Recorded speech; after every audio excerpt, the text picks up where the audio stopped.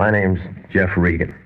I get 10 a day in expenses from a detective bureau run by a guy named Lyon. Anthony J. Lyon. They call me the Lion's Eye.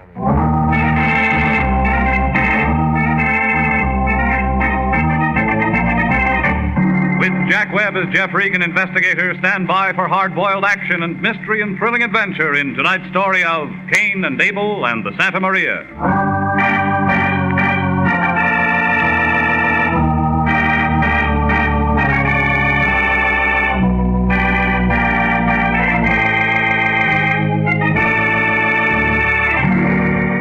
Well, this is the way it started. It was one of those cold, clammy mornings that the Chamber of Commerce doesn't like to have in print. I was in my place working on a 4-minute egg that tasted like a boiled golf ball when the phone began bouncing. Well, I let it ring a while, and I got to thinking that it might be an old-fashioned girl who knew how to cook. It was the Lion. Hello, Regan talking. This is me. I've been working all morning. I'll buy you a time clock. Get to the point. This is our lucky day. I just talked to Dun & Bradstreet. How are they? Now, don't be funny. We got a new client, and they tell me when the Treasury Department gets in trouble, they come to him. Yeah? The guy's name is Abel Roderick. Got a special from him an hour ago. He asked for a man, and I'm sending you, Regan. You're sending me where? His ranch. He raises horses. Horses don't talk. What's bothering him? Maybe it's his wife. Tell me she's got a pair of legs she'll never forget. He just said he wanted an operator out there by 12 o'clock. You never learn, do you? This means dough. What else does it mean? We'll go as far as homicide and arson when they got pockets as long as his. Money all you ever think about? Yeah, you learn something when you're as old as I am. That's all there is to think about. Well, then get yourself another boy and start teaching him. I don't learn easy. Now, just a minute. That's no attitude. Taking somebody's check before you know who's who and what's what means trouble. Jeffrey, please. You misunderstand me. I wouldn't jeopardize your bond or the good reputation of International by accepting an unreliable client. Look, last week that guy had a record longer than a roll of ticker tape. I've been with Harry Presidio all morning. He knows Abel Roderick. Yeah? He's the grandson of Gallant Roderick. Name used to be Rodriguez. One of our finest old California families. Jeffrey, he's a gentleman like yourself. Oh, that's nice. And he needs our assistance. Well? All right, where is it? Inland route between here and Santa Ana. Take Firestone. Yeah? Now, you run out there and see what Mr. Roderick wants. And, Jeffrey. I know. Call me, Jeffrey. Call me if you run into any trouble.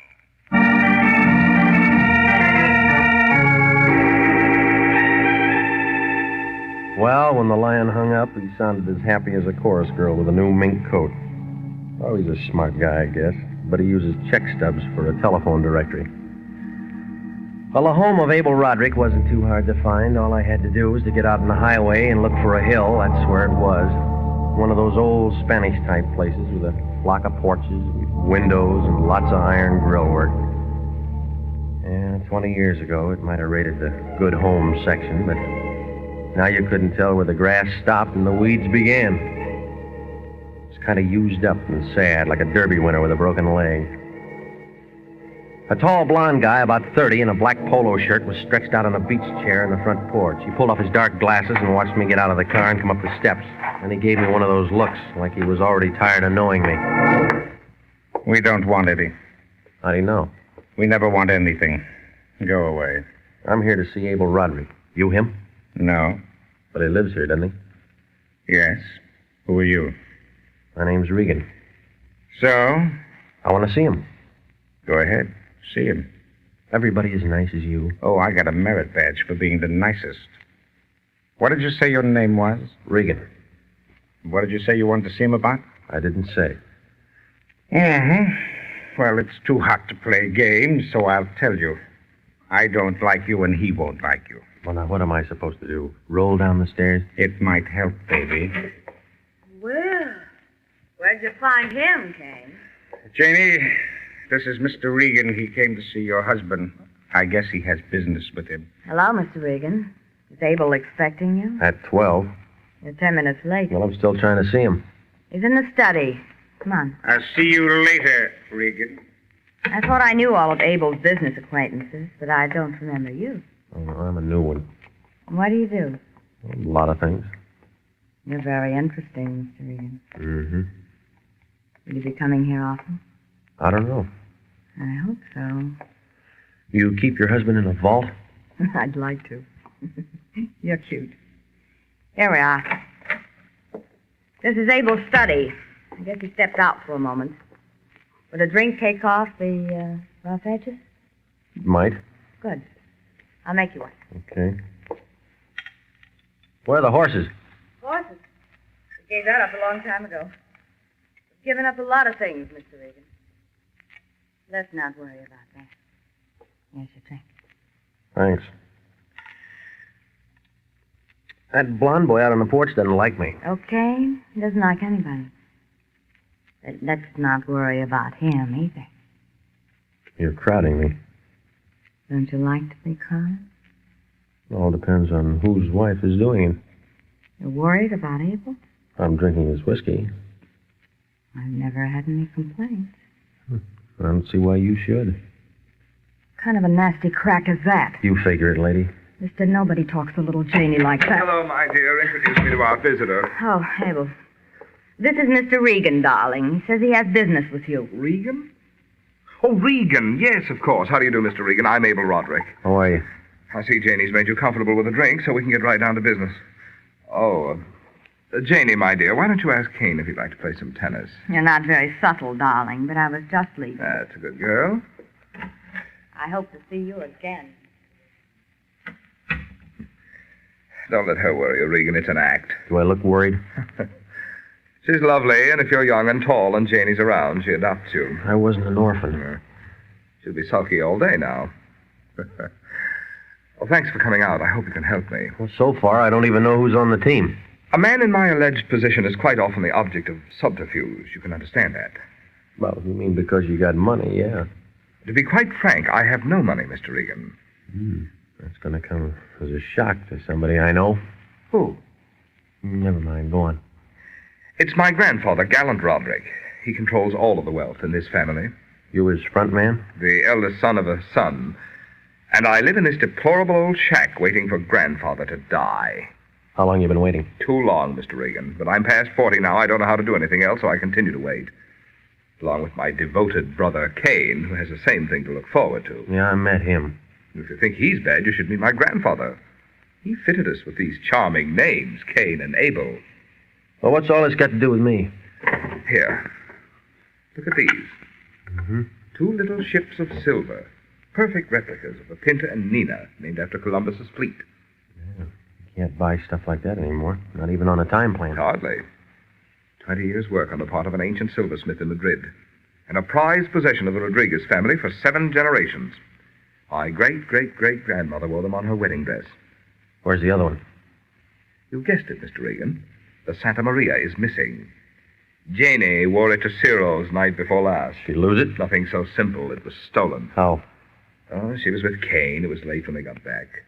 A masked man stopped their car on the turnoff. According to Janie, he was very polite, merely removed the Santa Maria, took nothing else. What about Cain? He was passed out. Janie was driving. Regan, the usual thing is for me to get a telephone call and have an opportunity to buy it back. Isn't that right? Well, a heist job usually works that way, yeah. Well, I haven't been contacted. I'm getting worried. What does your insurance company say? My grandfather owns the insurance company. I've told no one but you. You don't want him to know about it, huh? Oh, he might cut me off if he thinks I've been careless. Well, what do you advise me to do? Wait for that phone call and buy it back. I'm willing to buy it back, but the truth of the matter is grandfather will be in from the east this week. The first thing he does when he comes out here is ask to see those ships.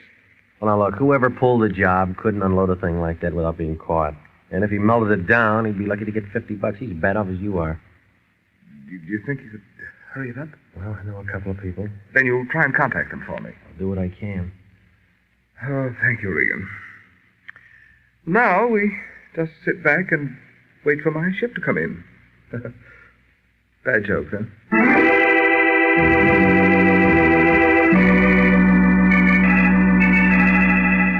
I left him sitting there in that big room. He looked about as happy as a St. Bernard with a stomachache. Well, he'd have probably felt worse if he'd have been outside on the porch. Janie was there with his brother, only they didn't hear me. Well, maybe they were just checking each other for broken ribs. I didn't bother to ask. Out on the highway, about a mile from the place, a 49 Nash picked me up. I turned off a couple of times on those little roads to make sure, but he stuck with me. Once he got real close, but he was wearing dark glasses and a straw hat and could have been Whistler's mother for all I knew. When I pulled into the lot by our building about 3 o'clock, he drifted along with the Broadway traffic. I took his license number, and then I backed out and drove over to 3500 Hope Street. So I said, wait till I go see my friend Moriarty. Okay, buddy, well, let's see. I want to trace a license number. Accident? No. Game, huh? Try with to 11. Thanks. Next. I want to know who's registered for these plates right here. 4E7542. This year? Yeah. I'm a private detective. I think it might be connected with a case. Yeah. Makes you think that. Well, the car followed me this afternoon. Yeah. Just tell me who owns it, will you? Then what? Well, then I'm going to write you a letter. I don't collect stamps. You worked here too long, lady. You telling me. 6 years I collected fines A through G. Now I'm doing this. Thanks, huh? Who does the car belong to? I gotta look. A lot of cars in Los Angeles. Thousands of cars. Mad Munson would blow his brains out if he knew just how many cars there really are around this town. Well, Ruby DeRoy knows, mister, and don't you forget it. 4E7542 belongs to a guy named Richard I. Chambers. Address? Hotel De Soto. Thanks. Come back anytime, doll. Glad to help you out.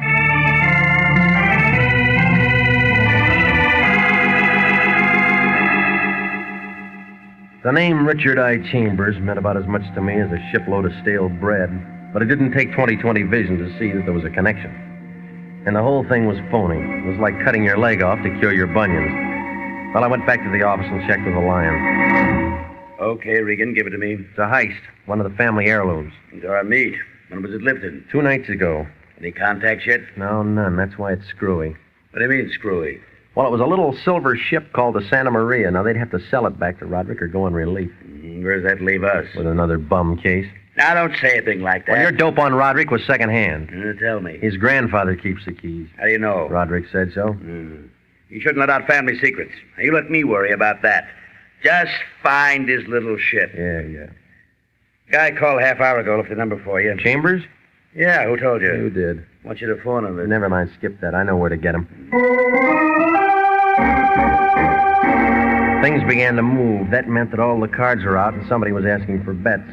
Over at the DeSoto Hotel, the clerk told me that 305 belonged to Chambers. He was a little guy, about a head shorter than Margaret O'Brien. He shoved 3 inches of nose out at me through a crack in the door. When I left word for you to phone. You, Chambers? I was having a beauty nap. Come back in an hour, will you? You need it. Look out! Hey, what is this? Oh, tough guy, yeah? All right, you're tough.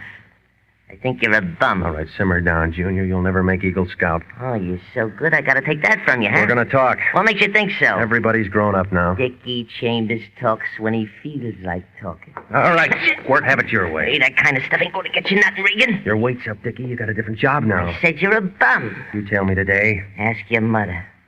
What you want me to phone about? Wrong track, gumshoe. The 2 buck windows downstairs. You're in this somewhere, and I want to know where. Through being tough, Regan? No. I'll let the boys in the personnel division handle you. What do you mean? That shiv on your dresser's about an inch too long to be legal. Call him. See where it gets you. I'll send you a nickel later. Okay, I'll open. Just that I don't like to get shoved around, that's all. Why didn't you figure that before you got tangled up? I'm your contact. All right, come on, let's put the show on the road. How much does it cost? $5,000 in 10s and 20s. Go on. Tonight, 10 o'clock. You come with him. Where? Mile this side of Santa Ana Airport. Little road turns left off 101. Drive 2 miles and park. And then what? Well, if you got the $5,000, you don't try anything funny. He gets his little silver ship back. That it? That's it, Peeper. Happy? See you later, Dickie. Oh, I'm checking out tomorrow. Hey, look, Buster, you aren't any heist man. They come smoother. What's your angle? Maybe I love jewelry. What do you care if maybe I love jewelry? I don't. A guy like you's got to love something.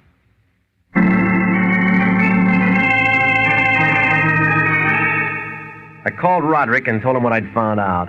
He sounded relieved, like he'd been underwater for a long time or just coming up for air. He said he'd get the cash, and I made arrangements to meet him at his place later on. Then I called the Lion and told him. After that, I stopped off at a place on Wilshire, and I ran up a tab watching a skinny guy trying to make a piano sound like a symphony orchestra. Well, I had some steak and potatoes, and then I drove back out to Roderick's place. It was about 9 o'clock when I got there. The same people were on the front porch doing the same thing. I remembered what the lion had said about those legs of hers.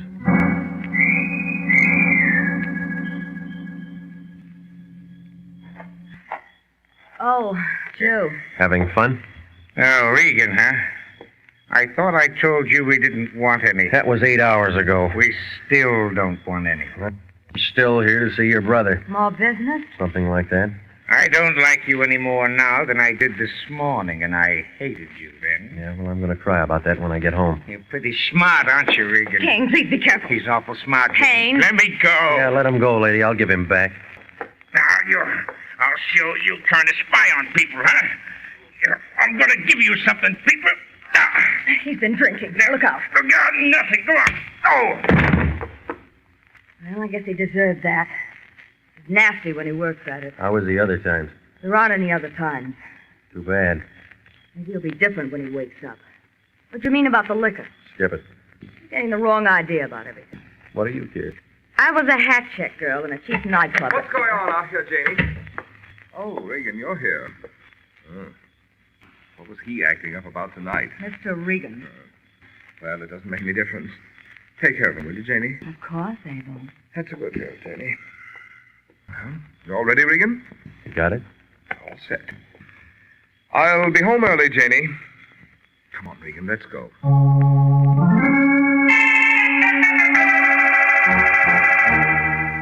Well, we climbed in my car. We drove to the place Dickie Chambers told me about. It wasn't hard to find. It was a flat dirt road by the edge of the airport. We clicked off 2 miles on the speedometer, then we switched off our lights and parked. It was dark and quiet there, like the inside of an empty barrel. Roderick didn't have much to say. He just sat there chewing on a cigar and looking at nothing. He was real good at waiting. I looked at my watch about 3 minutes at 10, then I saw the headlights of another car coming down the road from a long way off. Roderick nodded his head, and I began to have a feeling like I was standing on top of the trap, and the warden had just smiled at the hangman. That must be ours, Regan. Do you think we should switch on our headlights? They may not see us. Well, unless they got wings, they gotta pass us. They don't seem to be slowing down much, do they? Now, get out of the car. What? Get out of the car. Say, what is Don't this? talk, move. Oh, all right, all right. What's got into you, Regan? Come on. Well, we can't just... Well, they'll think something's Look, wrong. this is a packed deck. You're a ringer. I'm not sure Spun him around and he fell against the car. I pulled out my gun, but it didn't do any good. Whoever it was must have been in vaudeville. That was the fastest disappearing act since Houdini. You are listening to the story of Cain and Abel and the Santa Maria, tonight's adventure with Jeff Regan, investigator.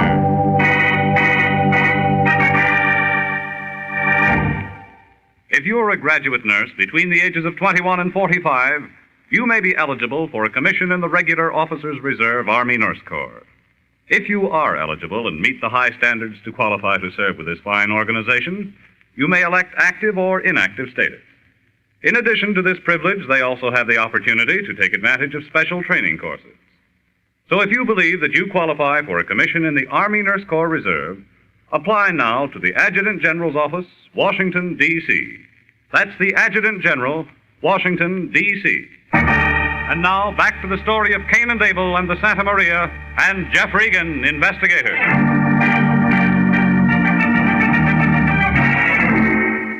Well, there was enough loose lead around there to start a scrap drive. Whoever it was wanted to make real sure. My car was as full of holes as a canceled check. I found a .45 slug in the seat packing, and I piled Roderick inside, and I drove over to a motor court on the highway. An old lady with a dust mop for a head of hair registered us and complained about all the drunks there were in this world. And then when I got rid of her, I went out to the phone booth and gave the lion a ring. I woke him up. It's 11 o'clock at night. What do you want? I'm in a jam. You're always in a jam. Tell me about it in the morning. Look, I'm giving it to you right now. You drunk? I've been with your client trying to get that ship back. How'd you do? I got lead instead of silver. What do you mean by that? Somebody doesn't like Roderick. Who is it? I don't know. We got there for the buyback and somebody opened up. They can't do that. Well, they did. Where's Roderick now? With me. Get a doctor and come on over. What? He got in the way when they started the 4th of July. Well, take him to a hospital. Now, look, Fatso, he isn't hurt bad, but he needs help. You're always talking about money, now here's your chance to make some. Yeah? He'll give you a bonus if you keep him out of the papers. I'll be there in half an hour.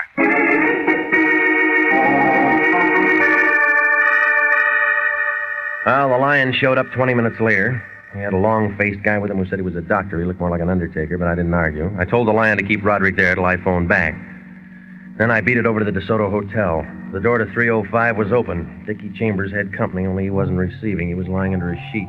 A fat guy in a wrinkled suit seemed to be running things. Come on in, brother. I didn't know Dickie had any friends. I guess he didn't. Who are you? I'm a guy who met him once. Who are you?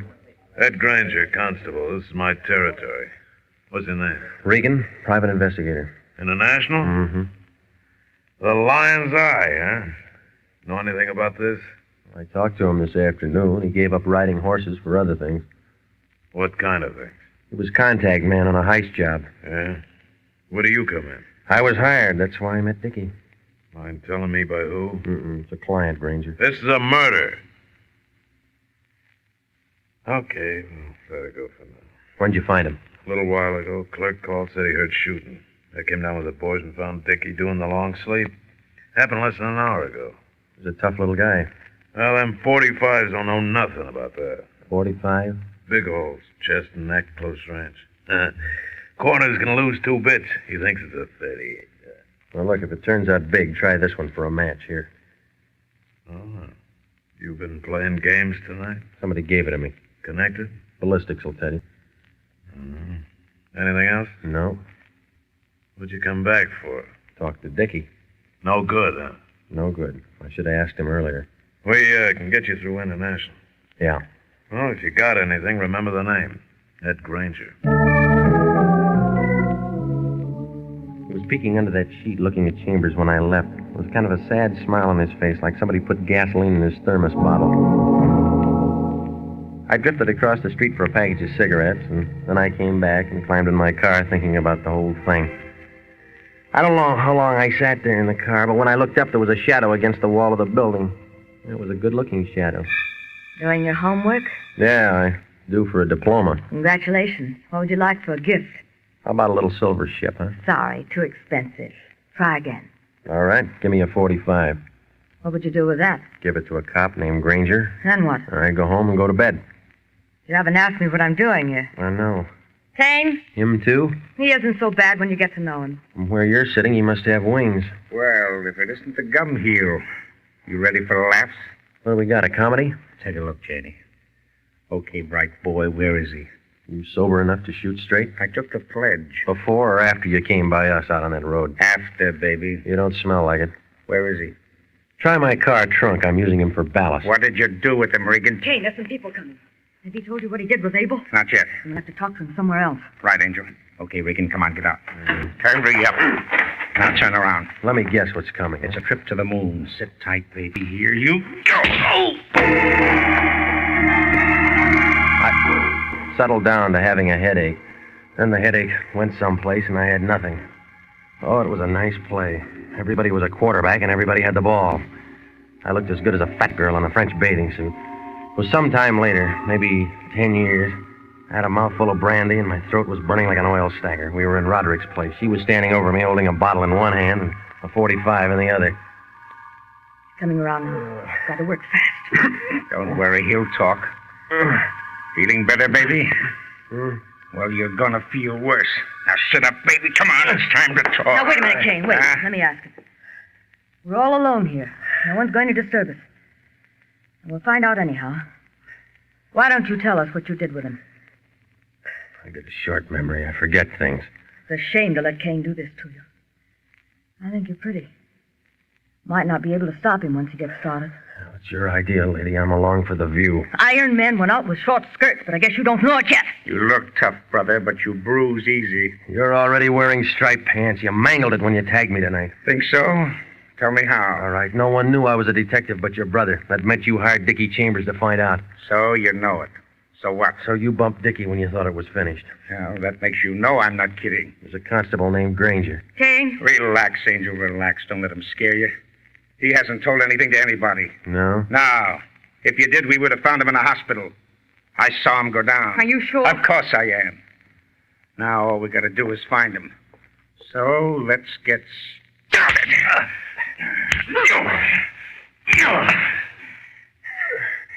Well, you talk now, huh? No? It's going to get worse, baby. You might have to write it later. You got hold of a bad label. Stop it, now stop it. This isn't getting us anything. Yeah, but I'm having fun. No, kill him. Let go of my Listen to arm. me, now we need him. You've got to find him in the car with Abel. It's ruined if you kill him. I said let go. Now, where were we, baby? I said to stop. Huh? Stand away from him. Are you crazy or something? It would work fine if you could think, but you can't think. You're no good to me anymore. Janie.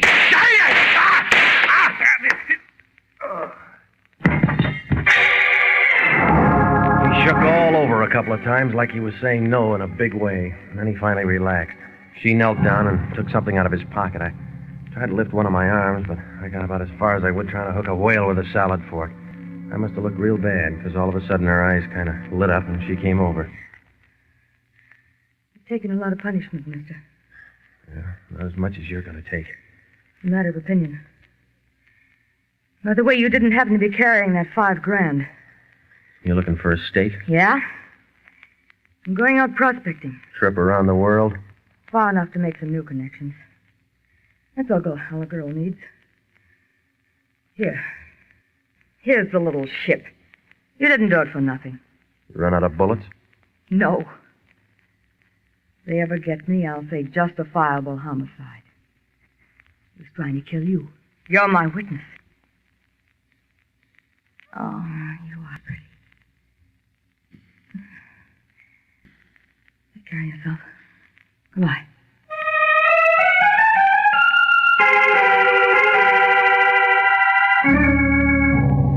Take care of yourself. Goodbye. That's all she said, and that was the last I ever saw of her. Well, it seems that Janie and Cain had figured to tag both of us out on that road, and it'd all be blamed on a phony heist gang.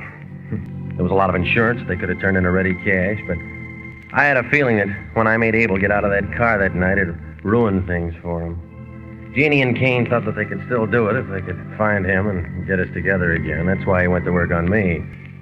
Cain already killed Dickie Chambers because he thought there might have been a double cross, and I guess he was kind of crazy by the time he got around to me. Well, anyway, about 3 months later, a detective sergeant down in Miami Beach spotted Janie one night working the hat stand in a nightclub. Everybody wondered how he could recognize her. She dyed her hair, and she really changed her appearance. But it figured. You see, the police folder had a picture of her in a bathing suit, and she couldn't change those legs.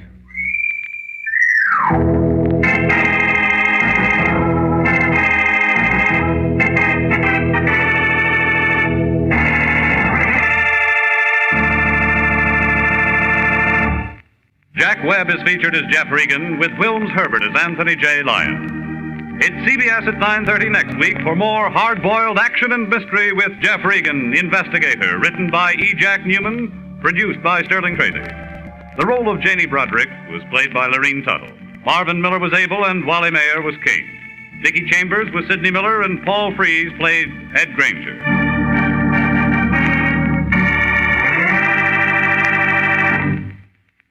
Are you a graduate registered nurse? Do you know someone who is? Then please listen carefully to this important message from the Adjutant General's Office, Washington, D.C. 29,000 nurses are needed to join the new Army Nurse Corps Reserve.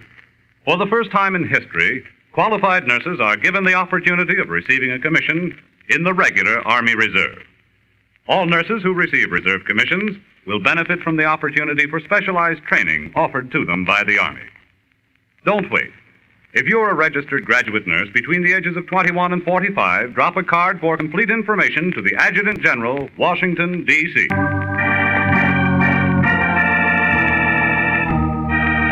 Original music for this program is by Dick Arant. Jeff Regan, Investigator, is heard every Saturday at 9:30 over CBS. Bob Stevenson speaking. This is CBS, the Columbia Broadcasting System.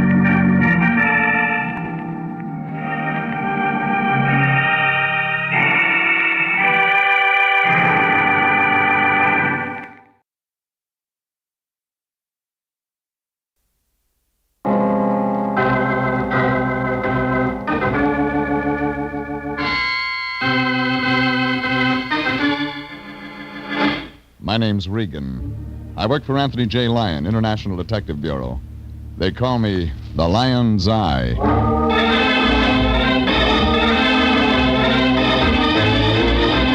Wednesday at 9, and CBS brings you Jeff Regan, Investigator, starring Frank Graham as Regan with Frank Nelson as Anthony J. Lyon. So stand by for mystery and suspense and adventure in tonight's story of The Little Man's Lament.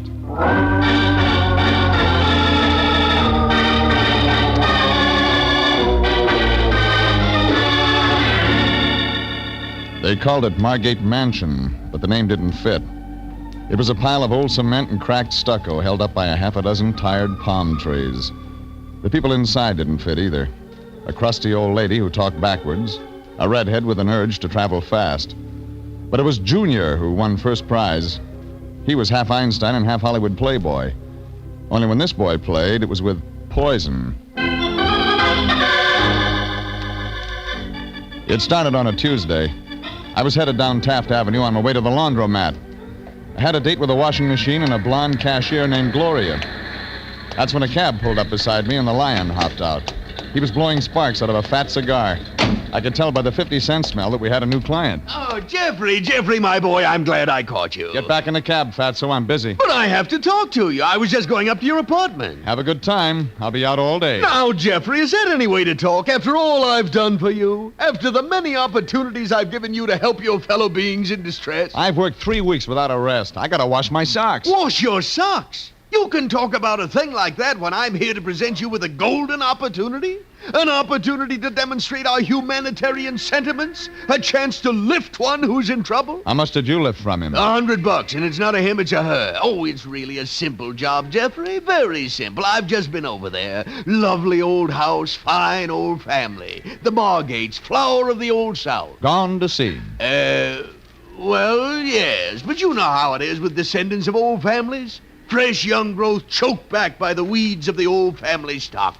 The fresh new plant smothered by decay and ruin. Try Vigoro. Regan, you don't seem to understand. We've been retained by Mrs. Margate. It's about her nephew, Hilary Margate. Strange youth, very strange youth indeed. If Mrs. Margate needs protection from him, I tell you, it's a very serious matter. Well, so's my laundry. Regan, will you listen to me? There's another choice? Yes. See Mrs. Margate, root out the facts. Get her a gardener. She doesn't need a gardener. She needs you, and don't give me any more trouble. Okay, sweetheart. Here. Wait a minute. What's this? My laundry. Put the shirts and socks in a washing machine, put 2 bits in the slot. And stay away from the blonde. She doesn't like cigar smoke. Regan, this means you will see Mrs. Margate? Don't try to be coy. You knew I'd see her the minute you stepped out of that cab.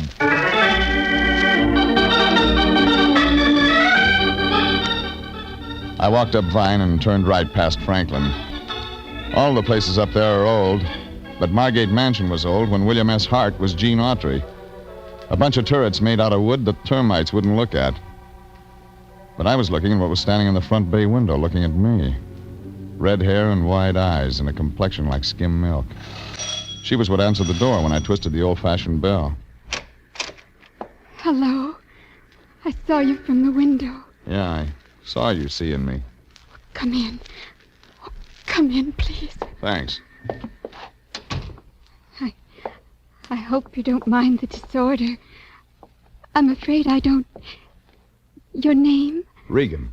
Oh. Sit here, Mr. Regan.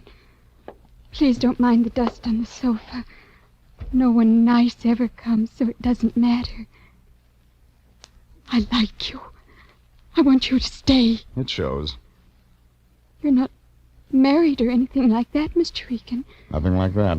Oh, that's nice. I'm not married either, Mr. Regan. I heard it was Mrs. Margate. Oh, that's my aunt. I'm not married at all. Mr. Regan, you didn't just come to see my aunt. I've got a lot of time. Oh, I've been foolish again, haven't I? Oh, sometimes I get so mixed up. I'm... Oh, wait a minute. Wait. Yes, Mr. Regan. What's your name?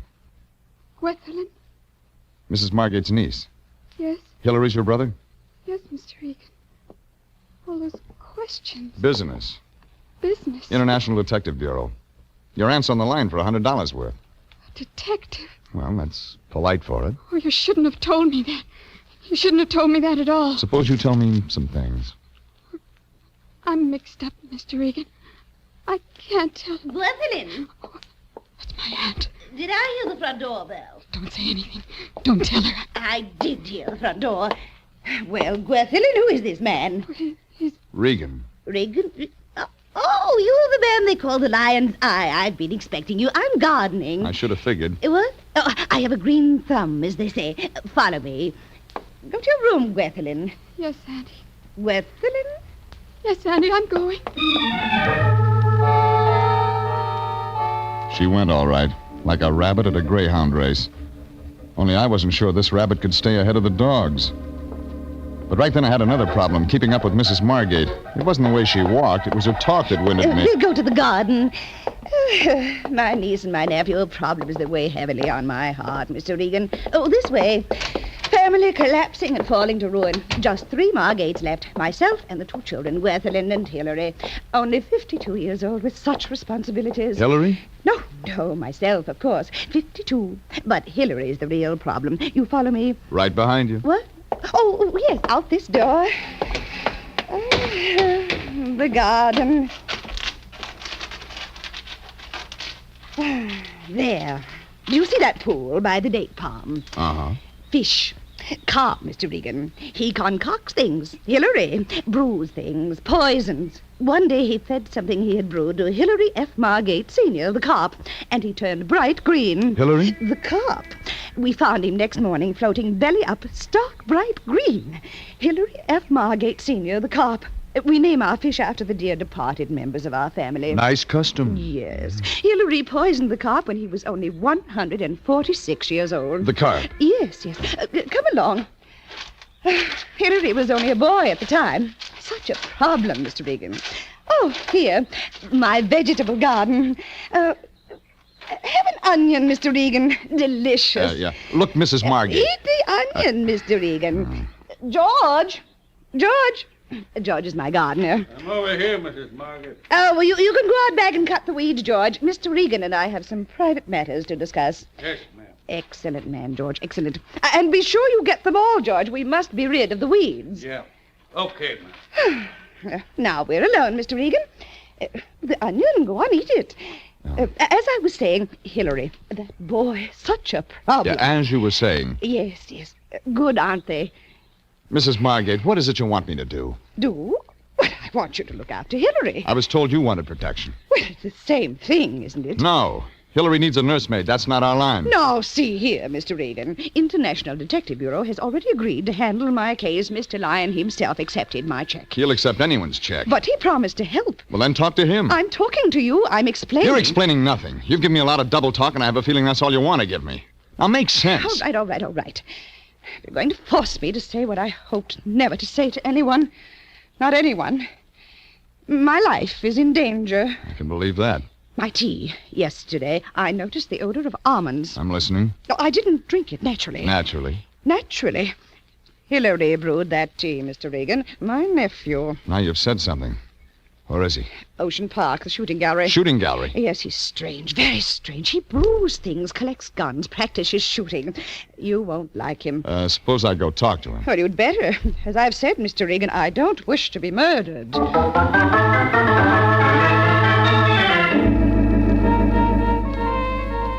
I headed the car down La Brea to Olympic and then out to the Ocean Park Pier. It was afternoon business, popcorn and sailor style. The shooting gallery had one customer, a kid in a corduroy sport coat with a face like a cantaloupe out of season. He was taking shots at the little swinging targets. You didn't need the family album to figure him for Hilary Margate. I walked over, but he didn't take the gun from his shoulder. Leeks.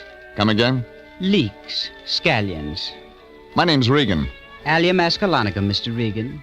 Onions. You've been eating them. So? This suggests you're the private detective hired by my aunt. Bullseye? You read palms, too? I fancy myself an amateur detective, Mr. Regan. I seldom miss. I notice. As a matter of fact, Mr. Regan, I'm interested in hiring you myself. Oh, that's a switch. I think there's going to be a murder. Anybody I know? Yes, my aunt. Who plays the heavy? The heavy? Who's going to kill her? I am. Practicing? I don't need practice, Mr. Regan. Even experts get the chair. Possibly. All right, Junior, let's start making sense. Very well, Mr. Regan.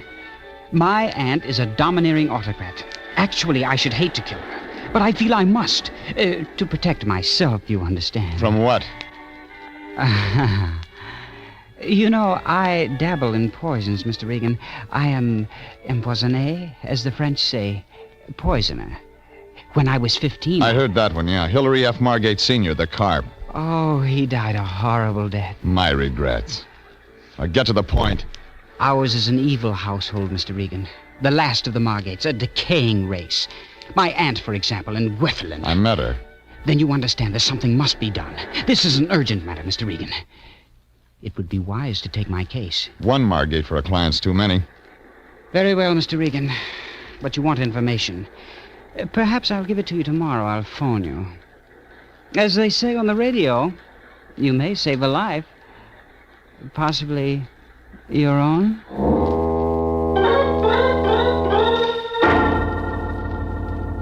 It made a real funny joke the way he said it. Only I wasn't laughing. And neither was he. I got in my car and started for town to tell the lion he'd been underpaid. All the way in, I kept getting a picture of a mechanical rabbit going around a track. I tried putting Gwethelin's face on it, and Mrs. Margate's, then Hilary's. The others didn't fit. Gwethelin's did.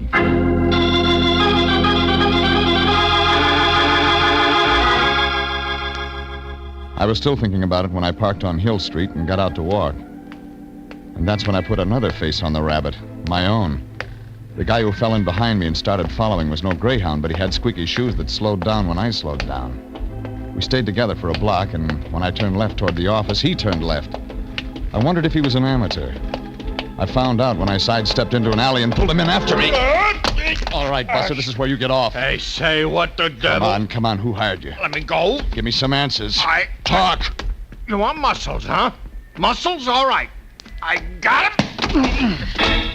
He had him all right, and he knew where to use him. He had a bald head, and he used that, too, right in the middle of my stomach. I shouldn't have bent double, but I did. It was a setup. The next blow sent me around the fender of a truck parked in the alley. I went to my knees.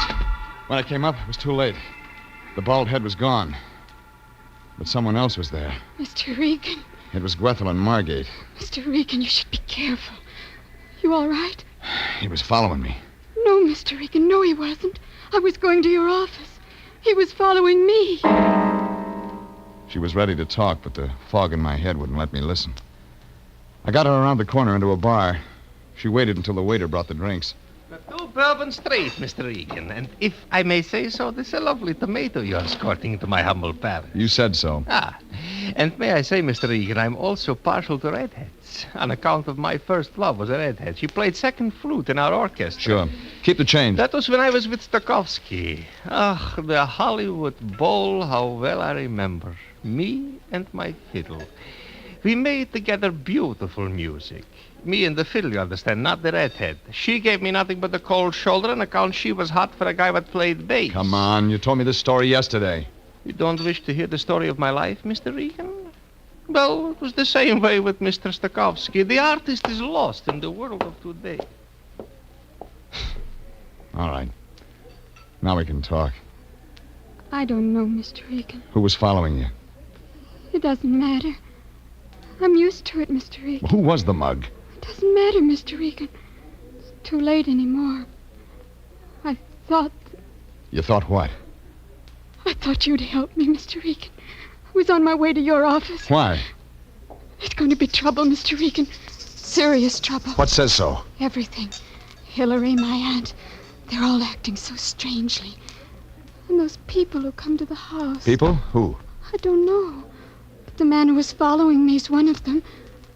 Oh, something strange is going on, Mr. Regan. Something terrible. You still haven't told me anything. But don't you see? It isn't anything I can tell you. It's a feeling.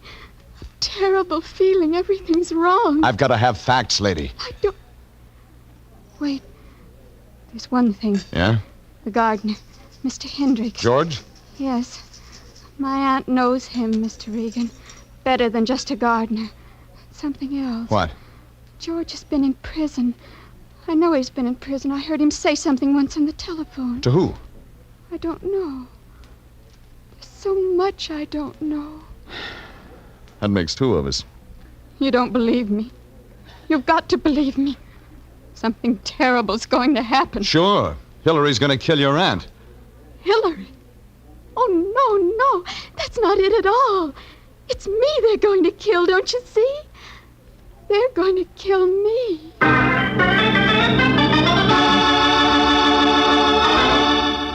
After that, I couldn't get anything out of her that made sense. I loaded her in a cab and then walked over to Pershing Square to feed the pigeons. Maybe something would come to me. Nothing did, except the pigeons. After a while, I went over to the Examiner morgue to look up George Hendricks. There was nothing, not a word. But the Lion has ways of finding those things out, so I went back to the office. The Lion had information, all right, but not the kind I expected.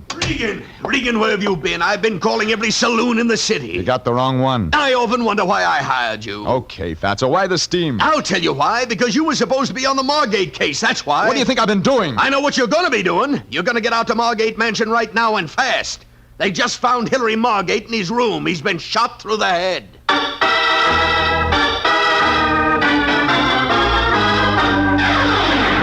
This is CBS, and you're listening to The Story of the Little Man's Lament. Tonight's adventure with Jeff Regan, investigator. Here's a special word for those of you who are interested in setting up a retirement fund. One that will permit you to have some of the good things of life before you're too old to enjoy them. Join the payroll savings plan where you work and invest in United States savings bonds. Under this plan, your firm sets aside whatever sum you name from each paycheck and uses the money to buy savings bonds for you. Buy United States bonds and keep them. And now, back to tonight's story of the Little Man's Lament and Jeff Regan, investigator.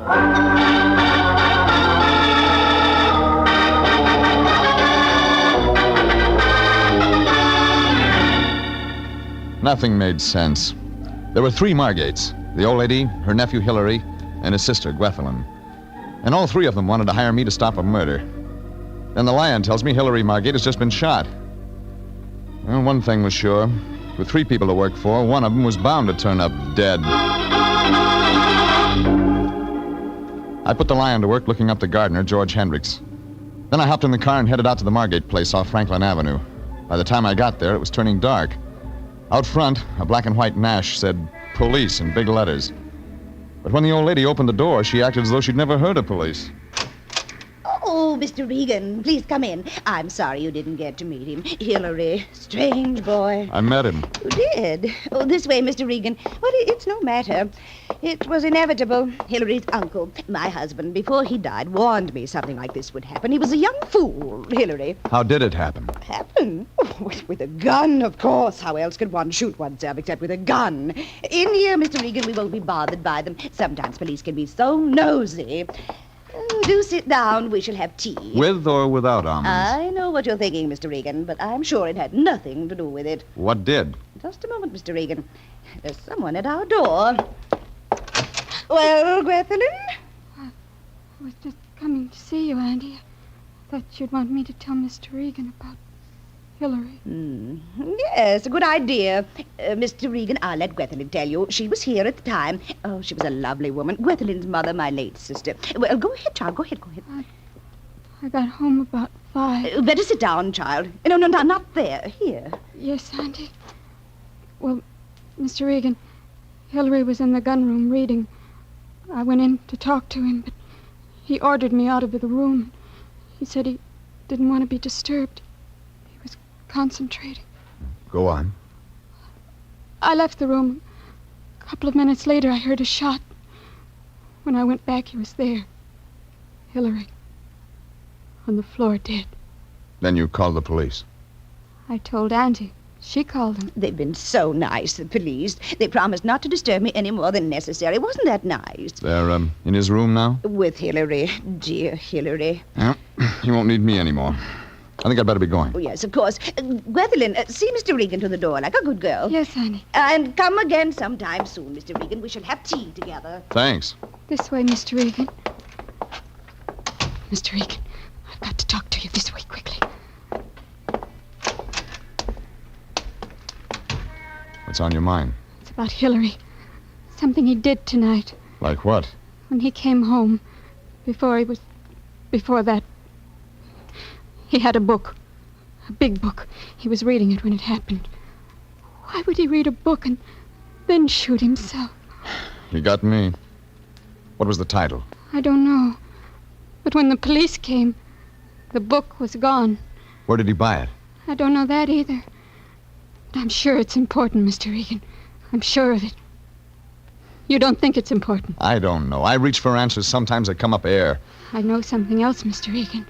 It's about George. George Hendricks, our gardener. Yeah? He disappeared this afternoon after it. Go on. Andy sent for him when the police arrived, but he wasn't in his room. The police were angry. They think he might have done it. And you think so, too? I'm not sure, Mr. Regan. I'm not sure of anything now.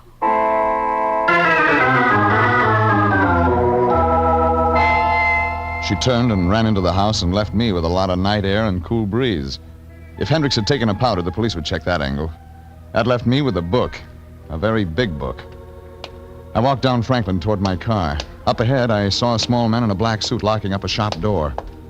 Over his head, a sign said Franklin Avenue Bookshop. That did it. I caught him before he closed up. I beg your pardon. You know a Hillary Margate lives up the street? Yes, I know him. Why? Was he in today? He's a regular customer. Was he in? Yes or no? Yes. Did he buy a book? No. You sure? Positive. He asked for a volume we didn't have. What volume? I don't remember the title because we didn't have it in stock. It was a textbook. Textbook? Yes, on horticulture. Plants. Plants? Does that mean something to you? Yeah. It could explain why the Margate family has gone to seed. It was crazy, but it was beginning to untangle. I headed for my car up the street. Before I touched the starter, I found out I had company. All right, Regan, drive. The gun in my back told me he meant it. One look in the mirror told me he was George Hendricks. Well, you're calling him. Where to? Your apartment. I want to talk.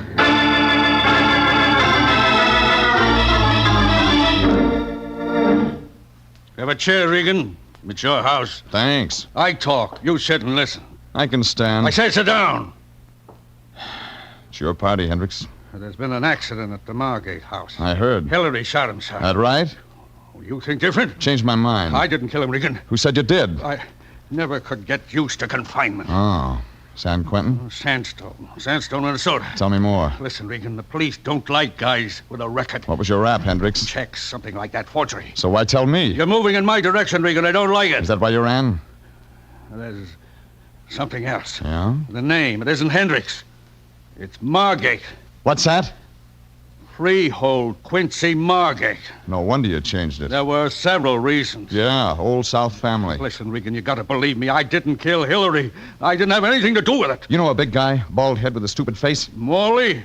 He works at the Margate place, part-time. What's his job? Flunky. He works in the garden with me. When he isn't tailing the girl. Leave me out of that part of it. Well, do I answer that? Yes, but watch what you say.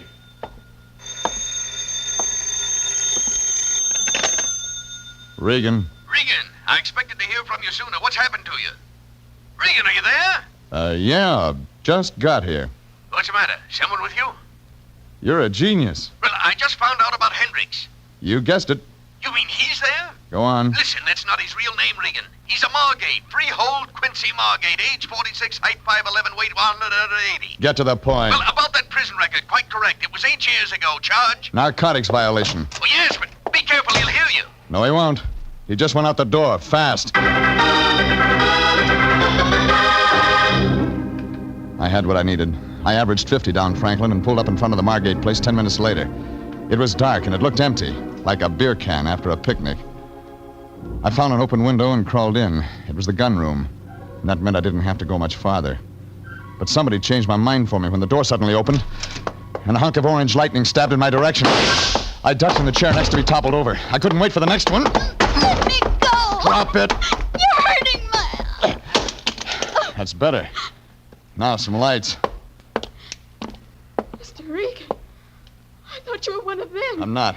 That book Hillary was reading. I'm in a hurry, baby. You already know, don't you, Mr. Regan? All right. I didn't see it closely. It had pictures of plants. Like the ones in your backyard? Yes. I didn't know what it meant until... Until Hillary got it, and then you were too scared to talk. Why? Mr. Regan, Hillary didn't poison my aunt's tea. They only said he did so they could kill me and then blame him for it. That way they'd be rid of both of us. Yeah, but Hillary caught on too quick. That's why they killed him, Mr. Regan. Oh, don't let them know I know. It won't matter now, baby. I circled around the house in a hurry. Empty. Then I tried the garden. That's when I saw it. 50 yards behind the house. A strange light at first, then something red that began to grow. Then smoke and more smoke. I ran for the back of the garden and the flames. She saw me coming. Stand back, Mr. Regan. Maybe tomorrow, Mrs. Margate. I warn you, Regan, stand back. You hired me, remember? Take one more step, Mr. Regan, and Morley will kill you. You figured he'd be around? Put that gun down, Morley. The smoke's getting in your eyes. No! Shoot him, Morley! Shoot him! You're too late for that. I drove across the column of smoke and caught his arm as he tried to find me with that gun. I got to him first. I owed him something for what he'd given me in that alley, and I paid him back with interest. The old lady just stood there and glared at me, the fire reflecting in her eyes. It took me 10 minutes in my best sport coat to stop the blaze. But the price was cheap, because where the fire had been was a nice pile of Exhibit A. It looks just like an ordinary plant, but the police call it marijuana.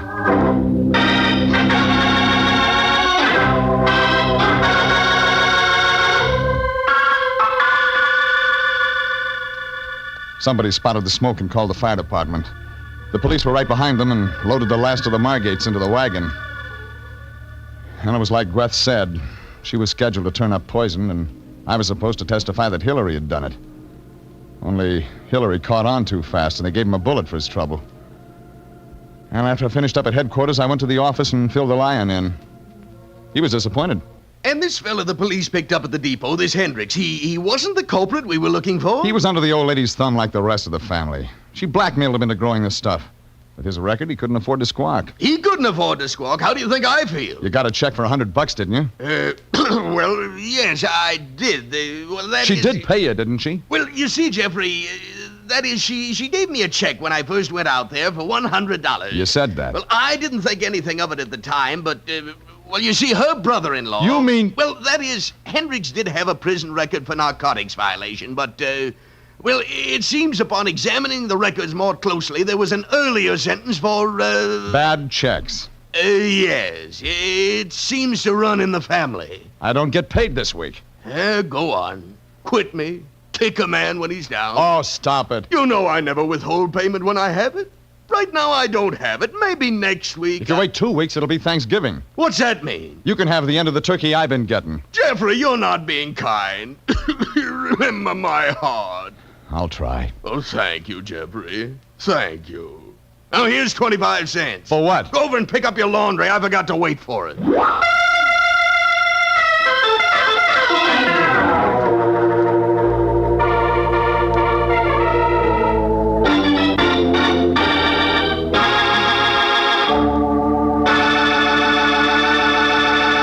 Jeff Regan, Investigator, is written by William Frug and William Fifield, directed by Sterling Tracy, and stars Frank Graham as Regan with Frank Nelson as Anthony J. Lyon. Original music is by Dick Arant.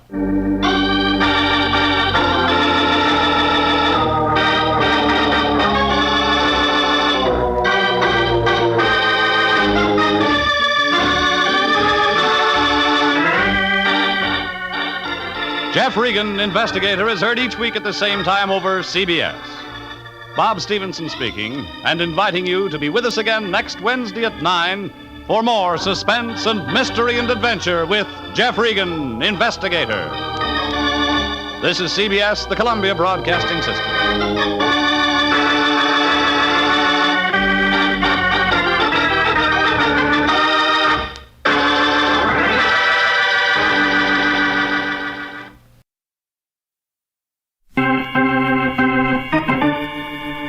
My name's Regan. I work for Anthony J. Lyon, Detective Bureau. They call me the Lion's Eye.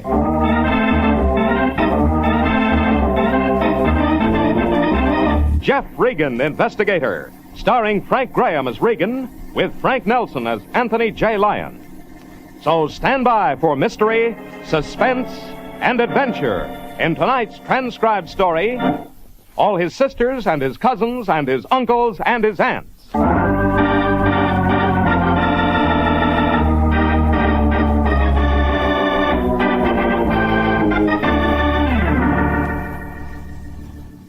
His name was Powerhouse Pratt.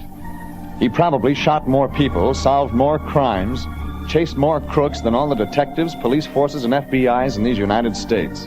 And you could follow each and every one of his daring exploits in the comics section of your Sunday paper. Only trouble was Powerhouse was just a funny paper character. The artist who drew him was another case. He didn't shoot anybody, couldn't solve anything, and was buried in death threats up to his ears. It all began not on a bright Sunday morning while reading the funnies, but on a dull and smoggy Thursday while entering the Lions office. My boss, Anthony J., was hanging up the phone with a look of utter confusion on his face. When he saw me, however, he quickly covered it with a broad and cheery smile. Jeffrey, my boy, I'm glad you got here. Bad news, Lion? No, of course not, Jeffrey. We have a client. Yeah, but you aren't sure. Of course I'm sure. I just talked to Mr. Phineas on the phone. He wants you to come right out. Oh, Mr. Phineas is the new client. Mr. Harold Phineas. His address is right here, Jeffrey, so you just run right out there and talk to him. Just a minute, Fatso. Mr. Phineas must have said why he wants a detective. Now, Jeffrey, I'm very busy, very, very busy. You just talk to Mr. Phineas. I'm sure he'll explain everything. Lion, I don't talk to anybody until everything is clear first. Come on, let's hear it. Jeffrey, Mr. Phineas has a unique problem.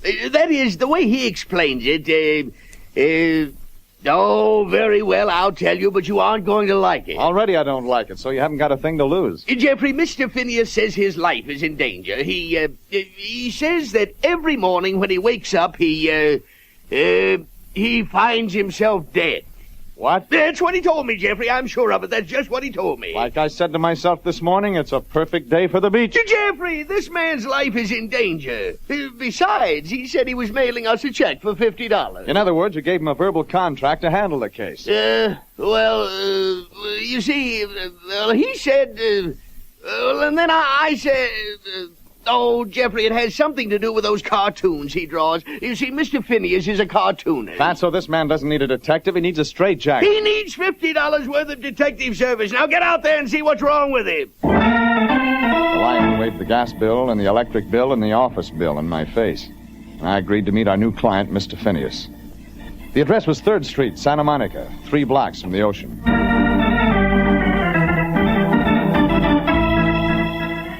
By the time I got out there, the fog was so thick you could serve it for cake frosting. I sliced my way up to the house, which turned out to be big, old, and divided into 4 separate units. The mailbox said Phineas was in apartment 3, upstairs, left. But when I stepped inside to the hallway, it was so dark I needed a match to find the stairway. I dodged furniture, burned matches, and eased my way along the ancient carpet. I was just starting up the stairs. Yes? She was tall, pencil-thin, and hawk-faced. She stood in a doorway, candle in hand, and the yellow flame danced across her eyeballs. Where do you think you're going, mister? Upstairs, Phineas's place. You from home? From where? Home. No, I'm not. Then why you seeing Harold? Look, lady, he sent for me. Maybe he needed somebody to turn on the lights. The lights are busted. That's why they ain't on. They're busted. All right, I'll tell him. See you around. Hey, wait a minute, you. Harold's working up there. He ain't got no time for salesmen, you hear? Yeah, I hear. Thin, hawk-faced woman drifted back into a dark doorway like a wavering strip of fog that had somehow gotten indoors by mistake. And I climbed the stairs. At the top, I reached to knock on the panel door. Okay, Murdoch. Not to. Reach and reach high. Eddie, put the cuffs on him. Murdoch, watch what you're doing. Bang, bang, bang, bang, bang, bang. There, cross with me once more and out. Oh. Hiya. Your name, Phineas? Yes, I'm Phineas. And I'll bet you're Mr. Regan, the Lion's Eye. Well, that takes care of the 2 of us. Now, where's Murdoch? Oh, he's just an imaginary character, Mr. Regan. He's in the comic strip I'm drawing. Look, right there on my drawing board. You see? Oh, yeah, I see. The fat one, that's Murdoch. He was a crook. He's dead now. The tall man with the felt hat, that's Powerhouse Pratt. Powerhouse Pratt? Don't tell me you haven't heard of him, Mr. Regan. Gee whiz, Powerhouse Pratt is carried in the comic section of over 300 newspapers. Well, I sleep late on Sundays. Oh, but gee whiz, Powerhouse Pratt. Gosh, I thought everybody knew Powerhouse Pratt, crime beater. I'll cheer up, Phineas. Nobody appreciated Rembrandt until after he was dead. Oh, Mr. Regan, you shouldn't have said that. You just shouldn't have said that. Oh, sorry, Phineas. Suppose you tell me about your life being in danger. Oh, gee, yeah, it sure is. Somebody wants to kill me. The lady downstairs? Huh? Tall, thin woman hiding behind a candle. Oh, you mean Aunt May. Oh, gee, that's silly, Mr. Regan. Aunt May wouldn't hurt a flea. How about people? Mr. Regan, Aunt May is my relative, and I won't let you talk about her that way. Okay, my apologies to your relatives. Go on. Well, it's this way, Mr. Regan. Every morning when I wake up, I find myself dead. Oh, it isn't so funny as you think. No, indeed. You see, it started a week ago when I got up early and looked over the drawings I'd made the night before. And? There in the last panel of the drawings was me. A picture of me lying face down in the picture. Dead.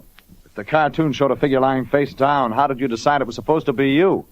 Across the back of the man's suit was printed F-I-N-I-A-S, Phineas. That's me. Remarkable deduction. Continue, Dr. Watson. So it's been that way every morning for a week. Me waking up, walking over to the drawing board, finding another picture of me. Dead. It's getting monotonous, to say the least. Here's one of them. Look. That's your story, huh? Well, sure. Gee, Mr. Regan, you believe me, don't you? Suppose we get back to the lady in the candle. Who else lives here beside her?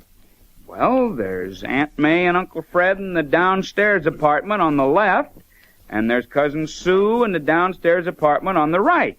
Then there's Aunt May's sister and her husband upstairs here across the hall. They're all your relatives? Yes, I guess so. Except maybe if you count Cousin Sue, she's a relative by marriage. What do they do? Do? For a living. Well, they're all retired, except Cousin Sue. She works part-time in a department store in Santa Monica. Just one more, Phineas. Are you married? Well, I'm sorry you asked me that. I was married. Divorced? Yeah. I guess I am. Or I will be. It takes a year, you see, and the year won't be up for another 8 days. Okay, Phineas. Do you know of anyone who might want to kill you? Kill me? Mr. Regan, who would want to kill me?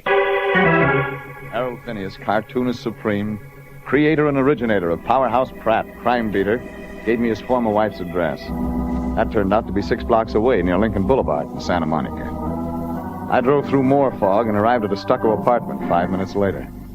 Mrs. Harold Phineas opened the door. Yes?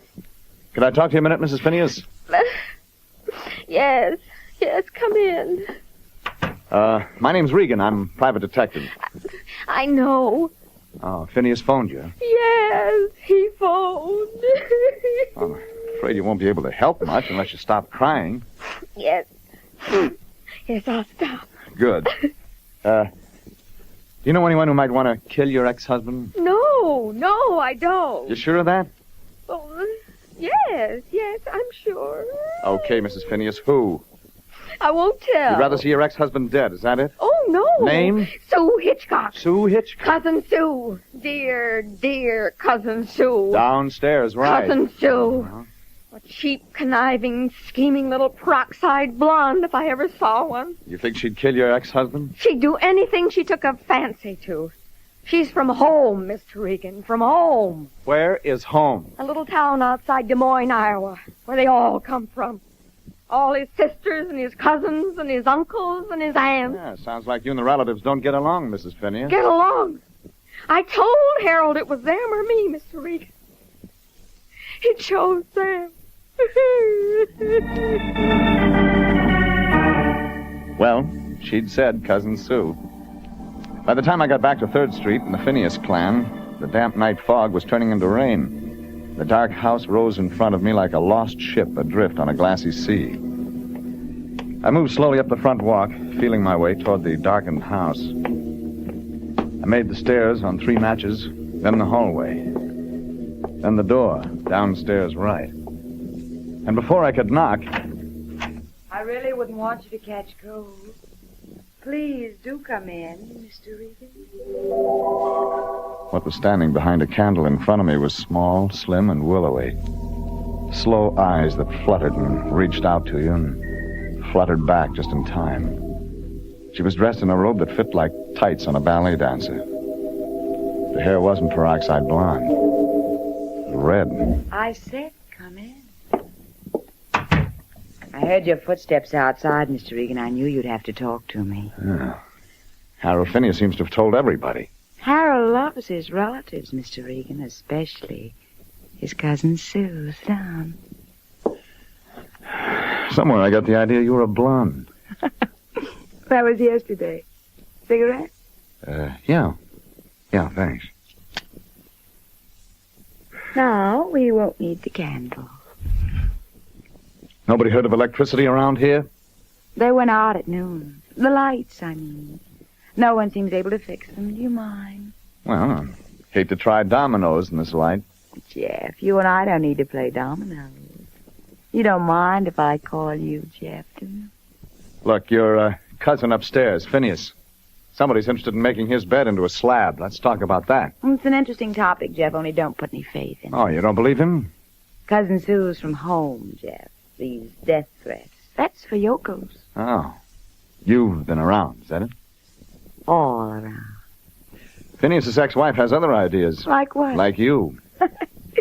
She's jealous, just plain jealous. I could wrap Phineas around my earlobes any time I felt like it, and she knows it. Only, you have other interests. Sure. Why not? The adventures of Powerhouse Pratt Crime Beater don't amuse me, Jeff. I'm just insurance. Insurance? Sure. The family and I have a working agreement. I keep Phineas in line, and we all eat. Off Phineas. That makes the cost of looking at you come pretty high. Especially to Phineas. Jeff, I'm going to let you in on a little secret. Cousin Sue doesn't have to depend on Harold Phineas for romance. Just remember that. Cousin Sue... Jeff! Later, lady. Later. I moved out of the room double time. Lights or no lights, I stumbled upstairs where the shots had come from. Made the top of the landing and the door to Harold Phineas's room. It was open. Inside, 2 candles gave enough light to show a chair upside down, a drawing board on its side. I moved in slowly. On the floor, in the center of the room, a pile of Sunday funny papers. And underneath, very still, the form of a man, his arms and legs protruding. Harold Phineas. Oh! Hi! They didn't get me that time, Mr. Regan. I guess they didn't get me that time.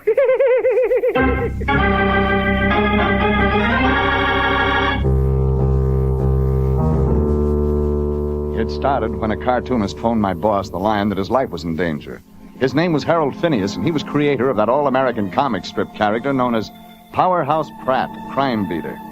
Only when I showed up at the Phineas place in Santa Monica, I found a house loaded with relatives, a sobbing ex-wife, and a sultry redhead affectionately known as Cousin Sue. I was ready to let Powerhouse Pratt take over until somebody fired 2 shotgun blasts at my client, Phineas.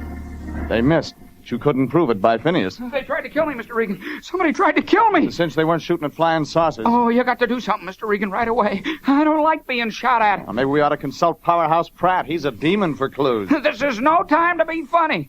Powerhouse Pratt is just a figment of my imagination, and my imagination isn't working right now. Oh.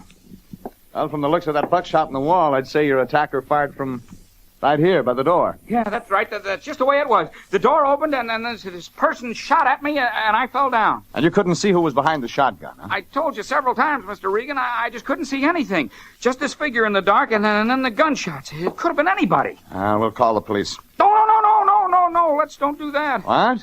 Publicity, terrible publicity. I wouldn't want that. It might make Powerhouse Pratt look bad. You'd rather be dead, is that it? No, of course not. That's why I hired you, to find out. Oh. But whoever shot at you, Phineas, escaped through the room across the hall. I was downstairs. I didn't hear anyone come down. Yeah, but they just couldn't have gone in there. That's my Aunt May's sister's apartment, and they went on vacation. It's locked up. Okay, Phineas. You sit tight. I'm going to check on it just the same. You mean you're going to leave me here alone? Either that or call the cops. Stay, but hurry back, Mr. Regan. Hurry back! I left Phineas trembling in the middle of the room. Outside in the hallway, I lit a match. The door of the apartment wasn't locked. It was open. I went in. Off the back porch, there was a wooden stairway that led down to the yard. Whoever had shot at Harold Phineas had escaped through this apartment into the backyard. And the chances were that was somebody. One of the relatives. I crept slowly down the stairs to the yard. It was like feeling your way into a bottomless pit. The fog and the rain and the night were black curtains circling around you just out of reach. And somewhere in the yard, a man with a shotgun had drifted behind the fog. I reached the bottom of the stairs, turned, Stand where you are! and then out of the same fog bank came two men. One tall and muscular, thick-jawed. The other, medium-sized and beady-eyed. The beady-eyed one was the one who'd spoken. In his hands, a shotgun. Yeah, you heard me. Don't move. I'll see if he's got a gun on him, Mr. Hitchcock. Yeah, he'll have one, all right. Yeah. Now, don't you move, mister. Yeah, Mr. Hitchcock, he had one. Yeah, give it here, Carl. What's your name, mister? Regan, what's yours? Don't sass me none. Don't you sass him, mister. That shotgun you're carrying, you like to shoot it? It's mine, mister. I do with it what I please. Like trying to kill people? Hey, who do you think? Shut up, Carl. I'll tell him. Mister, it looks bad you around this here yard after a shooting. You're carrying the shotgun, Mr. Hitchcock. So, you know my name, fella? How could I miss? You're from home. Hey, what does this fella mean, Mr. Hitchcock? You're one of Phineas's relatives. His Uncle Fred, maybe. Downstairs, left. He knows something, I'll bet. You know something, mister. You better come with us. The man with the shotgun, Uncle Fred, walked behind me. The big muscular character he called Carl led the way. We moved around the house, up the front porch, and in through the door I'd seen the hawk-faced woman close. Aunt May's place. May. Yeah? This here fella. Found him outside. You did? You know him? Seen him this afternoon. He was bothering Cousin Sue, I'll bet. He was seeing Phineas. Oh. You reckon we ought to call the police, May? Yeah, he did the shooting all right. Doesn't it occur to any of you characters that Phineas might be dead now? That those shots might have killed him? If he was hurt, mister, we'd have heard from him. Yeah, a little buckshot never hurt nobody. Where do you fit in? What? Oh, I'm Carl. I'm from home. You, Uncle Fred, where'd you find that shotgun? In the garage, where I always keep it. Let me see it. What right if... Hey, quiet, Carl. Mister, you're too nosy. I think we'll call the cops. Call them. They'd like to look at that gun, and chances are it's been fired. I'm gonna hit him, Mr. Hitchcock. Yeah, maybe that's a good idea. Okay, mister, you got it coming. Thanks for the lead. Yeah, you shouldn't have done that, mister. Give me that gun, Hitchcock. Now it's my turn to call the cops. I took the gun out of his hands before I knew what had happened. It had been fired, and I called the police. Then I headed upstairs to see my client, Phineas, only I got a surprise. Coming down the stairs toward me was a redhead, Cousin Sue. There's no use in your going up there, Mr. Regan. Cousin Phineas has disappeared. I chased up to Phineas's room. It was empty. Closets had been ransacked, drawing board bare. Even the candles had gone out. I lit them and searched and got nowhere. And then I went back down to the phone and called my boss, the Lion. Anthony J. Lion, Detective Bureau, eh? Me, Fatso. Got a job for you. Yeah, about Mr. Phineas, Jeffrey? Yeah, why? Hey, Jeffrey, I just found out who our client really is. He draws Powerhouse Pratt, crime leader. And he won't let you forget it for a minute. Yeah, but Jeffrey, don't you realize this is our chance to find out what happened to Powerhouse? What? Well, in last Sunday's paper, Powerhouse disappeared, completely off the face of the earth. This is our chance to get behind the scenes, find Sure out... thing, Lion. Just one catch. Mr. Phineas has disappeared. What? Oh, no, that's terrible. And who'll ever... Lion, find... cut it out, will you? Run down to the Hall of Records. Check up on an interlocutory divorce decree granted to one Harold Phineas and his wife. Find out when the year's up. You got that? Yes, but Jeffrey, if anything happens to Mr. Phineas, we'll never find out what happened to Powerhouse Pratt. Think of the millions of children who'll be broken-hearted. To say nothing of Anthony J. Lyon. Get busy, Fatso. 10 minutes later, the police came into it. They asked questions, got answers, and drew conclusions. Or, as a Santa Monica detective sergeant named Smathers put it, attacked by person or persons unknown, then subducted to place or places unknown. Regan, this guy's a famous cartoonist. He has money. So he gets death threats, then kidnapped. All we do now is wait. Sit tight and watch for the ransom note. Only I had other ideas. I called the Lion back. Phineas hadn't been lying. His divorce was final in 8 days. I left Smathers talking with Uncle Fred, Aunt May, Carl, and Cousin Sue. Cousin Sue was doing fine with Sergeant Smathers. 10 minutes later, I was knocking at a door and hoping I'd do as fine with the ex-Mrs. Harold Phineas. Oh. Mind if I come in? Oh. Thanks. Oh. Mrs. Phineas, your ex-husband's in trouble. He is? He was kidnapped. He what? No tears. When I saw you this afternoon, you had plenty. Well, Mr. Regan, You bruise easy, but you heal quick. Yes, that's it, Mr. Regan. There's something funny about your husband's disappearance, Mrs. Phineas. Kidnapper seems to have taken clothes and drawings. He did? I mean, they did? Yeah, kind of odd that a kidnapper would stop for those things. Yes, it certainly is. Of course, if your ex-husband had been going somewhere, he might have taken them. Well, now, Mr. Regan, I don't You see, if a man were pulling out of a tough situation in a hurry, he might stop to grab a shirt or two and let it go at that. Mr. Regan, if you're going to say I am, Mrs. Phineas. Your ex-husband wasn't kidnapped. He sneaked out. He went somewhere in a hurry because he was caught in his own trap. Oh, Mr. Regan. Wouldn't make good publicity for Powerhouse Pratt, Mrs. Phineas. Papers would play it big. Now, do you want to tell your husband to step out from behind those drapes? All right. Okay, Mr. Regan. I give up. Arrest me, put me behind bars. I deserve it. Oh, Harold, no. Oh, Dorothy, Dorothy. Now, take it easy, both of you. Nobody gets arrested. Not yet, anyway. They don't. Phineas, you made one big mistake. You lied to me. That business about being threatened. The cartoon of yourself lying face down. Yeah, but Mr. You drew your own pictures. Your story was so phony it smelled halfway to Ocean Park. Yeah, but... But being shot at. It wasn't your idea. That's when you ran. Your idea backfired. I tried everything, Mr. Regan. I cut off the gas, busted the lights, but they just wouldn't leave. You dreamed up the threat to get rid of your relatives. You wanted your wife back, and she'd said it was her or them. You wanted her. And you only had 8 days. I did it for Dorothy. You wanted the relatives to go back home. Especially Cousin Sue. Yeah, they wanted me to marry Cousin Sue, but I didn't love her, Mr. Regan. I tried to Yeah, tell but you them. didn't threaten them. They're the stubborn kind. That might make them stay longer. So you said your own life was threatened. Indirect scare. Yeah, that's just what I did. Yeah, but there's just one thing, Mr. Regan. Honest, I didn't shoot that shotgun at myself. Yeah, you gave somebody else the idea. As long as you wanted to play target, they decided to help you along. Who? Who? Maybe it's about time you grew up, Phineas. Stick with me and you'll get to meet that somebody yourself. Harold! Phineas turned 3 shades of red, kissed his wife goodbye, kissed her again, exchanged tears, and came quietly. He didn't say anything as we drove back to the house. He said less when we walked in and faced the family. Harold! Well, I'll be dog... Family, meet your long-lost nephew, Harold Phineas. Say hello, Phineas. Hello. Harold, what on earth's the meaning of this, scaring us half to death? Well, Aunt May, it's like this. You see... No, I don't see. You owe us an explanation and Phineas. an apology. Yes, And Mr. unless you Regan. do it This right would make this hot minute, copy I for the won't stay papers. under this roof another Raiders of Powerhouse Pratt. Oh, no, Mr. Regan. Take your choice, Phineas. You either want your wife or you don't. Mr. Regan, What was that you said, Harold? Well, Aunt May... Either apologize or we leave this very minute. We're going home, Harold, the whole family, unless... Well, then I guess you'd better go, Aunt May. What did you say? You'd better leave. Well, I never... Well, now, see here, You son. listen to me. I didn't mind it when you came out to visit me for a month, and I didn't mind when you decided to stay for the fall.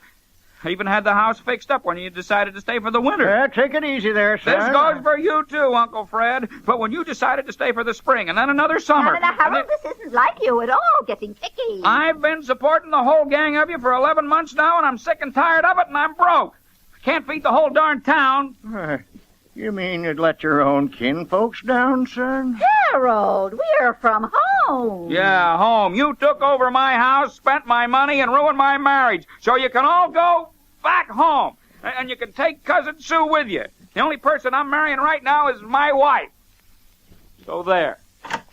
Were you calling me, Cousin Harold? I sure was. As for you, you no-good little... No, you wait a minute, you little shrimp. Huh? Carl. Carl Miller from back home. He got in town yesterday. He came for me. That's right, Shrimp, and I don't like what you're saying about my fiancée. Well, that explains a lot of things. Carl, you're the guy that took that shot at me. You never did like me, and you thought you'd scare me away from Cousin Sue. Like I said, a little buckshot never hurt Yeah, nobody. that's what you think. Hey! Oh, you can have Sue, all right, but this is for the buckshot. Harold, you knocked him down. Yeah. Hey, Mr. Regan. Yeah, Phineas? How come you knew all this? Deduction, my dear Watson. Mr. Regan. Hey, you're greater than Powerhouse Pratt.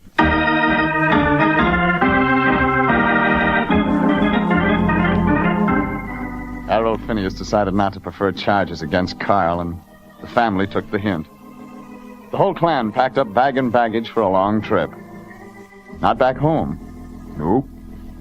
Seems Phineas had a sister living in San Diego. The next morning, I checked in with my boss, Anthony J. Lyon. He looked triumphant. Jeffrey! Well, it was just as I thought. Huh? It wasn't a kidnapping at all. I'll say one thing for Phineas. He planned it carefully. Lyon, where did you learn about the case? To check there, just in case, and sure enough, I was right. The newspapers knew Phineas was building up a phony death threat just to get rid of They him. had the advance story, Jeffrey. Oh, great. And I promised Phineas I wouldn't let a word of it get out. Bad publicity for the comic strip, Lyon. Oh, nonsense. I won't tell anyone, Jeffrey. You won't tell anyone. What about the other million readers? Well, by the time the papers hit the newsstands, it won't matter anyhow. Everyone will know the truth. Although I must say it was pretty clever of me to get it first. Here it is, Jeffrey. Advance copy. Listen, I'll read it to you. Now, Powerhouse Pratt says, so I cleverly disappeared just when the crooks thought they'd killed me. Actually, I was disguised. Lyon, that's the comic section. Yeah, but of course, Jeffrey. Where else would I find Powerhouse Pratt? Oh, here we are, right here. Lyon, Murdoch never says, mind. It curses Powerhouse Pratt. I might have known you weren't really kidnapped. Lyon, never mind. And here's the real clever part. Just as Murdoch tries to flee, Powerhouse Pratt turns suddenly. Hey, Jeffrey!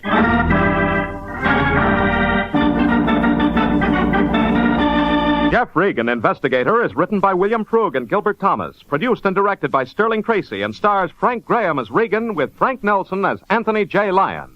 Original music is by Dick Arant.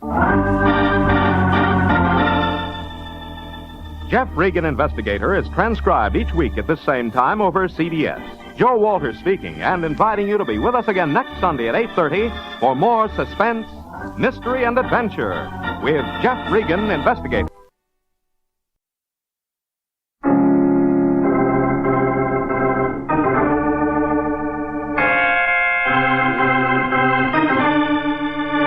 My name's Regan. I work for Anthony J. Lyon Detective Bureau.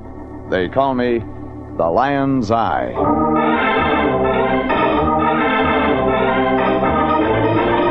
Jeff Regan, Investigator, starring Frank Graham as Regan with Frank Nelson as Anthony J. Lyon. So stand by for mystery and suspense and adventure in tonight's story of The Gorilla That Always Said, Yeh-ah.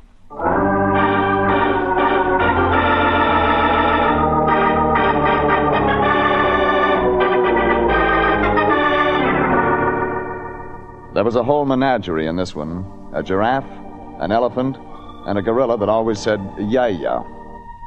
It didn't take place at the Griffith Park Zoo like you might think. We played this one out along the Sunset Strip. The stretch of big-time movie agents' offices, Mocambo, Ciro's, specialty shops, and razzle-dazzle that ties Beverly Hills to Hollywood with tinsel tape. It started, as these things sometimes do, in my boss's office, the Lyon Detective Bureau. Now, just sit down, Jeffrey, and stop pacing the office floor. You know what carpeting costs. Sure. Okay, Lion, give it to me again. And slow. Jeffrey, you know there's nothing I wouldn't have you do for money. You topped yourself this time. $100, Jeffrey. As Anthony J. Lyon, president of the Lyon Detective Bureau, I felt it my duty to take the case. What did she say exactly? Exactly. Well, this charming young lady, Annabelle, I believe she said her name was, phoned us and offered to pay $100 if we, that is, if you, Jeffrey, would recover her stolen property. The poor dear thing had been victimized. A little something was stolen from her this morning. Her giraffe. Annabelle happened to mention where the theft of this little something took place? Yes, she said it was somewhere along the Sunset Strip, behind an advertising billboard of some kind or other. But, Jeffrey, you can get the minor details from her when you see her. Sure I can. Jeffrey, you are going to see her. Oh, yeah. Give me the address. Yeah, well, Annabelle said she thought it'd be better if you met her someplace else.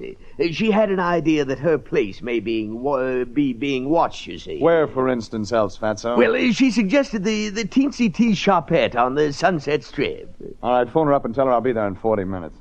Oh, Lion. Yes? She didn't give you anything else? Yes, there was one thing more, Jeffrey. Spill. I believe she did happen to mention that the stolen giraffe was, blue. Oh, that's okay, then. I was scared for a minute this was going to turn out to be a screwy case.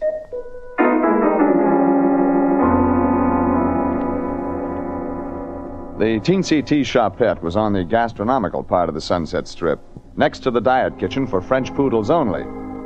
I entered, clutched my wallet, made a run for the back booth, the smog lifted, and there was Annabelle. If somebody had to get a giraffe stolen from her, and I had to get hired to get it back, then Annabelle was the one it ought to be. Shall I order tea, Mr. Regan? It's a specialty here. Not for me, thanks. Your first name's Jeffrey, isn't it? Jeff. Jeff. You know, I don't care for tea. Would you like to see the place where my giraffe was stolen? That would be a good place to begin. Wouldn't it, Jeff?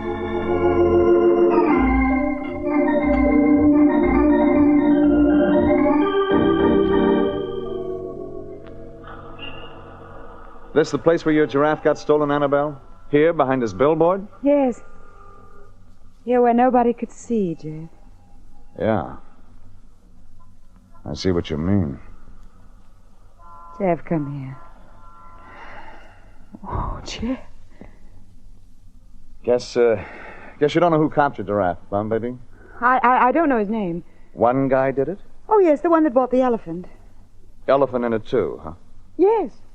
Blue elephant like your blue giraffe? No, the elephant was orange. Oh. Maybe you better describe the guy, hmm? Well, he was shorter than I am, heavy-set. He has a bald spot, and, oh, yes, his voice was, it was strange, hoarse, and, well, you might say it was cracked. Anything else? Well, naturally, I was bewildered, Jeff, having my giraffe stolen on the Sunset Strip in broad daylight. Naturally. So I hardly really noticed. Yes, I do remember one other thing.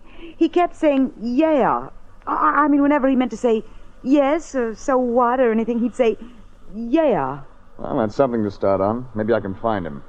Now, the way I get it is you'll pay $100, and I'm supposed to get back the giraffe. It's worth a lot of money, Jeff, $4,000 or $5,000. Johnny Grote couldn't have known what he was doing when he sold it to me for $50. Johnny Grote? Yes. The Johnny Grote? Yes, Jeff. You know who Johnny Grote is, baby. Well, of course I'd... Oh, I see. You mean what he does on the side? On the side? Well, from my point of view, I suppose most people, the fact that he's sort of a gangster, something like that, is more important. It is. Jeff, we'll drive over to Johnny Grove's. Then you'll see.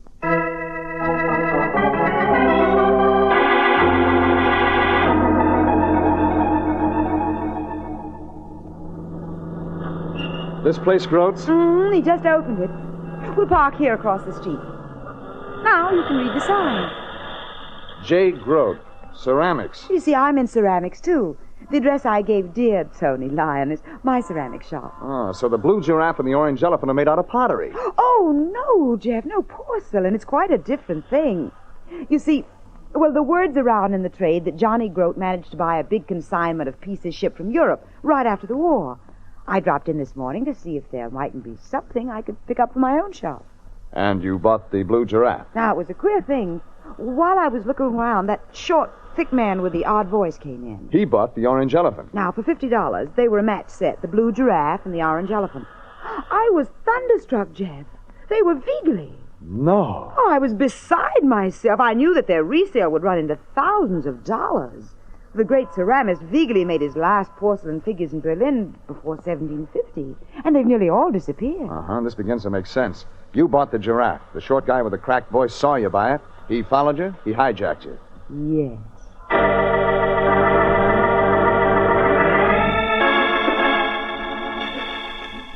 Annabelle drove off, and I went across the street and into Johnny Grote's ceramic shop. Looked like any other ceramic shop. One guy behind a counter, not Johnny Grote. I knew what he looked like from the pictures in the papers. Well, this guy was tall, skinny, built like Honest Abe Lincoln. Only from the oily face, you'd think that maybe they left out the honest. He came up to me. Yes, sir. May I help you, sir? One of these exquisite Italian Capodimonte pieces, perhaps? I'm a private detective, Regan, Land Detective Bureau. I'm here on business. I see. You want a Johnny Grote salesman? Not exactly. A pardonable mistake on your part, of course. Thanks. You see, sir, Mr. Grote has only recently gone into the ceramics business. Until recently, he was in, other business. I read in the papers. Yes. Well, naturally, Mr. Grote knows very little about ceramics. He acquired a warehouse of stock and engaged me to manage his introductory sale. I happen to be everyday a giveaway Wilkins, sir. Is that so? Ceramics expert, auctioneer, stock liquidator. Yeah, what I came in about, Wilkins. Yeah? A client of mine bought a porcelain animal figure here this morning. Blue giraffe. Oh, yes. Yeah. You sell it to her? As a matter of fact, I did. Well, she got a few blocks up the street and somebody hijacked it. Dear me, no. Yeah. You remember selling an orange elephant to a guy just before you sold her the blue giraffe? Yes, a short, stocky man. Remember anything else about him? Know his name? No, I don't know his name, and I did think he was an odd person to be buying a ceramic figure. Not quite, couth, you know. You mean he was a mug? You might put it that way. Thanks. Johnny Grote got an office in the back of the shop? Well, yes, he has. I'll see you. Mr. Regan, don't go back there. Oh, no? Why not? Well, Mr. Grote's, difficult. Very difficult. Even dangerous, you might say. Thanks, Wilkins, for the tip. I went back, left every day a giveaway Wilkins trying to put his eyes back in his head. They'd popped out. Johnny Grote's office was at the back of the ceramic shop, but 250 pounds of strong arm was leaning against the wall by the door, reading the racing form. I went up to it, asked it what it liked in the 7th at Hialeah. It could talk. Gump. Yeah? I like Dora's sweetheart. So I don't know about horses. I lag quarters like a real demon, though. You got a 2-bit piece on you? Yeah. You care to lag? Uh-huh. Okay. I'll lag first, then you lag. For that crack in the floor there by the other wall. Huh. I lagged a quarter. He lagged a quarter. By a strange accident of fate, he won. He went over to pick up the 2-bit pieces, and I went into Johnny Grote's office. What? Who are you? Oh, my name happens to be Regan. They call me the Lion's Eye. Well, beat it. Oh, now, Johnny, I'm just doing my job. I'm trying to find a blue giraffe. Are you nuts? I thought you might know something about it. Or an orange elephant. Listen, Regan, Johnny Grote's reformed. From now on, he's a straight guy. He don't hurt nobody. Only give him time to get in a habit, will you? Okay, Johnny.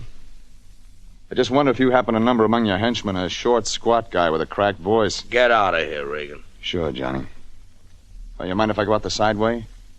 Fell in front of the door I came in. It might be sore at me.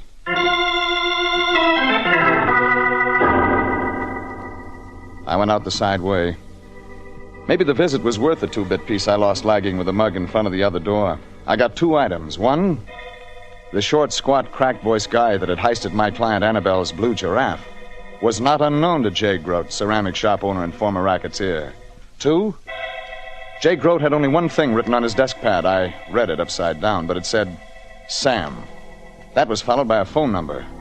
Sunset 931. The last 2 numbers were torn off. I went out the side door and started up the alley in back of Grote's shop. That was when something happened. The Southern Cal Chamber of Commerce was going to have to hush up. Footsteps came up behind me fast. And then all of a sudden, the big, bright, high-octane February California sun went out.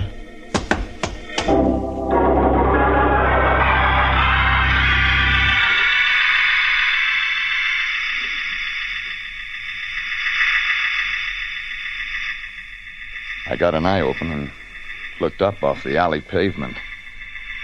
Something was standing above me. There was a guy, about 14 feet tall. Kept dividing in half and snapping back together again. Funny. I heard talk. All I could make out was a name. Name Murphy. Murphy.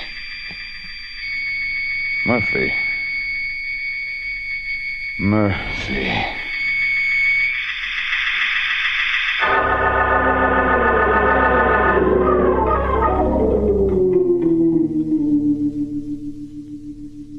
When I came to, the guy was still standing over me. He wasn't 14 feet tall. Only about 7. Get up, Regan. Don't talk. Regan, you never heard of no blue giraffe. Or you don't live long, Regan. Johnny Grote says for me to tell you. Well, thanks, Murphy. You're wise, huh? Well, go back to sleep. I went back to sleep.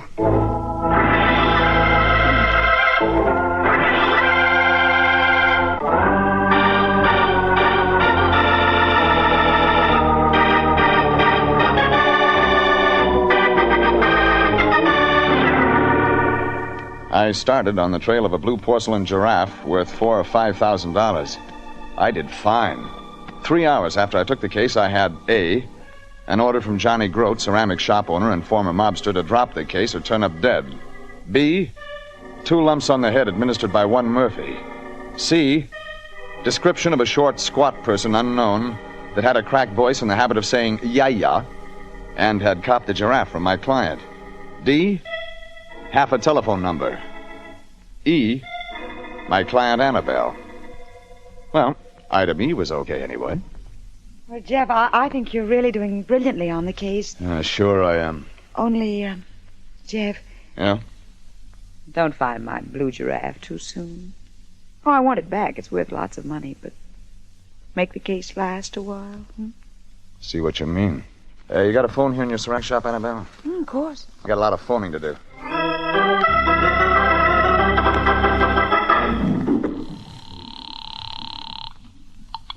Anthony J. Lyon speaking. Lyon, I got a big job for you tonight. Jeffrey, you know this is the evening I take my French lesson. Parlez français ce soir, Lyon. What's that? French. Oh.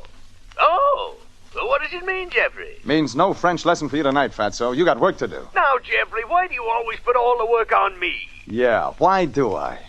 Look, Fatso, I want you to do some phoning. Dial Sunset 93100. Yes? And then dial Sunset 93101. Then dial Sunset 93102. Jeffrey, is this your idea of a joke? After you get up to Sunset 93109, start with Sunset 93110. Sunset 93111. You get the idea? Jeffrey, this is absurd. Keep it up to Sunset 93199 if you have to. But if a guy answers with a cracked voice that says, Yeh-ah, tell him you're the phone company. You want to check his address against the files. Then phone me and give me the address. And where will you be all this time, Jeffrey? At the Seaside Rendezvous, Lion. Imperiling life and limb for the Lion Detective Bureau.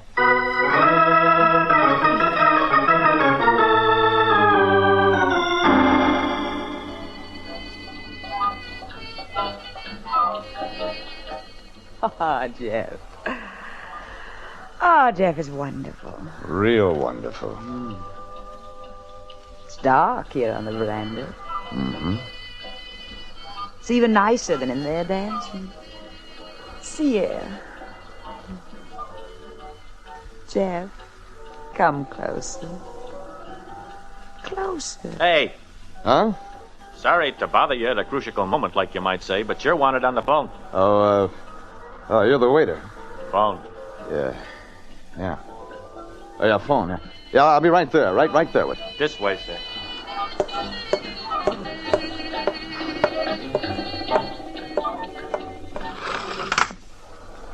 Regan. Jeffrey. Oh, Lion, that you? I've lost my voice. Oh, no. I got as far as Sunset 93187. Talked to thousands of people. Jeffrey, I can't go on. I can't go on.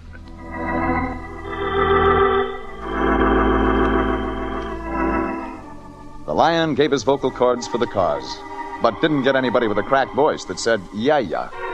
So that left it up to me. I took Annabelle home.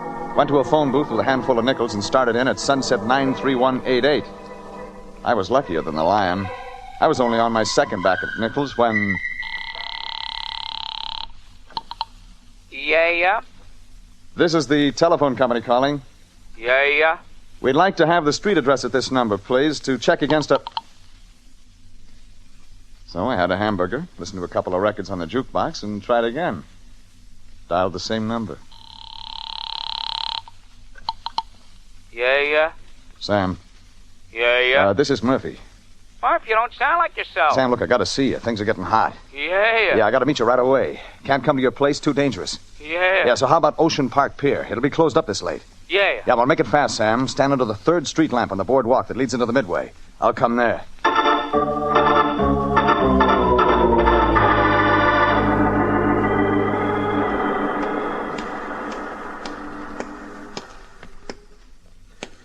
Got a match, Bud? Yeah. All right, Sam, this is a gun in my pocket. Turn around and walk straight ahead. Hey, what are you... Walk, shut up and walk. Out onto the amusement pier, up the Midway. Hey, what is this? Shut up and walk. Yeah. Okay.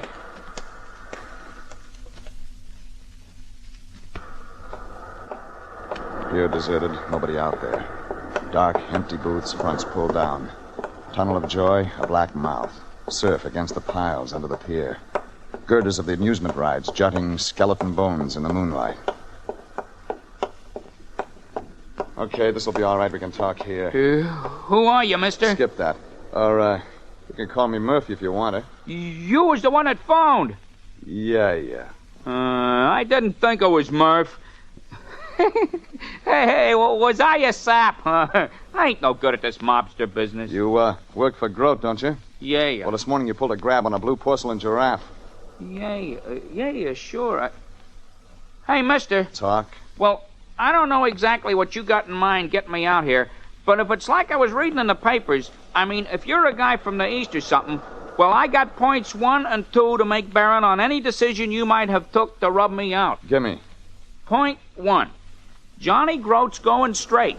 All us regular mobsters is on 2 weeks' notice, and Johnny's lawyer is working on what Johnny can do about the special guys like numbers racket experts, which have got non-cancelable contracts with Johnny. Point 2. Point 2. Even if Johnny's conscience can't stand his going back on former obligations, I'm finished in the rackets. I ain't no good, mister. I done the best I could, but I just ain't suited to the work. Temperamental. Sam, the blue giraffe. Did I heist it off that Judy this morning? Hey, she was pretty. What was the angle behind that heist, Sam? Well, I don't know as it would be ethical for me to say about that. Why, sure it would, Sam. Yeah? Yeah, now that Johnny Grote's going straight. Yeah, but that ain't it. Hey, there's somebody behind you coming up, mister. Look. Don't try to pull that old one on.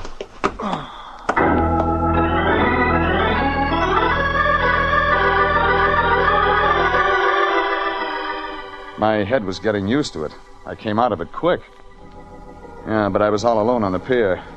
The unsuccessful gorilla with a cracked voice, Sam, had disappeared. I patted around among the booths a while, came up with nothing. So I phoned police headquarters and gave them a description on Sam. It was past 1 in the morning, and I went home to my place on Taft. Opened the door and went in. Then, like they say, that was the moment my whole life passed in a flash before my eyes. That's what they say happens the moment before you die.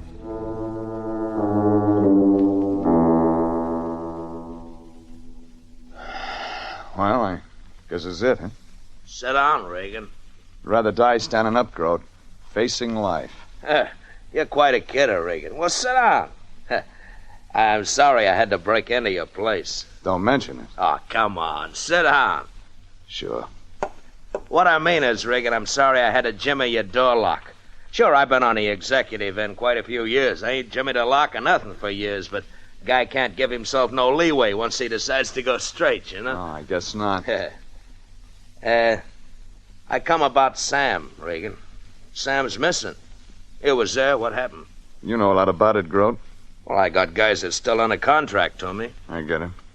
Listen, Grote, let's cut playing games. You're going straight, huh? Well, then why the gun in your hand? Oh, I was forgetting. Regan, you better toss your heater on the table, huh? Sure. I'll just stick it in my pocket, huh, Pally? Thought you might. See?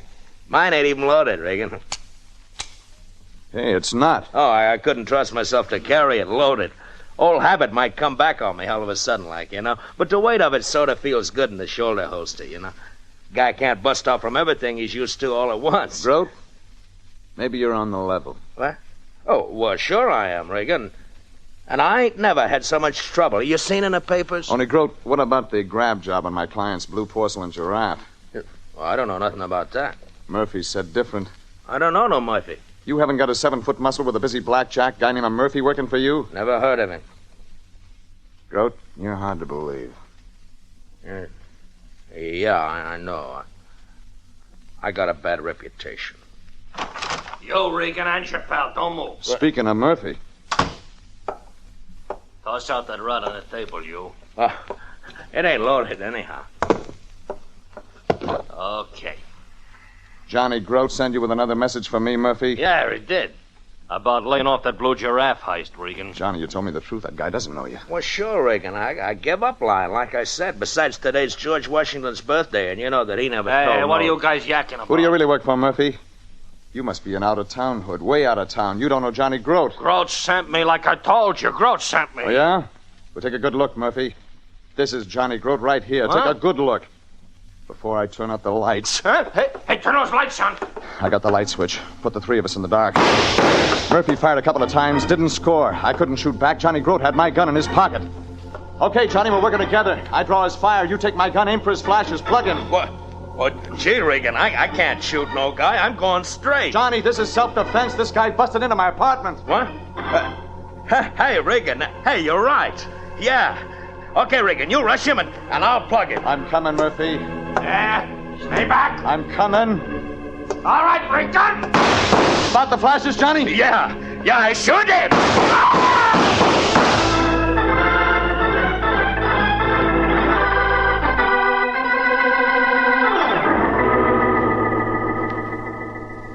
While we waited for the cops and the police ambulance, Grote and I had a chance to talk things over.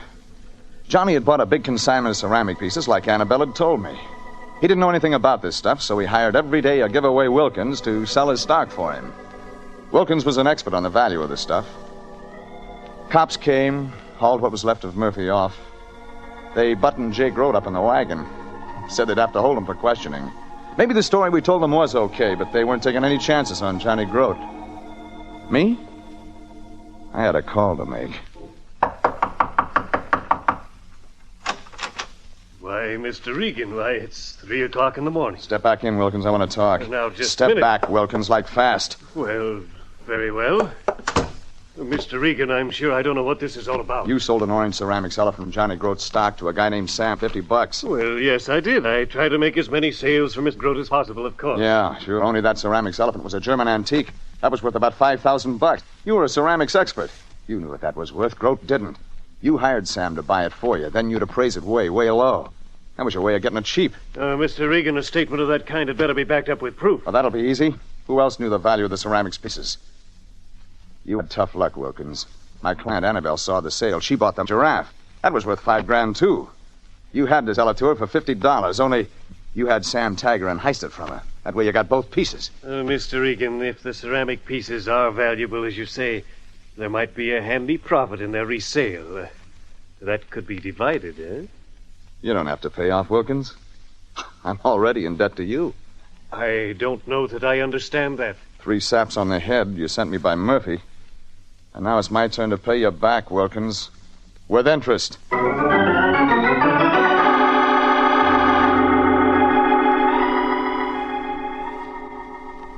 That cleaned it up. I took Wilkins to police headquarters where they had some questions to ask him regarding embezzlement. Murphy? He was in the morgue. Sam? Well, he came out of hiding when he read the papers. He jumped backwards when Murphy rapped me on the head on the pier, falling into the Pacific Ocean. Sam never could do things right. Annabelle got her blue giraffe back, and the next morning, I dropped into the Lion Detective Bureau office. Anthony J. was too busy to notice me. 9, 3, 1. Lion. Oh, it's you, Jeffrey. Can't talk. Save my voice. Let me see now. 7, 3. Yeah. Hello? I seem to have the wrong number. Lion, the case is over. Yeah, I know that, Jeffrey. Now don't bother me, my boy. Yes. You. Lion, I located the mug with the Sunset 931 phone number last night. 1, 7. Yes, of course you did, Jeffrey. Now, where was I? Sunset 9317. 4. I phoned you this morning and told you how the case came out. Oh, no answer. Jeffrey, will you please go away and leave me? I mustn't raise my voice like this. Leave me alone.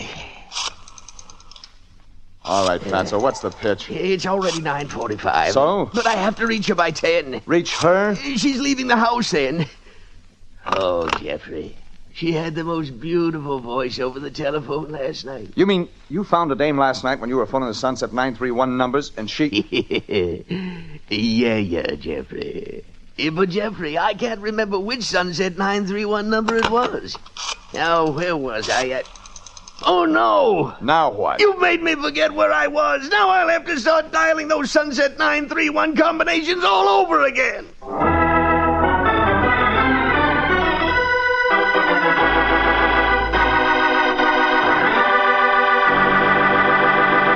Jeff Regan, Investigator, is written by William Frug and William Fifield, produced and directed by Sterling Tracy, and stars Frank Graham as Regan with Frank Nelson as Anthony J. Lyon. Original music is by Dick Arant. My name's Jeff Regan. I get 10 a day in expenses from a detective bureau run by a guy named Anthony J. Lyon. They call me the Lion's Eye.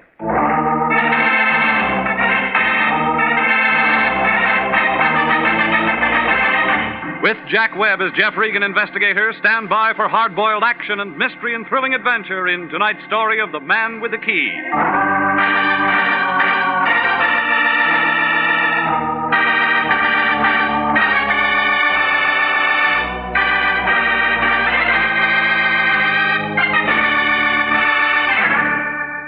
A block above Wilton on Hollywood Boulevard, there's a street they call Taft. It isn't very long. About 48 palm trees and a couple of bad sewers. It figures that the guy who laid it was nearsighted. He didn't see the hill 3 blocks away. Got kind of a tired look, like an old lady who's been moving furniture. There's a dirty gray apartment house on the right-hand side of the street. That's my place. 308. A low ceiling and a leaky faucet. A telephone that rings at the wrong time. It was last Monday night, about 11 o'clock. I was in bed listening to the party next door when it rang. It was the Lion. Regan, get your clothes on.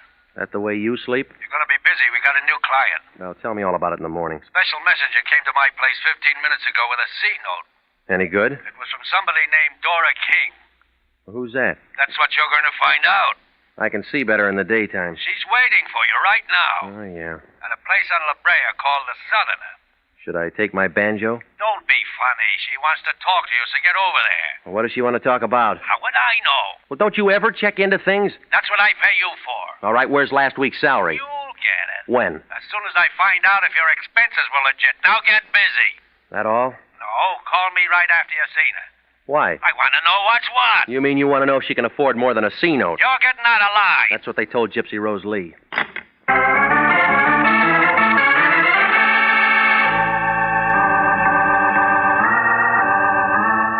Well, I got over there about 11:30. Turned out to be a small place, long on the shadows and short on the whiskey. There was a bald-headed guy playing a piano in one corner.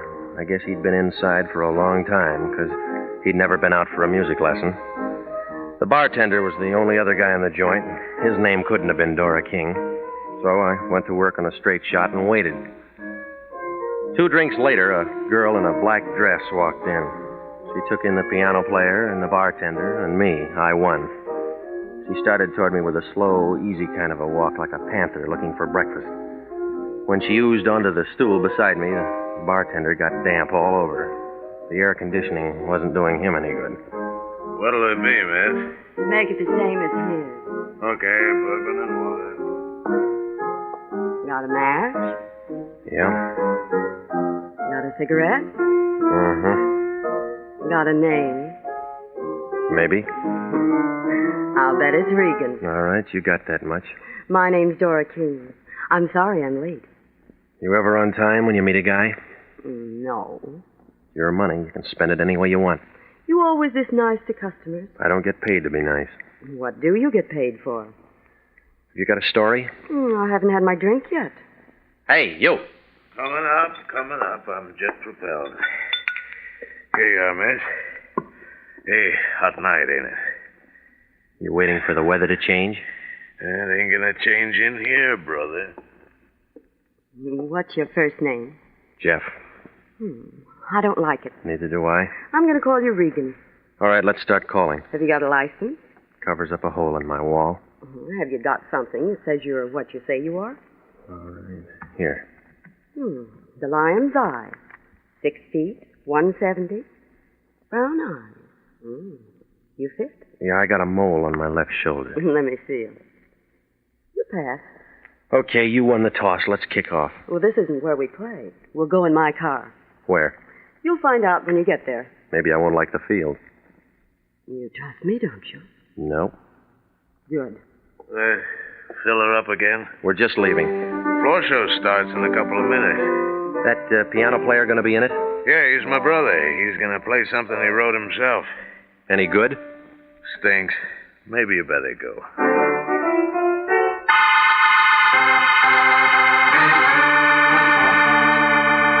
Well, the bartender was pouring himself 4 fingers of rye and about a fingernail of water when we walked out of there. We climbed into a big Nash convertible, parked in front of the place, and headed for Santa Monica Boulevard. Then we turned east, past Western, down to Vermont, and south to Marathon. All at once, we were climbing a hill on a dark street. That gave us a view of the city. 20 years ago, a real estate broker might have had something, but now it was just an old neighborhood with a sad look. Like a toe dancer with a short leg. Nobody said anything, and I was beginning to have a feeling that maybe she'd forgot her compass when she slowed the car down. She pointed to a 2-story house in the middle of the block, and I nodded. Then she shoved the car in second and spun around the corner and came to a stop. I got out and walked around to let her out. She didn't move. End of the line. Short fare. Time for you to go to work. What kind of work? The white place back there, 3936. You saw it? It came through. It's a boarding house. I already got a room. On the 2nd floor, number 10. Knocked twice. Prohibition's dead, lady. There's a man there. His name's Bender. Ben Bender. That'll wake him up. He's expecting you. You're quitting? My job's finished. You're the new help. What do I do? He'll tell you. That all? One thing more. Come here. Yeah. Part of my fee? That's extra. I don't generally get tipped. Just for luck. You act like I'm going to need lots of it. You are. When do I see you again? You don't. Goodbye, gorgeous.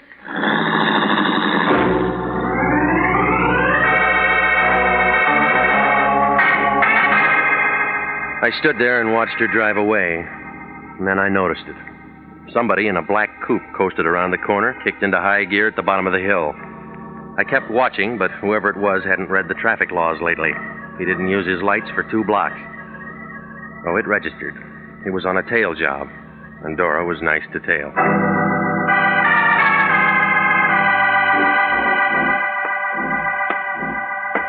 .3936 Marathon. Inside, it smelled like stale beer and rotting wood. Room number 10 was at the top of the stairs. The door was already open. A thin guy with a hungry look was sitting on the edge of the bed. He was all bones.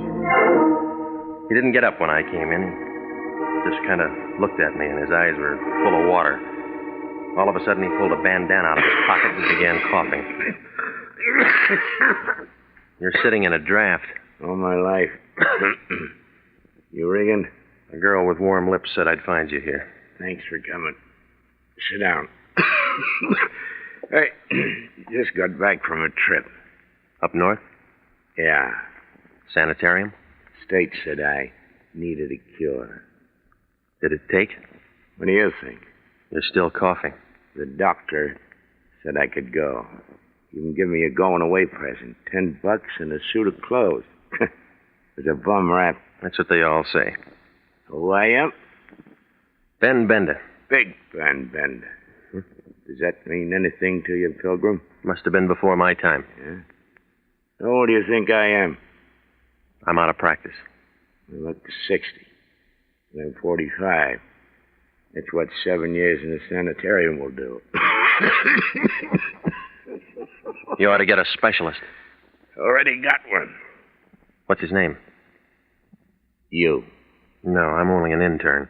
You'll do. All right, what do you want? When the guy goes up there, he makes a lot of friends. And a lot of enemies. Sometimes you can't tell one from the other. Does it make any difference? Big Ben don't trust nobody. No, what about that girl? Dora?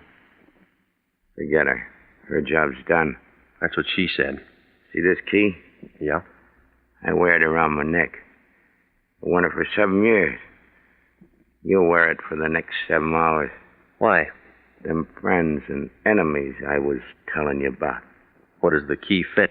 My safety deposit box at the American Security Bank. You meet me there. Tomorrow at 10. What if I oversleep? Stay up all night. I'll pay for the no-dose. Just be there. After that? Then your job's finished.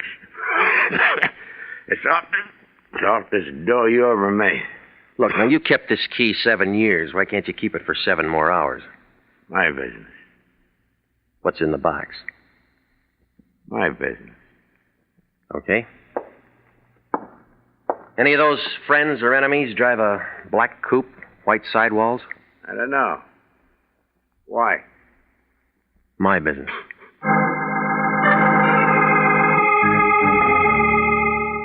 I left him sitting there.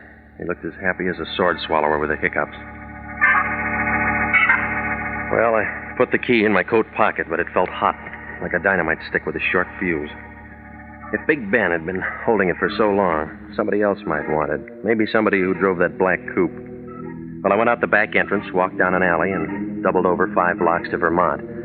I stopped a cab, and I had him take me over to the Lyons place. It was 2:30 in the morning when he opened the front door. He was wrapped in a bathrobe big enough to keep all the silkworms working overtime.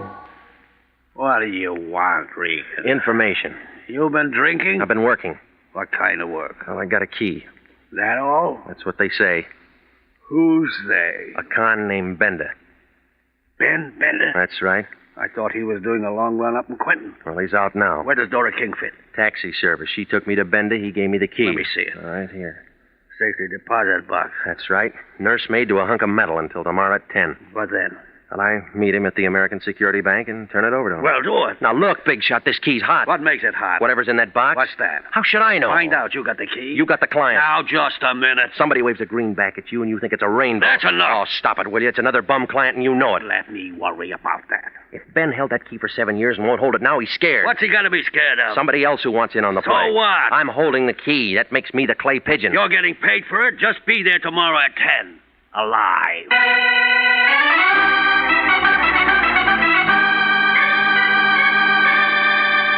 Well, I left the Lion and went out to the street. Nobody was there.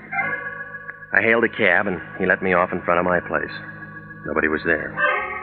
I opened the front door of my apartment. Nobody was there. It began to feel like a good bet for the Lonely Hearts Club. It was a good feeling. I sat up all that night waiting. Nothing happened. I felt about as popular as a bald-headed chorus girl. Nobody made a play. It was 5 minutes to 10 when I pulled into the parking lot next to the American Security Bank. The car next to me was a black coupe with white sidewalls. It could have been the same one that tailed us the night before. But then I figured there's a lot of cars in L.A. like that. But I leaned in and I looked at the registration. This one belonged to a guy named Al Spandy, who lived in Van Nuys. I wrote the address down and walked into the bank. The guard in a blue uniform waved me downstairs to the safety deposit boxes. It was 10, and still nothing happened. I began to feel kind of relieved. like a flagpole sitter when the wind died down. Big Ben hadn't showed yet. The only one there was a blonde sitting in a glass cage in front of the vaults.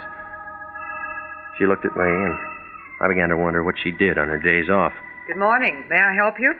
Yeah, I want to see if the rent on my box has been paid. Here's the key. 60B. Just a minute, I'll take a look. 60B. 60B's all paid for. Well, I guess my partner must have taken care of it. This isn't a joint box. You're the only one who can get into it, Mr. Bender. Would you like to go in now? No, I'm waiting for somebody. We're all waiting for somebody. I'm waiting for a man. So am I. Been waiting long? Years. Here? Yes. Better places to wait. The ones with money keep coming here. My name's Claire. I'll remember that. Will you remember this? Granite 3408. I'll try it on my phone. When? As soon as I get a spare nickel. I'll give you one. Well, you'll run out of them that way. That's why I work in a bank. Kind of hard on the depositors. Your, friend's late, isn't he? I can wait. Maybe he forgot. You should have tied a string around his finger. No, lady. He already had one around his neck.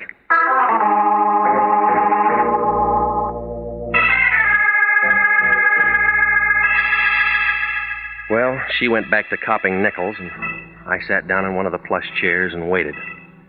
10:30 came, 11 came, Benda didn't. I began to get an uneasy feeling, like a bubble dancer with a slow leak. At 11:10, I couldn't take any more waiting, so I left to head for Benda's place. Outside the bank, a thin guy with a sharp head was hawking papers. I slipped him the nickel that the blonde had given me, and he handed me a Daily News. I wanted to see what a horse named Larry R. had done at Belmont. I didn't get beyond the first page. Benda's picture was there, right next to Governor Dewey's, only Ben wasn't running for office. They found him in his room full of bullet holes. I guess he finally got a cure for that cough. I took my car out of the lot and headed for home. I mixed myself a tall one, and I was just getting to the bottom of it when a couple of guys kicked my door open. Regan? Yeah. I'm Lieutenant Anderson, homicide. This is Sergeant Pinelli. Hiya. Don't you guys believe in knocking? My knuckles are sore. Nice stuff. Well, help yourself. It's out in the kitchen. Don't drink on the job. Pinelli? Me neither. You boys should have told me you were coming. I'd have called some girls. Not on a job. Pinelli? I got a wife. All right, Regan, find your hat. What for? Well, you want to look nice. We're going downtown, you and me and Pete. Right, Pete? Right, Andy. No, it's too hot there. We thought of that. We'll give you a nice, cool place, won't we, Pete? Sure will, Andy. You got a warrant? No, we just figured you might want to tell us why you did it. Did what? Tell him, Pete.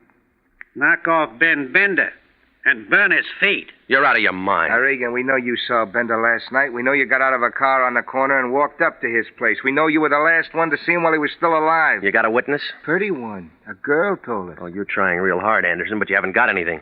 If you were the last one to see him alive, you're the first one to see him dead. That's how we figured. Did you figure on a guy named Al Spandy who drives a black coupe? I never heard of him. And how about a dozen other hoods who knew Bender?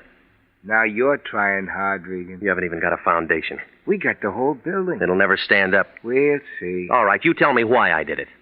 You private eyes get folders on bank jobs. I get them from Charles Atlas, too. Bender was in on an $80,000 heist 8 years ago. He went up for carrying a concealed weapon, but the money was never found.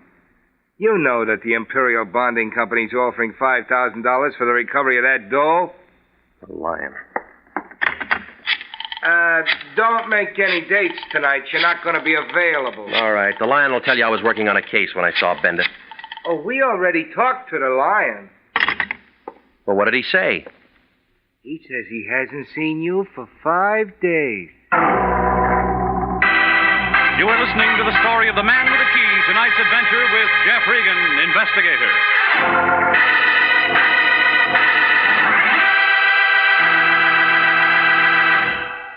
Commissions are still available in the Army Nurse Corps Reserve. If you are a graduate registered nurse between the ages of 21 and 45, you may be eligible for a commission in the Army Nurse Corps section of the Regular Officers Reserve. These commissions are still available, and those who meet the high standards and qualify may elect active or inactive status. Those who request inactive status will continue with their civilian nursing duties but stand ready to serve in time of emergency. Nurses who elect active duty become commissioned officers in the regular Army. If you believe you qualify for a commission in the Army Nurse Corps Reserve, apply to the Adjutant General, Washington, D.C. And now back to the story of the man with the key and Jeff Regan, investigator.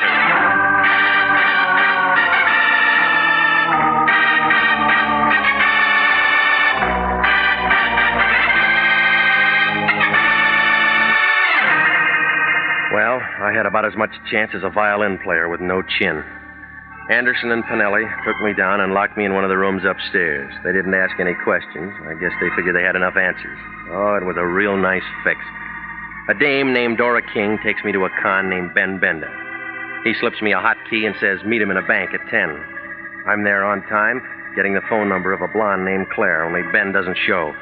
Somebody burns his feet and fogs him before he can keep the date. And then there's that black coupe registered to a question mark named Al Spandy. And then the Lion deals one from the bottom. Oh, it was a screwy picture, and I was right in the middle of the frame. Well, I spent the next 4 hours taking in some free entertainment from the drunk in the next cell.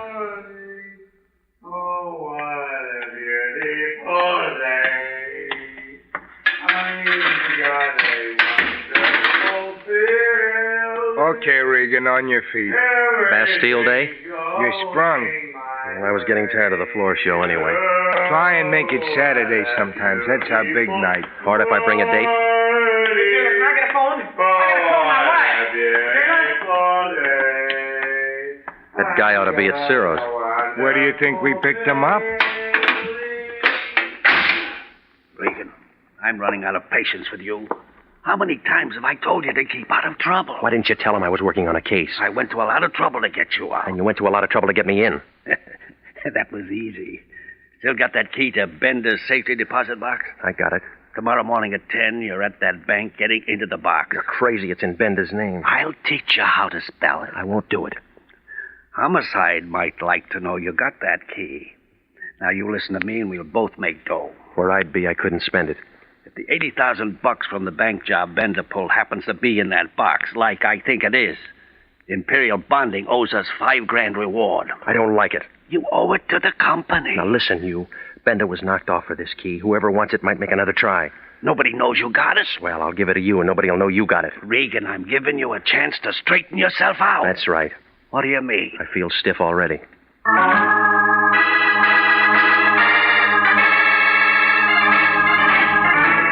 Well, it was a triple play. Homicide to the Lion to the black coupe. I went home to wash off some of the jailhouse Lysol. When I walked in the front door, I had company. A gray flannel suit with a yellow tie was sitting on the edge of my bed. Both hands were full. The whiskey was mine. The gun was his. When he saw me, he set down the bottle and walked over and put the gun right against my neck. It felt cold, and I got kind of nervous, like a hula dancer in a forest fire. Hiya, Regan. Been waiting for you. You like my liquor? I'm a rye drinker myself. Well, bring your own next time. That ain't being sociable. You weren't invited. How could I have been? You don't even know me. You're Al Spandy. You drive a black coupe. What'd I have for breakfast? Egg, and it's all over your tie. You look hot, Regan. You have to hold that gun there? Right there. Same one you used on Bender? The same. All right, now gimme, Regan. I told you, I don't have any rye. Where's the key? I don't use one. My door's always open. I'm talking about that key you got from Bender. I don't have it. You hear any music? Yeah, but I'll sit the next one out. No, you won't. This is a men's cheat. I'll step on your toes. I don't mind. It's a polka, and I want to do it with you. Oh,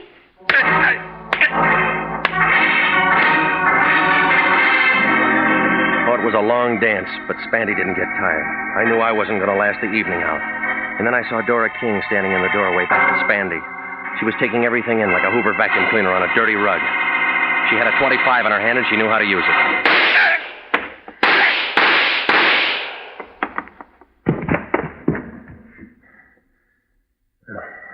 Thanks for cutting in, lady.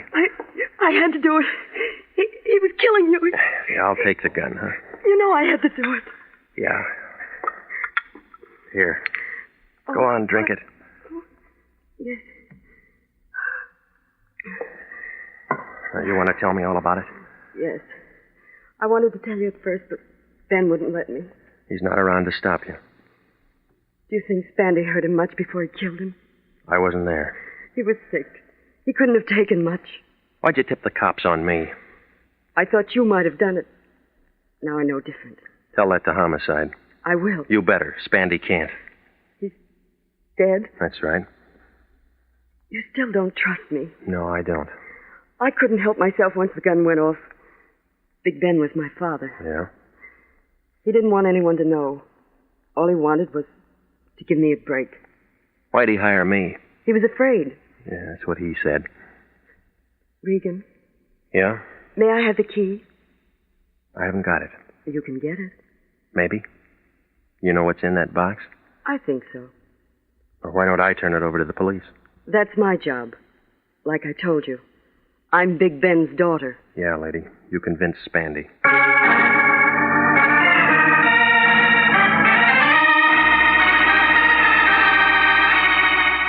Well, I called Homicide, and Anderson and Pinelli handled it. We all wound up downtown. It didn't take them long to find out that the gun Spandy used on me was the same one that killed Big Ben. Dora gave Anderson her story. He said it would take some fixing, but he could keep her out of the papers. It was justifiable homicide. She wouldn't even be indicted, but they had to hold her overnight. Well, it was almost daylight when I pulled to a stop in front of my apartment. I was beginning to feel a little better, but it didn't last long. When I walked into my place, it looked like the L.A. Dons had been having a scrimmage. Every corner had been gone over. Oh, it didn't make sense. Bender was dead, Spandy was dead, Dora King was downtown, but somebody still wanted that key. Well, I crawled into what was left of my bed and set the alarm for 9:30. I didn't sleep much. I kept seeing keys and faces and $80,000 bills.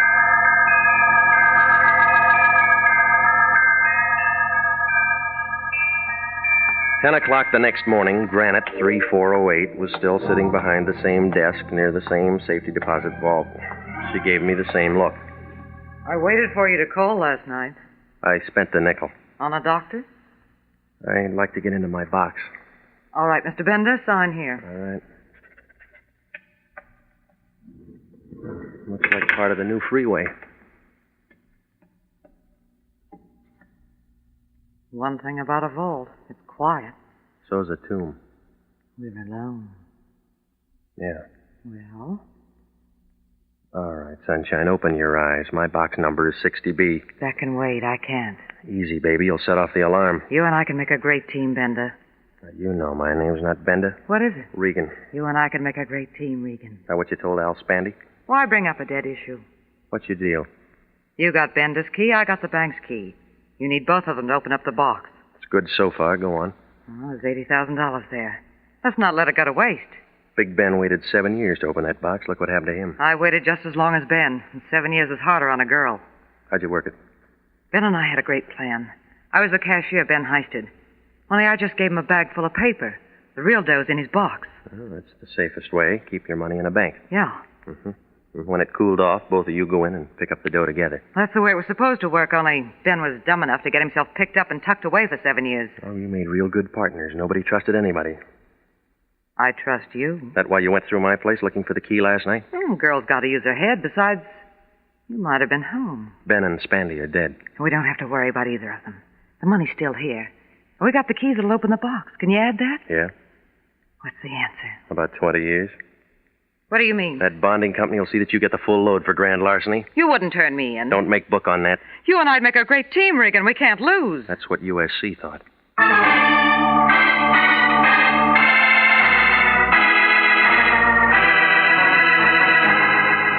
Well, I called Anderson and Pinelli, and they came out and picked her up. I rode down as far as the office with them, and that wrapped it up. When I told the Lion what had happened, he was as happy as a college boy in a harem.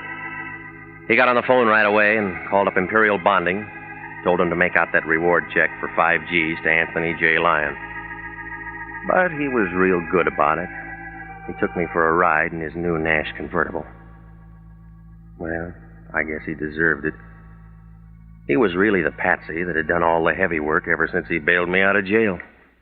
'Cause that's when I slipped Bender's key in his pocket.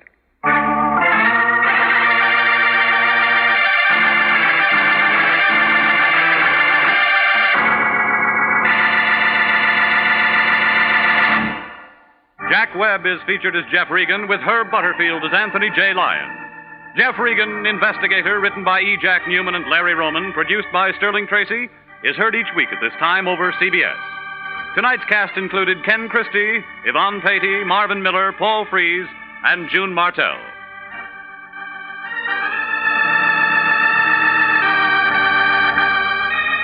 If you are a graduate registered nurse, please listen carefully to this important message. 29,000 nurses are needed to join the new Army Nurse Corps Officers Reserve. All nurses who receive reserve commissions will benefit from the opportunity for specialized training offered to them by the Army. Inactive reserve status will not interfere with the nurse's civilian life, but the educational opportunities offered her by the Army Medical Department will be of great advantage. For further information, drop a card to the Adjutant General, Washington, D.C. Original music for this program is by Dick Arant. Bob Stevenson speaking. This is CBS, the Columbia Broadcasting System.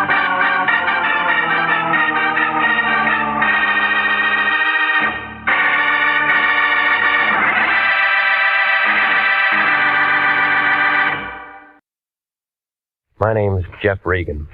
I get 10 a day and expenses from a detective bureau run by a guy named Lyon. Anthony J. Lyon.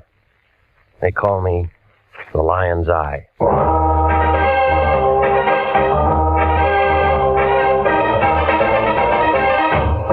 With Jack Webb as Jeff Regan, Investigator, stand by for hard-boiled action, mystery, and thrilling adventure in tonight's story of The Man in the Door.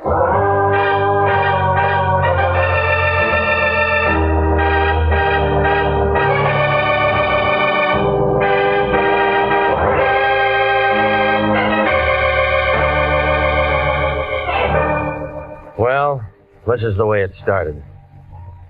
The Lion called about 4 o'clock that afternoon, said he wanted to see me down at the office. I argued a while and finally told him I'd be there. Melody was sitting in front of her typewriter when I came in, putting a new coat of paint on her nails. She handed me a blank contract with no dates filled in, jerked a thumb toward the Lion's den. I went in. Regan, I'm glad you got here. What do you know about architects? They draw things. I know that much, but what about bids and all that stuff? Well, they figure out what a building's going to cost, don't they? Go on. If whoever's paying for the building likes what they write down, then they're hired. A couple of architects, maybe 3 or 4, make bids. Well, I suppose so. Low man gets the job. Why? Our client's an architect named Dudley Hayes, an office in the Park Central building. He thinks maybe the bank that's handling his bid might try to put something over on him. Banks don't do things like that. He thinks maybe a guy who works at the bank might be taking dough to shove his bid under the counter. Why didn't you say that in the first place? Because I'm saying it now. Haynes wants us to look into it. All right, who do I see? Haynes first. I only talked to him on the phone. I told him we'd have to have a contract and retainer before we did anything. That figures. So hop over there and find out what's what and make him sign that contract and get a check. Anything else? Make sure it's certified and call me if you run into any trouble.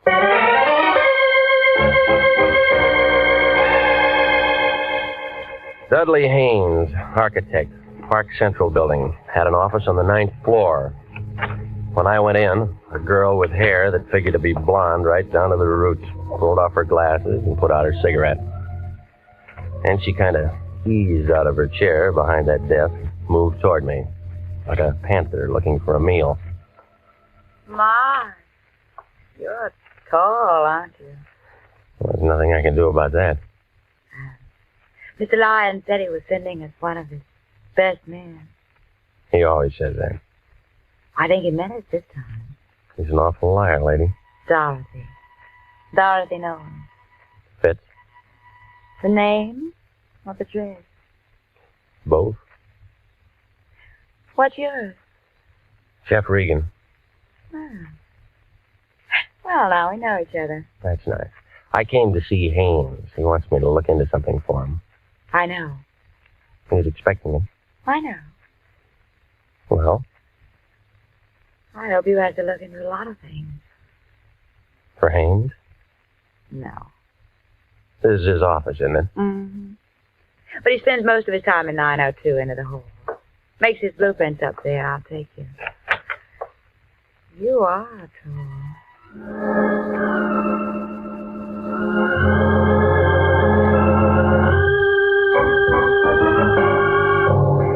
Well, we started down the hall. We got about 10 feet from the frosted glass door at the end. We both stopped.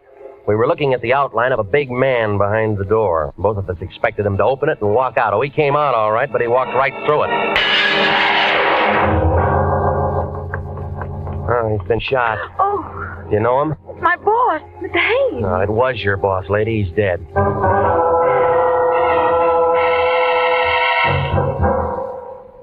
Lieutenant Salvatore Vendetti, Central Homicide Detail, showed up about 8 minutes after I called. He had his whole goon squad with him and a couple of guys in double-breasted suits from the district attorney's office. They roped off the entrance to the building, got hold of the elevator operators and the man who runs the cigar stand, and asked them questions. Then Vendetti looked at what was left of Haynes and started yelling into a phone. The tennis basket over, but don't move until my fingerprint boys get through. Yeah. Okay, sis, where the guy lives? At the Biltmore Hotel. Where's his wife? We didn't have one. What do we tell? We didn't have any family. So no one's going to cry. Well, that makes it easier. Regan, was he your client? No, nobody's a client until they sign a contract, Sally. Well, you would bring him a contract to sign, and then you would do something for him. What? Well, I didn't talk to him. Sis? Mr. Haynes had made an estimate on a little office building in Beverly Hills. He thought that a man named Adler at the bank might be taking money from someone to hold his bid out. So he wants an investigator to look into it. Why do you think that? Well, I don't know. You work for him. Well, I don't know everything. Neither do I. Hot, isn't it? Who's Adler? Oh, just a name. Who else? Who else? Architects. Who else was making a bid? Well, I don't know that. Now, where are we? Kelly! Yes? Guy named Adler at the Grand National Bank. Bank. Pick him up and have him down to my office in half an hour. Yes? What do you want to do about reporters, Sally? Tell him to go jump in the lake. Yes? They always spell my name wrong. How long you two known each other? An hour? Nice. What do you mean by that? Just nice. Didn't hear any shots? No, we didn't. Tell me more about the bid. Well, what's there to tell? The setup. Well, the bank handles the money. Who says yes, who says no? The bank, but... But what? The contractor usually tells them who to take. Huh? Who's that in this case? Contractor in Long Beach, his name is George Cantrell. I'll say this for you, Regan. When you get mixed up in anything, you certainly get mixed up with the good-looking people. I'm not mixed up in anything. What do you say, sis? I'll keep my mouth shut. She's a smart girl, Regan. Hello, honey. Won't be home for dinner. Some guy got himself killed and I'm in on it. Not long haul. Regan? I'll tell him. Wife says hello. Says come out to dinner sometime. Whoop.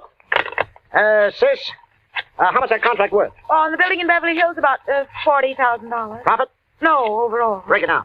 Well, Mr. Haynes would have cleared about $12,000 if he'd gotten it. I know some guys have killed for a dime. Sam, Vendetti. I'm still at the Park Central building. Get out to Long Beach and talk to a contractor named George Cantrell. And find out what architects were making bids on some stuff he was going to put up in Beverly Hills. Yeah, get the name. Okay, that about does it. Let's go. Miss Nolan? What? I have to take you down.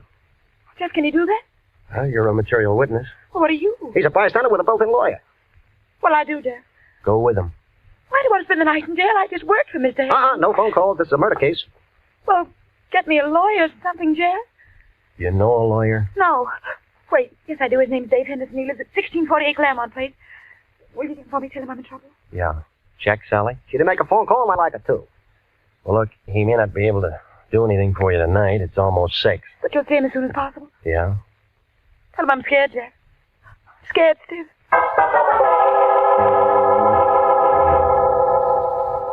Well, I stayed there and phoned the Lion, told him what had happened. Oh, he got mad and yelled something about me being a jinx on all our clients, and then he hung up. So I went through the classified telephone directory under attorneys and Henderson. There was a Ben, a George, a Joe, a William, but no Dave Henderson. So I drove out to the address that she'd given me. It was a blue apartment house 4 blocks west of Vermont over by the Coliseum. Somebody was cooking hamburgers somewhere, and somebody was all worked up over a ball game on the radio. I picked the baseball fan. Well, what'll happen now is anybody's guess, but let me tell you that this ball game is a long way from being up. Hey, what'd I tell you? It's outside the ballpark, and they're coming in like homing pigeons. Bases are loaded, and they're all coming in. Oh, it's going to be 8-5. Come on, the ball game's not that good. What's so important, Pilgrim? I'm with the ball game. I'm looking for a man named Dave Henderson, a lawyer. So what?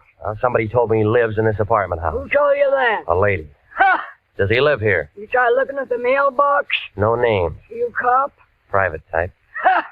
Does he live here? Sure he lives here. Well, where? Enter the hall, 106. Thanks. So he's a lawyer, is he? With his kind of friends? Ha! What does that mean? You're young, ain't you, Curly? I got a driver's license. Let me tell you something. Don't go knocking on no doors and hear a ball game. Remember that. Yeah, I'll remember. And you can tell him Tessie Bogart to start to that one. And the score is 8-5 coming into the first half of the ninth, and this has been some ball game, let me tell you. 106. Here we are. Come on in, it's unlocked. Your name Dave Henderson? Yeah, who wants to know? My name's Regan. I'm a private investigator with the International Detective Bureau. Wrong steer gumshoe, I don't need one. Look, I'm not looking for work. I'm looking for you. What'd you say it was? Regan? That's right. R-E-G-A-N. Regan. Regan. Learned that just an hour ago. Cute, huh? I met a friend of yours today. Dave Henderson never had a pet. She said she was a friend of yours. But I didn't say it was a friend of hers. Hey, who are we talking about anyway? Dorothy Nolan. How is Dorothy? Not so good. Thought you were a detective. I am. You sound like a doctor. Look, you sound like a guy with a chip on his shoulder. Sound like a lot of things. You're trying to be tough, baby. No wonder you aren't in the telephone directory. I'll just skip that. She said you were a lawyer. They say I drink too much. Haven't seen you drinking, have you? She wants you to get in touch with her. The man she was working for was murdered today. She kill him? Well, they're holding her. Material witness or suspect? Material witness right now. She doesn't want to spend the night in jail. Who does? That's why she isn't feeling so good, huh? He wants me to get her out. Something like that. Who's handling the case downtown? Detective named Wendetti. And where do you come in? Well, he didn't give her that one phone call. Yeah. You're sensitive. What if I said no? Well, that's your business. You know why she asked you to see me? Because I'm a guy she knows. And every guy who knows little Dorothy does a little something for her. Ever met him like that, Regan? Sometimes. I'm just checking. Checking what? She's pretty good with the works. Eyes just right for the job. Hair just right. Everything just right. She can make you do a lot of things you don't want to do. Wait till you see her in a bathing suit. Ooh, that's something, brother. Well, they aren't wearing them in the county jail. Okay, I'll phone Wendetti and find out what her bond is. Look, this is a murder case. There's no bond on this. You know that. Well, it depends how you handle it. I'll think of something. Yeah, I'll bet you will. We don't like each other much, do we? Nope. That's the way it goes. Listen, she said to tell you she was scared. Well, some of us are scared part of the time. And somebody gets shot. And everybody gets scared. You scared? Nope. Iron Man Regan. Have a good time.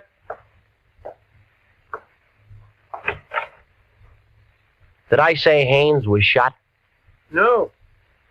You didn't say a thing. See you somewhere, Peter.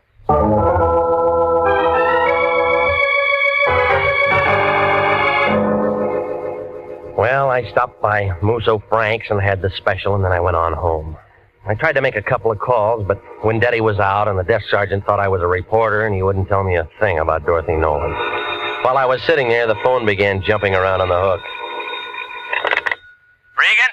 Yeah. This is me. Where you been? I called your place 20 times, but I've called it once. Well, I've been busy seeing a lawyer. What do you need a lawyer for? You aren't married. Somebody else needs one. Who?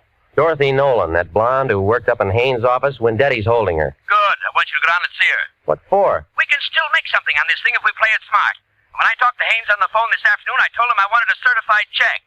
So what? So that means there's a check for $100 lying around his office somewhere, and it's made out to International. Look, he's dead, remember? Everybody dies. Don't worry about it. We weren't even hired. We had a verbal contract. We had nothing. That check's no good to anybody but us. We didn't do anything for him. Well, buy him some flowers. Now hop down to the pokey and see that dame and find out where that check is. We can't do that. I talked to Harry Presidio, and he'll give us a lead to get in. Hello? Hello? Regan, you still there? I was still there, but I wasn't listening to the lion. I was looking at a skinny little man with one leg. Hey, Regan, you still there? Now, don't ask me how he made it inside my door. He was just there. propped up on a pair of crutches, swaying back and forth, watching me with a couple of sick gray eyes that were so full of water you'd think they were going to float right out of his head.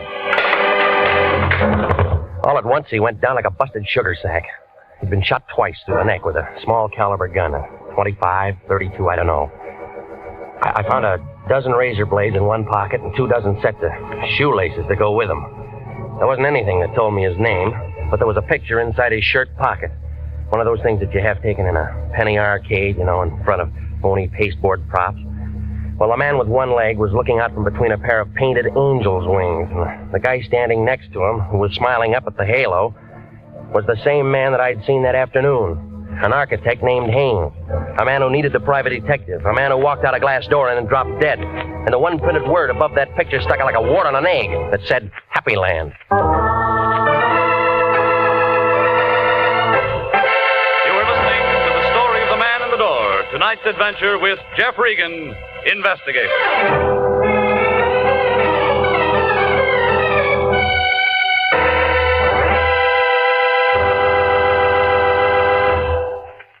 Here is a special and important message to every businessman listening. To every businessman, regardless of the size or the type of his business. Gentlemen, do you realize that the schools of this community help you every day that you're in business? That's right. For one thing, our schools teach the boys and girls of this community to cherish the human rights, the free enterprise on which our country and your business are founded. With each new generation graduated from our schools, the Army defending our way of life, and your business grows stronger. What's more, good teachers and well-equipped schools do a better job of developing our children's talents. The result?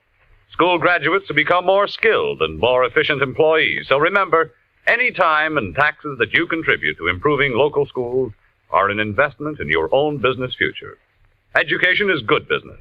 Education can maintain our freedom. And freedom is everybody's job. And now, back to the story of the man in the door and Jeff Regan, Investigator.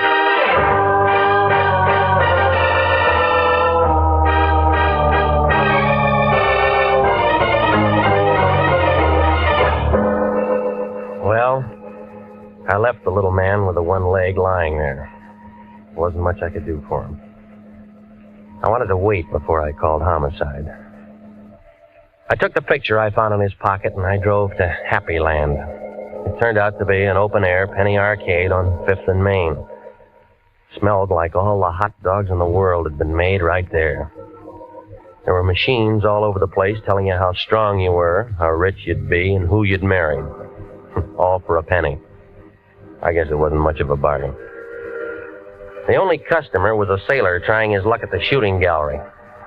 Back in the corner, a tired-looking girl in light blue slacks and a dirty gray sweater was sitting on a stool by the hot dog counter staring at nothing.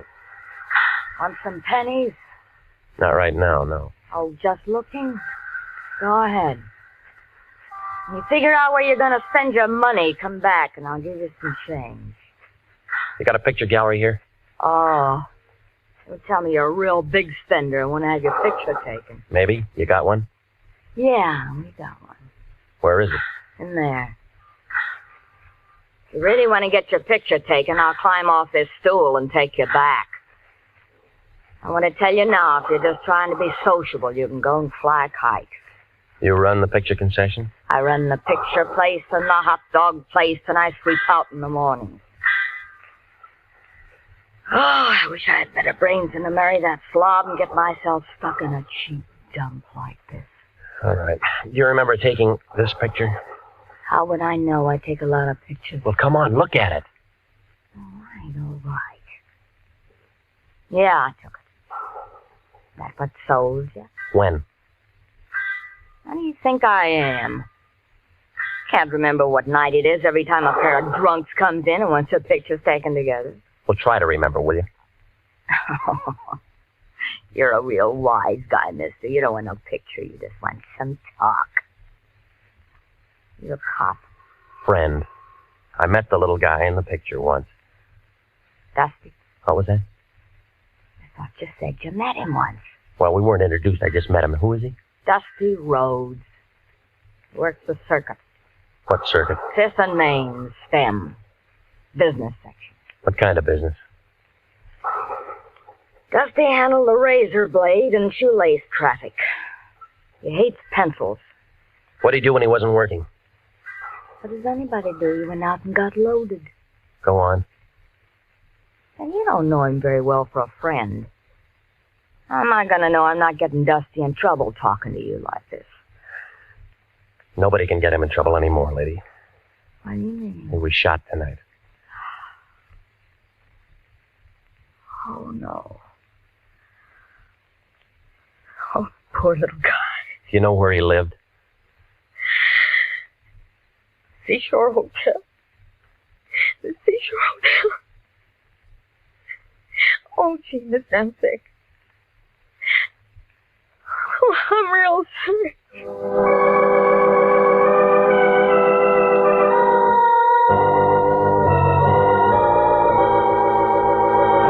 Brother, the seashore caters to many types of people, good and bad, just out of the pokey. 2 bits a night for transients, $1.50 a week for solid citizens. And sign and register, it's a law. I'm not looking for a room. Then you're wasting my time, brother. My beer's getting warm. Look, I'm a private investigator. My name's Regan. I liked you before you said them 2 words, brother, but you have soured me.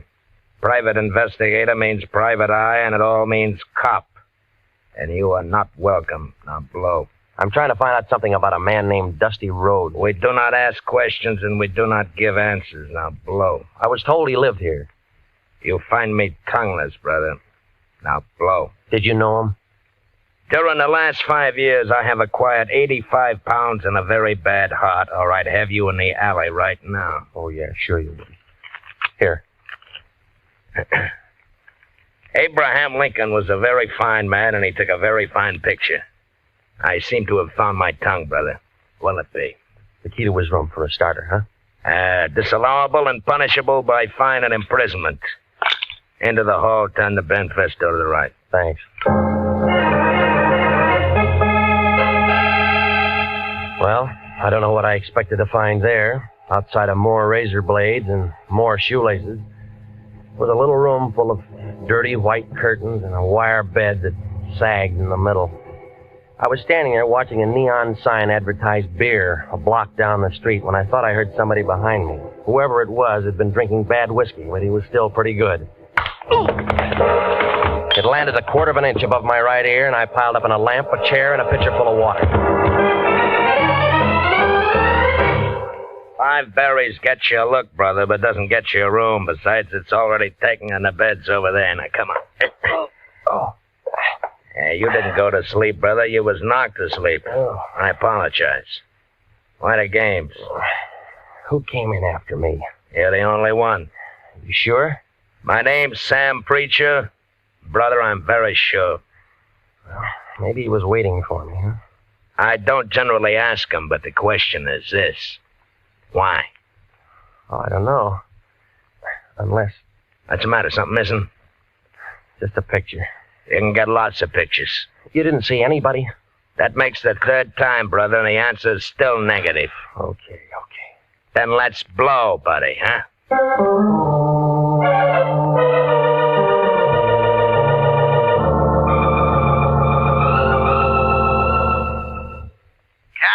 office. Luke, this is Regan. The lion's eye. What's with you, baby? When Daddy tells me you walked into one today. Yeah, I did.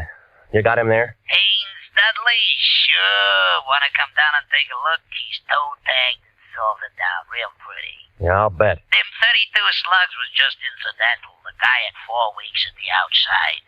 All right, give it to me. Haynes Dudley was dying from malnutrition, alcoholism, and a couple other things with long names. Give me one long name. Diabetes. He didn't take good care of himself, funny, huh? A misspent life. Somebody's gonna take the gas chamber for nothing. When Daddy know this? Sure. And he was wearing a brand new suit, too. We'll sew up the holes, we'll bury him in it. Well, you aren't finished yet, Luke. Baby! A guy with one leg dropped dead in my place a couple hours ago. It's after 11. I'm sorry, Luke. They connected? Yeah? Murder? Yeah. Well, come down and see us anytime, Regan. We're open 24 hours a day.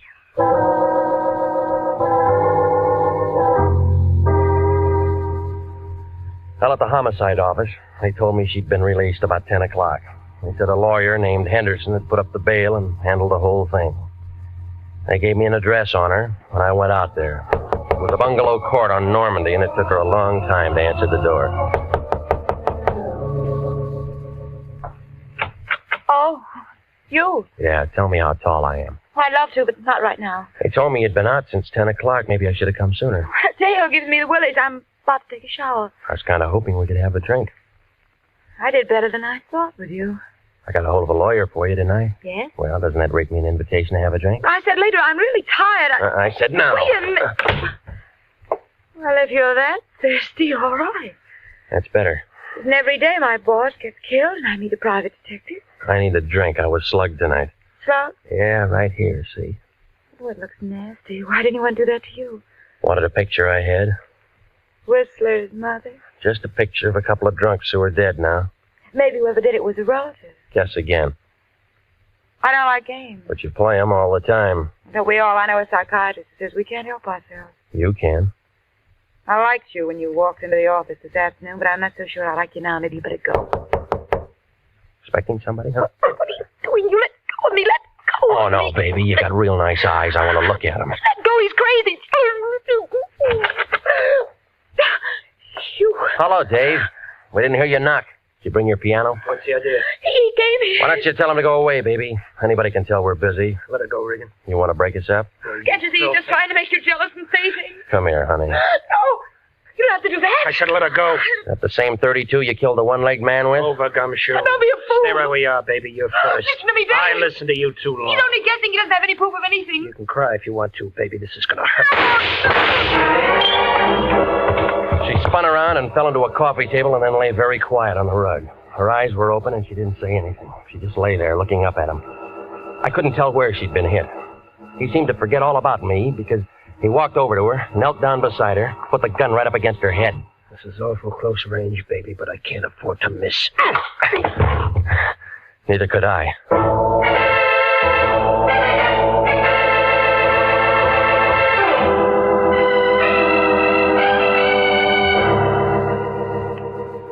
Well, when Daddy and I stuck our heads together, and it all came out when we looked into a couple of things. You see, Dave Henderson was Dudley Haynes, and he was wanted for attempted murder and embezzling and one thing or another back in Ohio. So he figured it'd be a good idea to bump himself off. Dorothy helped him with the idea. They both went down on Main Street, and they picked up an old bum, dressed him up in a new suit, and shot him. I was supposed to walk in with Dorothy, and she'd identify the body, and as far as anybody knew, Dudley Haynes would be dead. Dave didn't figure that she'd be taken down. She didn't figure that she'd get scared, and neither of them figured the man with one leg was a pal of the man that they'd shot. Well, it seems that they'd looked through a lot of files, and they'd figured that a lot of murders go unsolved. Maybe they do. I don't know. Well, anyway, he sat down on that little bench up there in San Quentin last week. The one with that bucket of acid in the room. Oh, he held his breath as long as he could, but everybody has to breathe. He's buried up there with a lot of other guys that figured they could get away with murder. Dorothy? She wasn't hurt too bad. They had her in a wheelchair for the trial. She got 15 years as an accomplice. Some kind of a deal. State's evidence and all that. I don't think I'll wait for her. She wasn't that good.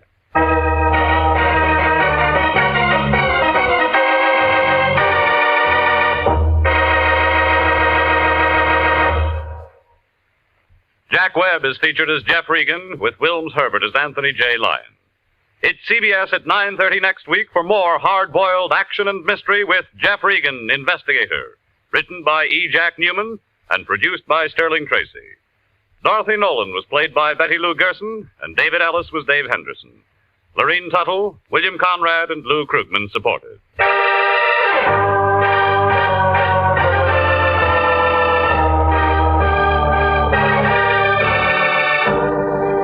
It's perfectly natural and wholesome for some men who want to leave great wealth behind.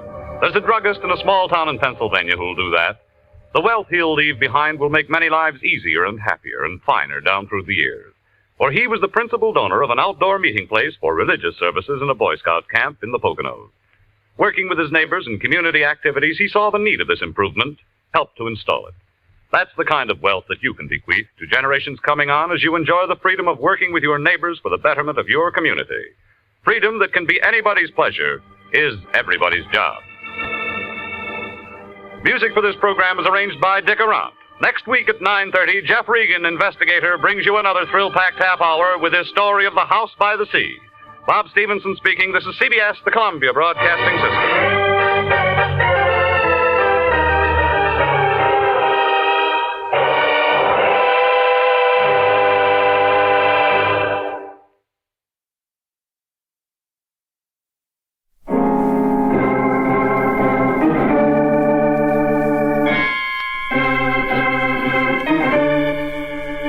My name's Regan. I work for Anthony J. Lyon, International Detective Bureau. They call me the Lion's Eye.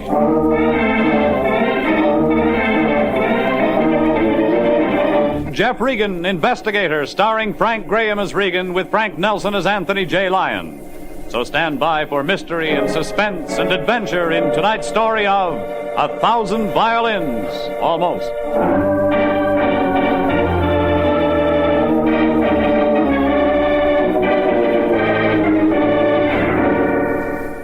It began with a lovesick violinist whose mash notes all sounded off key. Then I met a long-haired violin maker and his daughter, a girl with ambitions to play the harp.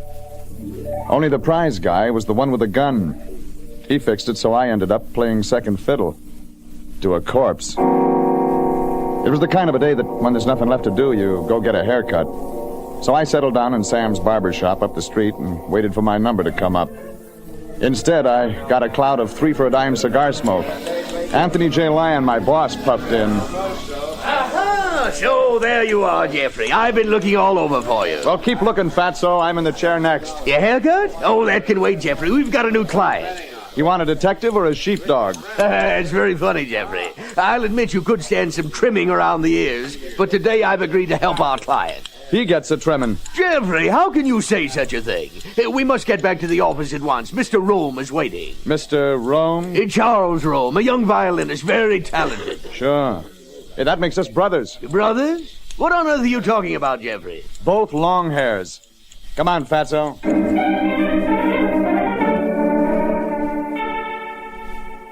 I told Sam I'd be back later for the haircut, and the Lion and I walked around the corner to our office. Mr. Charles Rome was waiting all right. Tall, thin, blond guy with long, skinny fingers that tapped along the edge of his chair. He was maybe 23.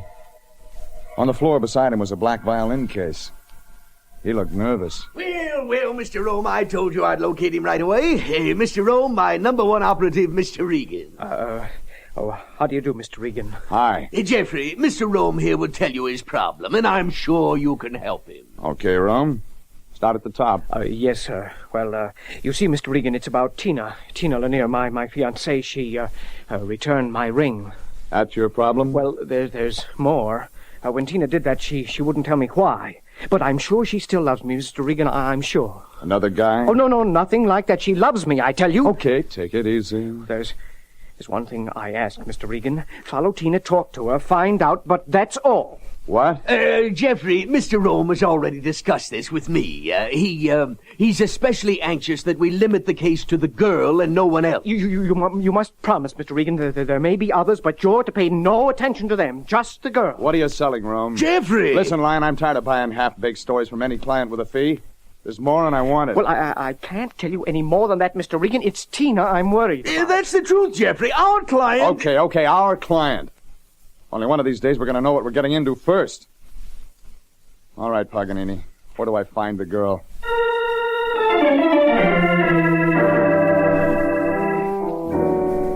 The tall, skinny guy wrote out an address on the back of a sheet of music paper. It turned out to be a small shop. Cracked white plaster, tiny black sign over the door out on Sunset Boulevard. Lanier's Music Appreciation Shop and Violin Repair Service. I parked the car and went in. It was old violins all over the place. strings, bows, rosin, busted bridges, pieces of wood, jars of varnish. Amidst the debris sat a little man behind a battered counter. He was sad-eyed, curly-haired, and 60. His fingers were carefully fitting 2 pieces of wood together. He didn't look up when I came in. There was a bell on the counter. A customer. Please forgive me. But that's why I have the bell. I don't hear so good, and sometimes I'm too deep in my work. You're Mr. Lanier? Yes. Antonio Lanier. It was Laconata, but you see, the name Lanier, it's much more American. Is your daughter in? Tina? Well, Tina, she's... Hey, Tony. Leave this for Nick, huh? Nick? Oh, yes, Nick. Yes, I leave it for him. Tell him it's a good fiddle, and I want it fixed right. You got that? Sure, I got that. It will be fixed. Okay. You were going to tell me about Tina. Signor, I don't know why it is you wish to see her. If it's not too important, I suggest some other time. Reason? Well, it's something private. Also, Signor, Tina's not in. She's not returned from her harp lesson. Harp? Yes, she's studying with the great Robert Uhlanger. He's very fine. Oh, Tina. I'm going to my room, Father. Tina, come here. I must talk with you. It's no use, Father. I'm not going to talk about it anymore. Now, leave me alone. Nice girl, Tina. Oh, Signora, please, you mustn't judge Tina too quick. She's a sweet girl, a kind girl. It's just that, well, she's not herself lately. How long does she usually stay in there? Who can tell? But tonight she will be out. Tonight is the concert. And this she does not miss. The Philharmonic, the fine music. What's the girl running from? Please, Signor. I'm tired, very tired. Perhaps we talk some other time. Please, you must go.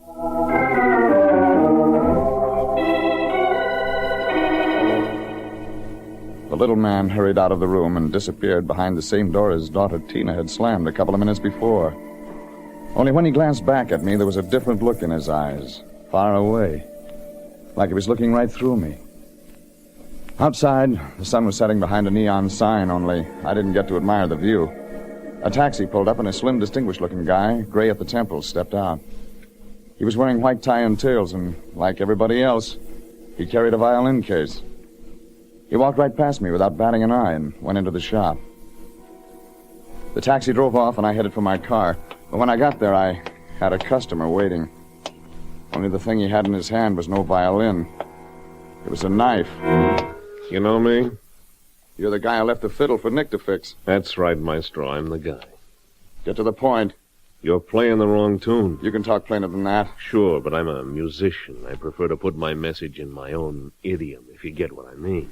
You play the knife? Oh, no, the shiv is just protection. I play the cello, Maestro. And I'm telling you to join another orchestra. Tina Lanier doesn't want you hanging around. End of composition, Maestro. The guy with the knife waved a quick downbeat in my direction and disappeared. I headed for home and a shower and some concert-type clothes. An old double-breasted suit and a shirt my laundry claimed was white. I just finished a quick shave when I heard somebody playing boy drummer on my door. I opened it. May I come in, Mr. Regan?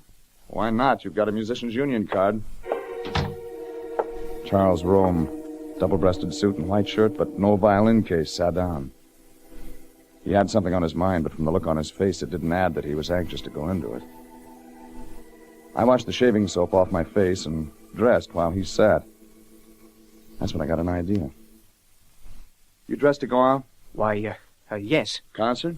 Yes, Mr. Regan. How did you know? Well, you and Tina used to go to concerts together. We used to. You're going tonight, hoping to see her. Well, that's true. But, Mr. Regan, I came to see you about Tina, to talk to you. Go later. Have you got a season ticket? To the concert? Yes. Next to Tina. You bought them together. Well, it was before we... Okay, I got news for you, Rome. It's going to be a big evening, only you aren't going to be there. But, Mr. Regan, it's my chance to see Tina, to talk to her. Yeah, there'll be talk, all right, but you won't be in it. But Give me that ticket, Paganini. I got a date with the lady who plays the harp.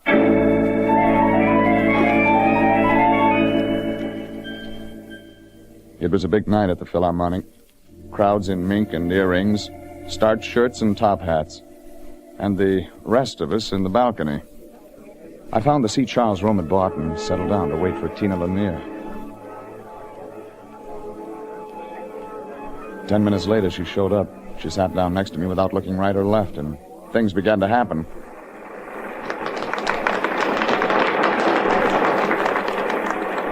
A tall, slim guy, gray at the temples, full dress, came out on the stage. He took a bow, and the audience calmed down. And I recognized him. The guy I'd seen going into Antonio Lanier's violin shop. I took a quick look at the program, but I didn't need it to know the guy with the baton was Robert Erlinger, Tina's harp teacher.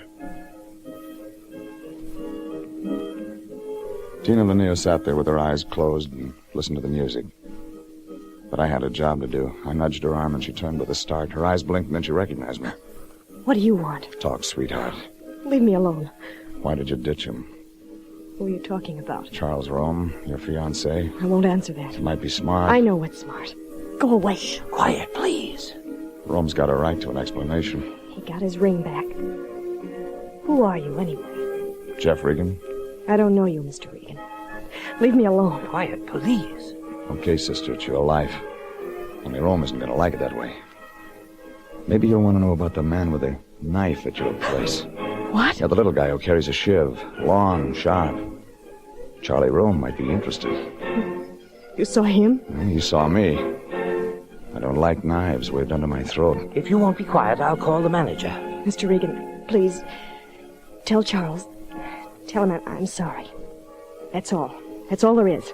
You're sure? Yes, I'm sure. Now, go away.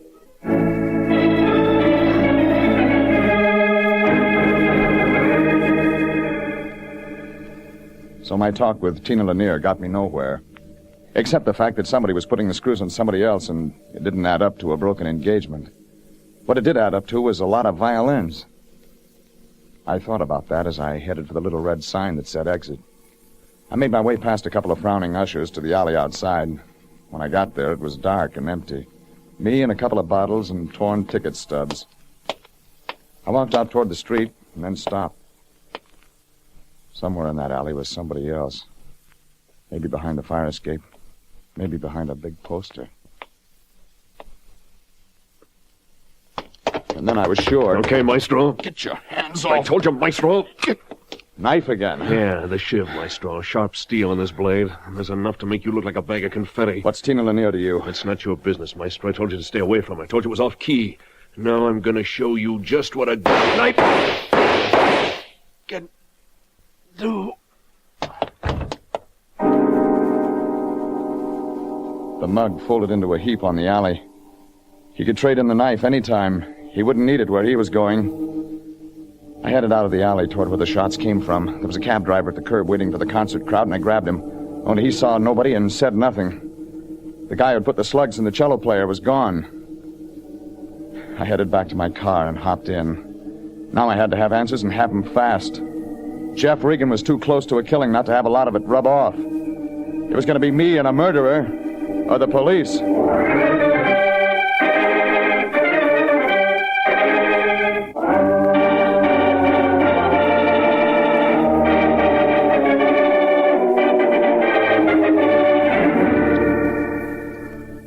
It started when a lovesick violinist hired the Lion and me to find out why his fiancée, Tina Lanier, gave him the go-by.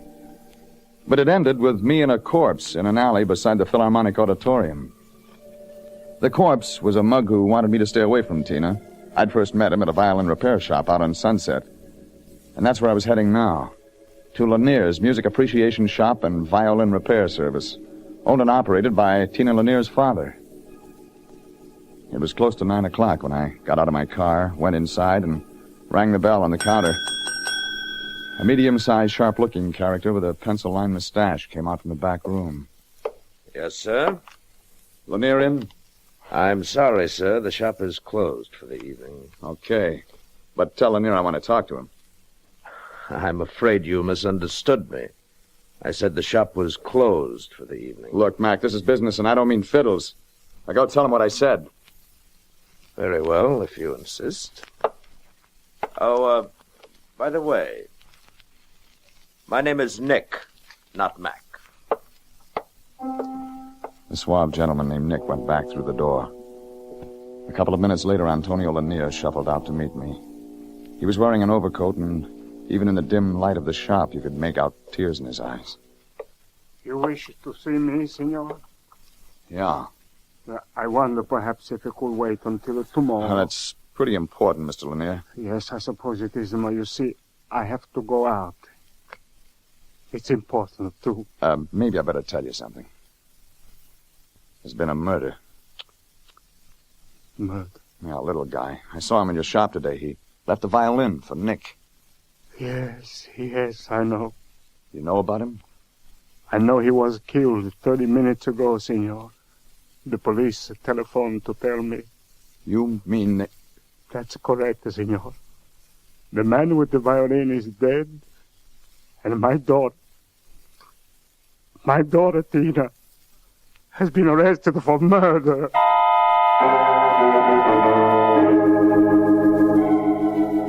Antonio Lanier walked out of the little shop, and I watched his bent shoulders as he shuffled off down the street. Then I realized what had happened. Tina Lanier had followed me when I left the concert. That meant she'd gotten to the alley just after the shots were fired. You could add the rest easy. A couple of ushers, maybe, hearing the shots, had run out and found her. That was enough for the police to take her in for questioning. Well, there wasn't much I could do until morning, so I headed home for some sleep. I dreamed about a group of excited figures all talking to each other. Only when I looked closer, they weren't people. They were violins.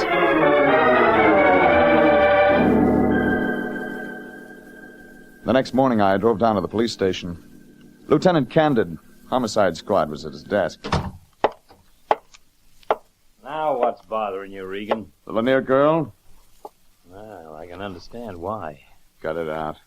I've seen some lookers in that cell, Regan. Remember the Pendleton dame a couple of years ago? Some woman. Chopped up her husband with an axe. What about Tina Lanier?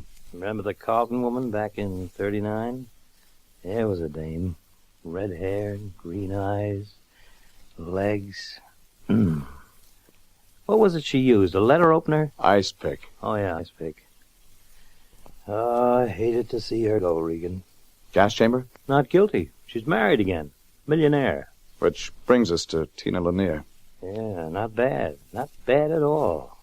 Maybe not the fire that Carlton woman had, but not bad. Get to the point, Candid. What have you got on her? She killed a guy, Regan. We call it murder. There's more. Sure there's more. There's always more. Like? Like she was found standing over the guy.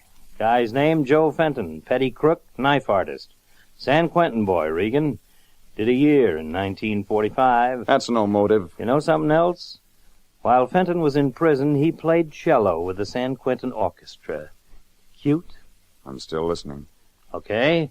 How about this? Tina Lanier's been dating Joe Fenton for 2 months. The boyfriend. What? That's right. Got witnesses for that. What's Tina Lanier to you, Regan? She was engaged to a guy named Charles Rome. Client. You betting on him? I'm not betting on anybody. I think you got the wrong customer. Oh, it's a drab job, Regan. Dames like Tina brighten up the place. You understand? Sure, I understand. Mm-hmm. See you around. Yeah, see you around.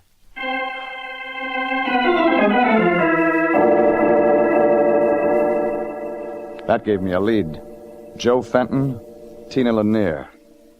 I headed for the office of my boss, Anthony J. Lyon. Only when I got there, I got another surprise. Sitting across the desk from him was Antonio Lanier. Violin case under his arm, circles under his eyes. Jeffrey, I've been looking for you. Mr. Lanier wants to talk to you. Well, that makes us even. Jeffrey, what on earth are you talking about? Mr. Lanier has retained us to clear his daughter, Tina. Mr. Lanier is a client, Jeffrey, a client. Is that right, Lanier? Yes, Mr. Regan. Yes, that's correct. Well, then, maybe you'd like to talk now. But Mr. Regan, There's questions, Mr. Lanier, like about Tina. Tina someday gonna be a fine artist. She will be recognized as a true... If she stays away from guys like Joe Fenton. Yes. Okay, Lanier. One more question. Who's Nick? What? Nick, your helper, the guy Joe Fenton left the violin for. Well, Nick is just as you say, my helper.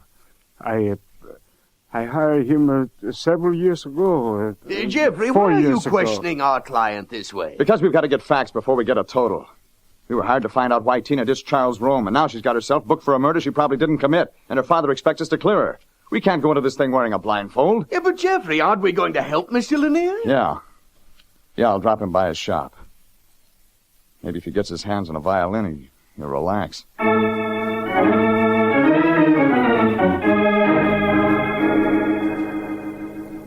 Lanier sat in the front seat as we drove out Sunset. He didn't say anything. His tired little shoulders were hunched forward as he stared out of the window, watching the traffic. In front of his shop, he thanked me again and went inside. I started to drive away and then stopped. A cab had pulled up behind me, and a tall, thin guy with graying hair stepped out. Under his arm, a violin case. Robert Erlinger, the guy I wanted to have words with. Dr. Erlinger, I presume? I beg your pardon? You got a minute? I don't know you. I know you. What is it you want? It has something to do with a murder. Your pupil, Tina Lanier, is on the hook. Yes. As a matter of fact, I was on my way to see Mr. Lanier to express my sympathy and to offer my services in any way. Okay. You want to help? A couple of questions. You play the fiddle? Mr. Regan, I play every instrument in the orchestra. Well, then why carry a violin? I was taking it to Mr. Lanier for repairs. Oh, you mind if I look? I don't see what possible interest my violin would hold for you. Well, just let me decide. Very well. But I must ask you not to handle it.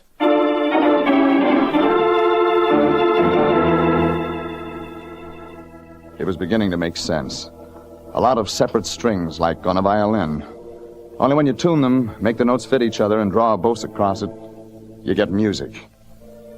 I headed for the downtown library and found a binding of all the issues of the San Quentin News, the prison paper, for the year 1945, the year Joe Fenton had dropped in.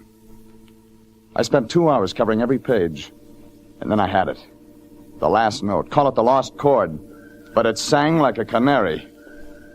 I checked for my gun and drove out toward Hollywood. It took me 30 minutes in the nighttime traffic, and then I was there. Yes, who is it? Regan. Who? Oh, it's you, Senor Regan. I'd like to have words with you, Lanier. Well, Senor, I'm very busy. I'm doing a rush job. So am I. So? Yeah, it's about Tina. Oh, well, then of course we will talk, Senor Regan. About Tina, I'm always willing to talk. Well, that'll save us a lot of trouble, Lanier. Yes. Please, sit down here. Thanks. Got a little story for you, Lanier. Short story, but covers a lot of territory. Yes, I'm listening, Senor. It starts with a guy and his daughter. A violin maker who put a lot of faith in his girl with talent. A guy who'd sell his soul to give the girl everything. Yes, that's true. This guy sold his talent for making violins. Sold it for dough so he could give his girl harp lessons. Maybe. Seems this guy made a mistake once. Went to prison for it. Mistakes? We all make mistakes? Sure. Only the guy I'm talking about made another one. While in prison, he met a couple of musicians in the prison band. They had ideas. Used the guy's talent for making violins. Phony masterpieces. Take regular fiddles and doctor them up so they look like real dough. You know. I know. You sold yourself back up the river, Lanier. For Tina. Yeah. Yes, it's true. But, Senor, such a talent cannot be wasted. Only Tina ditched a career in a nice guy like Charlie Rome for dough. Your mistake, Lanier. But she was not in her right mind. She didn't know what she was doing. But you did. You killed Joe Fenton, and your daughter's set to take the rap. No, I will not let her. Senor Regan, when you came in, I was thinking all alone, with my violins beside me. I had decided Tina will suffer no longer for my mistakes. I'm going to the police. I'm going to tell them everything. I'm going to... Lanier. I'm going to tell the police anything, Lanier. Medium-sized guy, pencil-lined mustache, gun in his hand. The guy I'd met the night before in Lanier's shop. Nick. Stay where you are, Regan. Ah, you're the other half of the team. You and Joe Fenton. Saw your picture about a half hour ago. That right? Library. Back copy of the San Quentin News. Picture of the prison orchestra. You and Fenton and Lanier. Oh, isn't that nice? Real nice. My picture in the paper. It's too bad Erlinger didn't see it. Before he let Tina talk him into bringing his violin here for repairs. Yes? I saw Erlinger's fiddle. A Guarnerius worth about $50,000. You used it to model from, to have Lanier make the phonies. Erlinger's a dumb cluck. He never knew the difference. Besides, he got his original Guarnerius back. Sure, he's dumb. That way. But so was Lanier. Quiet, easy-going little man. Probably would have lived to a ripe old honest age. You mugs hadn't dropped him. We just told Lanier what kind of a chance a man with a record had. We convinced him, Regan, he was better off using his brain for something lucrative. You mean you blackmailed him? You can call it that. He took persuading, but he's finished now. You just killed a guy. You're the one who's finished. Not yet. Bad timing. Oh, my wrist. Now we're even.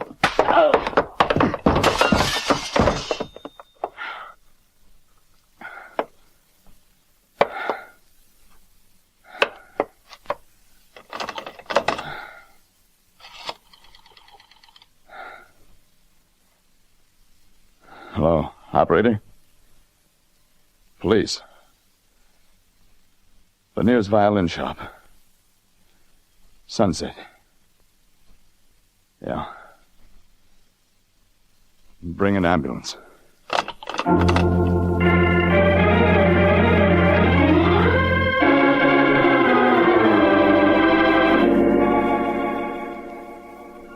It took a week to patch up the hole in my arm, but Antonio Lanier wasn't that lucky. He died, trying to do something right for his daughter, Tina. And maybe he succeeded. Tina Lanier and Charles Rome dropped in to see me a couple of days later. The scared look was out of her eyes, and even with the tears, there was something soft and warm. By the time I was in shape again, I needed a haircut so bad, even the dog catcher wasn't interested. And I figured my barber, Sam, could take the full afternoon for the job. Hey, what's the matter with you, Jeff? I never seen such a head of hair on St. Bernard. Busy, Sam. What do you mean, busy? Fellow with a soft job like you got's got no reason not to have his hair cut every 2 weeks, maybe 10 days. Jeffrey, here you are. I've been looking all over for you. Hiya, Fatso. Jeffrey, what's the idea of not showing up at the office? Just because you got a little bandage on your arm doesn't mean you can take a week off. You gave me the week off. I did not. Oh, yes, so I did. He caught me in a weak moment. Oh, well, that makes us even. Beat it, Fatso. I'm getting a haircut. Yeah, so I see. Needed it, too. Well, when you're finished, Jeffrey, I want you to report to the office at once. We've got a client.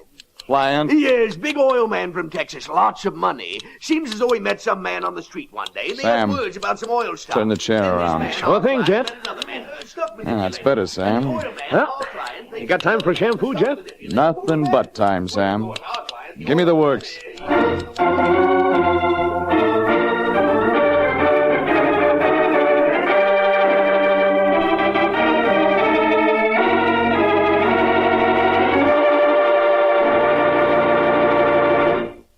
Jeff Regan, Investigator, is written by William Frug and William Fifield, produced and directed by Sterling Tracy, and stars Frank Graham as Regan with Frank Nelson as Anthony J. Lyon.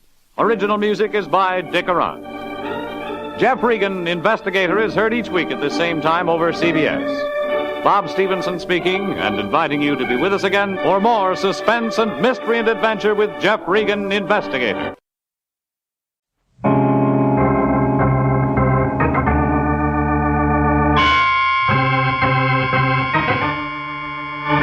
My name's Regan. I work for Anthony J. Lyon, Detective Bureau. They call me the Lion's Eye.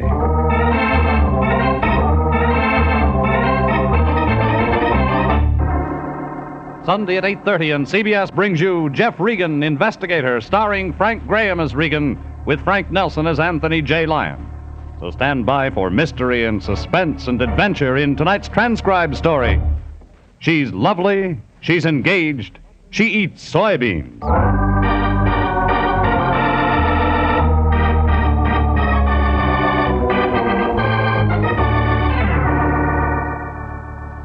This one revolved around a beauty, the kind that drives some men mad, some to murder.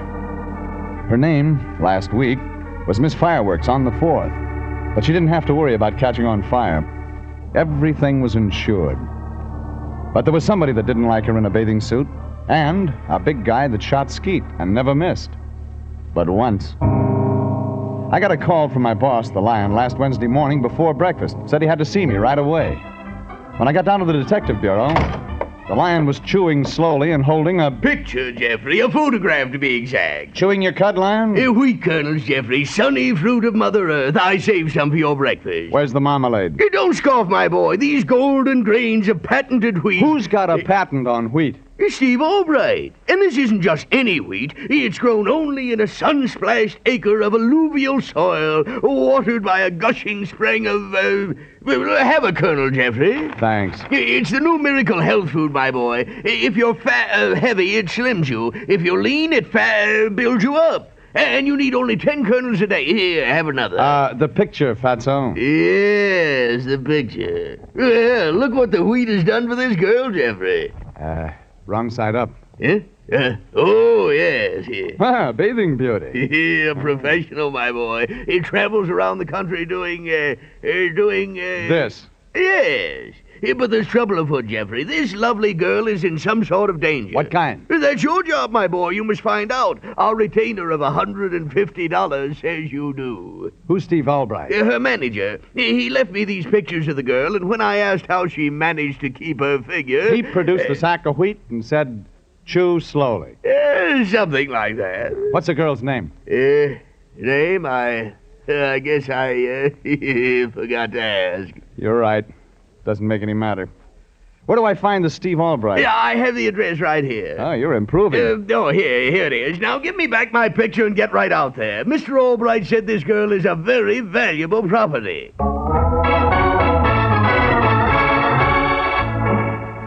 Some photographs lie, but these told the truth.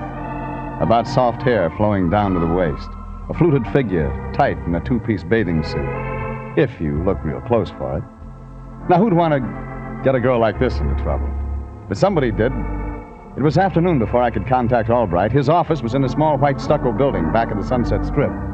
No elevators. The directory said Steve Albright, Massive Enterprises Incorporated, Suite 3. I found it. The door said enter. I entered. Regan, excellent. The office was one room, a desk, and... Steve Albright is my name. Perfect. Glad you got here so soon. Excellent. Glad to know you. Wonderful. You're thinking this is a small office, that Massive Enterprises is broke. I ask you to examine the books, Mr. Regan. You've paid us. They're somewhere in this drawer. Oh, here they are. Excellent. Where's the girl? We'll come to her, fine. Grand. The books. You see? I go back to 1948. That's when I found her. What do you call her? Actual name, Jerry Shoulder. Marvelous. But no one knows her by that name. As you can see in the books, Mr. Regan, it's always something like Miss Gold Coast. Mm-hmm. See, Chicago, $1,436.56. 2 days' work. Pictures, endorsements, radio shots. Mm-hmm. Good money for 2 days' work. Jerry was Miss Coal Tar Derivatives for the Duplan Manufacturing Empire. $2,769.84. In 3 days. Marvelous. Of course, the flower festivals and all have a bathing beauty contest, but they find it's much simpler and more advantageous to have a professional win. She knows how to pose, she knows what to say and do, and, of course, she's more beautiful. Makes sense. You say she's in trouble? We did very well in Kansas City as Miss Ground Round for the butchers. I want to know about now. Well, since we've been here, Mr. Regan, there have been innuendos, threats against her life. Why? I don't know. Well, here, you can see from a picture. You left pictures of her with Lion, I'm convinced. I mean, Mr. Regan, it's seldom that a girl comes along who has all... delightful. I mean, it's insured. Insurance is a wonderful business. Yeah, $100,000 overall. And Lloyd's of London will pay $10,000 if she injures those legs of hers. Mm-hmm. You want me to act as her bodyguard, eh? Precisely, Grand. Delightful. That is, if you feel you can resist her. You see, Mr. Regan, her value as a professional bathing beauty is ruined if she gets mixed up with men. Marries. Uh-huh. You, got a policy on that, too? $50,000. I promise I won't marry the girl. Your big job is to keep men away from her. What man? His name? Banyan. He's tall, good-looking. Yeah, I know him. It's cheap rackets here. Oh, excellent. Then we can do business. Just curiosity, all right, but what about the golden grains of patented wheat? Oh, that's just a sideline of our enterprise, Mr. Regan. Women wonder how Jerry Shoulder managed to keep what you see in this photograph, so we started a little health food business on the side. Yeah, another thing, if something happens to Jerry Shoulder, who gets the insurance money? Massive Enterprises. Which is? Me. I checked the insurance policies. They seemed genuine. I asked where I could find Jerry Shoulder and was told the beauty parlor. Where else? And that's where I headed, only instead of a parlor, it was a beauty salon. The doors were plate glass, the doorman, an electric eye. The plate glass swung out. I swung in.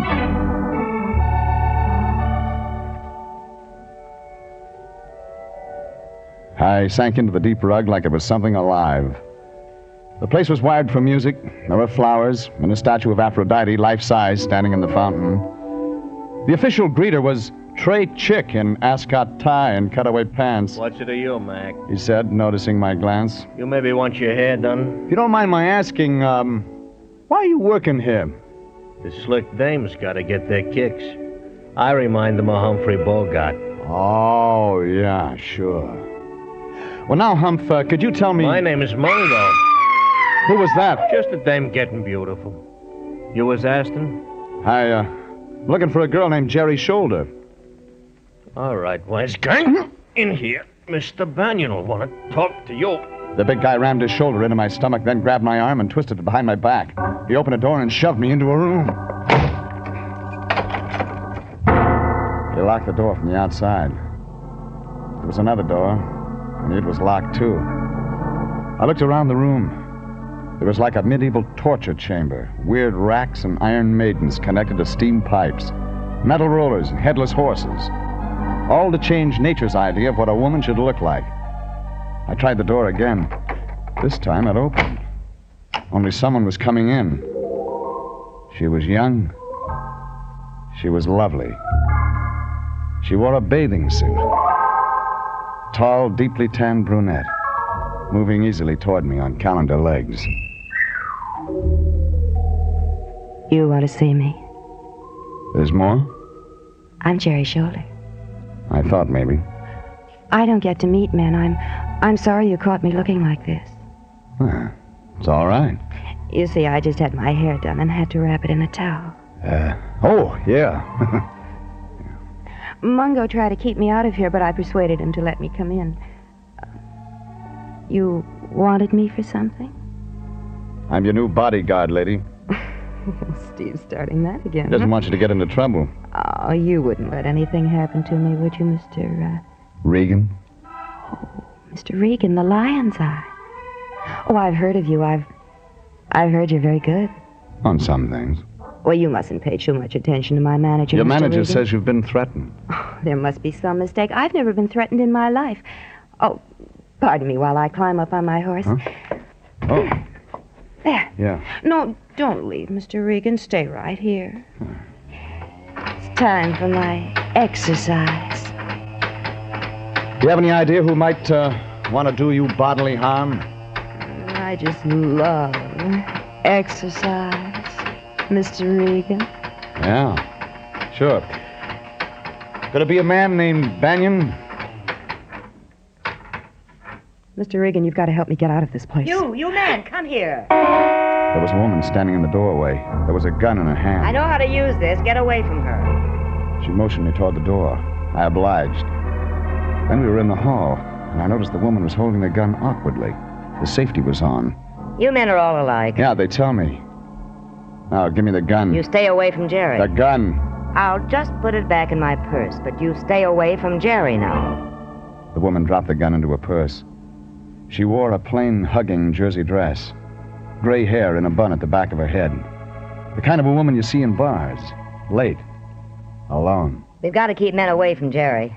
I'm sorry if I frightened you. Don't tell me you're a private eye. No. I'm Martha, Jerry's wardrobe mistress. I keep her bathing suits in cool, dry places. They're latex, you know. Do you know a man named Albright? Well, sure, that's Jerry's manager. He's the one that told me to protect Jerry, keep the men away. Well, then why didn't you do it? The way she came walking in, anybody could have got to her. I was busy for a moment in the back, looking for a cool, dry place. Does Jerry know a small-time racketeer named Banyan? Well, if she does, I don't know about it. And I'm with her constantly. Yeah, like today. Oh, I'll bet you're Jeff Regan. Yeah, so Albright told you I was on the case, He huh? tells me everything, Mr. Regan. Well, maybe he can tell you why Jerry didn't follow us out into the hall. It does seem We strange. better take a look in that room. Jerry's shoulder was gone, out the other door. But we still had a catch. Standing in the middle of the 17th century chamber of mechanical horrors was a 20th century mess. The ape in ascot tie and pearl buttons, only now his clothes were torn, his face scratched and bleeding. All right, where's the girl? I was only trying to help. Wake up, will you? Where is she? Mr. Banyan, he said... Banyan again. Keep her safe from guys. Snap he said. out of it, will you? I couldn't hit his girl. I tried to hold her. She hit me and scratched me. Is she still in the building? She even screamed at me, but I couldn't hit his girl. Banyan, sure. And I know where to find him.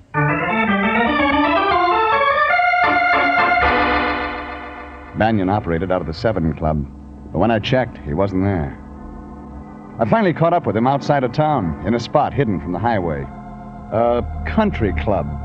A gambling joint that featured bare-knuckle bouts, cockfighting, and now, Banyan, with a shotgun in his hands, shooting skeet. Pull!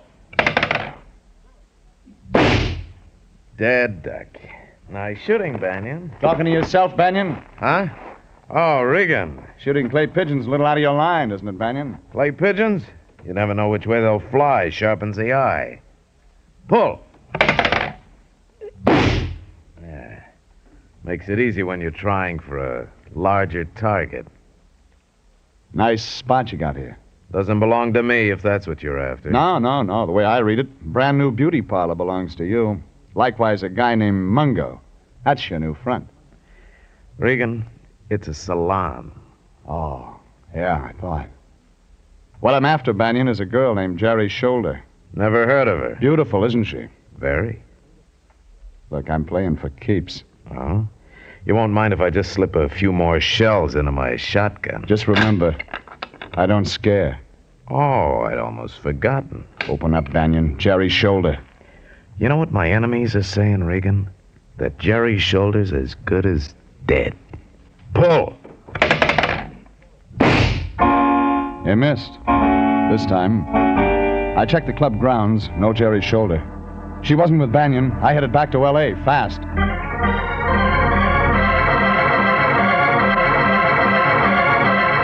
It was late when I reached L.A. I had to get the line. I phoned him at his apartment. Nobody home. I called again 15 minutes later. Still no answer. I was getting worried. I went to his apartment. He wasn't there. I checked with the janitor. He told me the line was on the roof. That's where I found him. In bed. Lion. Hey, Lion. Lion Detective. Oh, it's you, Jeffrey. Why the Boy Scouting on the roof? I'm sleeping in nature's own clean, sweet air. Ah! My boy.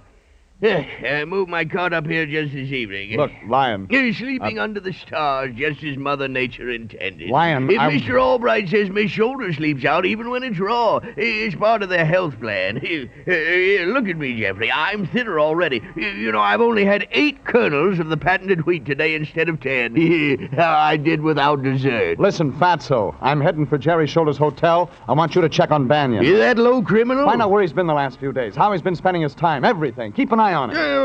All right, Jeffrey, if you insist. I insist. Do you think you'll find Miss Shoulder at a hotel? Maybe. If she's alive.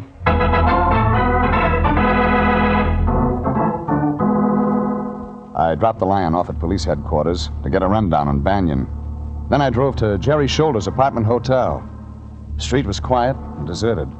Most of the windows were black, just a few lights here and there. Patio balconies. Very swank. Inside, there was a self-help elevator. I went up.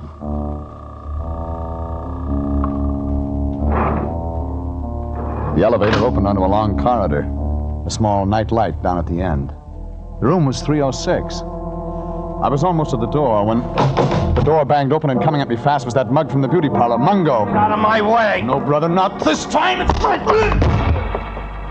My fist found his stomach as soft as pie. He doubled and fell. I jumped over him and ran into the apartment. The lights were on. The living room was empty. I tried the bedroom. The light was on in there, too, glaring white on what I didn't want to see. There was a body lying across the bed. Not Jerry's shoulder. A man's body, a bullet through his chest. The dead man was Steve Albright. The ripped sheet that covered him was stained purple.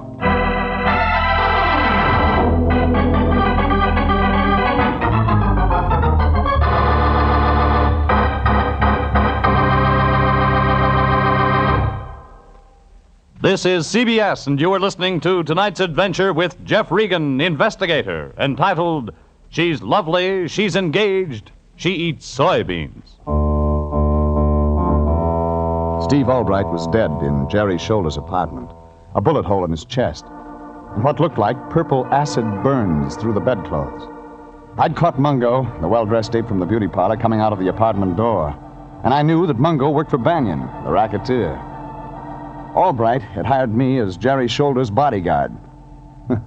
He'd have done better to have hired me as his. I called Candid at Homicide. Now, the police photographers were gone. We were waiting for the coroner. Candid sitting on the bed next to Albright's body. Candid was eating Fig Newtons. Well, I'm glad you held on to Mungo, Regan. You think he did it, Candid? Open and shut case. You know, Jerry Shoulder was insured, but plenty. Yeah, you said. I called the night number of the insurance company right after I called you, Candid. They said all their policies were in effect but one. You know which one? I'm not interested, Regan. I've got the killer. It was the one that would have paid off to Albright. The deceased. If Jerry had married. That policy lapsed a month ago. Well, my insurance is always lapsing. Yeah, well, this one lapsed because Albright married Jerry Shoulder himself. What? The company wouldn't pay on that. And Albright couldn't let it out because there's no such thing as a married bathing beauty. So Mungo was nuts about the dame. She gives him the come on. He finds out about her being married, comes up here and... And? Have a Fig Newton, Regan. They're real fresh. And? Well, he was going to kill the girl, like they all do, Regan. You know that.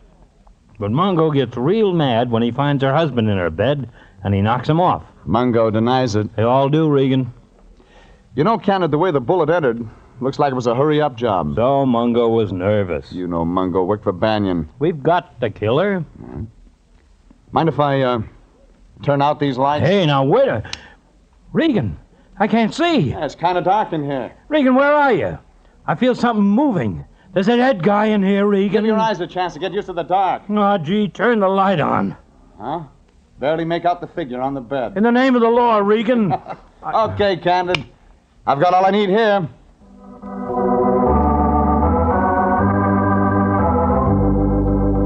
I left Candid and the dead man and headed for my car. But I saw something across the street that stopped me. A long black convertible with the top up. Over the wheel, I could see a face. Banyan. I ran across the street, grabbed the door handle just as the car started to move, opened it, and pulled the handbrake. Take it easy, Regan. You're liable to get hurt. Are you waiting for someone, Banyan? What I do's my business. Been up to Jerry's apartment tonight, Banyan? Cops having a ball over there, Regan? Yeah, a real party. They're serving refreshments. Fig Newtons. I stopped laughing in 29. Maybe you've been in the building. Just got out. You were leaving without saying goodbye. Where's Jerry's shoulder, Regan?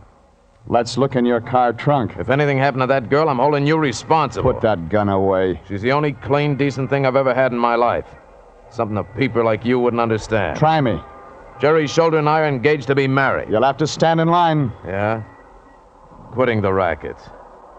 Sure, at first I was just playing around with Jerry, but then I found she was... different. A decent dame. You've known Jerry's shoulder how long, Banyan? 3 weeks? Ever since she's been in town. Yeah, maybe 3 weeks. How'd you meet her? I answered a lonely heart's ad. Look, Banyan, I know you started that beauty shop front so you could meet Jerry there, or have her brought there so you could be nearer.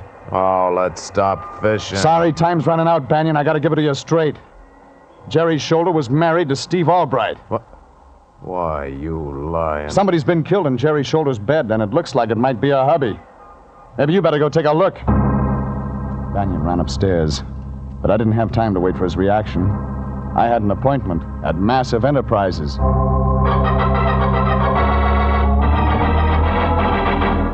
It was 4 a.m. now. A clear sky pouring cold moonlight down on the deserted stucco that housed Massive Enterprises Incorporated. The outside door was open. Steve Albright's office was locked. It opened on the 3rd key. I tried. I snapped the overhead light on. Everything just as I remembered it. I opened the desk. and found what I wanted. When Steve Albright had said that massive enterprises consisted of himself, he was almost right. The health food sideline was in the name of Martha Highgate. I used the phone to raise the line. Tried every place I thought he might be. Then tried the office of the Detective Bureau. Yeah, Anthony J. Line, Detective Bureau. Anthony J. Me, Line. Fatso. Oh, Jeffrey, my boy. I've been trying to locate What'd you get on Banyan? That's what I wanted to tell you. I picked up his trail at the 7 Club. He was with Jerry Shoulder. Well, yeah. Yeah, I just talked to Banyan. Yeah, I'm not surprised, Jeffrey. I took his girl away from him.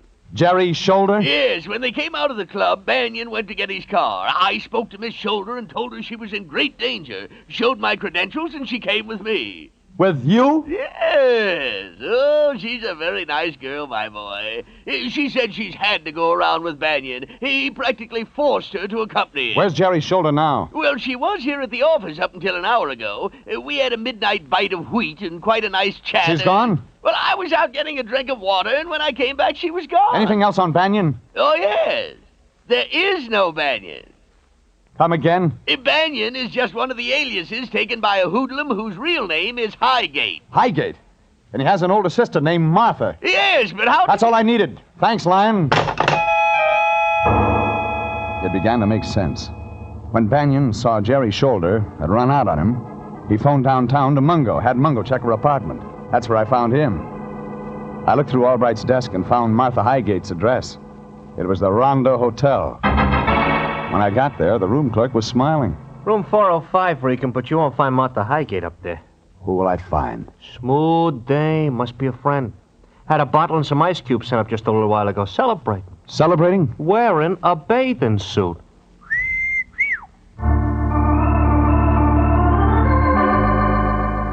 I went upstairs and knocked on the door. I waited. Then I felt the knob turn in my hand. The door opened. And there, in a tight-fitting bathing suit, stood... Ah, come in, Mr. Regan. Hey, wait a minute. You're not Jerry Shoulder. Come in, Mr. Regan. The room was dim, in pink light. There was a rosy globe hanging down from the ceiling. A phonograph was playing. And the woman was the bathing beauty's wardrobe mistress, Martha Highgate. Drink, Mr. Regan? No, thanks, lady. Oh, don't you like me? Just a little. I'll like you more after we talk. Do you like me in this light? See, I've kept my figure young, Mr. Regan. You can't cheat Father Time with a pink light, lady. My hair looks almost black, if you don't stand too close. It's long, Mr. Regan. You even had the bellboy fooled with that bathing suit and your hair down, Mother.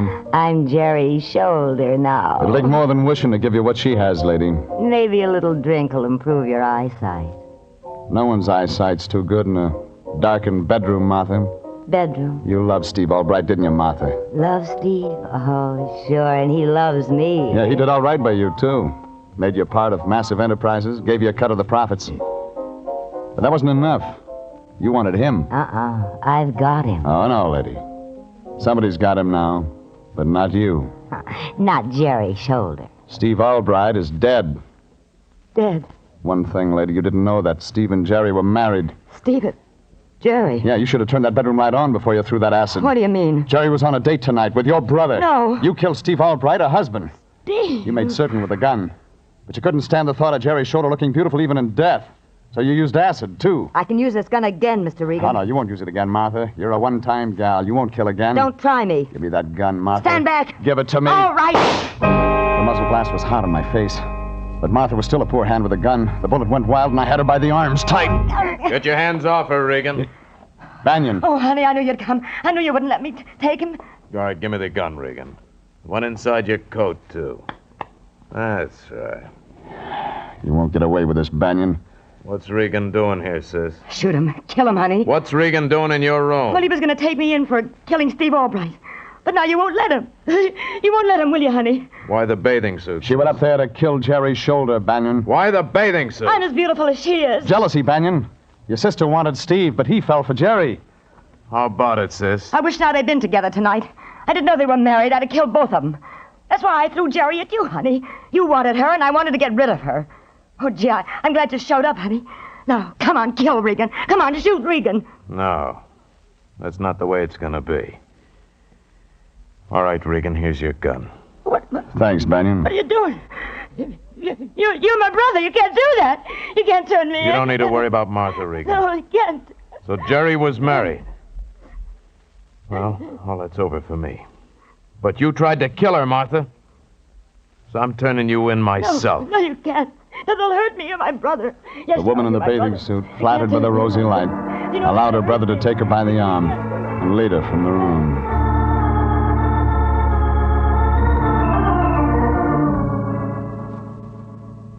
Banyan delivered his sister to Candid down at Homicide, but to make sure, I followed Banyan's car all the way. Too bad about Banyan.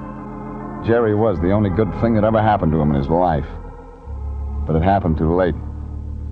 Anyway, Candid finally found the scared Jerry shoulder, released Banyan's sidekick, Mungo, and that put a period.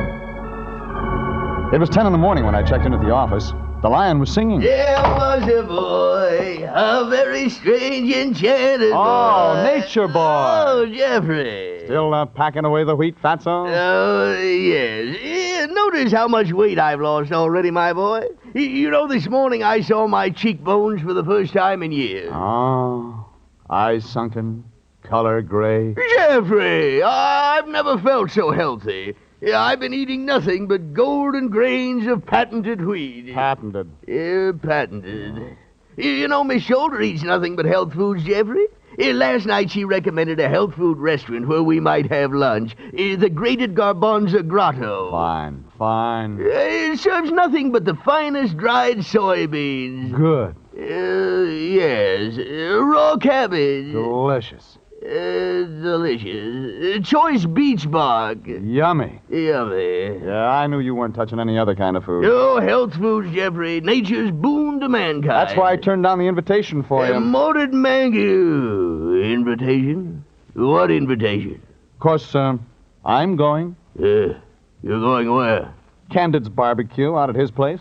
You were invited, but I knew you wouldn't be interested. Barbecue? No, you wouldn't want hot buttered corn. Corn? Rich Caesar salad. Salad. Mounds of golden brown French fried potatoes. Oh! Steaks 4 inches thick. So long, Lion. Jeffrey, wait for me!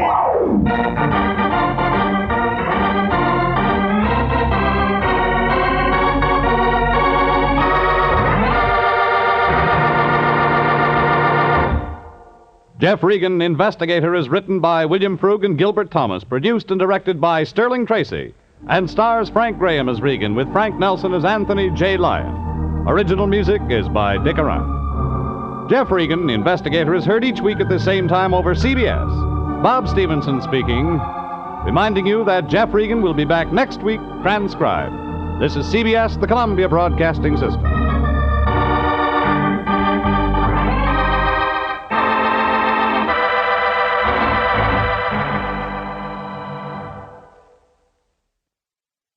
Frank Graham was born on November 22, 1914, in Detroit, Michigan.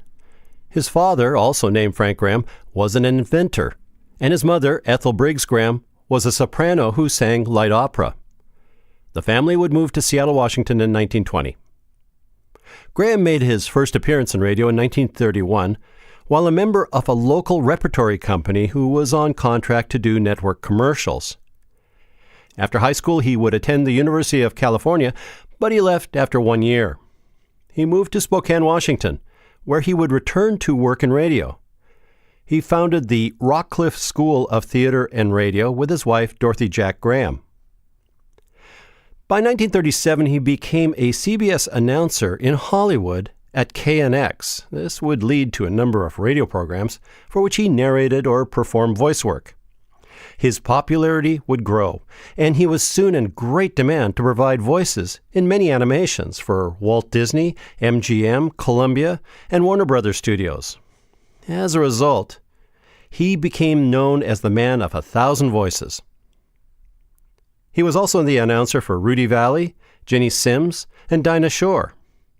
He was the wandering vaquero in The Romance of the Rancheros. He would appear in many popular shows such as Lub and Abner, Theater of Romance, The Cavalcade of America, Columbia Workshop, Command Performance, Stars Over Hollywood, The Whistler, and many more. And oftentimes, Graham supplied the voices for more than one character. The Internet Movie Database credits him with 57 movies and 3 documentaries, mostly as uncredited voiceover work. In addition, Graham did appear in the lead role of a 1943 movie, The Adventures of Cosmo Jones.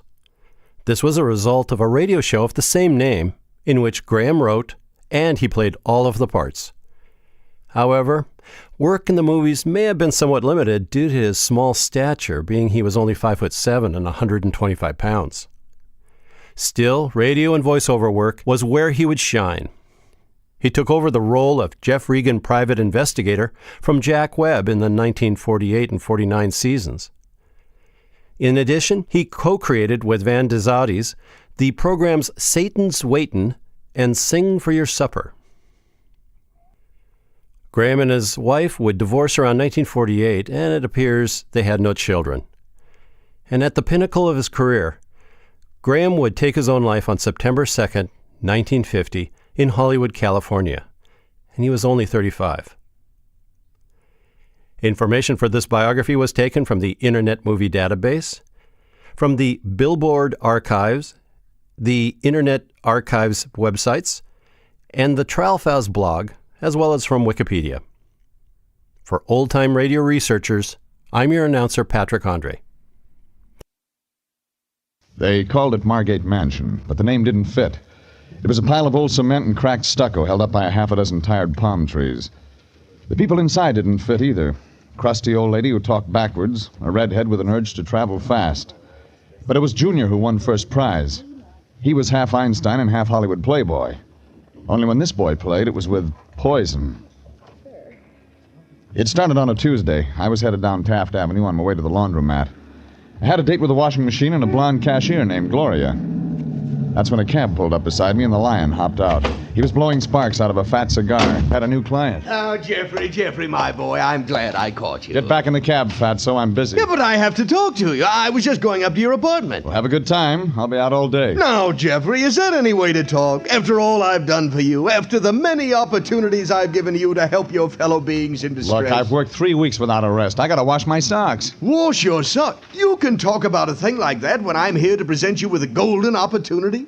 An opportunity to demonstrate our humanitarian sentiments? A chance to lift one who is in trouble? How much did you lift from him? $100, and it's not him, it's a her. Oh, it's really a very simple job, Jeffrey, very simple. I've just been over there. Lovely old house, fine old family. The Margates, flower of the old South. Gone to seed. Yes. But you know how it is with descendants of old families. Fresh young growth choked back by the weeds of the old family stock. The fresh new plants smothered by decay and ruin. Try Figaro. Regan, you don't seem to understand. We've been retained by Mrs. Margate. It's about her nephew, Hilary Margate. Strange youth indeed. Needs watching. Mrs. Margate needs protection. I tell you, it's a very serious matter. Well, so's my laundry. Regan, will you listen to me? There's another choice? Yes. See Mrs. Margate, root out the facts. Get her a gardener. She doesn't need a gardener, she needs you. Now, don't give me any more trouble. Okay, sweetheart. Here. Wait a minute, what's this? My laundry. Put the shirts and socks in a washing machine. Put 2 bits in the slot. And stay away from the blonde. She doesn't like cigar smoke. Regan, you mean this means that you will see Mrs. Margate? Don't try to be coy. You knew I'd see her the minute you stepped out of that cab. You're damn right. I walked up Vine and turned right past Franklin. All the places up there are old, but Margate Mansion was old when William S. Hart was Gene Autry. A bunch of stucco turrets with a widow walk on top, made out of wood, turned down by the termites. But I was looking at what was standing in the front bay window, looking at me. Red hair and wide eyes and a complexion like skim milk. She was what answered the door when I twisted the old-fashioned bell. Hello. I saw you from the window. Yeah, I saw you seeing me. Well, come in. Come in, please. Thanks. I hope you don't mind the disorder. I'm afraid Your name? Regan. Oh. Well, sit here, Mr. Regan. Please don't mind the dust on the sofa. No one nice ever comes, so it doesn't matter. I like you. I want you to stay. It shows. You're not married or anything like that, Mr. Regan. Nothing like that. Oh, that's nice. I'm not married either, Mr. Regan. I heard it was Mrs. Margate. Oh, that's my aunt. I'm not married at all. Mr. Regan, you didn't just come to see my aunt. I've got a lot of time. Oh, I've been foolish again, haven't I?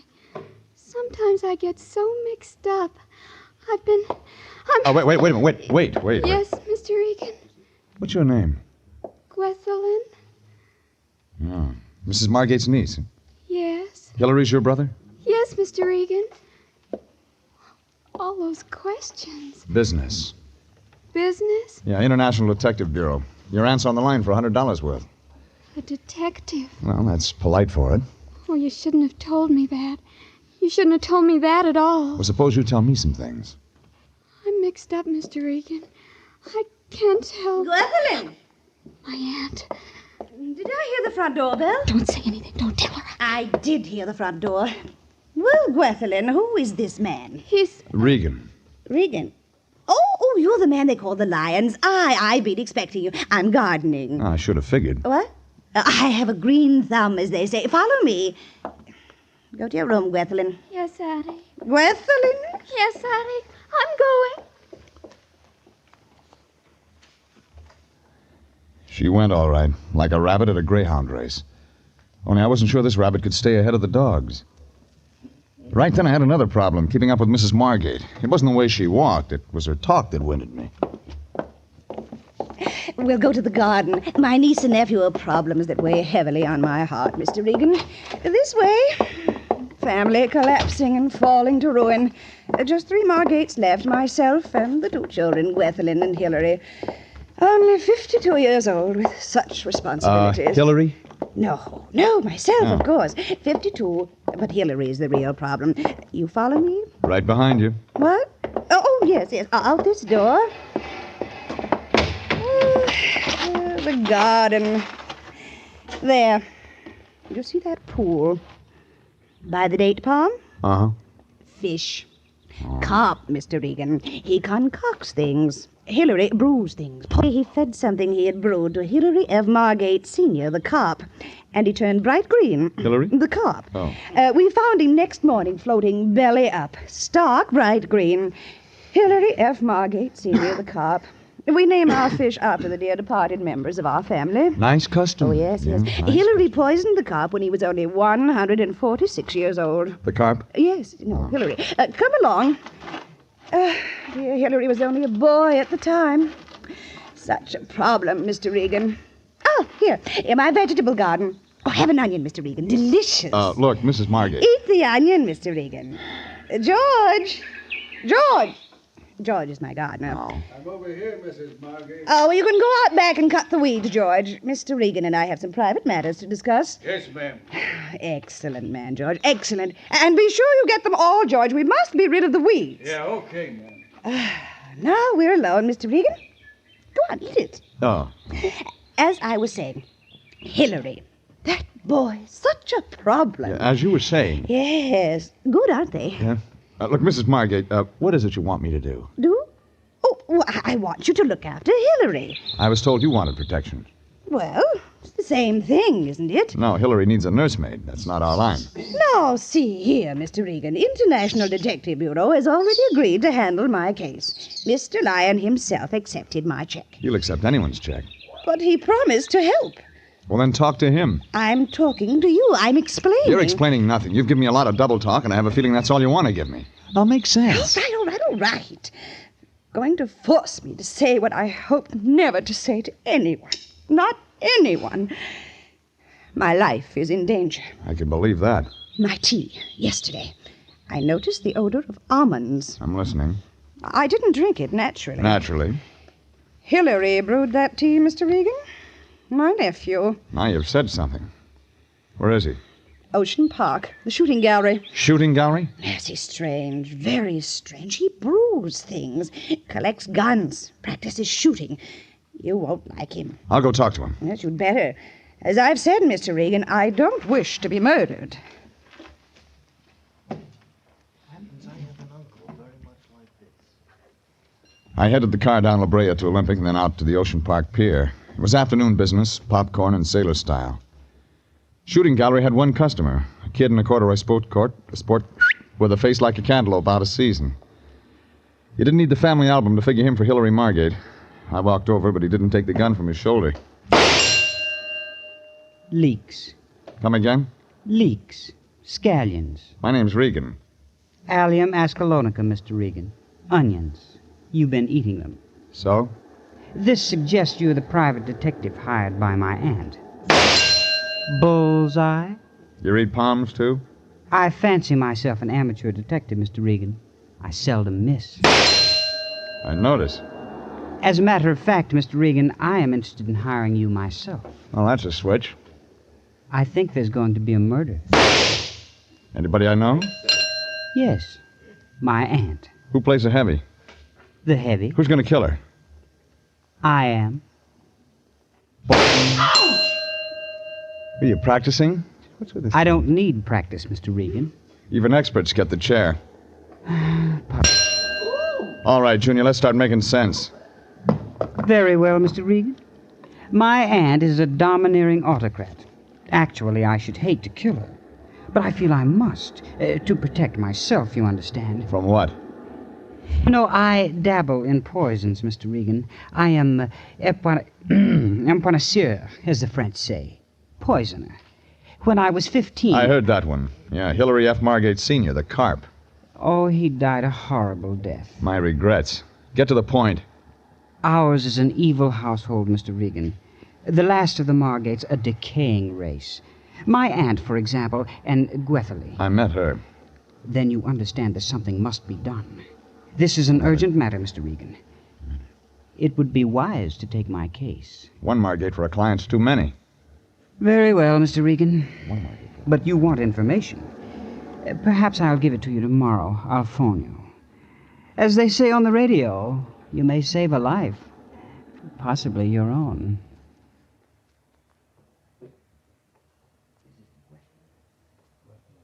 Made a real funny joke the way he said it, only I wasn't laughing. And neither was he. I got in my car and started for town to tell the lion he'd been underpaid. All the way in, I kept getting a picture of a mechanical rabbit going around a track. I tried putting Gwetherlin's face on it, and Mrs. Margate's, then Hillary's. The others didn't fit. Gwetherlin's did.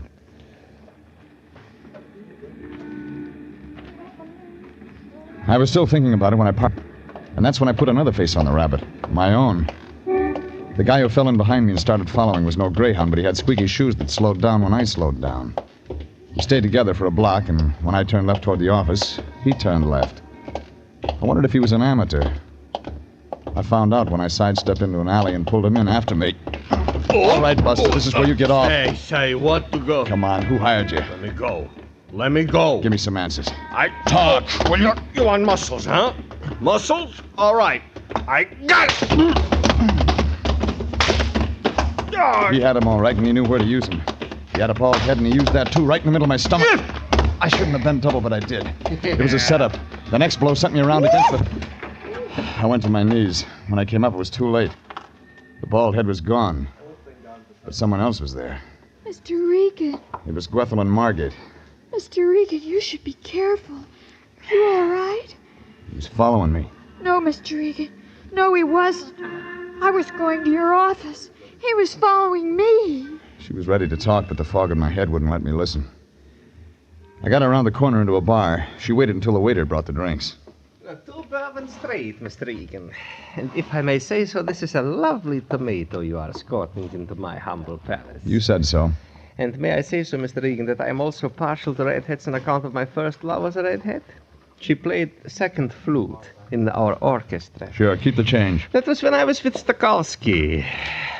The Hollywood Bowl. How well I remember. Me and my fiddle. We made together beautiful music. Me and the fiddle, you understand, not the redhead. She gave me nothing but the cold shoulder on account she was hot for a guy that played bass. Come on, you told me that story yesterday. What, you don't wish to hear the story of my life, Mr. Regan? Well, it was the same way with Mr. Stokowski. The artist is lost in the world of today. Oh, no. All right, now we can talk. I don't know, Mr. Regan. Who was following you? Oh, it doesn't matter. I'm used to it, Mr. Regan. Who was the mug? It doesn't matter, Mr. Regan. It's too late anymore. I thought... You thought what? I thought you'd help me, Mr. Regan. I was on my way to your office. Why? There's going to be trouble, Mr. Regan. Serious trouble. What says so? Everything. Hillary, my aunt, they're all acting so strangely. And those people who come to the house. People? Who? I don't know. The man who was following me's one of them. Something strange is going on, Mr. Regan. Something terrible. You still haven't told me anything. Don't you see? It isn't anything I can tell you. It's a feeling. A terrible feeling. Everything's wrong. I've got to have facts, lady. I don't... Wait, there's one thing. Yeah? The gardener, Mr. Hendricks. George? Yes. My aunt knows him, Mr. Regan. Better than just a gardener. And something else. What? George has been in prison. I know he's been in prison. I heard him say something once on the telephone. To who? I don't know. There's so much I don't know. Well, that makes two of us. You don't believe me. You've got to believe me. Something terrible's going to happen. Sure. Hillary's going to kill your aunt. What? Hillary? Oh, no. No, that's not it at all. It's me they're going to kill. Don't you see? They're going to kill me. After that, I couldn't get anything out of her that made sense. I loaded her into a cab and then walked over to Pershing Square to feed the pigeons. Maybe something would come to me. Nothing did, except pigeons. After a while, I went over to the Examiner morgue to look up George Hendricks. There was nothing, not a word. But the Lion has ways of finding those things out, so I went back to the office. The Lion had information, all right, but not the kind I expected. Regan, where have you been? I've been calling every saloon in the city. You got the wrong one. I often wonder why I hired you. Okay, Fatso, why the steam? I'll tell you why, because you were supposed to be on the Margate case, that's why. Well, what do you think I've been doing? I know what you're going to be doing. You're going to go out to the Margate mansion right now and fast. They just found Hillary Margate in his room. He's been shot through the head. Under the bed. In his little beanie. This is CBS, and you're listening to the story of the Little Man's Lament. Tonight's adventure with Jeff Regan, investigator. Cut the entire thing, and we go into Regan theme. And now... Down for Joe Graham.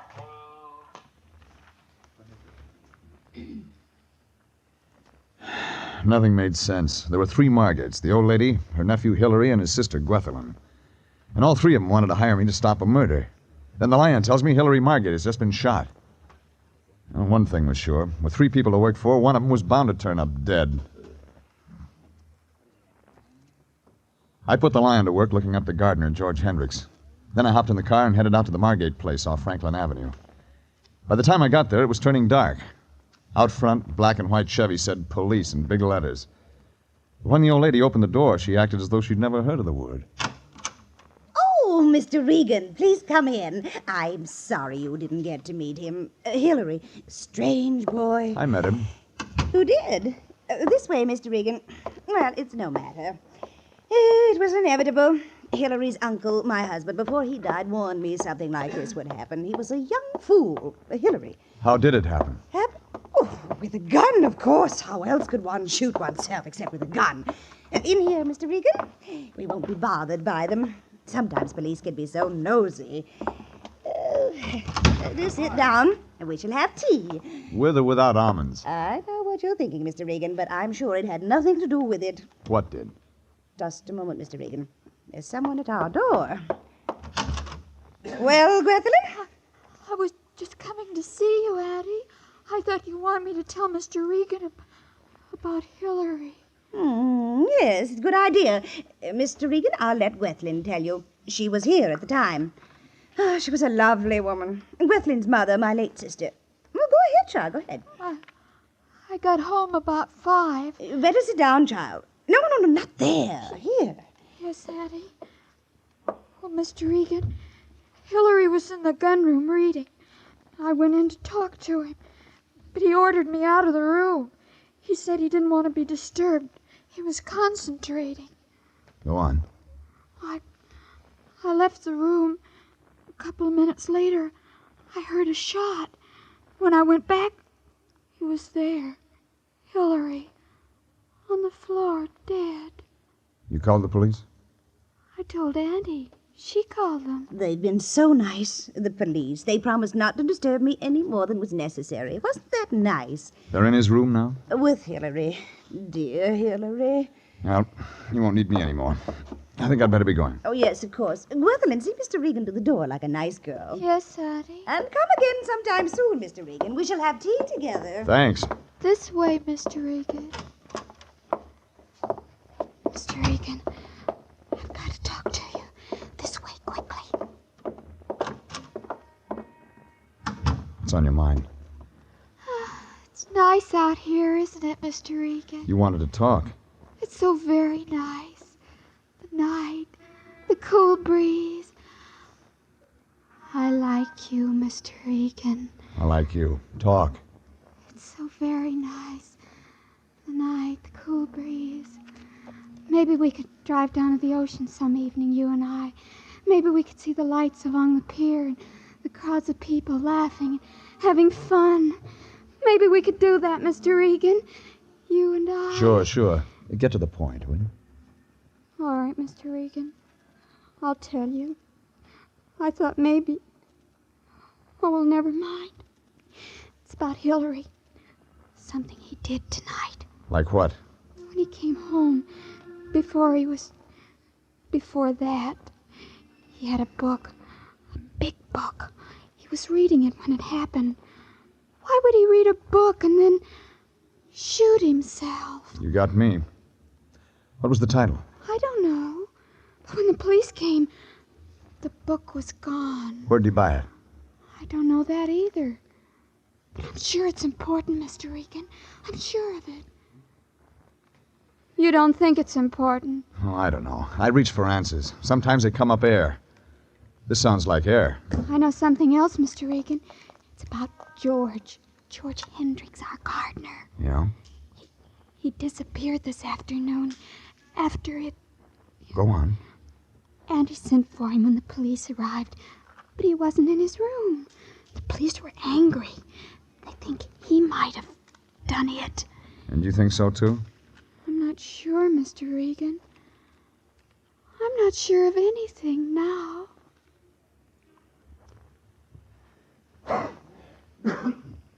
She turned and ran into the house and left me with a lot of night air and cool breeze.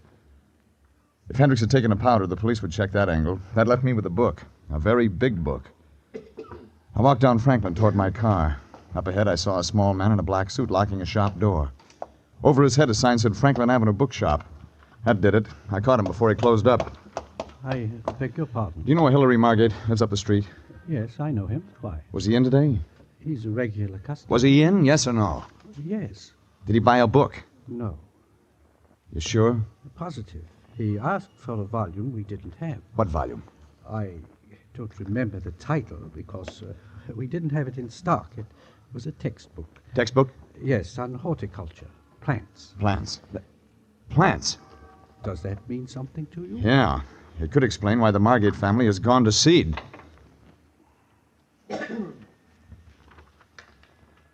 It was crazy, but it was beginning to untangle. I headed for my car up the street, but before I touched the starter, I found out I had company. All right, Regan, drive. The gun in my back told me a minute. One look in the mirror told me he was George Hendricks. All right, you're calling him. Where to? Your apartment. I want to talk.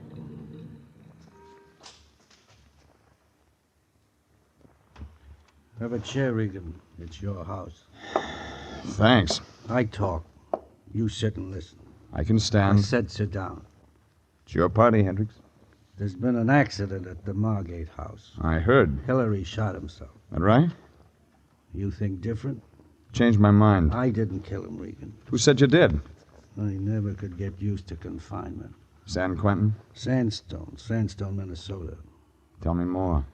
Listen, Regan, the police don't like guys with a record. What was your rap, Hendricks? Checks, something like that.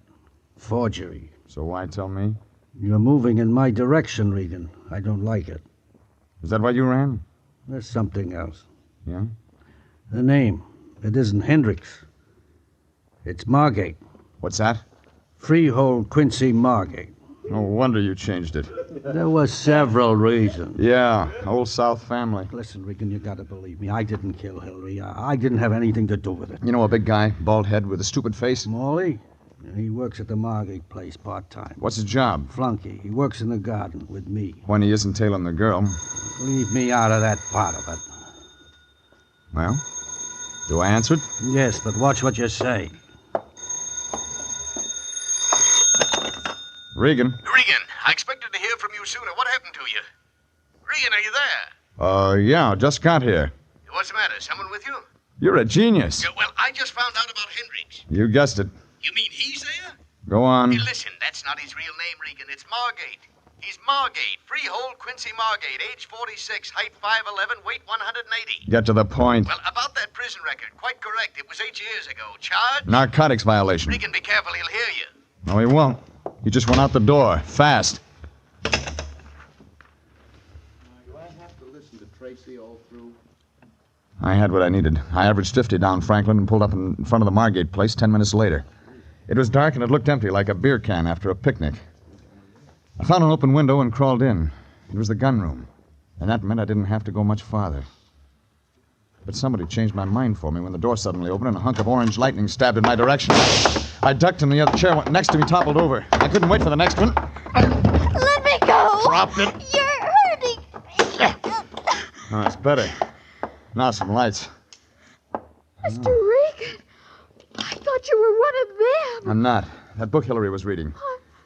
I'm in a hurry, baby. You already know, don't you, Mr. Regan? All right. I didn't see it closely. It had pictures of plants. Like the ones in your backyard? Yes. I didn't know what it meant Until Hillary got it.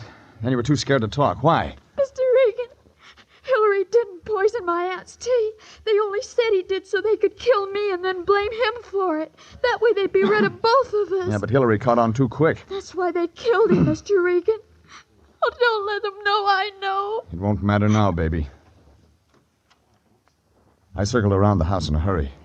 Empty. Then I tried the garden. That's when I saw it, 50 yards behind the house. A strange light at first, then something red that began to grow. Then smoke and more smoke. I ran for the back of the garden in the flames. She saw me coming. Stand back, Mr. Regan.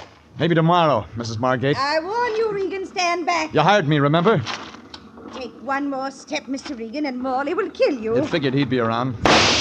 Put the gun down, Morley. That smoke's getting in your eyes. No. Shoot him, Morley. Shoot him. You're late for that. I dove across the column of smoke and caught his arm as he tried to find me with that gun. I got to him first. I owed him something for what he'd given me in the alley, and I paid him back with interest. The old lady just stood there and glared at me, the fire reflecting in her eyes. It took me 10 minutes in my best sport coat to stop the blaze. Oh, that's a change right there.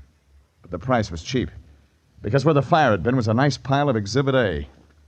It looked just like an ordinary plant, but the police call it marijuana. I don't want a marijuana.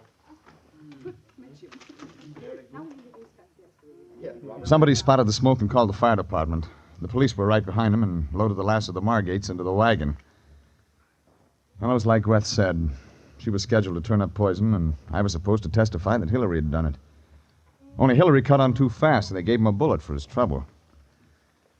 After I finished up at headquarters, I went to the office and filled the lion in. He was disappointed. And this fella the police picked up at the depot, this Hendricks, he wasn't the culprit we were looking for? He was under the old lady's thumb like the rest of the family. She blackmailed him into growing the stuff. With his record, he couldn't afford to squawk. He couldn't afford to squawk. How do you think I feel? Well, you got a check for $100, didn't you?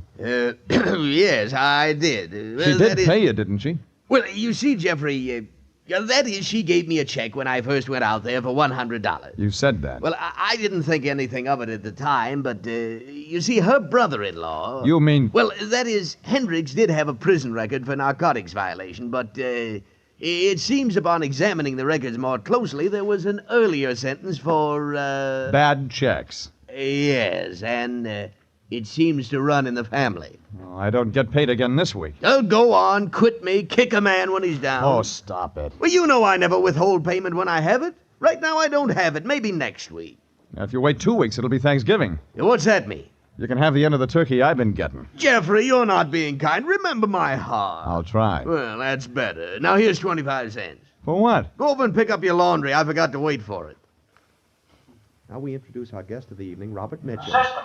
We'll be back in just a minute. This is CBS, the Columbia Broadcasting System. Bring a chair. Jeff Regan, Investigator was one of countless private detective series that proliferated in the years following World War II. It initially featured Jack Webb in the title role. Webb was coming off his work in Pat Novak for Hire, followed by Johnny Madero, Pier 23.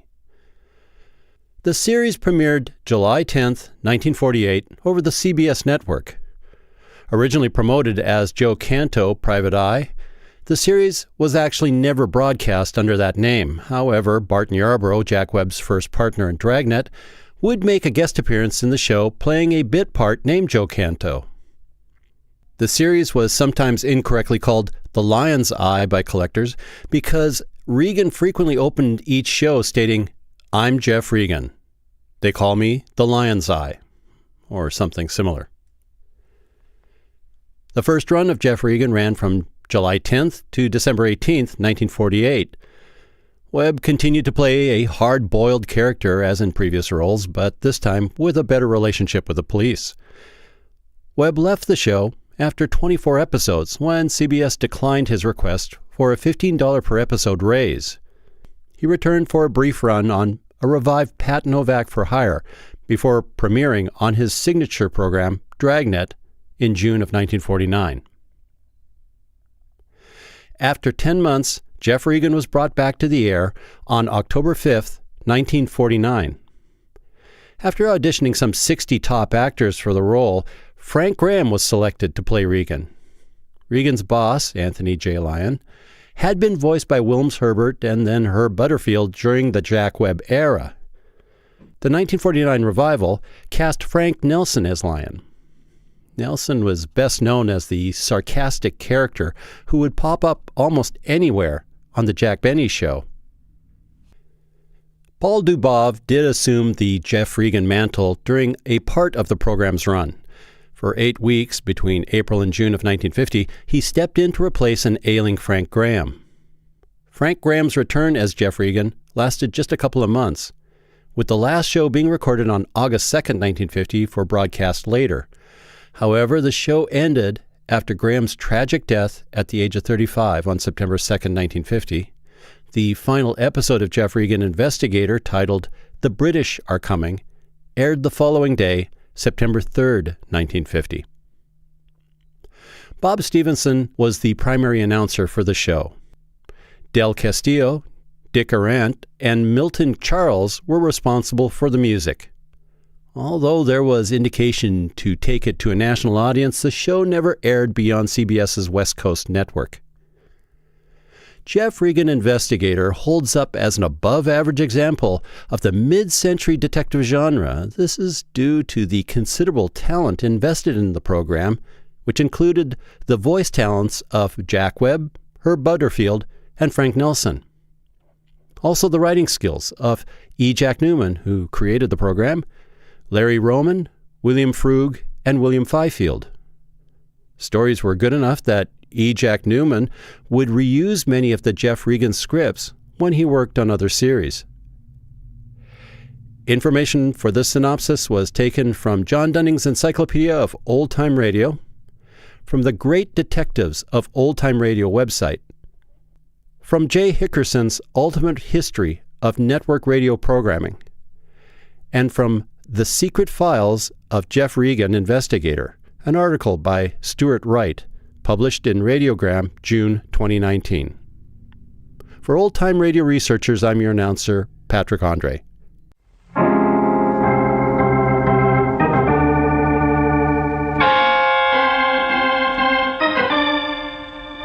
My name's Regan. I work for Anthony J. Lyon, International Detective Bureau.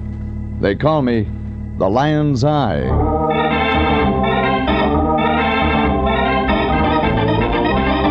Wednesday at 9, and CBS brings you Jeff Regan Investigator, starring Frank Graham as Regan with Frank Nelson as Anthony J. Lyon. So stand by for mystery and suspense and adventure in tonight's story of Some Enchanted Carhop.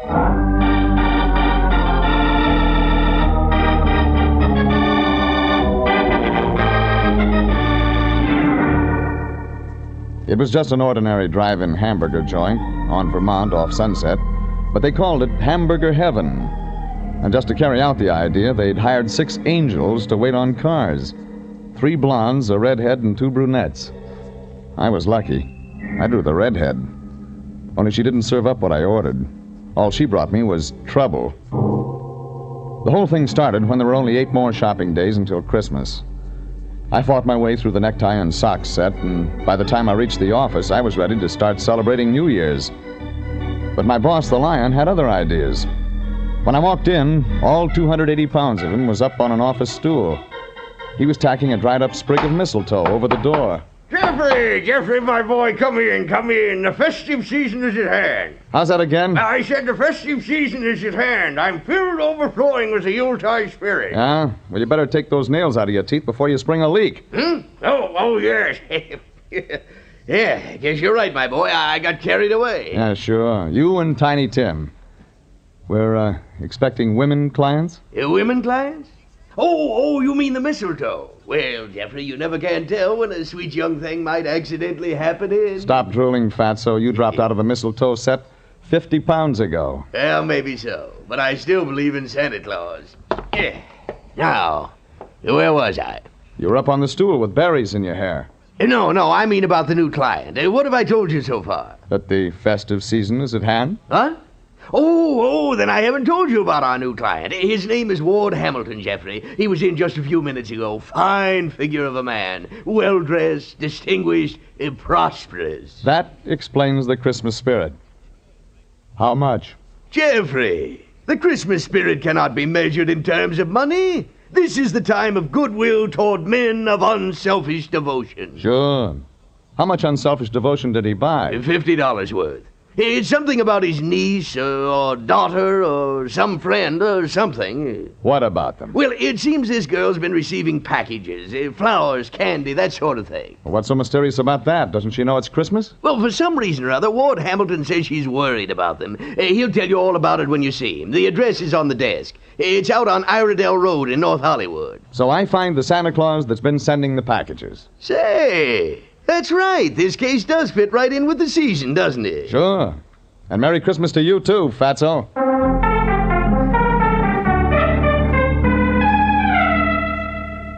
That started it. I hopped in my sleigh and headed my reindeer out over Cahuenga Pass. Iredell Road was twin rows of California bungalows with Christmas decorations strung out in front. All except one house. It was the address Lion had given me. Redwood front on the usual cream-colored stucco. White ranch-type fence, swimming pool in the backyard. No Christmas anywhere. Behind the fence, a big Dalmatian wagged his tail and grinned at me in a nice, friendly sort of way. Only he was growling when he did it. I circled wide and made the porch, but I didn't get as far as the doorbell. What do you want? Mr. Hamilton? I'm Regan, International. Regan? Oh, yes, the detective. Come in, Mr. Regan, come in. He was big and gray-haired, the man of distinction. But what he had in his hand wasn't a glass. It was a whip. Black, 10 feet long, with lead weights at the tip. In here. I appreciate your coming right out, Mr. Regan. I like to get prompt action. Is that what you used that for? Well, the whip. No, just a hobby of mine. I practice hitting toy ducks floating in the swimming pool. Oh, nice way to get use out of your pool during the winter season. Well, yes. Never mind that. Sit down, Mr. Regan. I want to tell you about Mary. That's the niece. Niece? No relation. I'm a close friend of her family's. Her parents died several years ago. There was no one else, so I've tried to take over the reins and help the girl along. It hasn't been easy. She isn't broken to harness. It's a nice metaphor, but it doesn't fit. Not at all. Mary Winter is a strange girl. Very strange. She's the shy, retiring type. Ah, I see. The detective training. You're thinking ahead, assuming that she's not attractive to men. Nothing could be further from the truth. She's a lovely girl. Very lovely. Auburn hair, green eyes, Fine, firm, youthful figure. Desirable is the word, Mr. Regan. Desirable. You understand what I mean? You make it pretty clear. So, that brings us to the anonymous packages. For almost 6 weeks, someone has been sending Mary gifts, almost every day. Flowers, candy, novelties, that sort of thing. No name, no indication where they come from. Mary has no idea either? No. But she's reacted to them badly. They're making her nervous, upset. There's something I can't afford to have happen. Come again? Mr. Regan, I can observe that there's little use in trying to keep anything back from you. My interest in the package matter is because of money. Now the story begins to make sense. Mary is strange. Perhaps I should have said peculiar. Her aversion to men is almost, well, I've been sending her to a Mr. Farthing, a human relations counselor. A psychologist? Something like that. And it costs money? Yes, it costs money. The more delay in cure, the more it costs. Frankly, Mr. Regan, I'm tired of the obligation. She work? Yes. She works at one of those drive-in stands. Carhop. Something wrong with that? The place is called Hamburger Heaven, Mr. Regan. And you want me to find the guy who sends the packages so he'll marry her, or so you can get rid of him? It works the same either way. You'll take the job, Mr. Regan? Sure. I'll find your guy. Maybe he'll look good under your Christmas tree.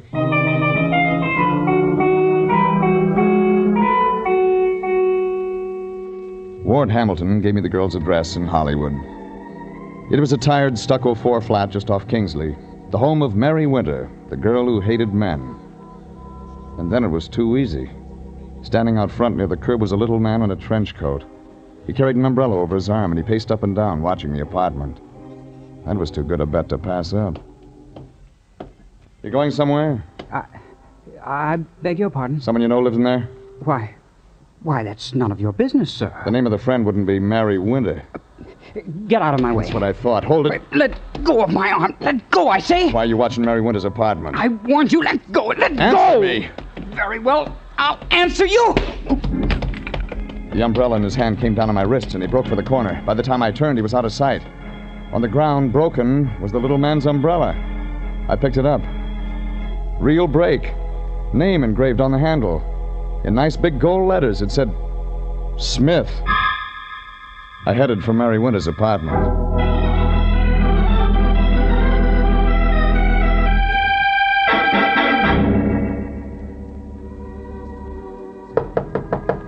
I knocked, and nothing happened. Knocked again. The radio in the room told me somebody was in and liked their music loud. I tried the door, and it worked. I stuck my head in to look around. A redhead came in from another room, in slacks and halter. She saw me. She dived for the closet and came out wearing a coat. Then she snapped off the radio. Get out of here! Look, I tried knocking, but... Get out before I call the police! The name's Regan. Ward Hamilton sent me. You're lying. You're trying to trick me. Phone him. He'll tell you. What do you want? About the presents you've been getting. Tell me. I'm not sure. I can't trust you. Well, look, for the last time, I'm supposed to find out who's sending them. Either you help or you don't. Now, take your choice.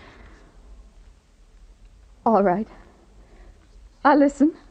But don't you come a step closer.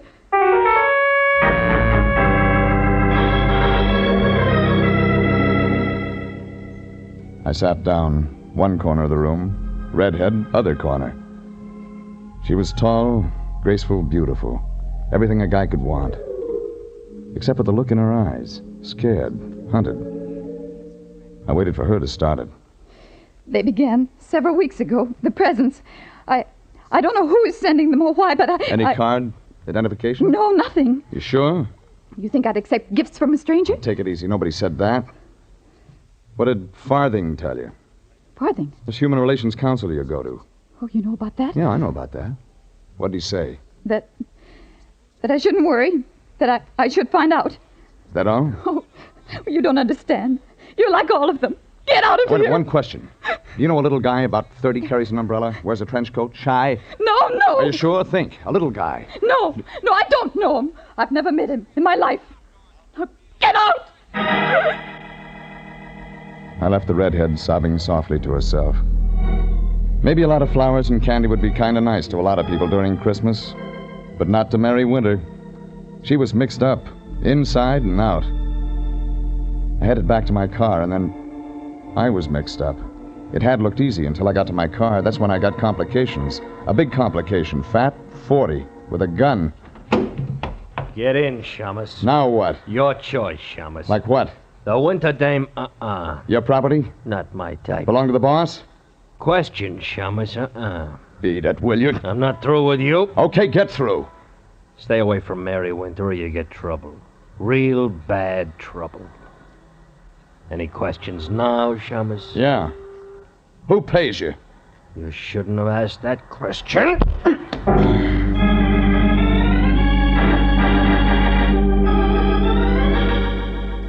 It looked like it was going to be a real holiday season. Brotherly love all over the place. The next stop was a man named Mr. Farthing. Only the sign on the door said John J. Farthing, Human Relations Counselor. It was a plush layout. Waiting room the size of a box top. Rich, solid, lined with deep green leather chairs, brass studs. On the wall, Van Gogh, Gauguin, that kind of stuff. The receptionist was out, and I took a crack at the thick mahogany door. Yes, come in, please. What may I do for you, sir? The name's Regan, international detective. Oh, sit down, Mr. Regan. Now, is something troubling you? Girl named Winter, Mary Winter. Go on, Mr. Regan. She's a patient of yours? Why do you ask? A couple of questions about her. I see. Since you know her background, I thought you could fill me in on a few things. I said since... I heard you, Mr. Regan. Well? Perhaps, sir, you're aware of the nature of my work. Since I assume you're an intelligent man, I don't believe it's necessary to be much more explicit than that. Try it for size. Very well. Cigarette, Mr. Regan? Thanks. There is in existence a code of ethics. Some practitioners call it the Hippocratic Oath. I'm not a doctor, as you know, yet I, too, Mr. Regan, have a moral code. I'm listening. Nothing in my code, either morally, ethically, or in any other way, allows me to discuss the affairs of my patients. Is that clear? Yeah. That's clear. I'm sorry I can't assist you in whatever it is you're trying to do, Mr. Regan. I'd like to help, but as you see, my hands are tied. That makes two of us. Thanks. Thanks a lot.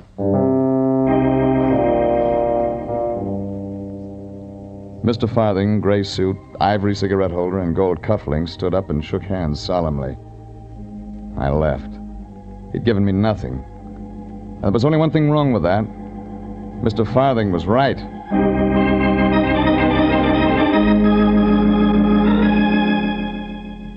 I decided to check in with my boss, Anthony J. Lyon. International Detective Agency, Anthony. Save it for the customers, Fatso. Jeffrey, where have you been? Look, I just started this business 2 hours ago. What's eating you? Just this. I have here in my office with me a young man. He has an interesting story, Jeffrey. It seems he's been sending gifts to one Mary Winter. What? That's correct, Regan, the man you're supposed to be looking for. Well, don't just stand there. Get over here at once. This young man can't wait all day for lazy detectives. And besides, he needs help. He needs help. Yeah, that's right, Jeffrey. The man you were supposed to find. His life's in danger.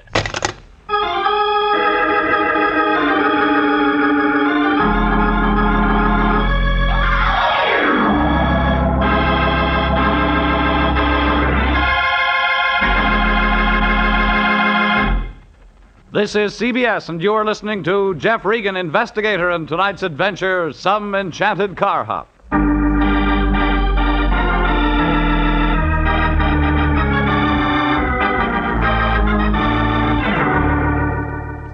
It started when a guy named Ward Hamilton hired the Lion and me to find out who was sending packages to a Carhop named Mary Winter. I met a little guy with an umbrella and a big guy with a gun, and a human relations counselor who called himself Mr. Farthing. Then I phoned my boss, Anthony J. Lyon, and found the mysterious Santa Claus who'd been sending the girl gifts had walked right into our office. When I got there, I found the Lion sitting with his fingertips touching as he talked to the man across the desk from him. Like I guessed, It was the same guy I'd seen outside Mary Winter's apartment. The little guy. 30, trench coat, and nervous. Jeffrey, come in. I want you to meet our new client, Mr. Smith. Mr. Ernest Smith. He's in trouble. Well, if he isn't, he should be. Jeffrey, what on earth do you mean? I found your Mr. Smith outside the girl's apartment. He wasn't looking for frost on those windows. No, Mr. Regan. That's... What Mr. Smith is trying to say, Jeffrey, is that that's not true. Mr. Smith is in real trouble. You sell it to him? Jeffrey, how can you say such a thing? Mr. Smith feels his life is in danger, hence he has retained us to act in his behalf. That's true, Mr. Regan. I'll admit I sent the gifts to Miss Winter. I didn't realize, I didn't know... Get to the point. Now I'm afraid.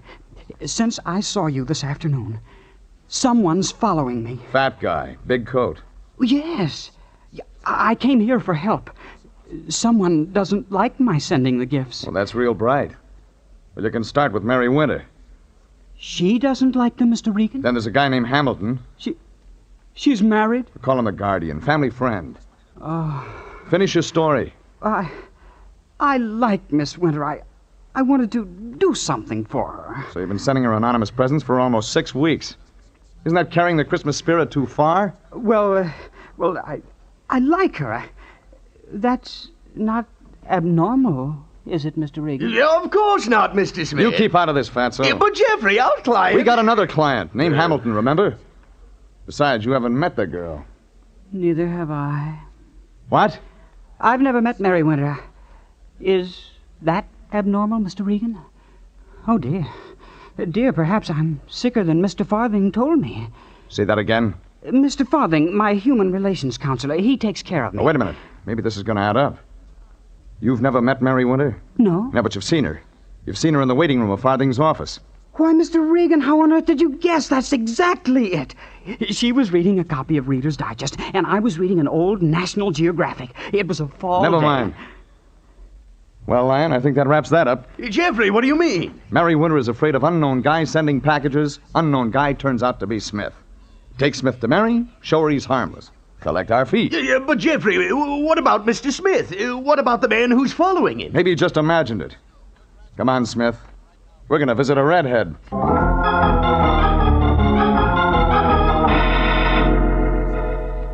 The Lion didn't believe Smith imagined it any more than I did. But he only sputtered, and I loaded Smith into the car and headed out to Mary Winter's apartment. It looked simple. Then, like a glass of mild eggnog. What I didn't know was that somebody had slipped me a zombie. It was turning dark when we pulled up in front of the place. Smith stayed at my heels like a sheepdog. I knocked. This time, she opened the door. Oh, Mr. Regan, what are you doing here? Brought your Christmas present. Only this one's harmless. Oh, no. Take no. it easy, sweetheart. Just a guy named Smith. You might even like him. No, please go away. Please go away.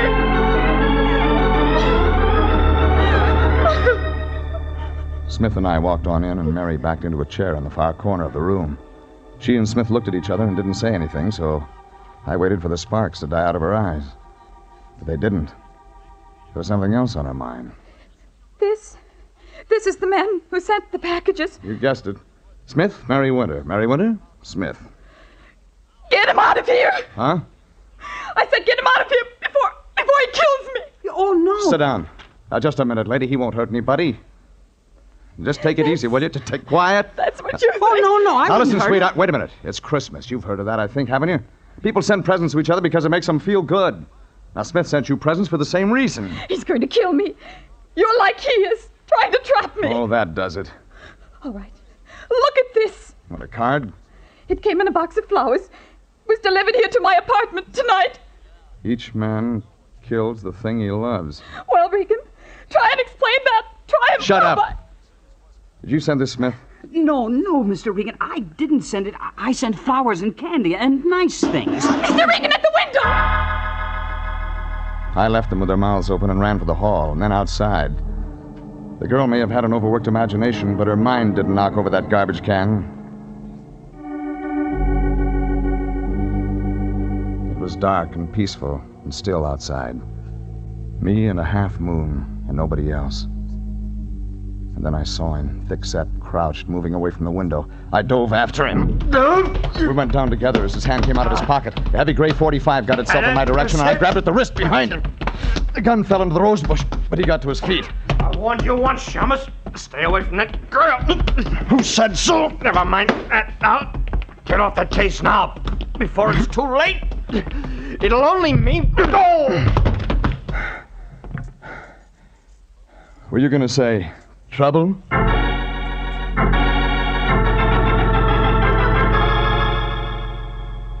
The big guy was 200 pounds of unconscious as I bent over him. A heavy camel hair coat was wrapped around him. The same guy I'd seen before. I unbuttoned the coat figuring some identification might help, only when it came open, I didn't need any more. He was wearing a tailored starched jacket. It wasn't the kind you see every day. It was white. That gave me the lead I needed, and I headed fast for my car. 10 minutes later, I stopped at a drugstore on my way out to the valley. I phoned the Lion and told him to check on Farthing. Then I headed the car out Cahuenga. The pass was crowded with home-from-work traffic. It took me 25 minutes to make Iredell Road and the home of Ward Hamilton. This time, the Dalmatian was out for the night. But Ward Hamilton wasn't. He opened the door. Well, well, Mr. Regan, come in. You work late. Our time clock's out of order. Oh, perhaps you'd like one for Christmas. No, thanks. Wouldn't fit in my sock. Well, Mr. Regan, I take it by this visit that you have good news for me. Call it that. You know who's been sending the girl those gifts? A guy named Smith. How's that again? Smith, Ernest Smith. His birth certificate says. I'm afraid I've never heard of him, Mr. Regan. He saw Mary in the waiting room of Farthing's office. Never met her. Shy little guy. Well, now isn't that something? Well, I must say, Mr. Regan, you did a remarkably fast job. There's something else you ought to know, Hamilton. Chances are Farthing's a phony. Mr. Farthing? Looks like. Why, it seems absurd. Just thought I'd let you know. Want me to go on with the case? What do you mean, Mr. Regan? I found your guy, Smith. That's what you hired me for. And when I get to Farthing, he'll sing like a prima donna. Sing? Talk. Well, then keep going. Okay, Hamilton. It's your money. It's your life, Mr. Regan. Be careful.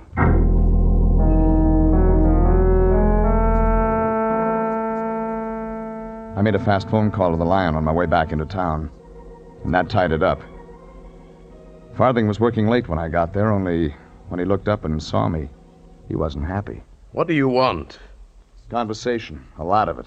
Mr. Regan, I must ask why you've come to my office at this hour. I told you, for conversation. Then I may regard this whole thing as a sort of joke? Maybe. Only the laughs you'll get wouldn't get by even on television. I demand an explanation of your attitude. Fair enough. Start with your name. Not Farthing, it's Farnham, Howard Farnham. You want more? Where did you get that? I had a phone conversation with my boss. He's got ways of getting things. Like your record. 5 arrest bunco, 1 arrest forgery, 1 arrest fraud. No convictions. You were lucky. Maybe you won't be this time. You haven't got anything on me, Regan? How about blackmail? Not a chance. Maybe not yet. Only you were getting set for a job. I believe the guy's name was Hamilton. You can't prove it. Well, it was your mug. The big guy in the white jacket, he meant business. Does he do your legwork? Listen, Regan, you can't pin blackmail on me. Sure, maybe I had ideas, but I don't claim I'm a doctor. I don't hand out any pills. Just advice, Regan. That's all, just advice. That's too bad. You know, there are a lot of people that take phonies like you seriously, Farnham. A lot of people that could use advice. Real advice. Mine's real. They say, should I marry him? And I say yes or no, depending... On how much there is in it for you. What do you want from me, Regan? Who paid you to put the B on Mary Winter? Never mind, Farthing. You won't have to answer that. Come on in, Hamilton. I've been waiting for you. You're bragging, Mr. Regan. It made sense if I could get you to join Farthing and me. You might have something to say. You're showing up, check my story. What story? Like this. Man named Hamilton's supposed to look out for a young redhead named Mary Winter. Only Hamilton takes one look at this number and suddenly he's not fatherly anymore. He decides to move in for himself. It's absurd. Is it? You convinced the girl she couldn't trust any man in the world but you. Should have been the other way around. You're the one she couldn't trust. Isn't that right, Farthing? Leave me out of this, Regan. I run a legitimate business. Leave you out? Well, that wouldn't be fair. You were the guy Hamilton came to with money. He paid you to tell Mary Winter who's the man for her. Am I right, Farthing? You're lying, Regan. No, I'm not. Everything worked fine until along came a nice, shy little guy with an umbrella, Mr. Smith. Met Mary in Farthing's waiting room, starting setting her presents. You know, that must have really stopped you, Hamilton, trying to figure out who was cutting in on your Romeo act. Regan, I've had enough out of you. I thought you were getting nosy. You hired me to find the guy, and I did. End of story. Except if anybody should happen to tell Mary Winter what kind of a guy you really are, Hamilton, you might suddenly find yourself out of a lifetime career. You'll never tell her, Regan. I'll see to that. Forget one item. For a last touch, you send Mary a threatening note. Really put the pressure on. You're washed up, Hamilton. This revolver says I'm not, Mr. Regan. Farthing, come over here, out of the way. We're going to take care of Mr. Regan. Self-defense, not a chance with Farthing's record. Am I right, Farnham? Do as I say, Farthing. Go ahead, Farnham, go ahead. Murder will look good on your list. I won't play ball, Hamilton. I told the girl what you wanted, but I'm not in this. It's your fight. I can make it yours. Don't try it. I am as good with this gun, gentlemen, as I am with a whip. Farnham, watch out! Farnham ducked as I hit Hamilton's wrist. The bullet buried itself in the desk top, and the gun hit the floor. I got the gun as Hamilton moved in fast. Only what he got for his trouble was the barrel across his head. Farnham crawled up to his chair, sat down, puffing. I let him catch his breath. When I waved the gun in his direction, he didn't mind phoning the police.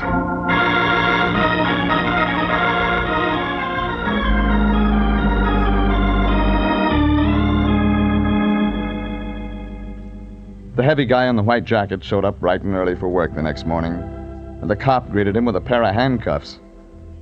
He got off with assault and battery, and Farnham, alias Farthing, made the blotter for a light charge. Hamilton wasn't that lucky. His read assault with intent to kill. It was noon when I got to the Lion's office. He was admiring the Christmas tree stuck in the corner. And from the sounds that came out of his mouth, it looked like his holiday fever was becoming serious. Nowhere.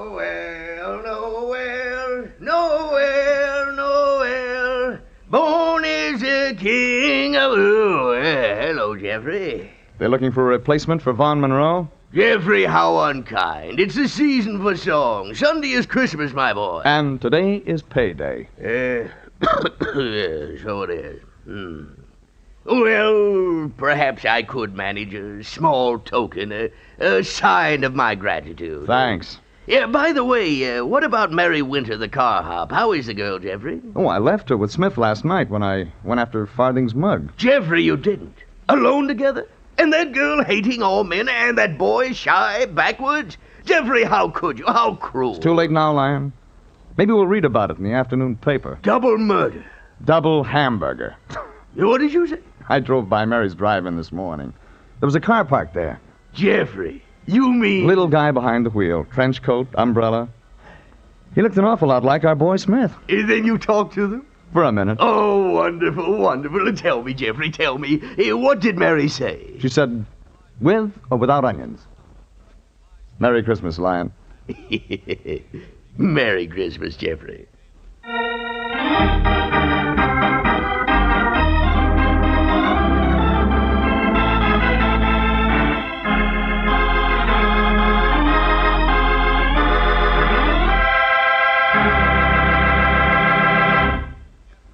Jeff Regan, Investigator, is written by William Frug and William Fifield, produced by Sterling Tracy, directed by Gordon T. Hughes, and stars Frank Graham as Regan with Frank Nelson as Anthony J. Lyon. Original music is by Dick Arant. Jeff Regan, Investigator, is heard each week at the same time over CBS. Bob Stevenson speaking and inviting you to be with us again next week at this same time for Jeff Regan, Investigator. This is CBS, the Columbia Broadcasting System.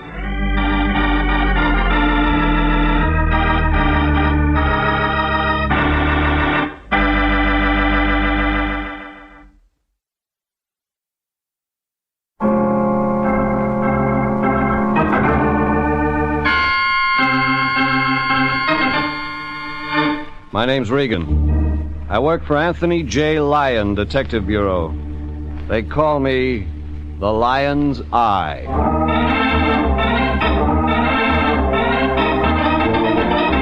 Jeff Regan, Investigator, starring Paul DeBoff as Regan with Frank Nelson as Anthony J. Lyon. So stand by for mystery, suspense, and adventure in tonight's transcribed story, This May Hurt Just a Little.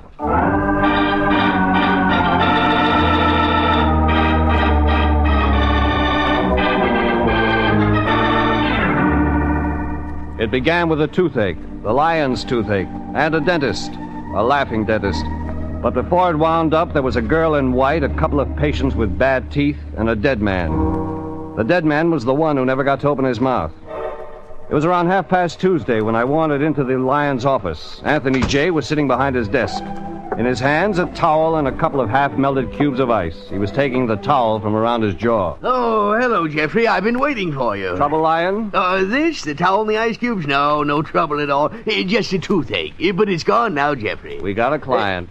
Why, yes, Jeffrey. Just what I was going to say. Okay, out with it. Well, you see, I was feeling under the weather, the bicuspid acting up again, and so, well, I called a dentist. And that's when the toothache began to get better. No, in fact, it was terrible. I was suffering the tortures of the damned. Well, Jeffrey, I finally got in touch with this man, Dr. Beauregard. Beauregard? And yes, Jeffrey. Jolly Charlie Beauregard, easy credit terms? No money down, Jeffrey. Oh, no. Well, Jeffrey, business hasn't been going well. Remember, our last fee turned out to be stolen money, and then there was the rent. Okay, Lion, get on with it. You called Jolly Charlie Beauregard, the friendly credit dentist, and he said what? Well, that's what's so remarkable, Jeffrey. When I said I was president of the Lion Detective Agency, he said, could I send a man right over? And you said it was your tooth. Yes. No, I said, of course, Dr. Beauregard, right away. And he said it was important, but he'd rather not talk about it over the phone. It had something to do with $100,000. That's when you got rid of your toothache. Oh, well, Jeffrey, think of it. $100,000. To have a toothache when a man's discussing something like that is sacrilege.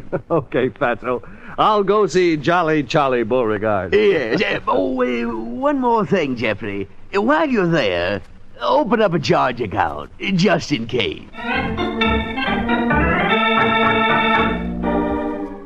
The Lion got out a pad and pencil and started calculating how many teeth you could have filled for $100,000.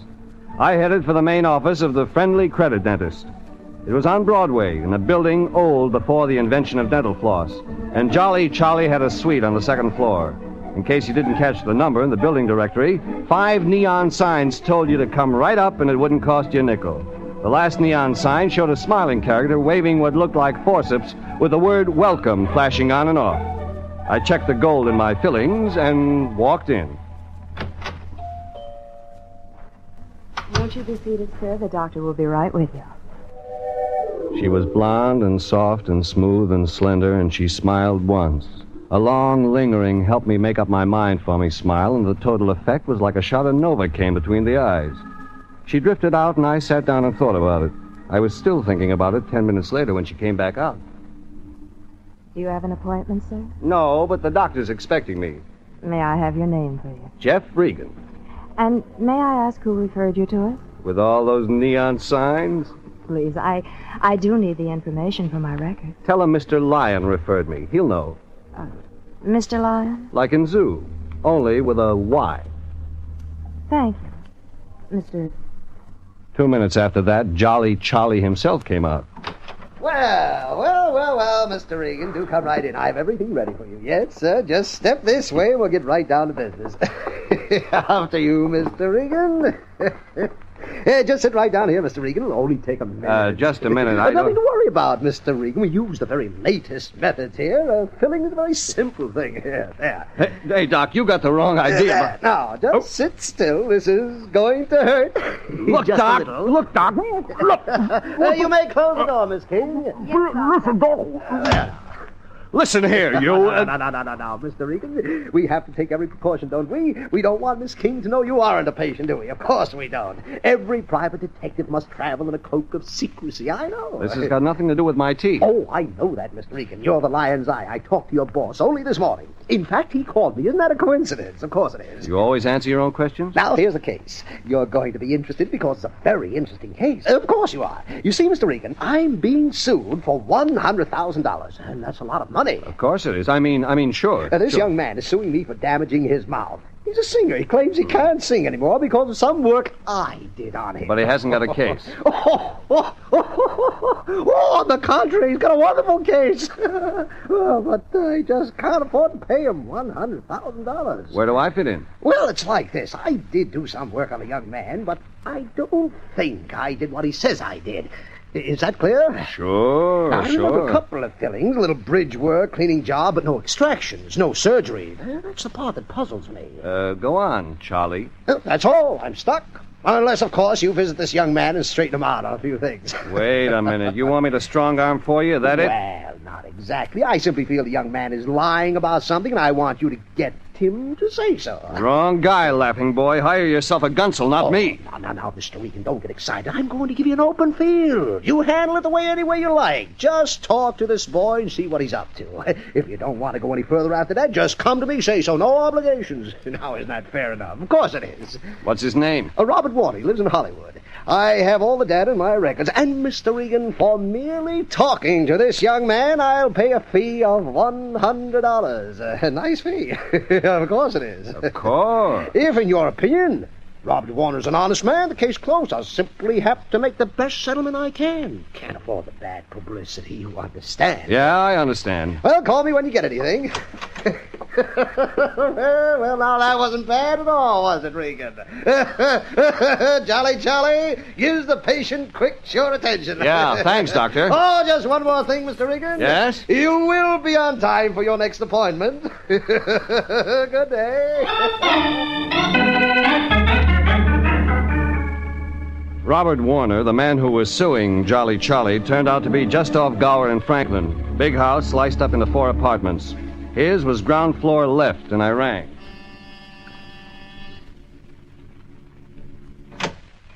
What answered was curly-haired, handsome, and wearing horn-rimmed glasses. Yes? Robert Warner? That's correct. Who's calling, may I ask? Jeff Regan. You got a minute? Excuse me.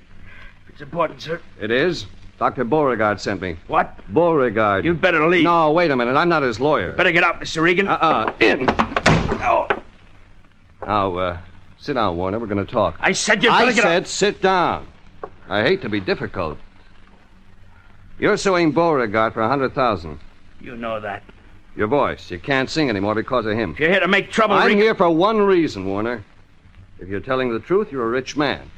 If not, you're in trouble. It's that simple. But I am telling the truth, Mr. Regan. My voice, I was a singer. I had a career until... Until what?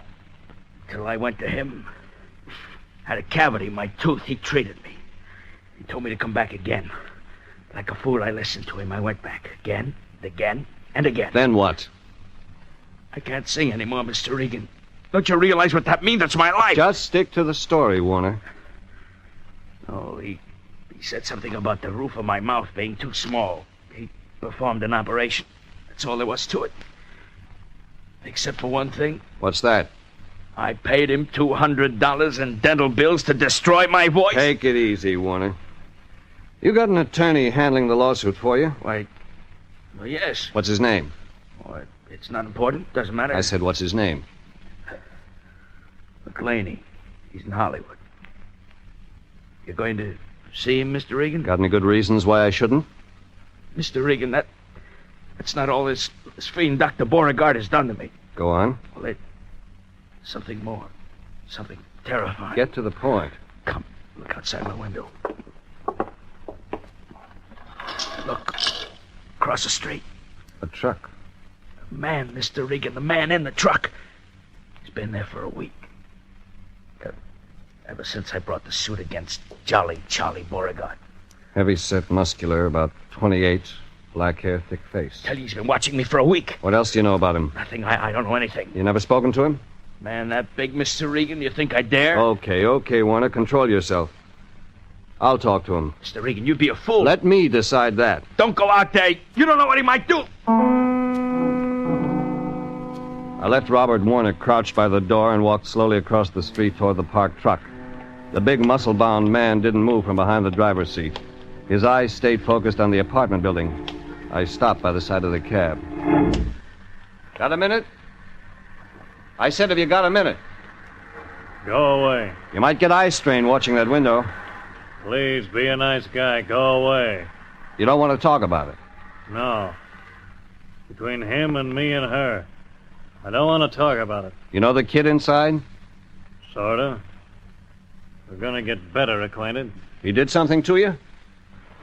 Look, mister, why are you asking me all these questions? Can't you see I'm busy? And a citizen got a right to park his car and look. I ain't hurting nobody. But you're thinking about it. Maybe you're right. Maybe I was. Maybe I'm wrong. See ya.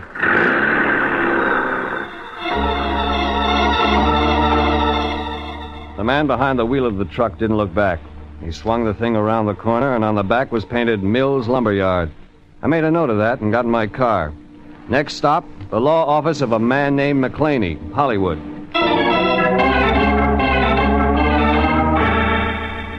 The sign on the door said McClaney, McClaney, McClaney, and Phipps. I found a secretary who told me the McClaney I wanted was Howard, and he was busy. I said I was busy, too, and walked in. The secretary was right. Howard McClaney was busy. When I walked in, he was just starting on a new case. Well, come in. You're just in time for the party. What party? Yours and mine, of course. Here. Thanks. Tell me, friend, what do you say? My name's Regan, for a starter. Oh, that's good. I'm Howard. Eddie's a woman-chasing brother, and Sam, he handles income taxes. What does Phipps do? He's a reformed mortician. What can I do for you, Regan? Just had a talk with your client, Robert Warner, the one who's suing Jolly Charlie Beauregard for $100,000. What a case. What a case. Maybe I better warn you, I'm working for the doc, not his lawyer or detective. Regan, nothing you could say would spoil this one. It's a beauty. It's, that good, huh? Regan, it's perfect. The kid has the old man tied up 90 ways. Now get this. He goes to Jolly Charlie. He pays cash. Warner's an honest guy with a good voice and bad teeth. Warner spends 5 visits with him, and he comes out with a bad voice and good teeth. What could be better? That open and shut. Oh, even the doc's record. I had a man get photostats of everything. X-rays, number of visits. Work done. All fits. That couldn't have been easy. The blonde, Regan, the blonde. The one old doc's got working for him. My man slipped her a 10 spot and she forked over every record in the place. Sweet kid. Well, that's all? Well, there's just a matter of waiting around for the $100,000. Who knows? My client and I may get generous and settle for $75,000 cash. Well, then I guess that takes care of me. Sorry, Regan. Some bottles just come cracked that way. Thanks, Howard. See you around. Don't mention it, Regan. I'll give you a call next time there's a client looking for a fast divorce. I left Howard McClaney and headed for the hall. The elevator buzzer was a big brass knob that didn't bring any elevators. I watched white lights, red lights flick on and off and didn't get a tumble. That's how I happened to notice the door to the broom closet slightly ajar. That's how I happened to see the tips of 3 fingers sticking out and how I happened to move over to the door to the broom closet and take a look.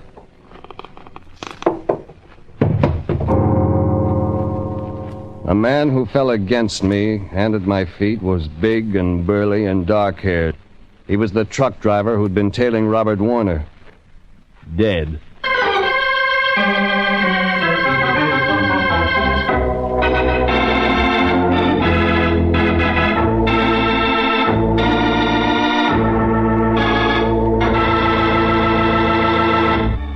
The Lion and I were hired to check into a $100,000 lawsuit against Jolly Charlie Beauregard, the friendly credit dentist. I met his blonde receptionist, then the kid who was suing him, then a truck driver, then the attorney handling the case.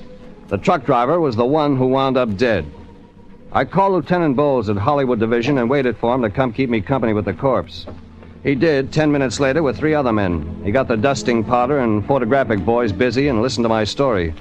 10 minutes after that, they reported back. They had everything they needed except for one slight detail. No identification, no wallet, no letters. Regan, what kind of a case did you bring me out on? Whoever killed him also took his wallet. Identify the dead man, and you identify the killer. Simple, Bowles. Regan, the optimist. Now, suppose you tell me what killed him. I gave you a lead, didn't I? The dead man was a truck driver. Yeah. What about the lawyer you mentioned, McClaney? Even now, he's probably sitting in his office less than 25 feet from the scene of the crime, sipping soda through a straw. And I'm going to go have a talk with him. Good idea, Bowles. He's probably got an alibi. You said the truck driver was tailing McClaney's client, the one suing the dentist. Unless you're lying, these people fit somewhere, right? That's your theory. Regan, I don't like your attitude today. I don't like it at all. You stick around. I'm not through with you. I'll be in the lobby making a phone call. If you want me, Lieutenant, just dial.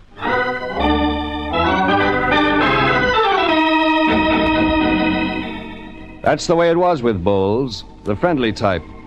I headed down to the lobby of the office building. An idea was buzzing around somewhere in my head, and I had to get it out. My boss, Anthony J. Lyon, was the man to get it out with. Lyon, Detective Agent. Me, Lyon. Anthony. Jeffrey. What's wrong with you, Fatso? Oh, it's my bicuspid, Jeffrey. It's bothering me again. Did you talk to Dr. Beauregard? Sure thing, Lyon. Did he say he could arrange an appointment soon? Well, as a matter of fact, we didn't get around to... Jeffrey, no! Me sitting here suffering the pains of all creation. My toothless, seething hotbed of torture. Jeffrey, you must do something at once. I'm dying. There's one in line ahead of you. What does that mean? I checked with Beauregard. He was being sued for $100,000. Then I went to see the kid who was suing him. Oh, Jeffrey, can't you spare me the details? Wait a minute. This is where you come in. There was a truck driver tailing this kid, the one suing the dentist. I found the truck driver in a closet. I know just how he feels. Lyon, he's dead. And he's luckier than I am. Okay, you'll get sympathy, but first you got a job to do. Call Mills Lumberyard. That was the name of the truck he was driving. Find out which truck driver is overdue. The man we're trying to identify is heavy set, black hair, blue eyes, deep voice, false teeth. Oh, lucky fellow. Well, he weighs about 200, maybe 5 feet 10, but that's a guess. You get that? Yes, Jeffrey, I'm taking it all down. Okay, I'll check back with you. Get that truck driver's name. Very well, but there's just one thing. What's that? When I pass on, Jeffrey, will you make the necessary Get arrangements? busy, Lyon. You may have time to earn just one more fee. Like Bowles had said, somewhere there was a connection between the dead man and the $100,000 lawsuit. Somehow the dead man was linked to an attorney and a dentist. There was just one catch. The cops didn't know who he was or what killed him. My client was the dentist, and I headed for his office in a hurry.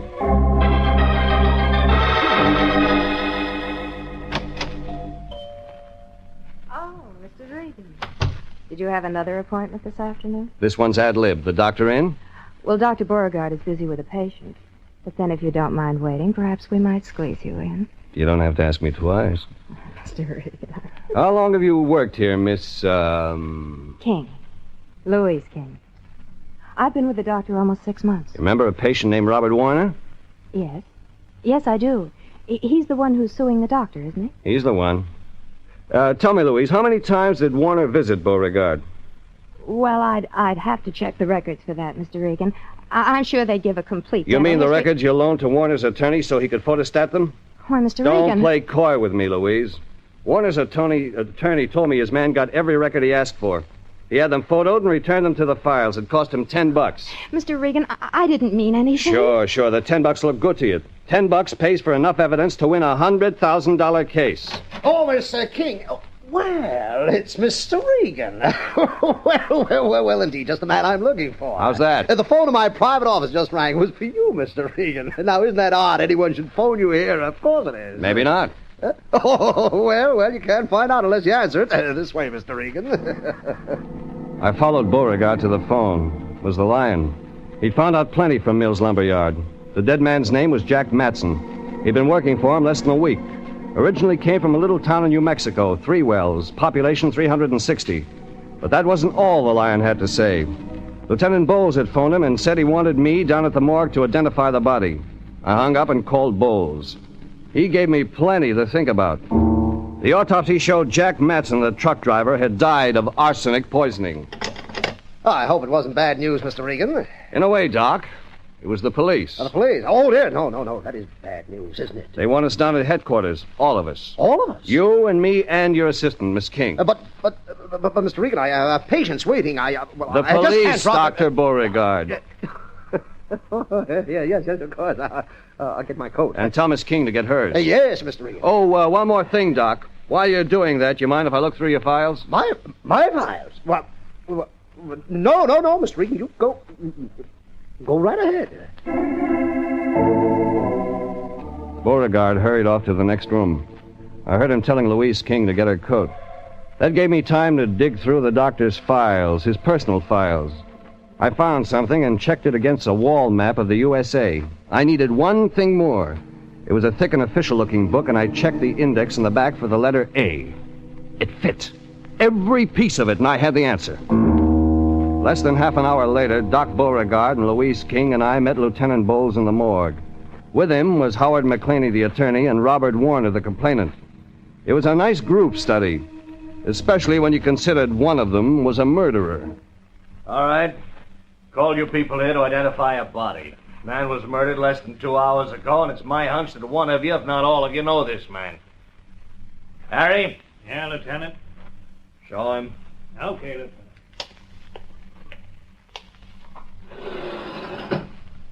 Yeah. Over there under that sheet is a dead man. Who's first? Well, I don't know. Is that where they go? All right. Somebody got to start it. You know this man? Step up and say so. Take a look, make up your minds. One by one, they moved over to the slab, looked, grimaced, then moved back quickly. First the lawyer, McClaney. Then the kid, Robert Warner. He said it was the same guy who'd been tailing him, that's all. Then Louise King, the dentist's assistant. Then Jolly Charlie Beauregard. It was the first time I'd seen the doc without a smile. Then Bowles turned to me. Okay, Regan, you're next. I found him, remember? Take a look, just to be sure. Okay.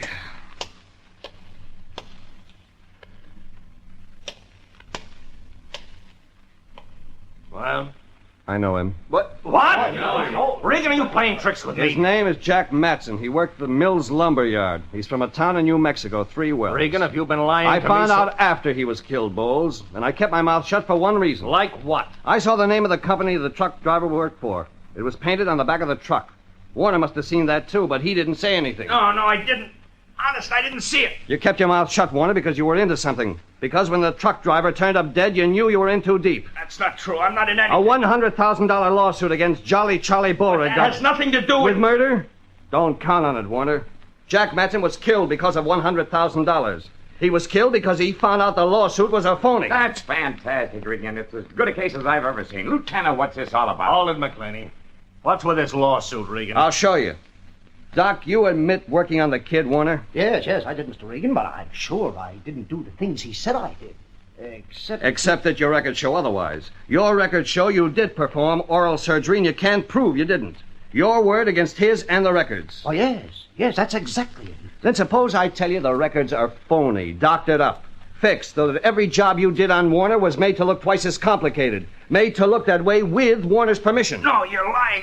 I didn't kill that man. I didn't. I didn't say that, Warner. But you have an idea who did. Our little girl named Louise King. You can't prove that, Regan. Regan, you making charges? Have a little patience, Bowles. Jack Matson was from 3 Wells, New Mexico. Dr. Beauregard's personal files show his employee, Louise King, is from Trumbull, New Mexico. I checked that on a map in the doc's office. The 2 towns are less than 30 miles apart. That doesn't prove anything. Go on, Regan. Jack Matson was Louise King's hometown boyfriend. When I talked to Matson in front of Warner's house, he said, it's between him and me and her. It didn't mean anything at the time. The her was Louise King. No. I never heard of him before. He came to Los Angeles to see his girl. He thought she was two-timing him with Robert Warner. So he tailed Warner and tumbled to her lawsuit gimmick. When he decided to go to Warner's attorney and tell him the truth, Louise King killed him. He's lying, Lieutenant. You had access to Beauregard's supply of arsenic. It's used to kill the nerves in a tooth. I checked that. You knew how to use a hypodermic. You tricked Matson into talking to you in the broom closet. You gave him the needle and took his wallet. If they couldn't identify him, he'd never connect with you, and you could go ahead with the lawsuit you and Warner planned. I didn't have anything to do with it, Mr. Regan. Oh, so our canary can warble again. Yeah, it was her idea. All her idea. She told me she could fix the records. All I'd have to do is quit singing, say my voice was ruined. Shut up! She said I'd get $50,000 that way. It seemed so easy. Easy? It was perfect. If Jack Matson, a nice guy looking for his girl, hadn't walked into it. Matson was fool enough to be in love with Louise King. Get away from me! Miss King! You won't touch me! I won't let you touch me! Mr. Regan, stop her. She's got a hypodermic needle. A hypodermic needle? Drop it, Miss King! Drop it! Doc, come back here! Let go of me! Miss King! Yeah, that's enough, lady! Oh, she tried to kill me. Do you see that? She tried to kill me. Oh, Doc, you're okay. She was going to kill me with that needle all along. Oh, no, Doc, not you. She wasn't trying to defend herself against 5 men with a hypodermic needle. She was trying to save the state the cost of gas.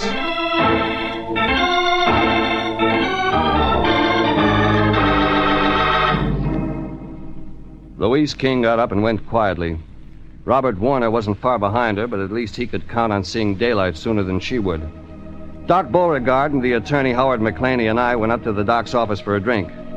McLeany left about 6, but the doc kept me cornered with stories of bravery above and beyond the call of dentistry until close to 7. That's when the door to Doc's private office burst open. Uh-huh. So here you are, you scoundrel. Anthony J. Regan, you dirty rat. Me waiting back at the office alone with my aching bicuspid and you just sitting here. I might have known you wouldn't do anything about my tooth. Doc, this is my boss, Anthony J. Lyon. Lyon Doc Beauregard, the friendly credit dentist. No money down. I'm pleased to meet you, Mr. Lyon. I've heard a lot of nice things about your bicuspid. You what? I've been telling the doc how you suffer. He's interested in your case. Really, Jeffrey? Really? You told him? An interesting case, isn't it, Mr. Lyon? Of course it is. And I think I have just the thing that will cure it. You have? Yes, step right up here in the chair. Oh, Doctor, I'm in terrible shape. The tooth has been bothering me all day, ever since I phoned you this morning. You don't know the agony I've been through, the hours. Stop roaring, Lyon. Doc's gonna fix you up fine. Just fine. He is, eh? Good. I hope that drill doesn't hurt too much. Looks wicked. Ready, Mr. Lyon? Anything to get it fixed. Yeah, open wide. That patient that was just carried out had exactly the same thing wrong, didn't he, Doc? I don't care if he was carried out. I've got to be brave. I've got to get this tooth out. Get started, Doctor. It's killing me. Okay, hang on. It's going to hurt. Wait a minute, Doc. By the way, Lyon, here's the doc's check for $100. Oh? Let me see that, Jeffrey. Oh, my, 100 beautiful clams. Well, come along, Jeffrey, my boy. Let's get out of here. What about your tooth? Your tooth? Your aching bicuspid. Your bicuspid? Well, what do you know? It doesn't hurt anymore. Well, what's so darn funny? Okay, here's the other 100, Regan. Thank you, Jeffrey, thank you. Jeffrey, why is he giving you another $100? Oh, it's simple, Lyon. I just bet the doc our fee, double or nothing, I could cure your toothache quicker than he could.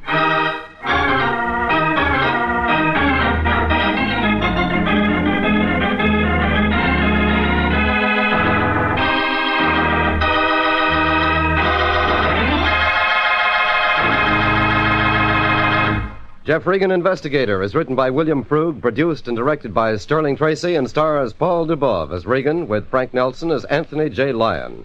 Original music is by Dick Arant. Jeff Regan, Investigator, is transcribed each week at the same time over CBS. Dick Cutting speaking, and inviting you to be with us again for more suspense, mystery, and adventure with Jeff Regan, Investigator.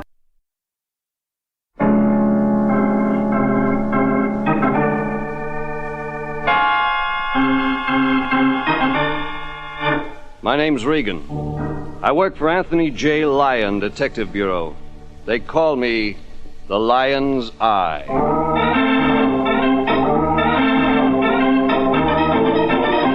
Jeff Regan, Investigator, starring Paul Dubov as Regan with Frank Nelson as Anthony J. Lyon. So stand by for mystery and suspense and adventure in tonight's story titled A Cure for Insomnia.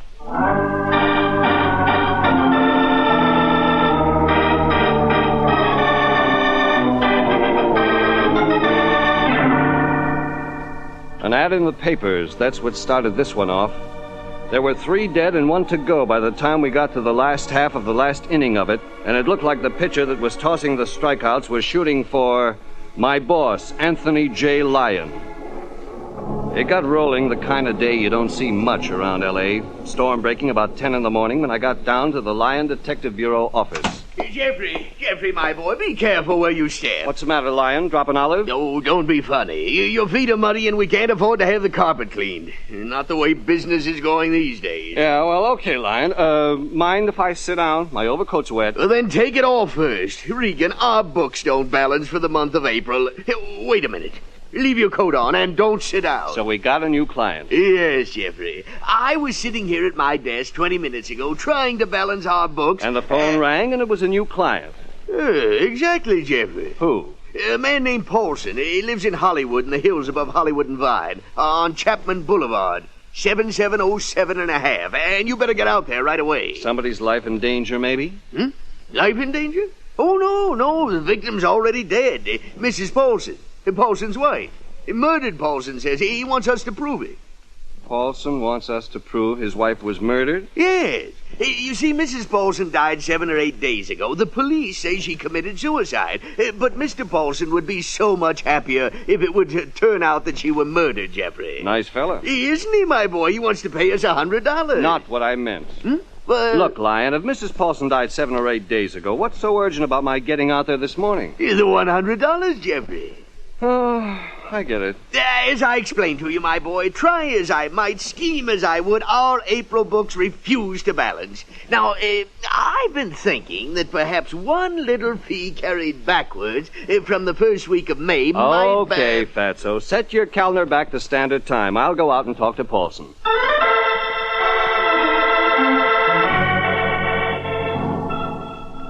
I went. Through buzzsaw rain, eating off hillside frontage, sluicing California down glutted drains that couldn't keep up. I turned right at Sunset Niagara, went up 2 blocks, forded Hollywood Boulevard. Chapman Boulevard was half a dozen blocks of twisted, hill-lit, bleary, tile-roofed stucco houses. 7707 and a half, where Paulson lived, was the rear third of a triplex.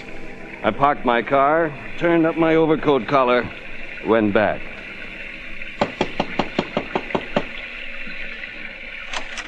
Mr. Regan. That's right. Oh, come in. I'm Paulson. Come in. Now, just sit down, Mr. Regan. I'll tell you everything. All about it, all that happened. Sure. Just let me get out of my overcoat. Yeah, I'll help you. Thanks. I got it. You seem pretty upset, Paulson. Yes. The thing is, I can't endure doubting any longer. I can't stand the doubt, the fear that my wife wasn't murdered. Paulson, doesn't it strike you as a little queer that a guy'd want to spend $100 with Private Dix to prove his wife was murdered? Oh, no, not at all. You'd better give me the rundown, Paulson. Yes, that would be best. Well, my wife's name was Linda Paulson. We'd been married 7 years, and we were very much in love with each other. 7 nights ago, quietly in her twin bed, the other bed where she slept, in our bedroom, that room there. Mr. Regan... Go on. Linda died in the night. Sometime in the night. You woke up in the morning and found her dead? Yes.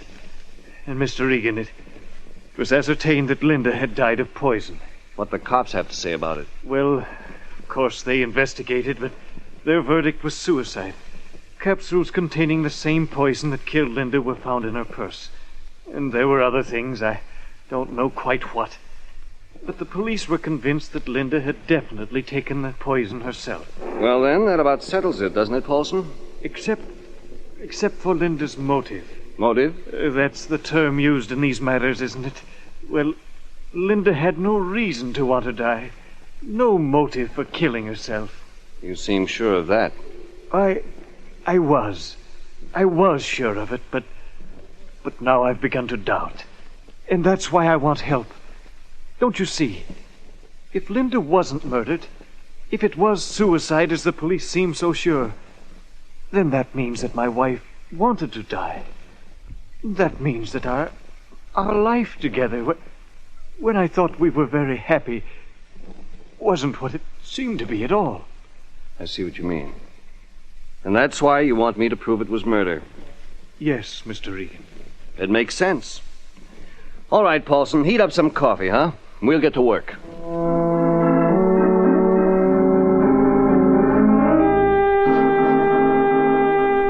Paulson brewed coffee. Like I'd hoped, it steadied him down. He gave me what he could. It wasn't much. He and his wife were ordinary middle-bracket people. No love triangles, Paulson said. Mrs. Paulson hadn't had any money of her own. Her life hadn't been insured. Paulson said she'd been perfectly normal, no depression, nothing queer, right up to her death. I took down the names and addresses of some of the friends and relatives, told Paulson I wanted to check around. Then I went downtown to Homicide, dropped in on Lieutenant Sanducci. All right, Regan. What can I do for you? It's about a woman named Linda Paulson, Sanducci. Sure. The woman that killed herself a week or so ago. Look, Sanducci, the husband's retained me to prove she didn't kill herself. He thinks she was murdered. Thanks, Regan. Listen, have you seen the house where it happened? Came from there just now. Then, narrow bottleneck passage back to it between 2 front houses. Yeah? The night it happened, it was hot. The neighbors had their chairs out at the head of the passage. Nobody could get in or out without being seen. Maybe Paulson killed her himself. Thought of that? We're not amateurs here at the department, Regan. Paulson was out at a meeting. Mrs. Paulson went to bed at 10:30. Neighbor saw the lights go out in the house. Neighbors see Paulson come home? At 25 after 11. Went to bed in the dark. His wife was a poor sleeper. He didn't want to disturb her. We haven't told him, Miss Regan, but she was dead then. You got the time of the death from the reaction of the poison. Plus the state of the cadaver. I figuring the two together, she took the poison when she went to bed at 10:30, died 10 minutes later. And there's a clincher, Regan. Go on. The pill box Mrs. Paulson kept in her purse, kind of unusual. It had a key that she kept on a chain around her neck. That's where it was when you saw the body? Yes. And the pillbox in the purse was locked? That's right, Regan. No tampering with the lock. Mrs. Paulson's fingerprints on the box and nobody else's. And we know she was alone in the house when she took the poison. Now, look, Regan, you talked to her husband. He told you she had no motive to kill herself, same as she told us. That's right. Well, did he give you the full rundown, Regan? About how they had no enemies, the woman had no money, no insurance? Nice, decent, ordinary people, Regan.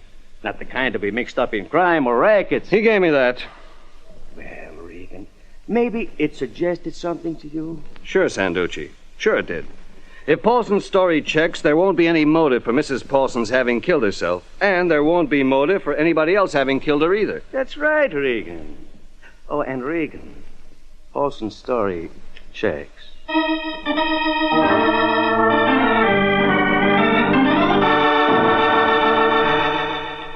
It checked. I cruised through the rain, visited people who knew the Paulsons. Everybody said the same thing. No reason, no motive, for murder or suicide. Only there had to be a reason. I'd start with that. At the newspaper morgue downtown, I got the beginning of something. Sure, Regan. I remember the Paulson thing. You know my reputation, Regan. Morgan. The guy who never forgets a thing. Sure. I know Morgan. Why I've come to you. Yeah, well, I could give it to you verbatim. Don't have to look it up in the files. You know, it's like they say. Morgan never forgets. Well, let's see. Linda Paulson, you said, huh? Suicide. Well, her maiden name was Linda Cales. Say, wait a minute. Got something? Maybe. Just let me check a minute, huh? The Oregon papers. We keep them, too. We keep papers from every place. Yep. Portland, Oregonian. Yeah, it was Portland, all right. The Oregonian. March 18th. And the 6th page, and I think it was the 5th column. No. Here it is, 6th page, 4th column. Well, I slipped up, Regan. Anyway, here it is, Cales. Let's see that. Yeah, sure, look. Yeah. Cales. Yeah, brother, Regan. Yeah. He died suddenly in bed March 17th, survived by 3 sisters, all residing in Los Angeles, California. Yeah, and here it is, Regan. Thing I remembered. One of those sisters. Yeah. Linda Cales Paulson. I phoned the Lion. Told him to get through to Sanducci at homicide, try to get Sanducci to have the Portland police exhume the body of the dead brother, perform an autopsy for possible evidence of poison. Me? I got on the track of the surviving sisters around L.A. One was married. Her home phone didn't answer. But 5 or 6 phone calls got me a line on the other sister. She was unmarried. Her name was Jane Cales. She worked at a resort up in San Gabriel Canyon, about a 2-hour drive from L.A. I went up there.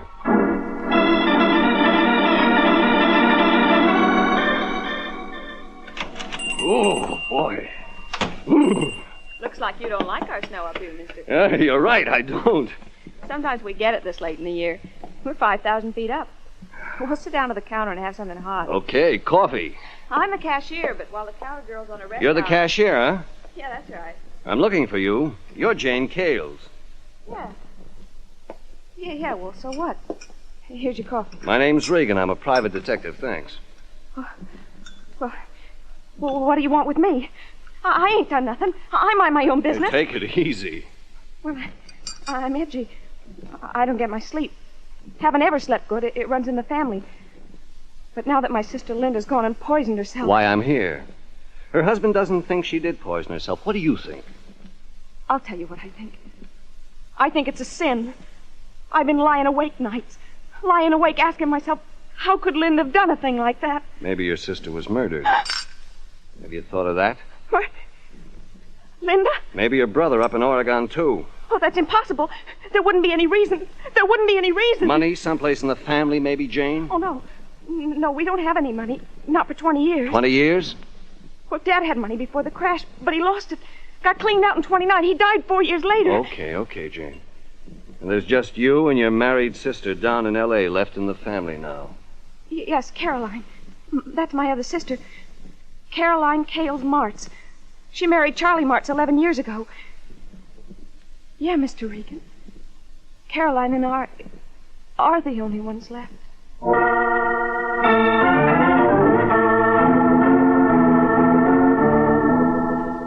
Back down in L.A. about 6:30, I was lucky. I got Caroline on the phone. She and her husband were going out to dinner, but she said they'd be back by 10. About 10:15, I went over. By 10:30, we had the brush cleared away and we're down to business. Tell you the truth, Mr. Regan, my husband and I have discussed it. And we just can't believe that Linda would have... Pardon me, Mr. Regan? Sure, Martz. Just can't believe that Linda would have killed herself. Mrs. Martz, Yes. suicide's usually prompted by love trouble or ill health. Well, there certainly wasn't any love trouble. Why, Linda and her husband were very happy. And health? Well, of course, Linda would sometimes say that, Yes, Mrs. Martz? well, only that if she couldn't rest, if she couldn't get more sleep, she'd kill herself. But all of us in our family sleep very poorly, and I'm sure that every one of us must have said that at one... Mr. Regan, can you come here a minute? The phone is for you. Excuse me. Yes, of course. The phone's hung up, Martz. Oh, yes, I didn't want Caroline to hear. What's up?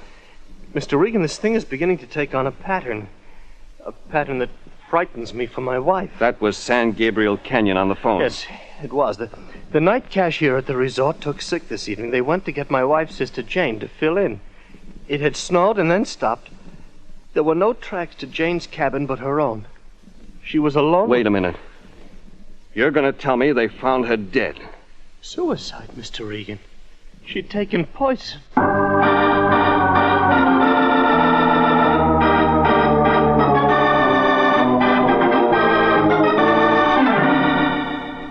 The way this case went, it looked like the Cales clan had developed quite a taste for poison.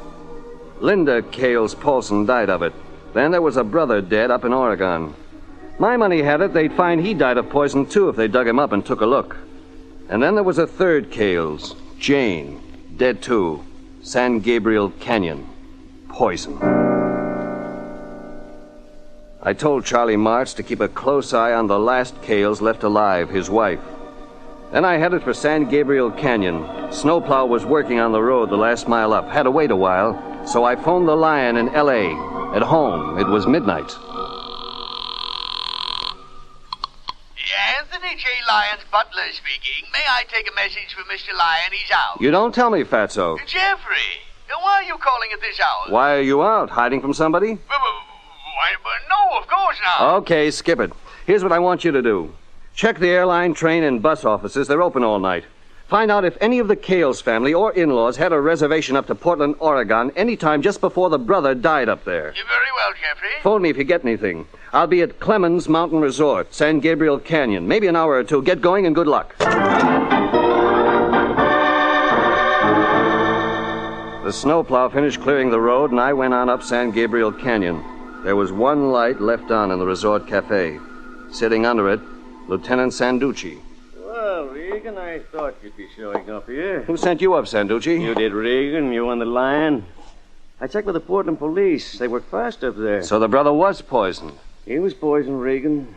And this girl up here. And the first sister, Linda Paulson. And now, the third sister. Give me that again. Caroline Martz, down in Los Angeles. I'm waiting for the phone now for a report under condition. I told her husband to keep an eye on her. He said he did, Regan. She was nearly hysterical over her sister's death up here. She went into the bathroom, crying, half sick. Well, in a few minutes, Martz heard her cry out. He ran in, and she was unconscious on the floor. Called an ambulance, and they rushed to the receiving hospital. And she'd been poisoned. Like the others, Regan. Now, Regan, this one up here, this Jane Cales, every bit of evidence points to suicide. There was fresh snow. Only her tracks led to the cabin. 2 or 3 extra poison capsules in her medicine chest. Jane Cales didn't commit suicide. You know that, Regan? I talked to her this afternoon. She hated suicide. Couldn't understand how anybody could do such a thing. But if it's murder, Regan, why? What motive? Yeah, sure. And how? How does the killer pull it off? Oh, that'll be the hospital report on Mrs. Caroline Mart's condition. Excuse me a second. Sure. Hello, Sanducci. Huh? Oh, just a minute. No, it's for you, Regan. Must be the Lion. Maybe he's got something for us. I had him working on a lead. Hello, Lion. This is Regan. No, this is Morgan. You know, Morgan who never forgets a thing at the newspaper morgue. Oh, hi, Morgan. Yeah, I phoned Anthony Lyon. He told me how to reach you. Yeah, what's on your mind? I forgot something, Regan. You did, Morgan? Yeah, something in the San Fernando Valley Times on March 7th on Cales. Go on, Morgan. You see, we don't file the Valley Times, but I remember it verbatim. You see, it's like they say... Yeah, Morgan never forgets a thing. What was it in the Valley Times about Cales? Well, it was an ad, Regan, in the lower left-hand corner in the 7th page, 2 columns wide. I'd say about 3 column inches, a 3-line bold-face head with a wide margin, and the last line of type didn't print quite clear. Okay, Morgan, what did it say? Well, Bank of United States, North Hollywood, California, and then there was some stuff about the bank. What did it say? Oh, you know, capitalization when it was founded. You want that? You can skip that part. What did it say about Cales? Bertram Cales? Yeah. Oh, well, Bertram Cales has $73,000 in the Bank of United States in North Hollywood. But there's been no activity in the account for 20 years. So Yeah? if Cales is some relation don't show up to claim the dough, why, the bank is going to turn it over to the treasurer of the state of California. The regular legal process, you know. The ad is the formal notification. Thanks a lot, Morgan. You've just given me the motive for 3 murders.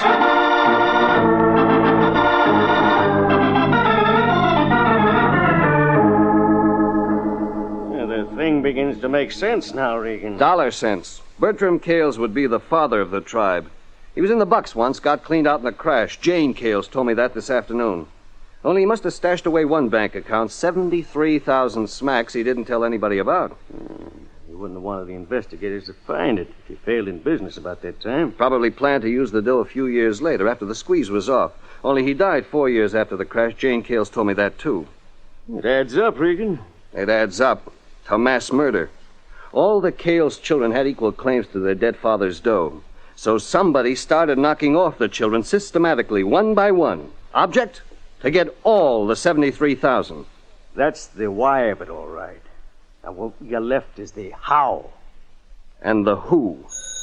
Maybe that'll be the Lion now. If the lead he's working on pans out, we may have our who. Hello, Lion? Is this Clemens Resort in San Gabriel Canyon? Yes, that's right. I'd like to speak to Lieutenant Sanducci of the Los Angeles Police Department, please.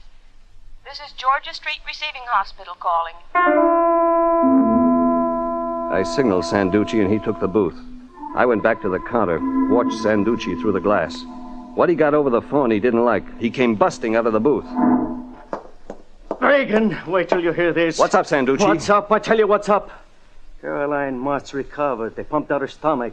Her stomach contained the same poison that killed her 2 sisters and her brother. That figures. Sure, it figures. But Caroline Cales Martz got to the hospital in time. She didn't die like the others. You mean you think she took poison as a cover-up? She was the last surviving Cales child. The way it is now, she gets the $73,000. But she's got a nice out, Regan, if we suggest she poisoned her brother and sisters. Yeah, she got poisoned, too. Yeah, it could be that. Well, we better get down to town and ask Caroline some questions. Well, that's what I've been trying to tell you. When she turned out to be all right, Regan, those nitwits I left in charge down there released her. She disappeared.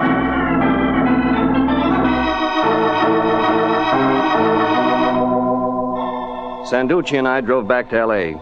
He used the siren on his police car, and I stuck right behind in his windstream. We got back down to town after 4 a.m. Nobody home at the Martz house. We found only one thing. On Caroline Cales Mart's dressing table, a black mask. A silk-covered, padded black mask, no eye holes. The kind people use to keep out the light when they're trying to sleep.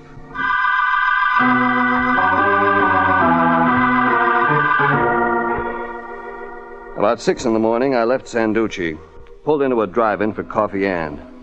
Rain had stopped. I kept thinking of that black mask on Caroline Cales Mart's dressing table. Sleeping mask. And something that had run through the whole case like a thread of music. Caroline had said it. Jane Cales had said it.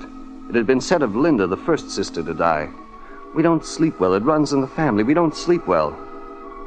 At 7, I phoned the Lion. No answer. So I began checking the airline, railway, and bus offices myself. The 4th time around, I got the brass ring. Paulson had bought Transportation Oregon a week before the brother's death in Portland. I wanted to talk to him bad.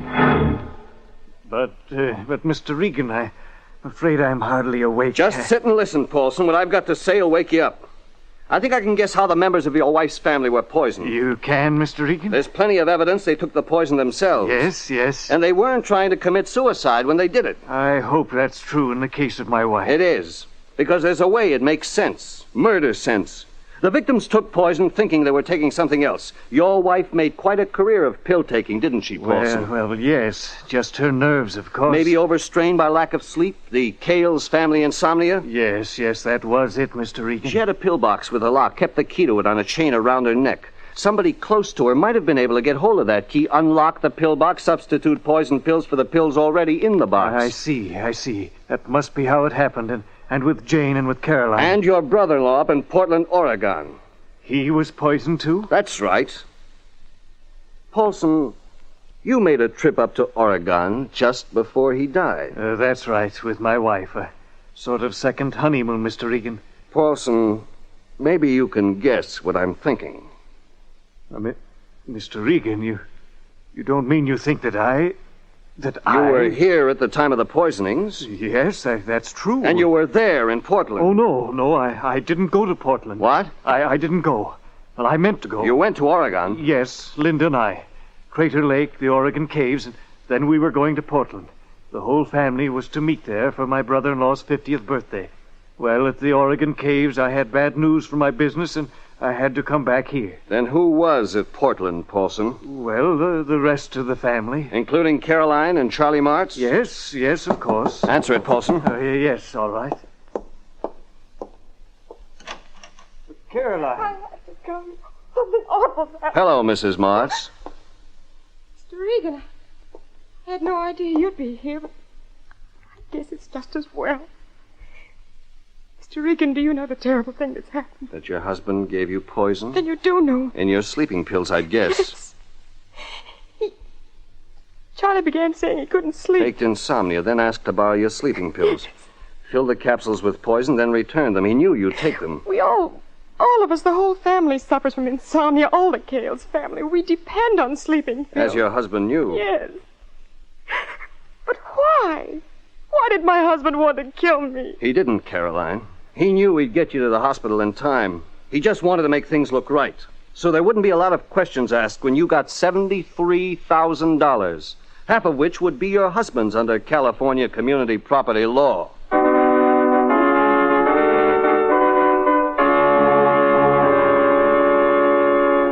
Well, that wrapped it up, all except one thing. We didn't have the killer. I phoned Sanducci, and he got the boys on it. An hour went by, 2 hours, 3 hours. No trace of medium-sized, graying, dapper Charlie Martz. That wasn't all. I kept phoning the office, the Lion's house. There was no trace of the Lion. About noon, I began rechecking the air, bus, and rail terminals. Thank you for waiting, sir. May I help you now? I'm checking on train reservations to the north, Oregon, for the first couple of weeks of March. I'm a private detective. Next, you'll be saying you want to know about the reservation to Portland, Oregon, obtained in March by Charles Martz. Are you psychic? Hardly. But there was another private detective here this morning asking the same question. A fat man smelled of stale cigars. That's what I want. That's who I'm looking for. That hardly makes you special. I noticed that someone was following the fat man. Gimme? A medium-sized, graying, dapper man. Martz.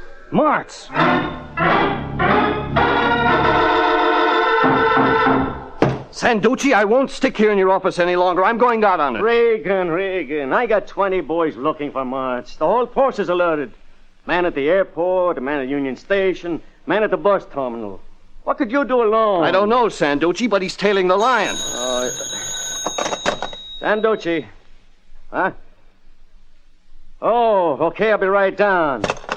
Well, Regan, we picked up Martz. They're holding him downstairs.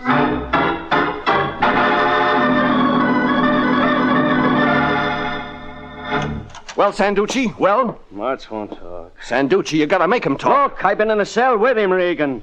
He says he never saw anybody that answers the lion's description. He's lying, Sanducci. Well, he may be, but what can I do? Well, here you are, Jeffrey. Jeffrey, why aren't you at the office? Are you taking the day off? Lion, it's you. Well, of course it's me. Jeffrey, I've been worried about you. You've been worried about me. Well, you haven't been home all day, and when I've telephoned the office, no answer. Jeffrey, do we run a business or do we not? Well, you weren't at the office, Fatso. No, I wasn't. Lion, what is this? What do you mean, what is it? I should be asking you. All day away from the office, in my hour of need. I told you our April books don't balance. You told me, sure. Well, Jeffrey, one of our creditors got on my trail this morning. Oh, no, not a medium-sized, graying, dapper man? Yes, a medium-sized, graying, dapper man. Mr. Lucius Cronkite of Cronkite and Bowles, Pencil Sharpeners and Accessories. He's outside the office right now, Jeffrey, and he wants $13. Did you collect our fee from Mr. Paulson, Jeffrey? Sure, Lion. Sure, I collected it. Here you are.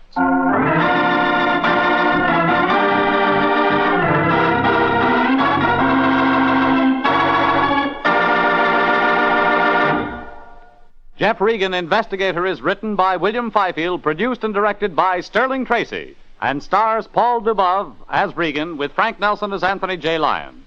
Original music is by Dick Arant. Jeff Regan, Investigator, is heard each week at the same time over CBS.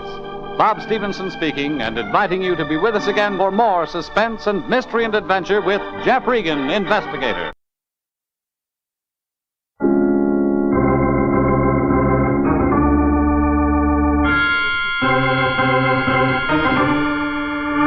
My name's Regan. I work for Anthony J. Lyon, Detective Bureau. They call me the Lion's Eye.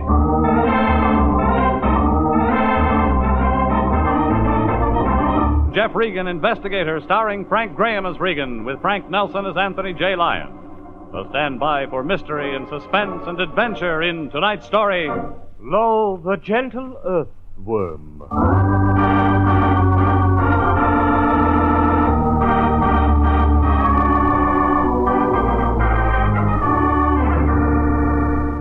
You take a beautiful woman, a tall, bony-faced guy with a drawl, 724 million worms, mix them together, and you come up with a case of port wine. I did, anyhow. The thing took off under jet propulsion of a fatal Thursday. I made the mistake of reporting for work as usual at the Lyon Detective Bureau office. So then you're Mr. Regan, the Lion's Eye. Oh, I'm so glad. Jeffrey, this is Mirabelle Drake, Miss Mercantile Development of 1948. As I've been telling Mr. Lyon, I won the title over 400 aspirants, Mr. Regan. And for a $5,000 prize, Mr. Regan. In merchandise, of course. Congratulations. Mrs. Drake has a serious problem, Jeffrey. Yes. It's my husband. He's going to kill himself. Yeah, and with such a lovely wife, too. Isn't it a pity, Jeffrey? Your husband happened to mention what's bothering him? The worms. Worms? 724 million of them. Makes it clearer. Mr. Regan, in just 18 days, it'll be the first of the month again. So? And there'll be 1,446,500,000 worms. You see, Jeffrey, this is a serious matter. Sounds like. You must help me, Mr. Regan. You must find the man who swindled my husband. He did swindle him. We know that now. You must catch Mr. Myron Biloxi and get our money back. Or my husband will kill himself. He will. I know he will.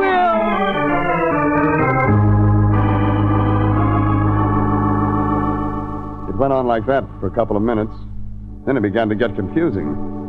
Arthur Drake, Mirabelle's husband, had bought 500,000 worms 12 months ago from Myron Biloxi. The worms had cost $5,000. Mirabelle's prize winnings converted to cash. They'd started a worm farm. The algebra of the multiplication of worms began to get out of hand the way Mirabelle told it, so I said maybe we better get out to her place and get the dope straight from the worm grower's mouth. She said, okay.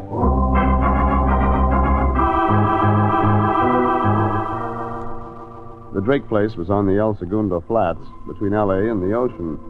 Rancho Gusano in the Spanish. Worm ranch, that meant. Clapboard house, tin mailbox, gasoline cans and orange crates lying around the yard. I thought of a beautiful kid like Mirabelle Drake living in a place like that. Oh! And then all of a sudden I was thinking of something else. Oh, my heavens, Arthur shot himself! Come on, baby, those shots came from out back of the house. I ran around to the back of the tumble-down house. Mirabelle Drake 15 seconds in back of me. Yeah, but Arthur Drake hadn't shot himself. There was a third shot just as I rounded the corner of the house, and I saw a tall, gaunt guy in overalls. He had an old-fashioned Springfield rifle in his hands, and when he saw me, he shouldered it. Stop now, you! Yeah, sure. It's all right, This is Mr. Regan, the Lion's Eye, that's going to help us. Oh, well, I'm pleased to meet you, Mr. Regan. I'm sorry. Arthur, forget it. Arthur, what are you doing with the gun? Well, now, I got to thinking we're pretty isolated out here, Mirabelle. What are we to protect? Nothing. There's nothing here except these worms. Oh, now there, honey, don't you take on. I got you to protect. That's the real reason you bought the gun, Arthur. From the look on the sunburned, raw-boned face, that wasn't the real reason Arthur Drake had bought the Springfield rifle. He and Mirabelle looked at each other a minute, and then Mirabelle sobbed once, smothered it, and turned and ran into the house. I reckon she's kind of upset, Mr. Regan. Yeah, it seems to be. Well, I'll just set this here gun aside. See that there can over there? I just studied how to work. There now I'd like to show you around my place. Sure, I'd like to see. Well, this way. Okay. It ain't pretty, Mr. Regan. I guess I'm what the psychologist at the university back home in Arkansas used to call failure prone. I've lost my wife's beauty prize money on these worms. That's what changed me. This worm raising sounded a little complicated the way Mirabelle explained it to me. Oh, but it ain't. Now, I'll show you. Now, here's the vegetable lug boxes I raise them in, Mr. Regan. Under the gunny sacking? Yeah, that's correct. Stacks of lug boxes. And then all you need is the cans of water and the tub of acid. Boxes, water, acid. You know, Mr. Regan, I can't agree with Mirabelle that the breeding of worms is exactly complicated. For the $5,000 I gave Mr. Myron Biloxi a year ago, I got me 500,000 worms. $5,000, 500,000 worms. Yeah, it cost me 1 cent a worm. That adds. Well, worms is valuable. They enrich the soil. People buy them for their gardens, Mr. Regan. Yeah, I heard. Now, 500,000 worms produce 1,500,000 eggs capsules at the end of the first month. Well, don't stop now. Well, the egg capsules mature in 3 months, Mr. Regan, and each capsule produces round about 1 to 20 worms. So, allowing for fatalities to the young, you begin to harvest 2.5 million worms a month after the 4th month. Like you said, not complicated. Of course, in the 8th month, the first harvest of 2.5 million worms has produced 15 million young'uns, and the next month, with the first 500,000 worms and the first and second harvest of 2.5 million worms, all producing concurrently, you get yourself 27,500,000 worms. Round about. Then after that, the figures begin to get big. Oh, yeah, they do, Mr. Regan. Huh? Every one of those worms is worth 1 cent? Yeah, that's so. Well, it's come to a decent profit in a year's time. Well, deducting 1/6 of the growth for cost and $6.25 million on a $5,000 investment in 1 year. Oh, that sounds fair enough. That's what I thought. When Mr. Myron Biloxi explained it to me and sold me the worms, he guaranteed me 1,000% profit or money back. But now I got me 724 million head of worms here on my ranch, Mr. Regan, and I can't sell them. Market won't absorb that much. And I can't locate Mr. Myron Biloxi to get that there money back. That's why I begin to think that Mr. Biloxi swindled me. You know, Drake, I think you may be right.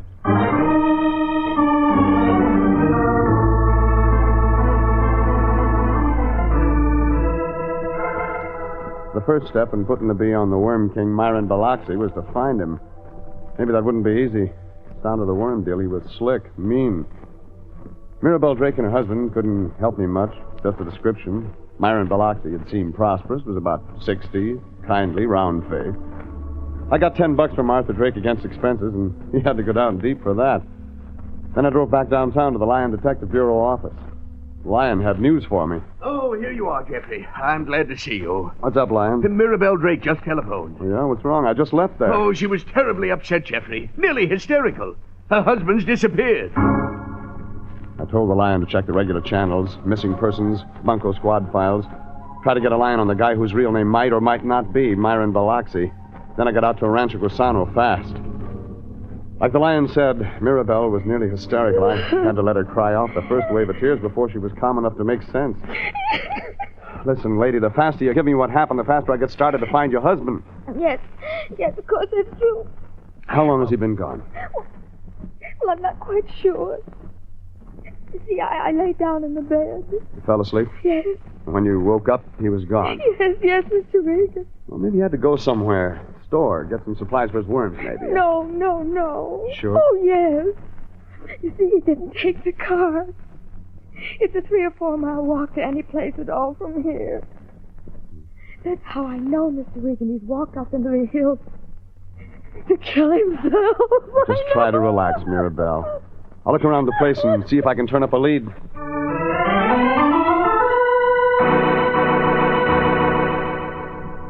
I walked out back of the house. No sign of Art. I started poking around the lug boxes the worms were kept in and was just pulling some of the gunny sack coverings off when Mirabelle came out. Have you found anything that'll help, Mr. Regan? No, not yet. You better wait in the house, lady. Oh, no, I can't. Okay. Regan, you're looking for Arthur's rifle, aren't you? Yeah, that's right. Look, Mirabelle, come on and get busy. Help me uncover these stacks of lug boxes. We may find something. All right. Start on that section over there, huh? All right. Just pull off the gunny sack? Yeah, check down between the boxes. The rifle could be there. Yes, I will. No, never mind. I found it. What? Oh, Mr. Regan! Then Arthur... No, your husband hasn't gone off someplace to shoot himself. That's right. Oh, thank heaven. Here's the rifle. It's down here back of these boxes. But then, if Arthur didn't go off to shoot himself, then why... What I'm wondering myself. Why did he disappear? Hey. The thing you started to uncover over there. That's not a vegetable lug box. Oh, yes. It's under the gunny stacking like the other. Sure, but look. Yes. Not the same shape. It's round. And the surface under the sacking. The top surface of these lug boxes is flat, wormy earth, straight across from edge to edge. But that gunny sack's bumpy. Something bumpy surfaced under it. There must be. Stay here. No, Stay here. What?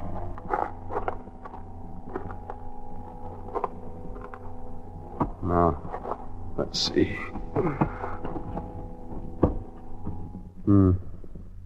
So that's it. What is it, Mr. Regan? It's all right. Come on. What is it? This? A case of wine. That surprise you? Oh, yes, it does. Well, the bottle made the bumps on the gunny sacking. And this against the case of wine, just some sacking. That would give the thing the shape of a covered-up body. Might have been that. Let's have a look at one of these bottles. They look pretty old. But I can't understand Arthur spending money on wine. Now when we have so little. No, I'm no expert, but it figures this wine costs dough. Look here at the label. Robertson's Special Vintage Port. Bottled at Villanova de Gaia, Portugal, in the year 1892. Well, the others are the same, 12 bottles. 1 case of port wine. 58-year-old vintage port. Mr. Regan, I remember enough from when we had money and Arthur used to buy wine to know that must be terribly expensive. So maybe somebody gave it to him. Maybe we can find out who.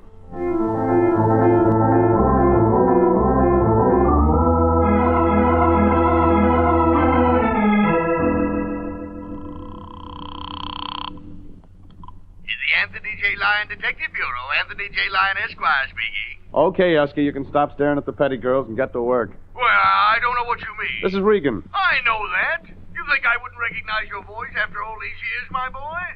What kind of a detective do you think I am? Skip that. Jeffrey! Did you locate Myron Biloxi, Lyon?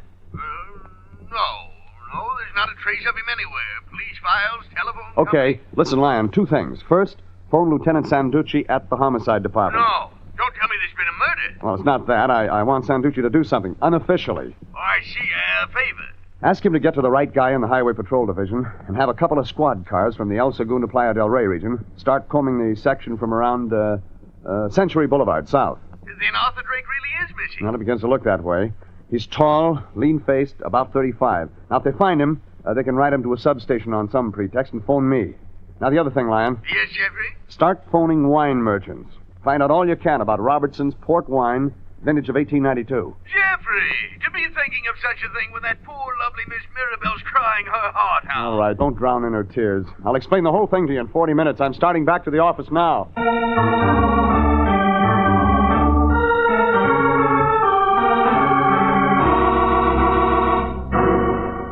So, Lion, the best lead we've got to go on so far is that case of port wine.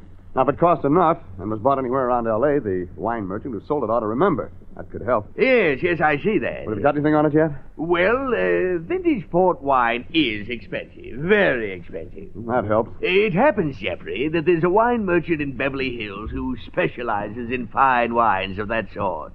I've located him, Jeffrey. He'll be returning my telephone call any minute. Okay, Fatso, good work. You got in touch with Sanducci? Well, naturally I did, Jeffrey. You say you could fix it so some cops will put the search on Arthur Drake? Yeah. Well, then we're rolling. I got it. That'll be your Beverly Hills wine guy calling back. Hello, Lion Detective. Regan talking. Sure, go ahead. Yeah? Yeah, okay, thanks. Well, my boy, was he able to help you? Wasn't the wine guy, but the cops. One of the squad cars Sanducci had look around the El Segundo area stopped at Rancho Gusano. It's Arthur Drake's place. They found Drake. But that's good, Jeffrey. They found him bent double and shoved into the vat of acid he kept out in back of his house. Dead, Lion. Murdered.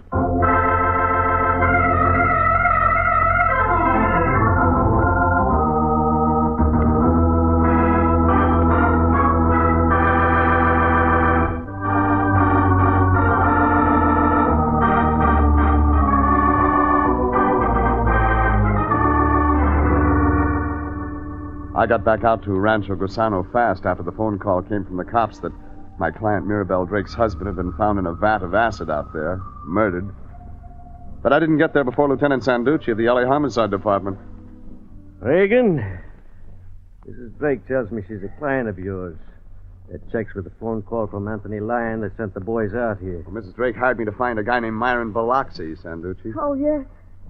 I feel he's responsible for all this somehow. He must be.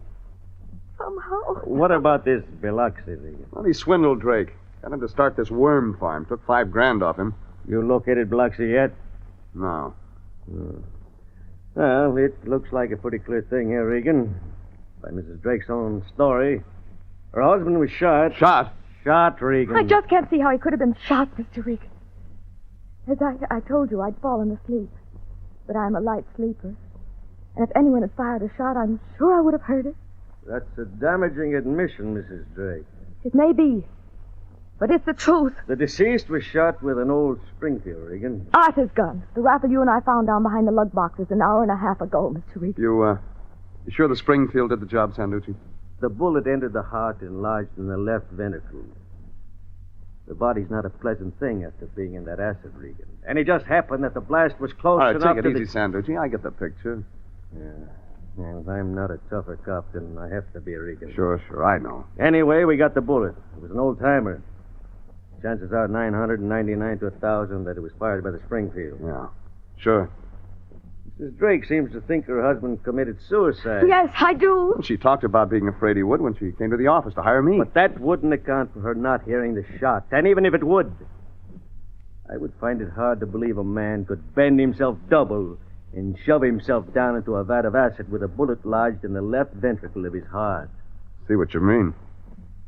So, Mrs. Drake, I haven't any choice except to hold you on suspicion of murder.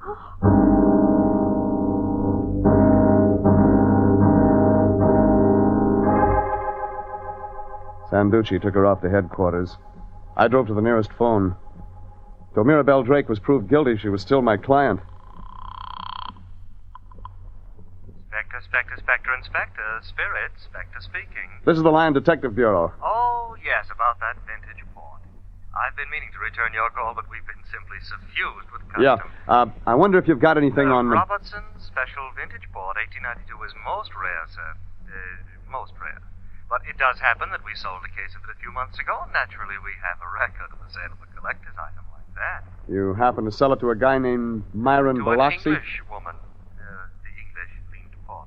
Not to starboard? What? Skip it. Listen. I have the record of the transaction before me now. One case, vintage 1892 at 900... Oh, sorry, sir, we can't divulge that information. How about the name and address of the buyer? Mrs. Diana Parker, 1 Royal Road, Bel Air. Thanks.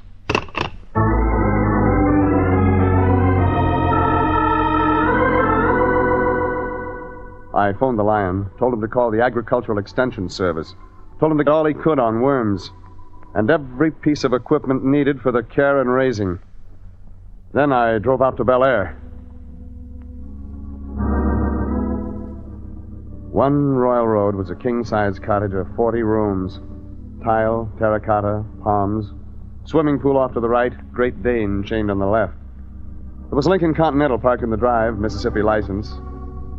I got a cute idea. They got a town in Mississippi named Biloxi.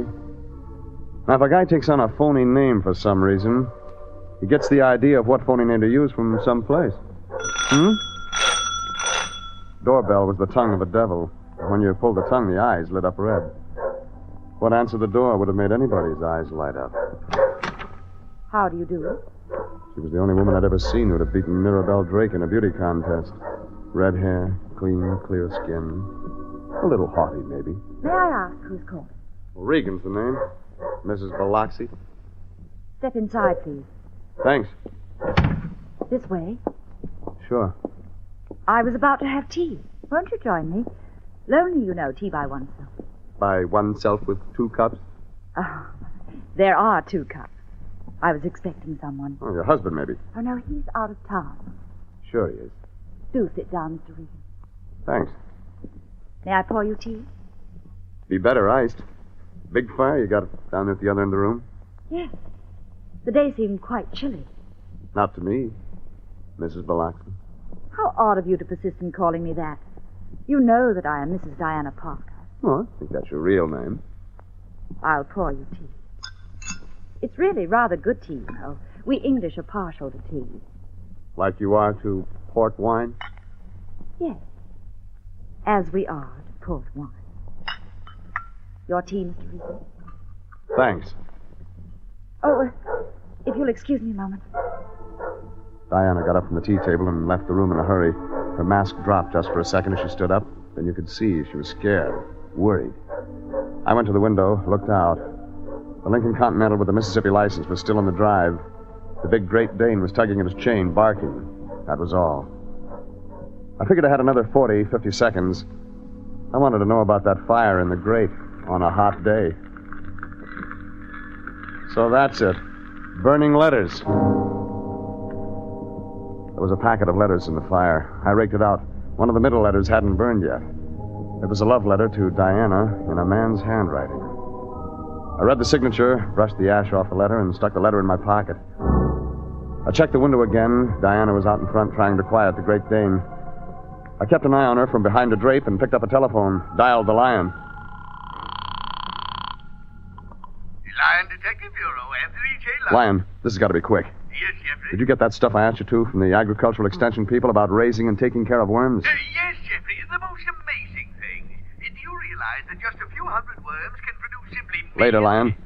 What did they give you on the equipment for raising worms? Yeah, but that's one of the most beautiful things about it, Jeffrey. Requires almost nothing.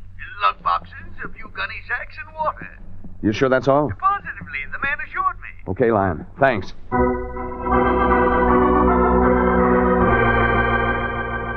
There now, Mr. Regan. I must apologize for having been so long. Don't. Don't. It helped?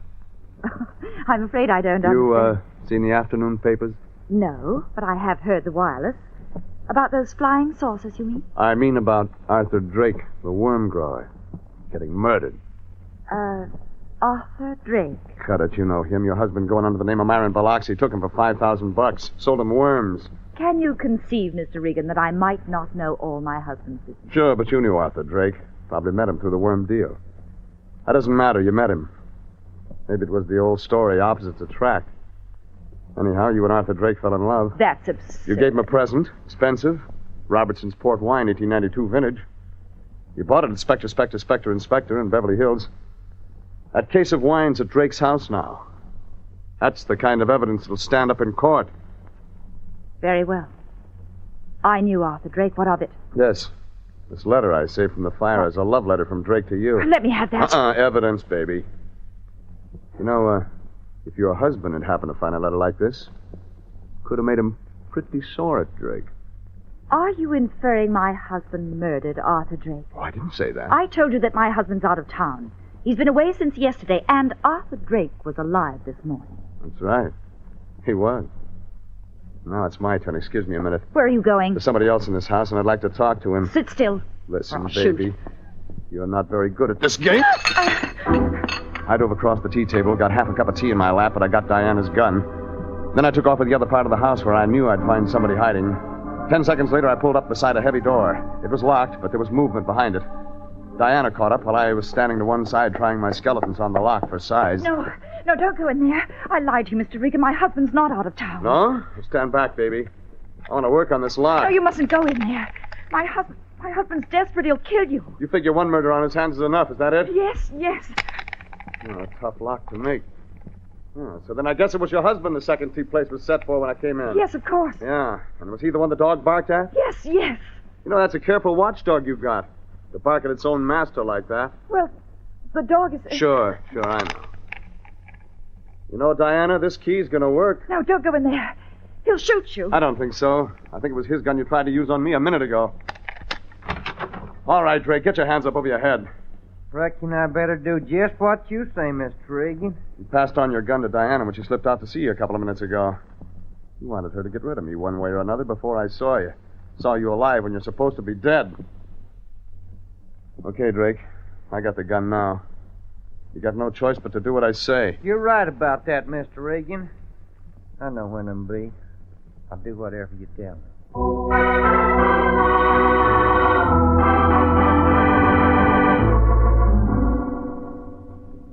That was it. The guy in the acid wasn't Arthur Drake at all. It was the guy known as Biloxi. Drake shot him, hid the body. Then today, Drake staged a disappearance. Before he left, while Mirabelle was sleeping, he put the body in the vat of acid. He figured it would be found, and with the condition it'd be in, there'd be no way to tell it wasn't him. He'd be declared legally dead and under a new name begin life all over with Diana somewhere. I phoned Sanducci at Homicide, turned Arthur Drake over, and started out to find the line. Jeffrey! Lion, what are you doing at home? Why aren't you at the office? Jeffrey, come back tomorrow. I'm very busy. Busy? Lion, I wrapped up the Arthur Drake murder. They're letting Mirabelle Drake go. No, well, good work, my boy. Well, why don't you answer your phone? And I've been phoning the office trying to tell you that the case is closed. Well, I may be in the office tomorrow. Maybe? Yes, you can tell me all about the case then. Lion, don't you even want to know who did the murder? Oh, yes, of course I do. Who did it? Arthur Drake. Yes, interesting. So that was it. So Arthur Drake murdered Arthur Drake! Jeffrey, that's impossible. Well, it was your detective work that clinched it, Lion. You don't say so. I do. The worm equipment, Lion. Huh? You found out from the agricultural extension people what it takes to raise them. Yes. No tub of acid was included. So that vat of acid Drake had at his place didn't have anything to do with worm breeding. It was for the disposal of the husband of the woman Drake was in love with. Guy who used the phony name of Myron Biloxi. I see. Imagine all this from my detective work with the agricultural extension people. Sure, Lion. You know, Jeffrey, I'm glad Drake was a criminal. Yeah? It reassures me. I'd already found out he was a very poor businessman. He wasn't swindled at all. About the worms, I mean. No, Lion? No, I was talking with the agricultural extension people, you see. Jeffrey, I wonder if you have any conception of the fantastic financial possibilities. What? What's that, Jeffrey? Oh, nothing, Lion. Go on. Yes. Well, come over here, Jeffrey. I was just fixing up these vegetable lug boxes here, you see. I see. Do you know, Jeffrey, 500 worms, $5 worth at 1 cent a worm, you see, will produce, still at a value of 1 cent for each worm, 40,000 worms in the 10th month, 110,000 worms in the 11th month, and in the 12th month alone, 522,000.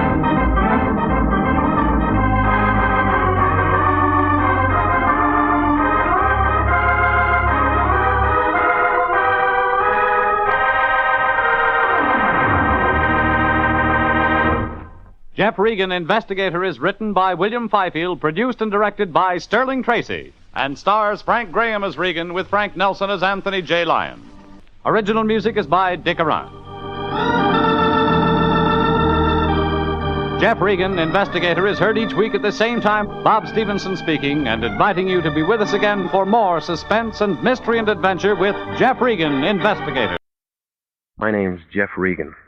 I get 10 a day in expenses from a detective bureau run by a guy named Anthony J. Lyon. They call me the Lion's Eye.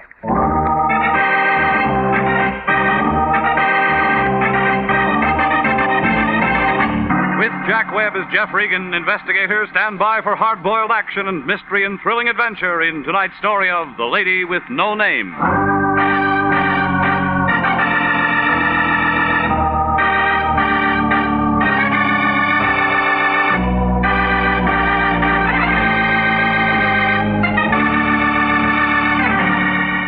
The next time you're out for a drive, pick up Olive Street along about the 700 block.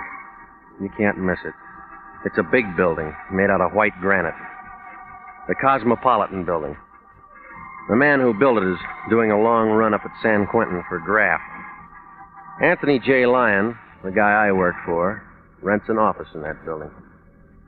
International Detective Bureau, Suite 308. A couple of rooms with a connecting wastebasket. The Lion has the only desk in the office and a typewriter that Remington dropped from their catalog back in 1915. Well, I walked in last Tuesday at 10 a.m. The office was full of taboo. She was a tall girl, very pretty, wearing slacks and a coat that must have set the mink population back 20 years. But she still looked cold, like she'd never get warm again. The Lion had one arm around her shoulders. He knew by this time that coat was the real article. There wasn't any music, but he didn't seem to mind. Come in. Not much room to dance. We got trouble. She's your date. This is one of my operators, Mr. Regan. How do you do, Mr. Regan? Now, tell him exactly what you just told me. Yes. It's all right. May I sit down? I feel strange. Of course. Come here. Thank you. Get this, Regan. I don't know where I live. I don't know my name. Yeah? I want you to find out who I am. You heard that, Regan? Heard what? It's a verbal contract. She just hired us. Oh, you're out of your mind. And you're a witness in case anything comes up. Please. Please, I don't feel well. I'm perfectly willing to pay you. You'll just find out who I am. Well, look, lady, there's a cop on every corner. I couldn't go to the police. You got here. Quit pushing her. This is our case. I was afraid. I found this in my purse. 32 caliber Smith & Wesson. It's been fired. There's 3 gone. What are you doing with that, miss? I don't know. It's just been used by you. I don't know. Well, where'd you get it? Just found it in my purse. Remind you of anything? No. You take it. Now, look, miss, I know you don't feel well, but there are certain questions you'll have to answer. I just want you to find out who I am. It's terrible this way. It's... Paint it. Yeah, you always had a way with women. Help me bring her around so she can sign that contract. She hasn't got a name, remember? We'll give her a name. Jane Doe's good enough. I guess so. What do you mean? She's dead.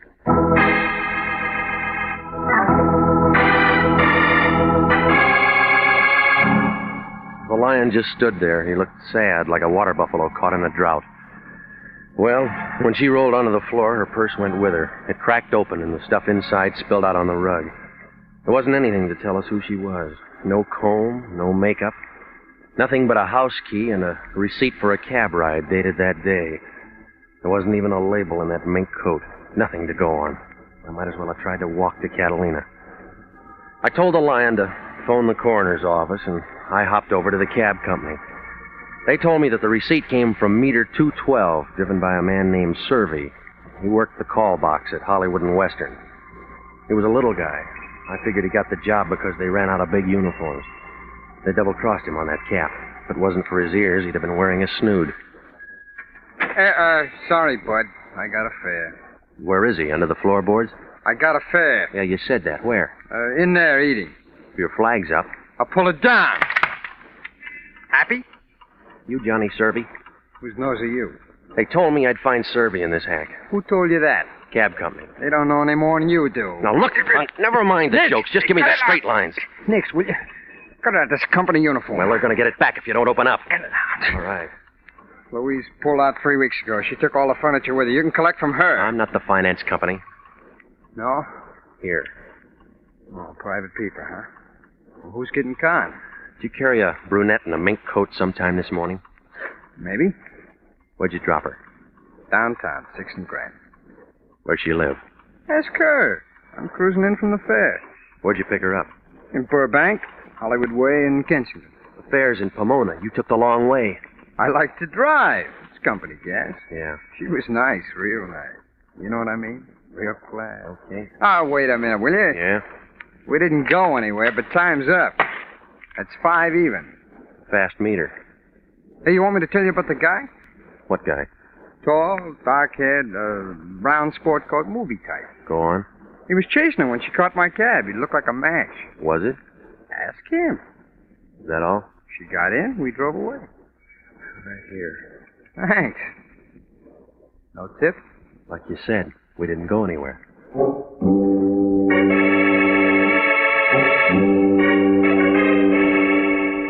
Ever have somebody drop a key in your lap and say, go find a door? Well, I drove out to Burbank and I began looking around for a good lock near Hollywood Way in Kensington. I figured that key I'd found in Jane Doe's purse would have to fit something. I made my letter on the 10th house. There was a for sale sign on it. I didn't see anybody around, so I unlocked the door and I went in. Outside of something that smelled like tar and kerosene, the place was empty. I was just about to turn around and leave when a brown sport coat slid into the room, movie type. When he walked over to me, I knew he drank the right kind of scotch. Gonna use your GI loan? Just looking. Gotta buy it. It's a steal. No, the lady won't like it. Your wife? Girl in a mink coat. You make that kind of dough? She got it from somebody else. You Hollywood guys. Where'd you get the key? I borrowed it. She won't need it. What's your name? I didn't have a chance to ask her. Oh, you're kind of slow, aren't you? Sometimes. We'll see how fast you can hit the door. No, I just got here. Yeah, now you're leaving. Cab driver says he knows you. I'm friendly. I talk to everybody. Said you were doing a chase scene. Could be. She was pretty. They all look good in mink. It's not the house. What do you want? Well, we could start with a name. It's Dameron. Not enough. That's all you get, wise punk. Now beat it. You'll give more at homicide. I don't see any bad. Now look, we can play games some other time. A cab driver put the finger on you as the last man to see that girl in mink. You talk like she's dead. You called it. Too bad. There's a lot of fur coats in L.A. and a lot of guys chasing them. You got nothing. That's what they always say downtown, but you'll talk. I don't figure on leaving, but you're going on your way right now. Better open a window, Dameron. You're sweating. Keep talking, sunshine, and we'll make one in that far wall. You got help in the back room? Quit scratching around. It doesn't mean anything to you. It didn't before she pulled a fade in my office, but it does now. I'll buy you a new carpet. I don't know who let you out, but it's bedtime. You've been talking about a dead girl who doesn't even know her name. Now go back and finish your dream. You got all the questions. Now let's fill in the answers. I'm fresh out of box tops. There's a door user. No, not yet. I'm going to get what I came for. Little man, that's a promise. You're out of condition, Dameron. You're in a great position to throw that line. Oh, you got talent, mister, but it's still raw. Come here. Now, come on, get up. I'm not through. That's where you're wrong. It's a big Luger. Makes the same size hole. All right, punk, you got a name? A lot of them for you. Oh! School isn't out yet. Just answer. It's Regan. Okay, Regan, let this sink in. Forget you ever saw any dame in a mink coat. Forget you ever saw me. That won't be hard. Look, Junior, you just lost the round. Now remember what I told you. Have a memory lapse. Is that clear? You made your point. Now blow. You always use a Luger? For close work. Well, then that 32 doesn't fit. What 32? The one that the girl was carrying. You got it? No, I gave it a homicide. Good, good. It saves me a trip downtown. You're not worried? No, I'm very happy. Huh? Today's my birthday. That's the reason you're walking out of here.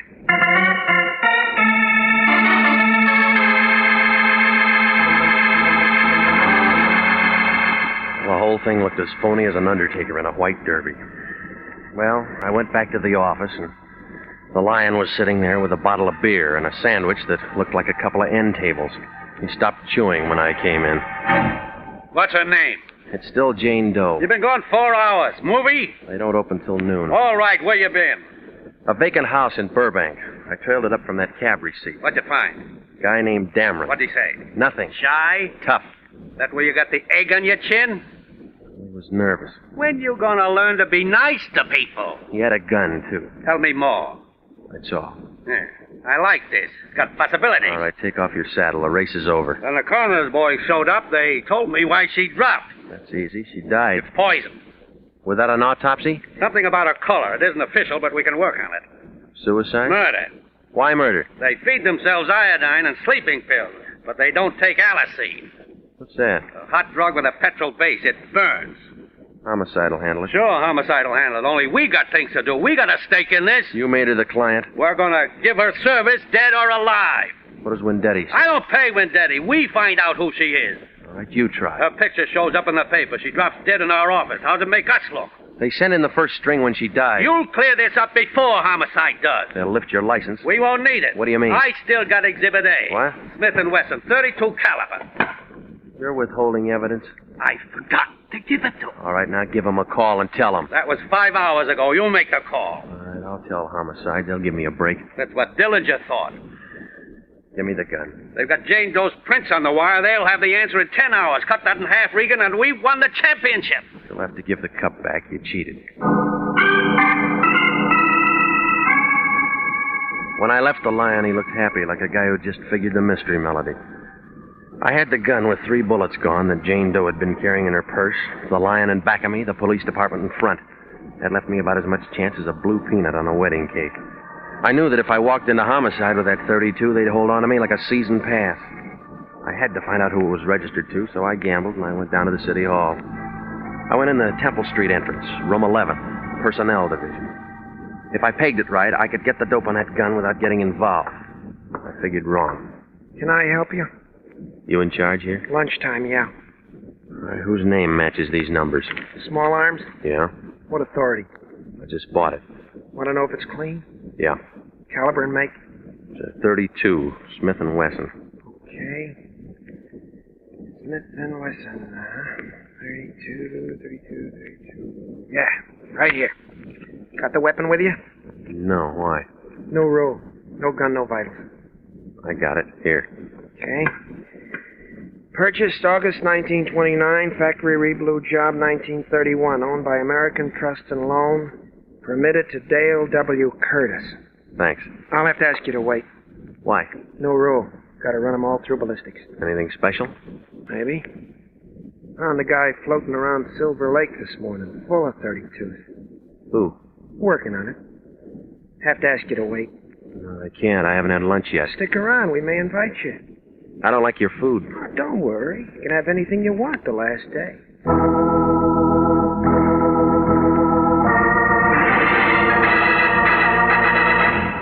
You're listening to the story of the lady with no name, tonight's adventure with Jeff Regan, investigator.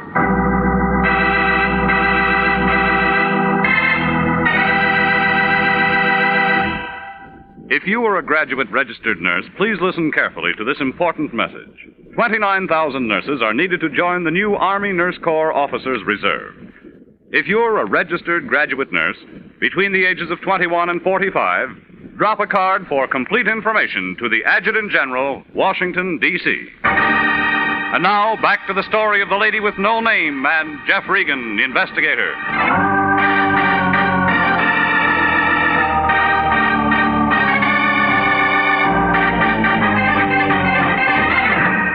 Well, there it was.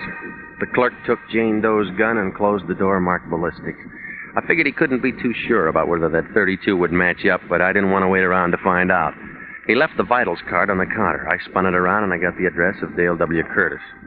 Turned out to be a one-story frame that stood in the way of the new freeway they're building. The movers were just jacking it up and I caught the last carload of people leaving. They told me that Curtis hadn't lived there for 7 years. They did give a number over on Manzanita off Fountain, where I might be able to find him.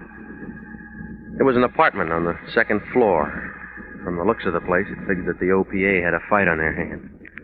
I rang the bell and waited. I don't know whether it was the lighting effect in that dim hallway, but when she opened that door, I expected to see those 1,000 ships slide down the ways again.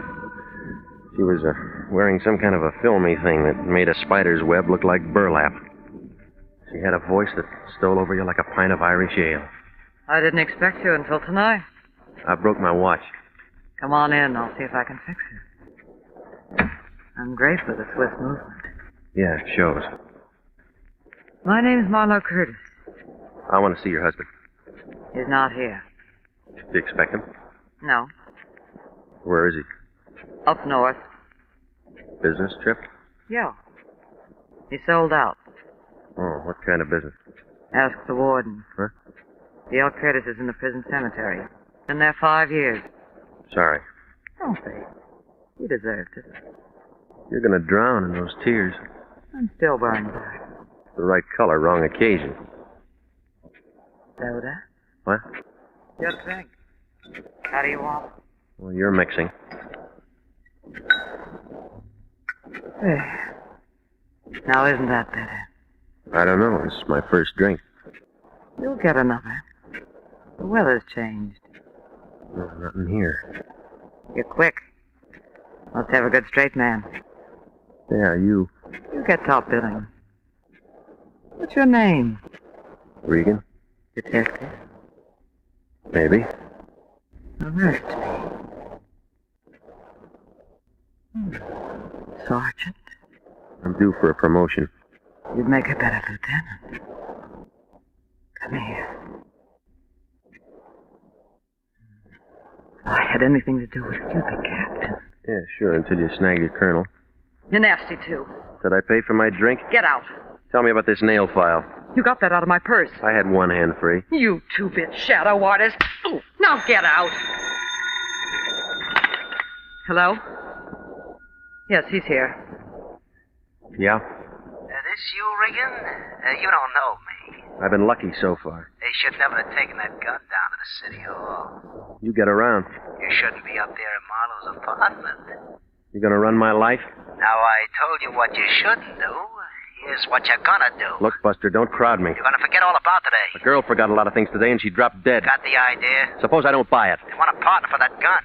Dameron give you the nickel? He gave me a dime. I got one more call to make to the city hall. All right, suppose I lay off. And I got something for my piggyback. You're no petty girl. Hang it up and get out. You know, Regan, I could have really liked you. Yeah, Marlowe, that's why I'm scared. Well, you can see how things were. I felt like a short girl with a new look. No matter how I tried to break it down, I figured to cop the leading role. A Jane Doe walks in her office and drops dead. She has a gun that probably talked to a couple of people. A cab ride receipt takes me to Bill Dameron, a guy with a talkative gun. I end up in Marlowe Curtis' apartment for a lot of punctuation marks. Everybody talks but the people. Well, I knew I'd have to begin to move before homicide tagged me, so I hopped down to the Times and I checked the morgue file. I pulled the clips on Dale W. Curtis. Marlowe didn't lie. He was dead. The old papers didn't mean anything, but the banner headline on the night final put one piece of the jigsaw in position. It told about a Treasury Department agent named Shields. I found him in Silver Lake. He'd been shot 3 times with a .32. Now I knew where Marlowe's nail file fit. I started to leave when I caught the last paragraph. It said, "Unidentified man turns in the murder weapon. Police are seeking his whereabouts."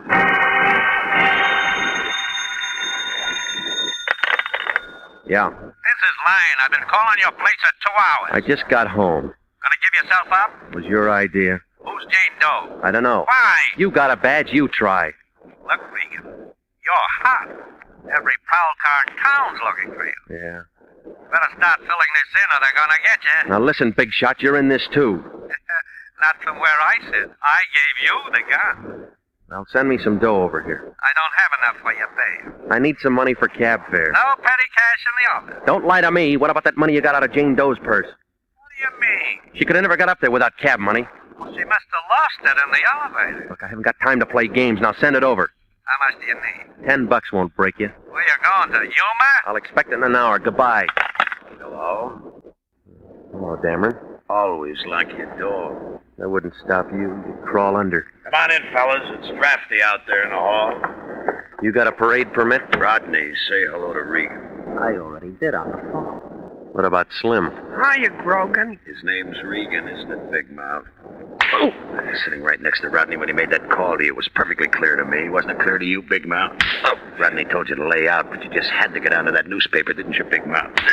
Rodney, Slim on the bed. All right, let go. Now, Regan, once more, they got a gun downtown. They got a dame and her prince are gonna fit it. They got a stiff and that gun's gonna fit him, okay? And I'll lay you off. You said that before. Rodney, Slim, hold his hands. Now, Regan, I know you understand me. I said all the right words. Maybe my punctuation's bad. Lay off. Period. Lay off. Period. All right, leave him in the bed.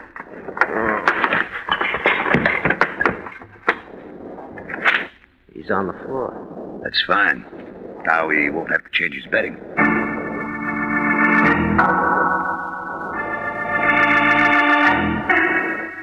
Dameron was good. When I got up, my face looked like a relief map of Death Valley. He was wearing a signet ring. He left out all the water holes, but the mountain ranges were rising fast. I figured I was safe now. That guy in the personnel office had never recognized me. Well, I was standing in the kitchen giving myself the cold water treatment when somebody knocked. I figured that was a switch, so I opened the door. It was that hacky, Johnny Servey. He had an envelope in his hand. Yeah? Hi. Remember me? You give up cab work? Oh, I found this under your door. Here. Thanks. Football? What do you want? Well, you asked me about a dame in a mink coat today. Now I'm asking you. I don't run a meter. Well, I figure all this might help. All of what? Well, I get to thinking about it, see, and then I think some more. All right, come on, get to the point, will you? You played a hand, now I'm playing a hand. Go on. Well, dames mean trouble, and mink coats, they mean double trouble. Yeah? Is it worth $5 if I remember another guy? Maybe. Well, he's all over the papers now. I seen him. Who? Shields, the guy they fished out of Silver Lake. Where? He was out in Burbank this morning, early. Thought you were at Pomona. I was, but... Well, I guess I wasn't exactly cruising. I got a friend lives out that way. Know what I mean? When was this? An hour before I pick her up. This guy they find in Silver Lake is walking around that house. I'm looking for a store for breakfast. All right, you eat. Well, that's it. After breakfast, I hop in my cab, and that's when I pick up the dame at Mink. Why'd you bring me all this? Well, I figure we got somewhere this time. Now do I get my tip? I gave him his $5 and he left. Then I opened the envelope he'd handed me. It was the money that I'd asked the Lion to send over. 2 $5 bills. Well, I looked at it, put it back in the envelope, stuck it in my pocket. So far, all I could see that I got out of this thing was a good beating from Dameron. The question still stood, who was Jane Doe? Well, I knew my next move. I wanted to hop over to the Treasury Department and see if my 2 matched their 2, and maybe between us we could come up with 4. I didn't have much to go on. It was just a hunch. I took Marlowe's nail file with me, and I walked in the front door of the Federal Building. I showed my license to the chief agent. That's right, one of our agents, Shields. They have the murder weapon down at Homicide. I know. All we want is the man that pulled the trigger. Well, I got an idea. I'll listen. What's wrong with these $5 bills? You can't spend them. I figured that. Where'd you get them? How bad are they? Lousy paper, rotten ink, terrible engraving job. You could do better with a rubber stamp outfit. Where'd you get them? Any of these been floated? We picked up a few. Was Shields working on it? That's as much as I can give you. Where'd you get them? The girl faded out in our office this morning. She was carrying them? Yeah. What's her name? That's what I gotta find out. Jane Doe, huh? Well, that's what we called her. So does the paper. Same girl? Yeah, that's her. Any identification? Not yet. They've been running a picture for hours. I'm short on time. You're the guy. Wait a minute before you hit that button. Yeah? Your addition's good, but you haven't got all the figures. Don't make book on that. You're the number 1 boy with me. You think I'd solo in here? You might. No, I got an ace. All right, so you keep your nails clean. Now look at it. It's a nail file. They cut dum-dums out of Shields. Who told you? A second-story apartment with a deep floor. How did you know? You're holding the file that cut the grooves. You use it? I can give you the guy who did. Dum-dum makes a big hole. Ask Shields. Through the tip of a .32 slug, it'll spread from here to Kansas when it hits. You can do it with a nail file. Maybe. Where's that apartment? No, I'm too close to quit now. I can't let you go alone. I got a big car. Well, before we go, mister, if no one belongs to that file, you belong to the gun. In that case, I'll have a lot of time to do my nails. Well, it was a long shot, but that's all I had. The agent just sat there on the way over. He didn't say a word. Well, I figured he didn't believe me, but it was a short drive to find out. We hit Manzanita Street just after the dinner time rush. It was quiet, and everybody was eating or they'd gone out for the evening. We climbed the stairs to Marlowe Curtis' apartment. I told the agent I wanted to go in alone. He didn't like the idea, but I explained to him that I expected friends and somebody should cover me from the outside. Oh, she looked even prettier than I remembered her. One tear was just about ready to take that last plunge across her cheek. What do you want? I brought you a paper. I've seen it. You know the girl? Yes. What's her name? Too late. For you, maybe. I gotta know. You wouldn't understand. Try me. You're still looking for things. No, not this trip. You didn't think I could cry, did you? No. I learned. Weeping over a nail file? I said you wouldn't understand. It split a slug in a treasury agent. I don't know. Well, I do, sis. You filed the grooves. Shows you how many times you can be wrong in one day, Regan. Kind of cramped behind that screen, Dameron? Small apartment. Yeah. Always wanted to get the girls a bigger one, but Marlowe's getting tried. You're wrong, Dameron. Not anymore. You've been around Regan too long, Marlowe. Now you got a mouth just like his. Big. I just figured out what he's been trying to do. You putting brains on the market, too? The Jane Doe he's been looking for was Evelyn. Your sister could have been a rich woman. Not with the kind of money you printed. What are you playing this scene for? I didn't count on murder. Evelyn forgot things. You killed her. It was no good. She couldn't tell the fives from the tens. I'm going to identify her. You know where that leaves me? Sure I do. And I'm going now. You'll have to walk through this Luger. Is that the same gun you used on the Treasury agent? You and Regan hardly got acquainted, didn't he tell you? Your sister did that for me. You lied. Ask Regan. Nail file. That's right, dum-dums. Evelyn wanted to be sure. Rotten. Now get out of my way. Marlowe, don't try it. I'm going out that door. Not standing up. It was a real photo finish. Just as Dameron pulled the trigger, the agent kicked the door open and threw a couple of fast ones into him. I'd call it a dead heat, but you'd have to give the agent the edge. His first slug cut Dameron down like a blade of grass. I figured the second was for Shields. Marlowe wasn't in a hurry anymore. Regan. I'll call the doctor. Don't bother. My phone bill's too big now. You're hurt, baby. Yeah. I got a big hurt. I almost made it. It was a good try. That was Dameron. He's all used up. Good. Regan. You think I'm as bad as him? No, baby. You just played on the wrong team. He was... Let's go. Yeah. From here on, it's a monologue.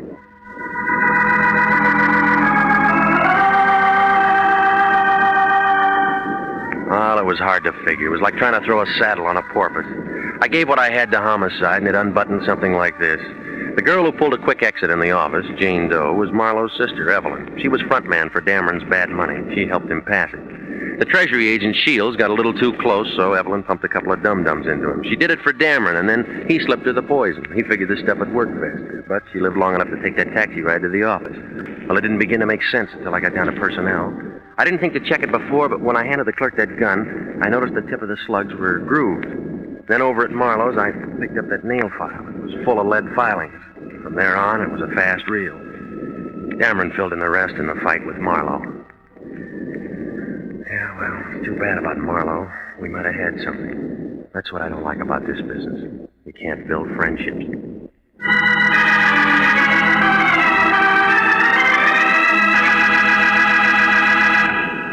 Jack Webb is featured as Jeff Regan with Herb Butterfield as Anthony J. Lyon. It's CBS at the same time next week for more hard-boiled action and mystery with Jeff Regan, Investigator. Written by E. Jack Newman, produced by Sterling Tracy. The role of Bill Dameron was played by Charles McGraw. Yvonne Patey was Marlowe Curtis. Marvin Miller was the Treasury agent. David Ellis, Stacey Harris, Lou Krugman, and Bernice Barrett supported. Original music for this program is by Dick Arant. Bob Stevenson speaking. Jeff Regan, Investigator, is heard every Saturday over CBS, the Columbia Broadcasting System.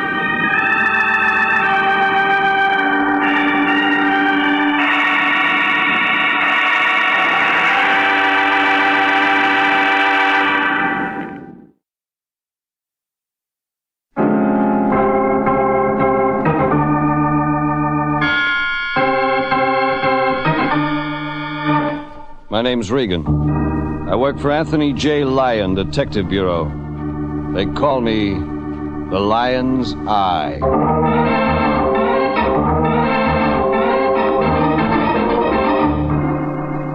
Jeff Regan, Investigator, starring Paul Dubov as Regan, with Frank Nelson as Anthony J. Lyon.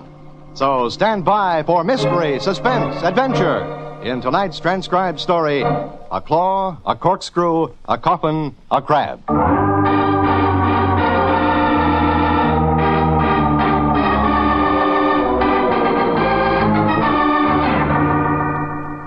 There was about everything in this one. A claw, a corkscrew, a coffin, a crab, 67,000 clams, some deep-sea fish, and Juliet. Case took me all over L.A., out to San Pedro, down to Long Beach, took me 20 feet underwater where it looked like I wasn't going to come up. Yeah, but Juliet was where it started. Juliet Jones. Now sit down, Jeffrey. Sure, Lyon. Just the man I wanted to see. I was just about to phone you. Juliet Jones. Our new client. Our new client wants you out in Inglewood right away. Her life's in danger. That's so? Yes, she wants protection. A bodyguard, Jeffrey. Here's her address. Juliet Jones, 712 Garbanza Avenue, Inglewood. Oh, she was beautiful, my boy. Came here to the office an hour and a half ago. Lovely, lovely. And never, Jeffrey, in all my vast experience as president of the Lion Detective Bureau, has it been my privilege to see such a gorgeous... and she had a voice, my boy. Well, it stroked you when she talked. And she smelled... As a matter of fact, Regan, she smelled of tea. Tea? She's a broken Pico tester. You don't tell me. Yeah, I do. She feels, smells, and tastes broken Pico tea. The very best, Jeffrey. Best black tea, of course. She wouldn't think of testing green or oolong, or so she said. Sure. Anything else that'll help? Well, there was one thing. Now, we mustn't jump to any rash conclusions, Jeffrey, but everything she had on, everything was brand new, and all very expensive. Very expensive. Maybe some guy likes her. Yes, I suppose that would be it. Look, Lyon, if you think she's a phony, we just don't take her case. Now, Regan, don't start that. What's the matter? She give us dough? Juliet Jones advanced us $400. That's a broth of clams. Yes, it is. Look here, my boy, just look. 1, 2, 3, 4. 4 $100 bills. Oh, Jeffrey, isn't life wonderful? Life was. I drove to Inglewood. She was there. It was like the Lion said.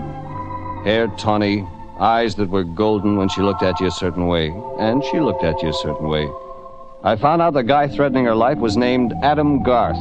Then we found a place for dinner and danced. After 9 o'clock, I was on time and a half.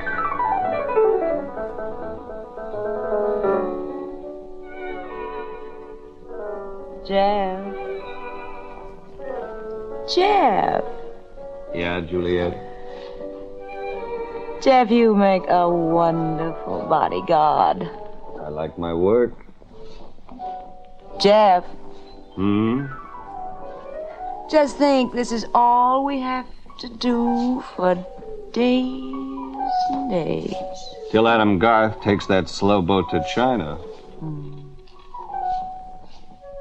You know, I'm going to be sorry when Adam Garth gets tired of trying to kill me. Because, Jeff, then what reason will I have to hire my own private detective? Lady, let's try fresh air. Oh, Jeff, how marvelous.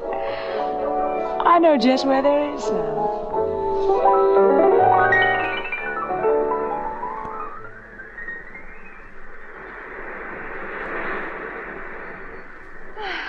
Let's walk along another few yards so the lights of the Long Beach Amusement Pier won't blind us. Yeah. Juliet. Yes, Jeff. Adam Garth. Oh, Adam Garth. Maybe I ought to take off and hunt him up. You just stay right with me. Sure, it's nice work, but if Garth is gunning for Jeff, you... I explained. I looked at the guy once. He's a big lug, Jeff. All thumbs. In the brain, I mean. I looked at the guy. He fell over his thumbs. That could happen. Well, it isn't easy to be a girl like me, every guy's dream. Guess not. You gotta be triple careful, huh? I I didn't do anything, Jeff, to encourage Adam Garth to think... But he got crazy all of a sudden. He thought he owned me. You told him he didn't. He said if that was it, then nobody else would. I see what he meant. Adam Garth threatened to kill me. He said... Jeff, he said he'd fix it so my beauty would never wreck another guy's life. You hired me to block his punch. Yes, Jeff. I want you with me every minute, all day, evenings, wherever I go. Because... Well, because... She stopped on the sand, stood in front of me, turned up her face. And that was when...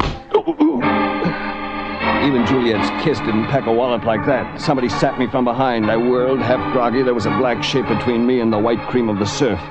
But I didn't even get my fists up. All right, Regan. Oh!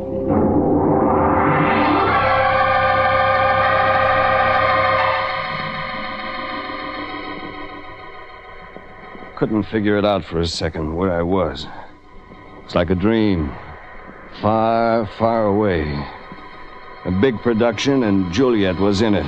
Romeo, Romeo, wherefore art thou, Romeo? Yeah, wherefore?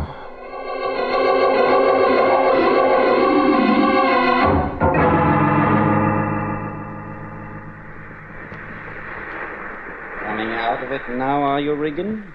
Yeah, I guess so. Your jaw where I hit you. All right? Oh, sure.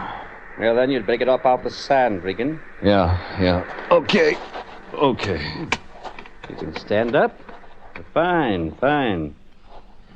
Now, just sit down here on this bench. I'll stand in front of you. Thanks, I'll stand. Sit, Regan. Yeah. That gun in your hand, yours or mine? Mine. Yours is in my pocket. Sure, that's how it would be. Juliet, take a walk someplace? That's right. She took a walk. With Adam, maybe? Why, yes, Regan. To get apples. Candied apples up on the amusement pier. Yeah, well, you're not Adam. You don't fit the description Juliet gave me. Squat, hairy guy, thumbs in the brain. You're a little taller, smarter. And I have my clothes on. Regan, quit kidding. Where's the money? I got $4.75 in my pocket. Oh, that's enough, lion's eye. You know me. You're one of those private investigators. It'd be hard to do any kind of a job. This time you took the wrong assignment. Working for Juliet Jones. That's right. Regan, I want $67,000. Just don't happen to have it on me. I didn't expect you to, but wherever it is, get it. Bring it to me. Bring it to you like where? I told you not to kid. Oh, why? You know where. Oh, and Regan, the police aren't doing this job for me. Holding a gun on you, getting $67,000 from you. Maybe you're wondering why. Nope, hadn't occurred to me they might. Of course not. All right, Regan, I'll be fair with you. I have a reason to keep the police out. When you come with the money, make it $66,000. Keep $1,000 for yourself. Thanks. Here's your gun. Unloaded. See you around. He handed me my gun, walked off. He was a nice guy. Lovely. And he smelled. Yeah, when he came up close and handed me my gun, I caught a whiff of... I couldn't place it the first second, but then I remember what the lion had said about Juliet Jones.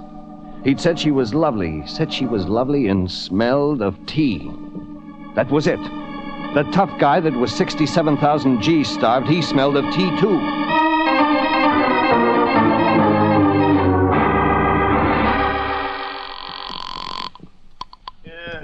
Hello. Wake up.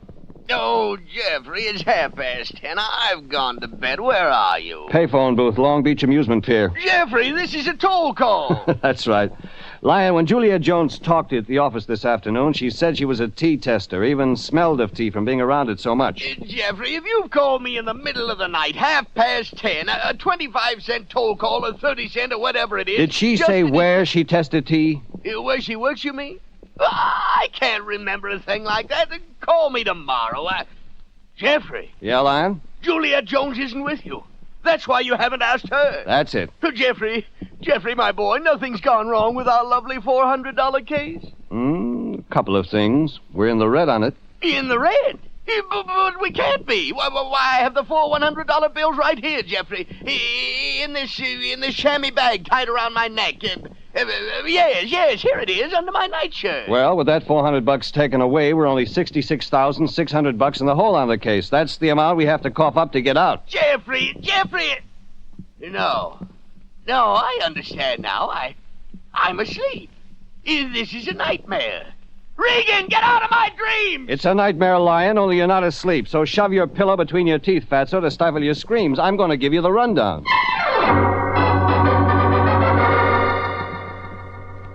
Lion whimpered, moaned, but he took it. One thing, story shocked his memory into double quick. He remembered where Juliet Jones had told him she worked. The Phelan Great East Importing Company place was called. Tea Importers, San Pedro Docks. I phoned Juliet's house in Inglewood. Like I figured, nobody home. Tracks in the sand down on the beach hadn't helped much either. I just had one thing to go on. Phelan Great East.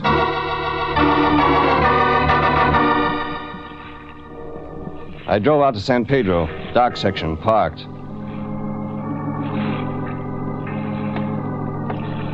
Dock's empty. Streetlights far apart. I unclipped my shoulder holster as I walked up the dock. My unloaded gun might back up a bluff. All right, hold it. Voice out of the building's shadow. Stand still, no moves. Who are you? Who are you? Private detective. Like you I too? said. Credentials? Sure, I got credentials. Trade your looks. Oh, well, that sounds fair. Over there, under the light. Here you go. Here you go. Regan, private investigator. Beckett's private investigator. Here. Here. You working tonight? Yeah. You? Yeah. Dock detail. Keep an eye on stuff for some warehouse owners. Big shippers. Fat guys. Who you work for? I work for a fat guy. That's the way it is in this world. The smart work for the fat. Beckett. Yeah.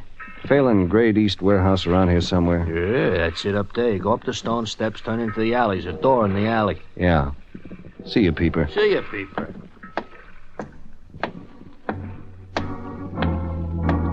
I climbed the stone steps, turned into the alley, and then I saw high up behind shut blinds, light burning in one window. The door Beckett had told me about wasn't locked. Inside the warehouse, I burned my fingers with paper matches, finding the stairway that led up. After that, it was easy. There was a light under a door on the 4th floor. You could just make out the single word painted on the door. Phelan. As I opened the door, the drapes swirled across the room. The door slammed behind them. I went in. Well, hello, Regan. Hello, Phelan. Oh, yes, that's right. It's on the door. Well, sit down. Sit down, Regan. I was just drinking tea. 2 cups. That's right. One for Juliet Jones. Well, maybe. It adds that way. She just went out that other door. You picked her up the same time you slugged me. You must have had a helper. Beckett? Go on, Regan. Tell me what else you know. Beckett, the private investigator, works for you. I suppose I should have figured that. Man can't think of everything, Regan. You haven't thought of the 67 grand. Now, it's smart of you, Regan, to see it in that light. 3/4 of an hour ago, you thought I was the one that stole your dough. Now you know the money was stolen. I didn't catch on at first, but you told me that on the beach. You asked me if I was surprised the cops weren't getting the dough for you. Only way that could make sense was that you actually had been taken for dough. You gave me the amount yourself, 67 grand. Only, Phelan, you told me something else. Yes. Yes, Regan. I said I had a reason not to go to the police. Here, have a cup of tea. No, thanks. Well, I understand. Darkened warehouse, waterfront docks. But I don't mean you any harm. Here, I'll prove it. Look here. The tea leaves in the bottom of this cup. Yeah? Well, I read them, you know. Now, let's imagine this is your fortune. Go on. Well, now here. Now, this form in the tea leaves. A coffin. That means look out for trouble. And here, shape of a crab. You've got an enemy. And a claw, Regan. The enemy wants to kill you. See anything else? A corkscrew. Which means? Don't be curious. About why you don't want to go to the cops. I guess you can find your way back downstairs, Regan. I'll see you around. Yeah. Maybe you will.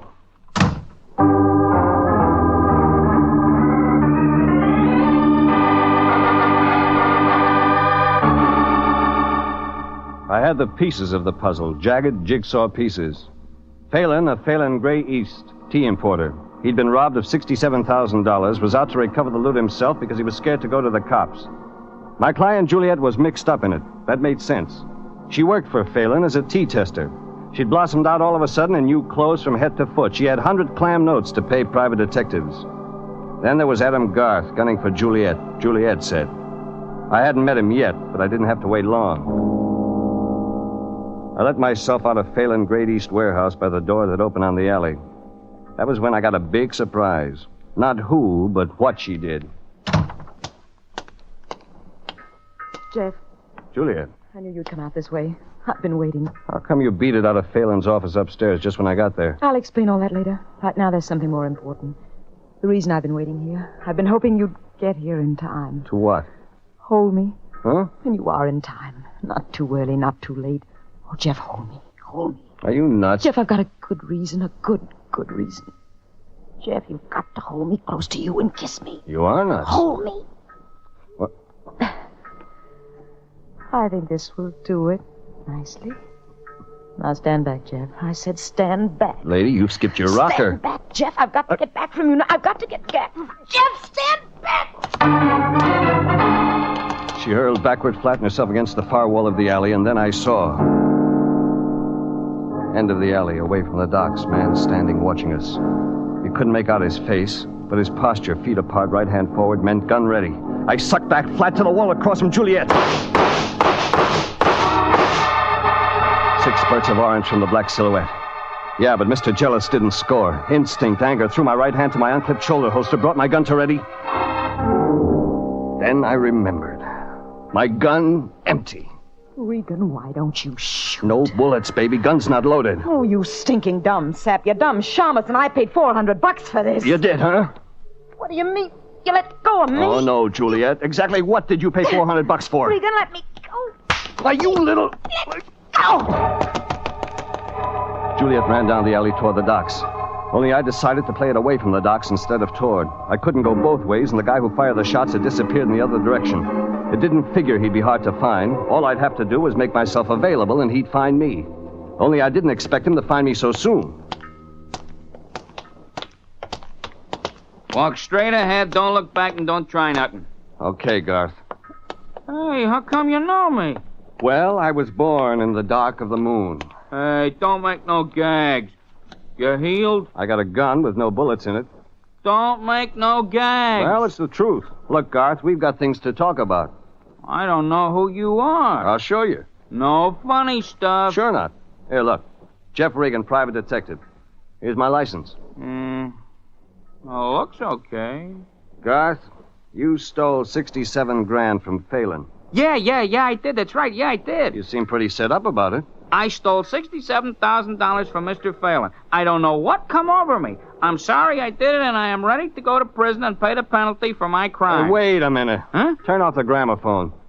I don't know what you mean. Garth, where's the 67 grand? Oh, I was a crazy fool. I tried to double it. I don't know what come over me. I went to Las Vegas, Nevada, and I... Lost every cent of it. Yeah, that's what I did. Garth, you gave the 67 grand, or most of it, to Juliet Jones before you left.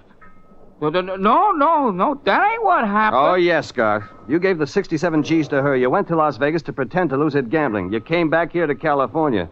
If Phelan had reported the theft, you'd have been caught. You expected that. You meant to serve your time. You figured it was worth it. Juliet waiting for you when you got out. Yeah. Well, she will be. That's how we planned it. Yeah. Yeah, sure. Well, you want to start serving that time, Garth. So come on. Let's go.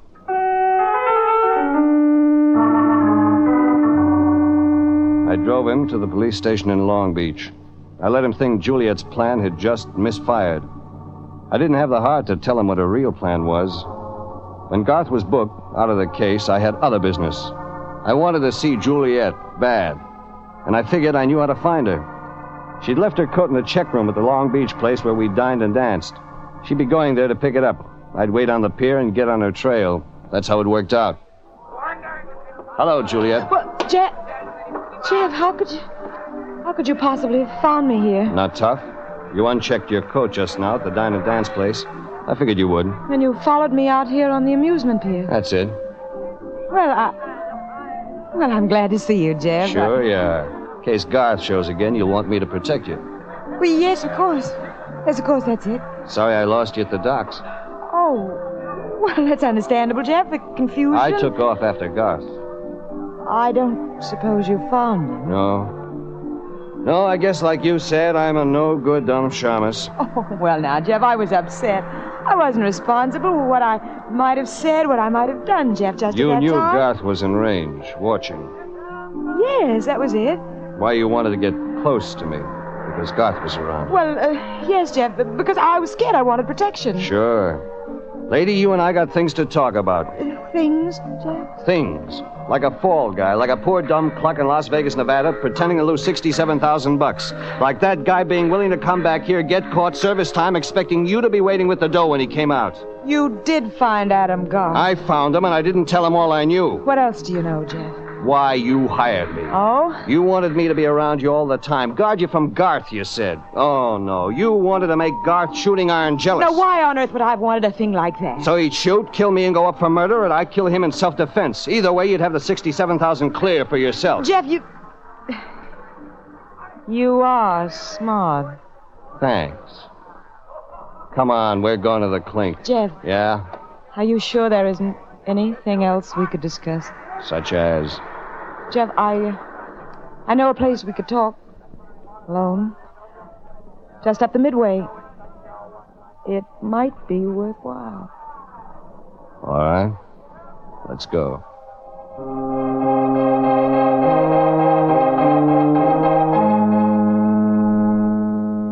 She was thinking of one thing, buying me off. I was thinking of something else. There was one little bit of the puzzle I didn't have, so I went along. She wouldn't get away. Not where she took me, anyway. There was a big steel tank at one side of the midway. Tank full of water, water full of fish. And down into the water and fish, 20 feet down, spectators were lowered in a diving bell. Juliet and I bought tickets. Went down. The two of us. Alone. This one reminds me of you. That's a man-eater, isn't it, Jeff? Yeah. Long, sleek, beautiful. Tiger shark. Jeff, over here through this porthole. On this side of the diving bell. Look, Yeah, lady? over there in that corner of the tank. Octopus. Could that octopus suggest you, Jeff? I mean, tentacles reaching out in every direction. Reaching for whatever there may be to grasp. What you mean is, can you buy me off? I've got a lot to buy you off with, Jeff. 67,000 years. And good looks. Good looks, Jeff. And something else. The way you and I could make a lot of money. Blackmailing Phelan. That's what I came down to this diving bell to find out about. Yes? Sure, baby. So talk about Phelan. She talked about Phelan. Turned out all he brought in from the Great East wasn't broken Pico tea. In a couple of minutes, the last piece of the jigsaw was in place. I had leads that when the Federal Narcotics Squad had got its teeth in, would send Phelan to the pokey for an even longer stay than Garth's and Juliet's. So that wrapped it up. Yeah, it wrapped it up. All of a sudden, I noticed something. It was silent in the diving bell. The air tube had stopped hissing. There were a couple of windows in the outside wall of the tank come on for customers by letting them glimpse the fish and the diving bell down in the water inside. Face appeared in one of the windows, grinned at me. Beckett. Phelan's Gunsel. Beckett drew his forefinger slowly across his throat. I was as dumb a shamus as Juliet said.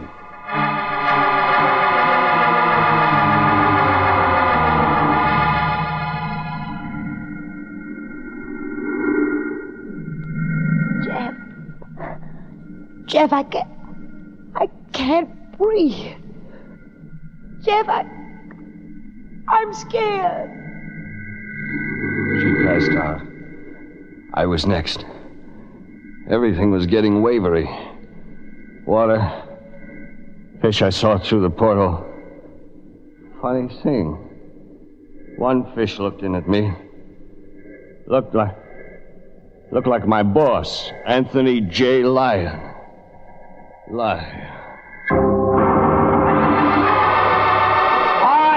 right, now, stand back. Stand back, everybody. Give the man air. Please stand back. He's in a dangerous condition. Hey, Jeffrey, my boy, are you all right? Oh, Lyon, what happened? Jeffrey, I came here to the Long Beach amusement pier after you telephoned. I was worried about our $400 case, you see. Yeah. And when I got here, that man Beckett was looking into the tank, making suspicious gestures. You tangled with him. No, not exactly, Jeffrey. I found the operator of the tank. Beckett had knocked him out, Jeffrey. I revived him, threw water in his face, you see, and he and I managed to get air going to you and Juliet again. The police were attracted by the disturbance, my boy, and they rounded up Beckett, and they've taken charge of Juliet, too. All this time, I was as cold as a mackerel. Yes, my boy, you were. But, Lyon, one thing. Yes, Jeffrey? How come you're sopping wet? Well, it was nothing, my boy. I saw you in peril in that diving bell. My heart overflowed. I dove in to save you. Save me through the steel wall of the diving bell? Jeffrey, I was going to tear those steel walls apart with my bare hands. Lyon, you were going to do that for me? Maybe I've been misjudging you. Hey, Mr. Lyon. Don't bother me, lad. Well, Jeffrey, we'll forget the past. Let bygones be bygones. No man really sees another's metal till the test of battle. Mr. Lyon, please, Get away from me. Stop bothering me, boy. Go away somewhere. But, Mr. Lyon, here's your chamois skin bag full of money you dove into the tank to try to save. Money. Lyon? Lyon? Now, Jeffrey, don't excite yourself, my boy. You've been a sick man, you know. Hey, Jeffrey, what are you doing? Oh, no! Not in the tank again!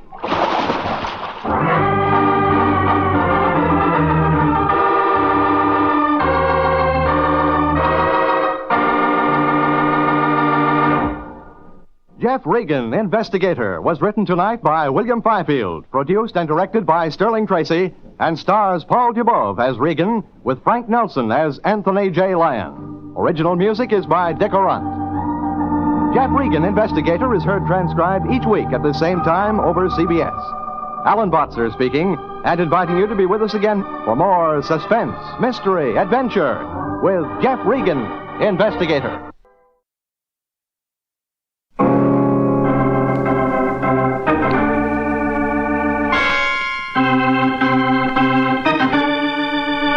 My name's Regan. I work for Anthony J. Lyon, Detective Bureau. They call me the Lion's Eye.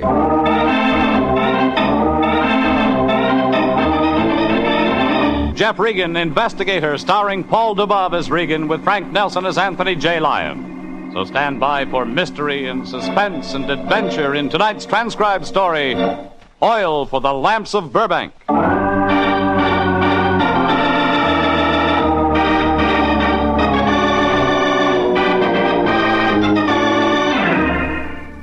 There was a girl in it, a young, pretty girl, about 19, and her father, a scared little man who couldn't remember the last time he'd had an opinion. There was a boy about the girl's age, and he was dead. And then there was a woman. It all started with a phone call, a simple little 5-cent phone call that the Lion answered that Friday afternoon. Only what you didn't guess was that the conversation on the other end of the line was more than 5 cents worth of trouble. Yes, I've got that. Could you speak a little louder, please? Oh, yes, indeed. I'll send a man right out.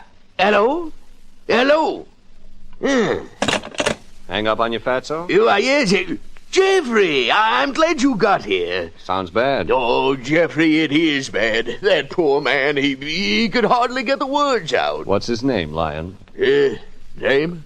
I don't know. He talked so softly, I barely understood him. But you said you'd send the man out. Well, I did get the address, Jeffrey. It's in Burbank, 216 North Cordova Street. He told me that before he told me the rest. What's the rest? Well, there's something about his daughter. She's in jail for murder. Then he mentioned someone else. I think it was his wife. He wasn't sure. He wasn't sure if she was his wife? Well, he just didn't seem sure of anything. He didn't or you didn't? Now, Jeffrey, you know I always get the facts of the case. Like the client's name? Well... Or why he wanted to hire a private detective? Well... Now, Jeffrey, there were extenuating circumstances. As head of the Lion Detective Agency, I can only do so much. After all, some of the work is up to you. How much is he paying, Fatso? $50. You heard that all right. He said that before his voice got so soft. Sure he did, Fatso. He probably repeated it a couple of times. Yes, as a matter of fact, he did. Well, don't just stand there, Regan. Get out there and see our client.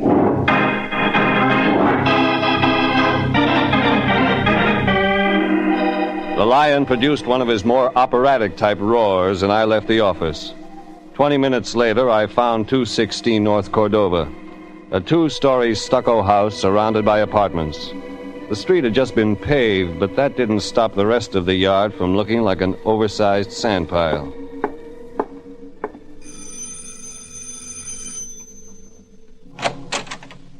When the door finally opened, a little man, bald and red-eyed, stood peeking at me from behind thick-lensed glasses. He wore a pair of house shoes, an open vest, and a frightened look. You're from the detective agency? My name's Regan. Well, I'm Clarence Andover, Mr. Regan. Please come in. I'll have to ask you to speak softly, Mr. Regan. My wife is upstairs asleep. Please sit here. My boss said something about your daughter, Mr. Andover. My daughter's in jail, Mr. Regan. I just don't understand. They've taken her to jail. When? Last night. They took Dorothy to jail last night. You want to tell me about it, Mr. Andover? But, Mr. Regan, she didn't kill Jimmy Withers. She wouldn't kill anyone. Maybe you better take it from the beginning. Well, the police. They came here this morning and they told me Dorothy was in jail. They said she'd shot Jimmy. Don't you see, Mr. Regan? Dorothy wouldn't hurt anyone. Jimmy was her boyfriend? Yes. They were, well, almost engaged. You see... You're talking to someone, Clarence. That's my wife, Mr. Regan. Well, Clarence, answer me. When I speak to you, I certainly expect... Oh, you are talking to someone. Well, Clarence, aren't you going to introduce me, or isn't your wife important enough to be introduced to strangers? Yes, dear. This is Mr. Regan. He's a friend. How do you do, Mr. Regan? You're selling something, I imagine. How do you do, might Mrs. as well Andover? know we aren't interested in buying anything. We certainly can't afford to buy anything on the little money Clarence makes. He should have told you that. Clarence, Mr. Regan shouldn't isn't you selling have told anything, the gentleman Emily. we can't afford to buy... What's that? He isn't selling anything? Mr. Regan is a private detective, dear. Mr. Regan is a private detective? Clarence, what on earth is a private detective doing here? Haven't we had enough trouble for one day? I called him, Emily. You called him? Well, of all... You explain it, please, Mr. Regan. Clarence, I'm waiting for an explanation. Look, Mrs. Andover, it's about your daughter. Dorothy? She most certainly is not my daughter. My first wife died 15 years ago, Mr. Regan. All right, your husband's daughter, Mrs. Andover. She's in trouble. Your husband figures she needs help. Well, he's certainly right. For once in his life, the girl does need help. But I assure you, Mr. Regan, it's not the kind of help that requires a private detective. What that girl needs is spiritual and moral guidance. If Clarence had thought of that sooner... It's just like I always told you, Clarence, that girl would come to no good. You'll bear me witness, I told you so. Mr. Regan, if you'll just leave us alone, I'm quite sure we can handle our own problems. Isn't that right, Clarence? Well, Clarence? Yes, Emily, I guess that's right. Well, thank you, Mr. Regan, for coming out. We'll get along. I'm sure we'll get along. Won't we, Clarence? Yes, dear. We'll get along.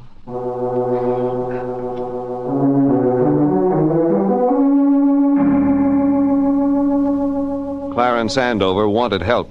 He told the Lion he'd pay $50 for a private detective. Only Emily, Clarence's wife, didn't see it that way. I decided to stick with Clarence. I headed my car for the city jail.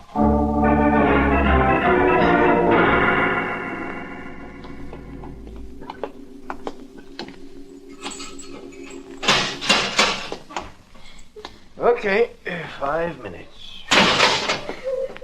Dorothy? My name's Jeff Regan. Your father sent me. Daddy? He thinks we might help straighten this out. Then he knows. Your father knows you didn't kill Jimmy, Dorothy. But we gotta prove that. I knew he'd believe me, Mr. Regan. Daddy believes me. Suppose you tell me what happened. Well, Jimmy and I, we were in his car. We were parked by the side of the road. Must I tell it all over again? If you want me to help. They made me tell it so many times. So many times. I know, but try it just once more. For me. All right. All right, I'll tell you. We were in Griffith Park, Jimmy and I. We were talking, really, just talking. Go on, Dorothy. Suddenly somebody stuck a gun in the window and shot at us. Jimmy yelled, and I yelled, and then I guess I fainted. You didn't see who did it? No, I just couldn't see anything. It was so dark, and there was this gun in the window, and that's all I remember. When I came to, the police car was there, and they were looking at me. And What else? the gun was in my hand. The gun that killed Jimmy? Yes, that's what they said. That's all of it? Yes, that's all of it. Tell me about Jimmy. What did he do? Who were his friends, his enemies? He didn't do anything. He used to work for Daddy. Daddy has an electrical appliance store on Burbank. Jimmy used to work there? She made Daddy fire him. Your stepmother? She's awful. I hate her, Mr. Regan. I hate her. Why did she make your father fire Jimmy?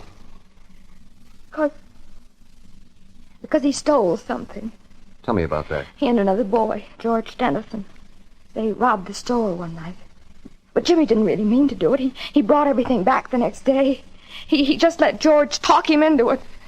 Daddy was willing to forgive. But not your stepmother. She took Jimmy to the police. They kept him locked up until he had to tell him who else was with him. So Jimmy told on George. He didn't want to, but they made him. It stands to reason George Dennison might like to get even with Jimmy for that. George had a bad record. When the police found out about him, he was sent to jail. And they let Jimmy go because he brought everything back. But it didn't do any good. What didn't do any good? My stepmother phoned everyone in town and told them not to give Jimmy a job because he was a thief. Is there anyone else who knew Jimmy who believed in him? My uncle, he believed in Jimmy. What's his name? Uncle Peter Cheney. He's not really my real uncle. He's my stepmother's youngest brother. But he's not like her, really he isn't. He's a lot younger and he's nice. He works for my father, too, and he lives with us. Maybe I'll have a talk with him. You'll like him, I'm sure you will, once you give him a chance. He's kind of odd at first. That's only because my stepmother brought him up. Okay, Dorothy, I'll talk to him. Oh, there's one more thing, Mr. Regan. I haven't told anybody about that. Yeah?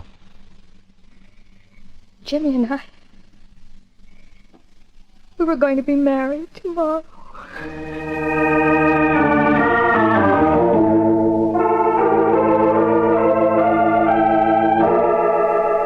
I checked out front for Lieutenant Sanducci, but they said he wouldn't be in for an hour. That gave me time to run out to Burbank and the girl's father's electrical appliance store. Only when I'd driven halfway out Riverside, I discovered something. Something I didn't expect. Behind me, a gray coupe that had been there since I'd left the jail. I was being followed. But when I pulled up in front of Andover's appliance store on San Fernando Road, the gray coupe was gone.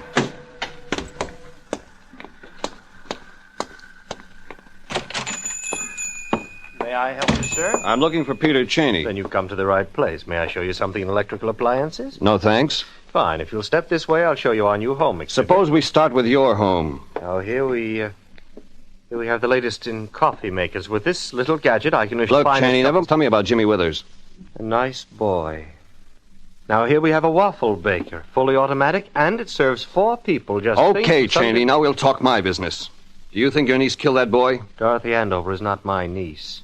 She's my sister's husband's child. I know that. Skip technicalities.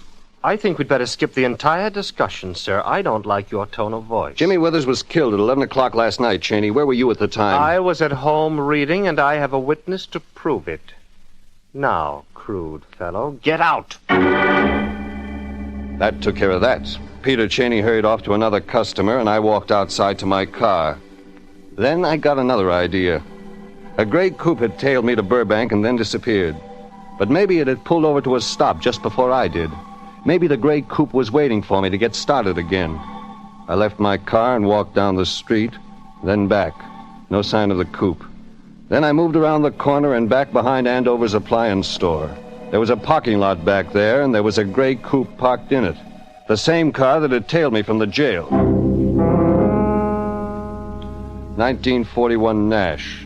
License plate number 26N99072.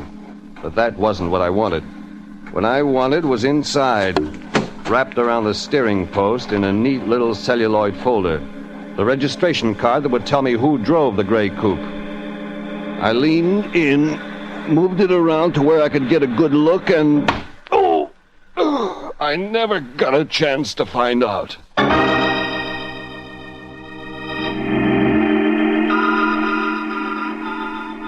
It was late afternoon, and the sun was slanting behind the ancient brick buildings, and there was fog. Fog mixed up with the sunshine and the taste of gravel in my mouth. I was lying in the parking lot behind Andover's appliance store, and the fog was in my head. I sat up and looked around. The gray coupe was gone, and with it, whoever had bent a blackjack over my head. I got up, dusted off my pants, and decided to have a talk with my old pal, Lieutenant Sanducci, so I drove down to police headquarters.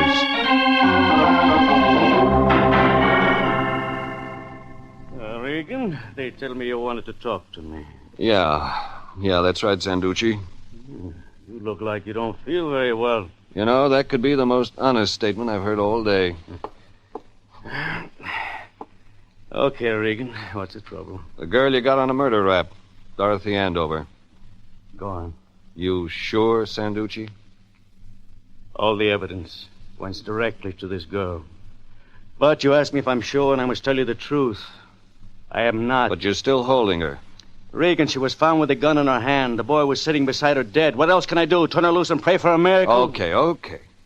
What about the dead boy? He was mixed up in a robbery with another kid about 6 months ago. Yeah. I know what you're thinking. The other one's name was George Dennison, the bad one. But you checked him. Of course we checked him. Regan, believe me, if there'd been any other way... George Dennison had an alibi. 6 witnesses, Regan. 6. He spent the evening in a bar. So we have the girl. There goes your Malamend. What's that mean? What a rotten way to make a living.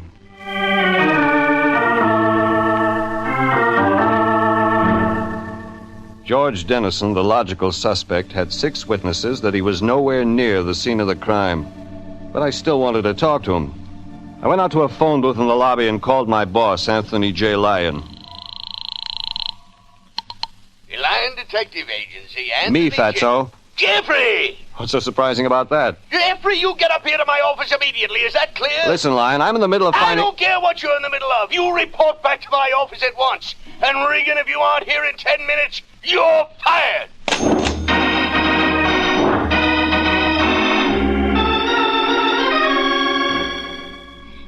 Is that clear, Mr. Lyon? I'll sue. I won't have you and your employees disrupting my life. Hey, Regan, come here this minute. That's the man. Arrest him. I want this man arrested. Regan, do you know this woman? He most certainly does know me, and if he says he doesn't, then he's lying. Yeah, I know her, Fatso. Now, just a moment, Mrs. Andover. Suppose we hear what Mr. Regan has to say about this. Well, Mr. Regan, what do you have to say about this? About what, Fatso? You know very well about what. Did you or did you not come to my home this afternoon? I did. Did you or did you not hear me say that my husband does not require your services? I heard you say it, Mrs. Andover. Mr. Regan, I will not tolerate your impudence. I told you we were perfectly capable of taking care of ourselves.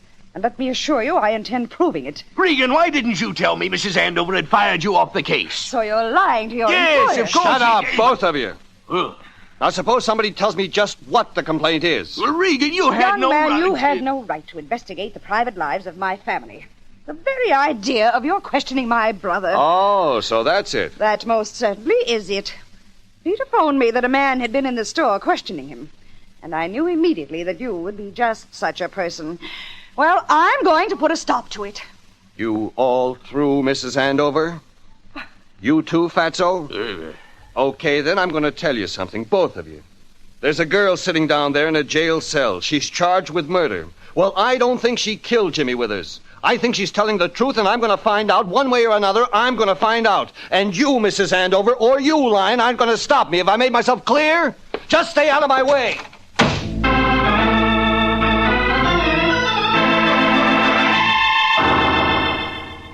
There was one visit left to make. One more place to add facts. I phoned Lieutenant Sanducci down at headquarters and got the address. Then I drove out. Boyle Heights, Wilmot Street, 4-family flat. And out in front? Out front of the 4-family flat was parked a gray coupe.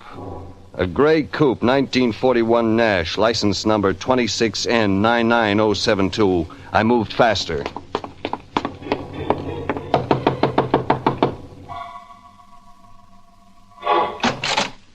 Yeah? I think you and me are going to have a talk. He ain't home. You're home, Dennison. You left your car parked out front. What's it to you, flatfoot? Your memory's not that short, George. Move over. That's better, George. Now suppose we talk about a robbery. You trying to frame me, Shamus? A job you pulled about 6 months ago. You and a kid named Jimmy Withers. Get lost. Think, George, I may be here all night. No, you got the wrong guy, all right. Jimmy stooled on you the next day. You remember that, George? You were sore, real sore. Jimmy not only stooled, he took back the stuff you'd stolen. Oh, you don't, Shamus. Not anymore, you don't. Oh, George has a gun now. Well, put it down. Stay right there. We can add gun without permit. We ain't gonna add nothing, Shamus. Not assault or battery or nothing. Stand back. We'll add plenty. Now, let's not waste any more time. Leave me alone. Who killed Jimmy Withers? I don't know. Why did you rob Andover's store? It was his idea. He had the combination of the safe. Jimmy was just a clerk. They don't give clerks the numbers to the safe. He got it somewhere. He had inside dope. He told you that? Yeah. He wanted me to plan it. Then why did he squeal? Because of the girl, he said. Because he was in love with some girl. Finish it. He was afraid he'd lose the girl. She had other boyfriends? I don't know. Why did you tell me, George? Why did you sap me? I was down at the jail. They had me for questioning. I saw you leave Sanducci's office. I figured you were trying to frame me. You were going to make trouble. You made your own trouble, George. Plenty of it. You're going to frame me for that murder rap, Shamus? Just for assault, for carrying a gun without a permit, for trying to use it. You framed yourself. I called the police and waited for a squad car to pick up George Dennison. They came and went, and I drove back through town toward Burbank.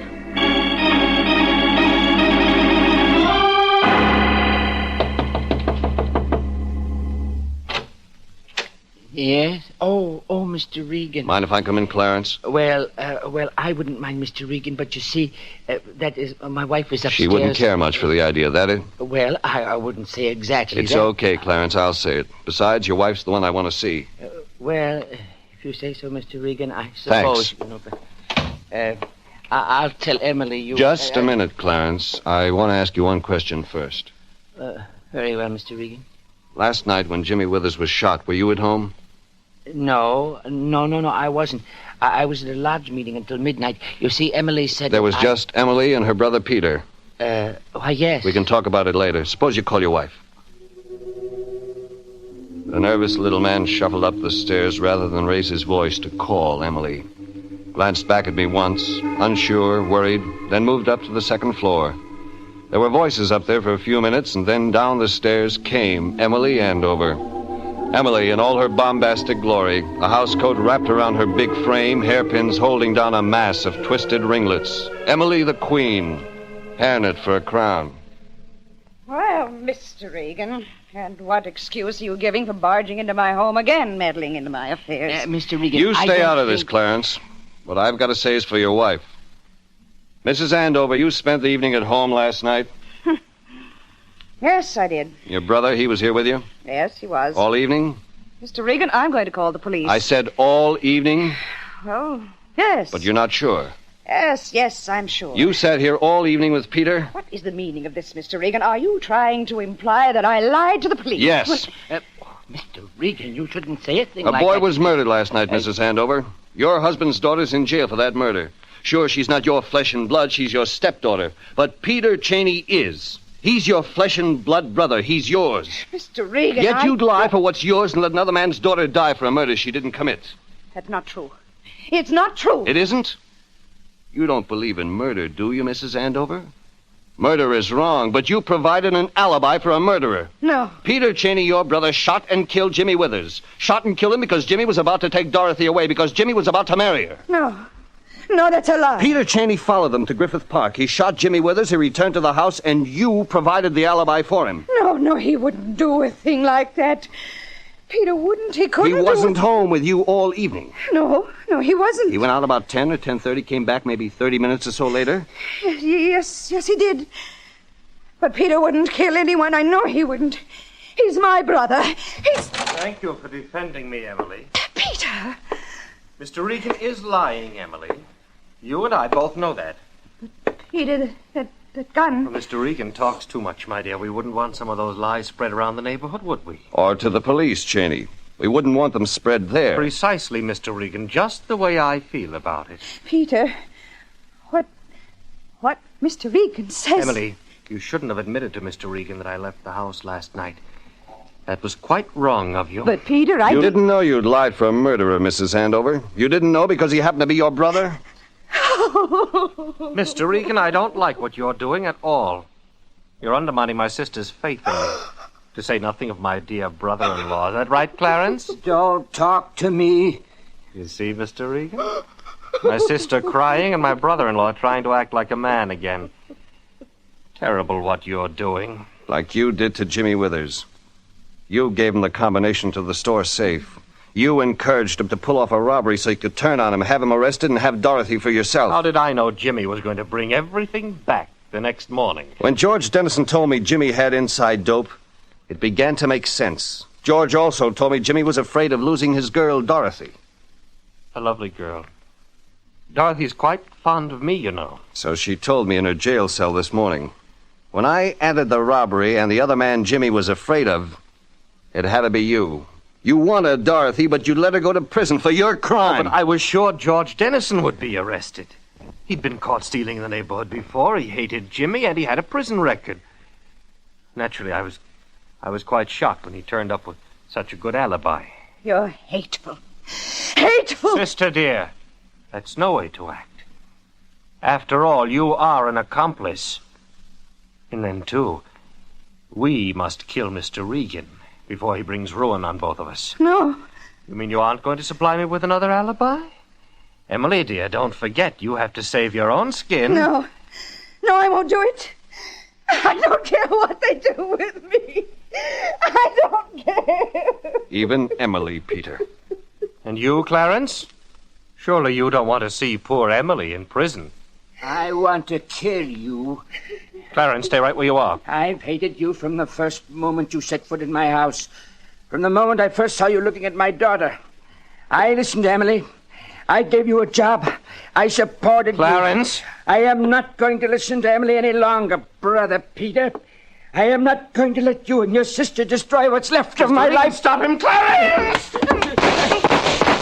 All right, Peter, I'll take that gun. No! Yes! Clarence? You all right? Yeah, yes, Mr. Regan. You saved my life. Oh, no. Not me, Clarence. For once, you saved your own life.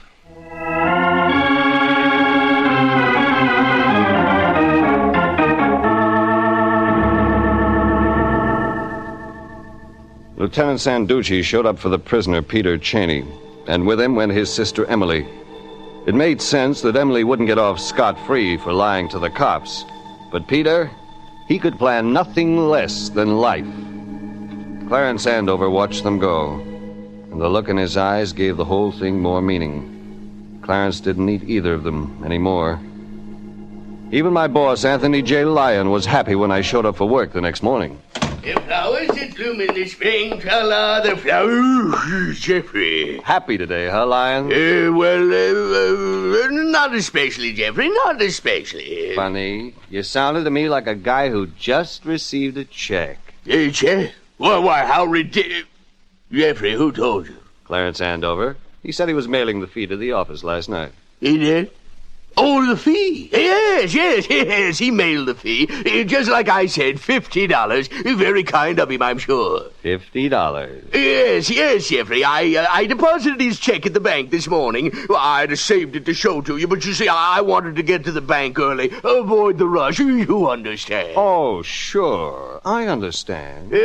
Banks are crowded these days. If I'd gotten there any later, why, even as it was, Jeffrey, the line was halfway down to the next counter. $50, huh, Fatso? Well, Jeffrey, there was a small bonus included. Mr. Andover just enclosed a little something to buy a new doormat. You know, Lyon, $100 will buy a lot of doormats. Yeah?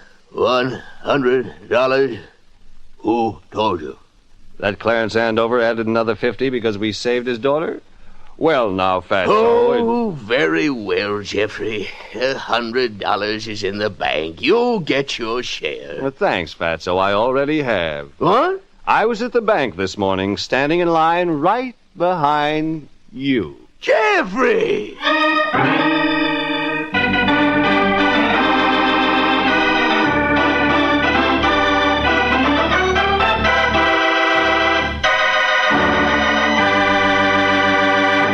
Jeff Regan, Investigator, is written by William Frug, produced and directed by Sterling Tracy, and stars Paul Dubov as Regan with Frank Nelson as Anthony J. Lyon.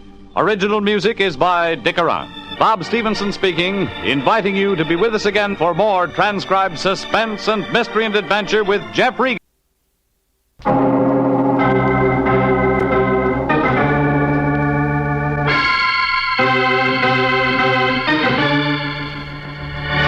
My name's Regan. I work for Anthony J. Lyon, International Detective Bureau.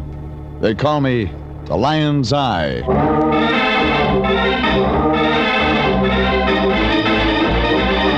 Wednesday at 9, and CBS brings you Jeff Regan, Investigator, starring Frank Graham as Regan with Frank Nelson as Anthony J. Lyon.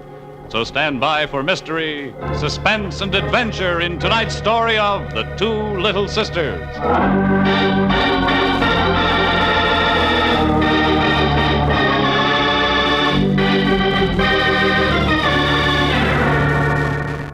When a 6-foot, 200-pound guy turns up with a knife in his back, maybe a short 100 pounds of cool green-eyed blonde did it. And maybe she didn't. Well, this time there were two blondes, sisters. They looked alike, but they were about as much alike as a sheepdog and a cobra. Goes to show you can't tell by the package. Their names were Zamansky, Mary and Dolly Zamansky. They worked for the Everybody's Happy Pastime Carnival shows. It was old E. Happy Pastime himself who was sitting in the Lion's office when I got there about noon. Jeffrey, my boy, glad you've come in. I'd like you to meet our new client, proprietor of the Everybody's Happy Pastime Carnival shows. No doubt you've heard of them, Jeffrey? Sure. How are you? Laryngitis? Yeah, our friend here is troubled with laryngitis, Jeffrey. Purely psychological. A result of worry, profound worry. Isn't that right, sir? Yes. Yes. Well, Jeffrey... What do we do? Now, Jeffrey, I'm glad you asked that question. To tell the truth, I envy you. Fine opportunity for you to get out of the city while I sit here sweltering in this heat. You, Jeffrey... Get to the point. Well, yes. Well, Jeffrey, the fact is our friend here leaves on the 2 o'clock plane for Phoenix, Arizona. Advance arrangements for the carnival. Sure. Yeah, sure. Well, meantime, the star performer of Everybody's Happy Pastime Carnival shows, a girl named... Oh, now where's that piece of paper? I jotted it down. Here we are. Dolly Zemansky, the Queen of the Blades. Ice skater? Knife thrower. Oh, I get it. She's a knife thrower with the show, Jeffrey. Best in her line, they say. Well, what's the trouble? That's just it. Someone's been threatening her, a man named Rand. It's upsetting her, Jeffrey. Beginning to show in her work. That's what worries our client here. What's Rand got on her? Well, I don't know, Jeffrey. Our client doesn't know. Isn't that right, sir? Yes. No, but we're retained to find out. And get rid of him. Exactly. Get rid of him. Get rid of him, Jeffrey.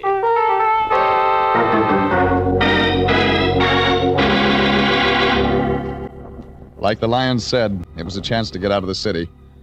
I drove Father Time back out to his carnival. He had to pick up his stuff and then make the 2 o'clock plane at International Airport. The carnival was set up on a couple of vacant lots out on Sepulveda. Big sign, everybody's happy pastime carnival shows. Tents, trailers, Ferris wheel, sawdust, the usual stuff. The old guy pointed out Dolly Zemansky's trailer, and I was on my own. I didn't get far. Guy in a 1922 tux, 3 days whiskers, and a turban like a second-hand bird's nest stopped me. Oh, there. How do you do, sir? The only legitimate thing about the Swami was his breath. That was 90 proof. You are Regan. What's that to you? I am Swami Al-Kaji. Step this way, please, into my tent. I will consult the crystal. The crystal ball tells me many things. Yeah? Like what? Sit right here, Mr. Regan. Thanks. The crystal ball tells me, Mr. Regan, that you've been hired to help Dolly Zemansky. Tells me you have been hired by... by the owner of our little carnival. How much of that did he tell you? Yes, Mr. Regan, it was he who told me. I saw you arrive together. What do you know about Rand? Fred Rand, let me see. Yes, let me see. The crystal ball is cloudy. The sand of time runs through the glass, Mr. Regan. Cut it out. What do you mean? You're a Swami like Truman's a Republican. Yes, true. Yes. Well, have a drink, Mr. Regan. I see much more in this than in the crystal ball. Yes. Say when. When? Here you are. Thanks. I'm a four-finger man myself, Mr. Regan. Been my ruin. You said you had information. Yes, there are 2 sisters. Zemansky? Yes, Dolly and Mary. Who's Mary? The younger sister. She new to the show? A few months with us. Her sister get her the job? Yes, Dolly Zemansky's our star performer. Naturally, she has influence. Okay. What about Rand? I will consult the crystal ball. Look, I don't get paid by the hour. What's Rand got on Dolly Zemansky? I don't know. No? I see letters forming in the crystal. Okay. Play it your way. F, Z. I can't see any more now. Perhaps if you'd care see you later. But So Mr. long. Regan, Mr. Regan!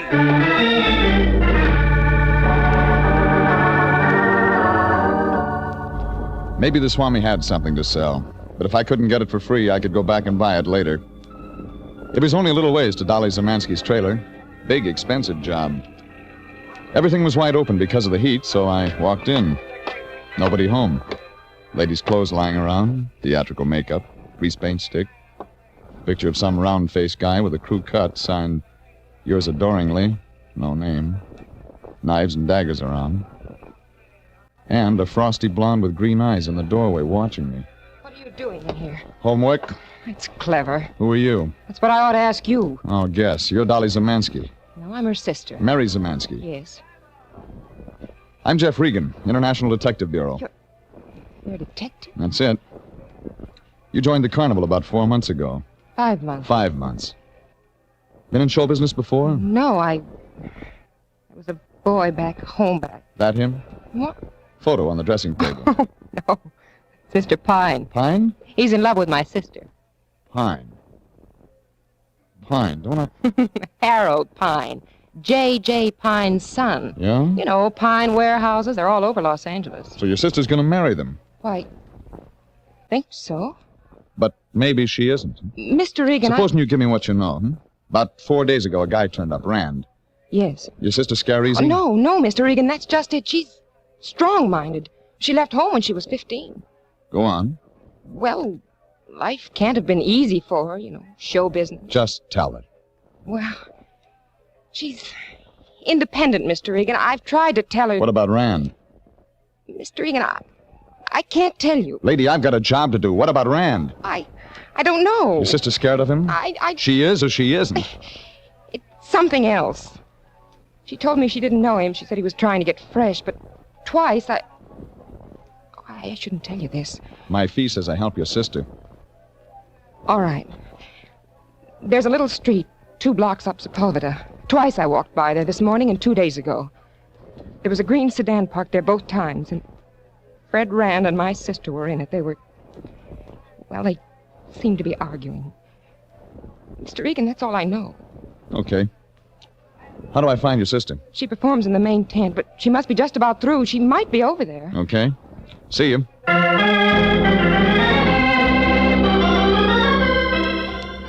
I started for the main tent, got about halfway up the midway when he passed me, going down the midway, and into the big shiny trailer. Broad-shouldered, 6-foot guy with red hair. And when he went into the Zemansky sisters' trailer, I knew he was Rand. I started for the trailer. I thought I heard voices quarreling. And then I knew something was wrong. That was Mary Zemansky screaming. I hadn't had my eye off the door of that trailer 60 seconds since I left. Nobody went in but Rand. Nobody came out. But I busted fast. I made the last 100 yards like Mel Patton on Dexedrine. But what I saw when I got inside that trailer stopped me cold. It was Mary Zemansky and Rand. But it wasn't like I figured. Mary was hanging onto the wall and staring down at the floor and sobbing. And on the floor was Rand, with a knife in his back. All right, give it to me. Give it to me fast. No. What happened? Come on. No, I can't tell you. I can't. Look, you've got 10 seconds before the whole carnival will be in here. What happened? Tell me what happened. I won't talk. I won't talk. All right, both of you stand back at the end of the trailer. Who are you? Sergeant Post, police. Hands above your heads. All right. Clear away now. Clear back, folks. You, Dolly Zemansky? No, I'm your sister, Mary Zemansky. Your turn, mister. Maybe we can take our hands down? You armed? Yeah. Where till I get it? Hip? Shoulder. Okay. Let him down. Thanks. Got a permit to carry this? Sure. Show it.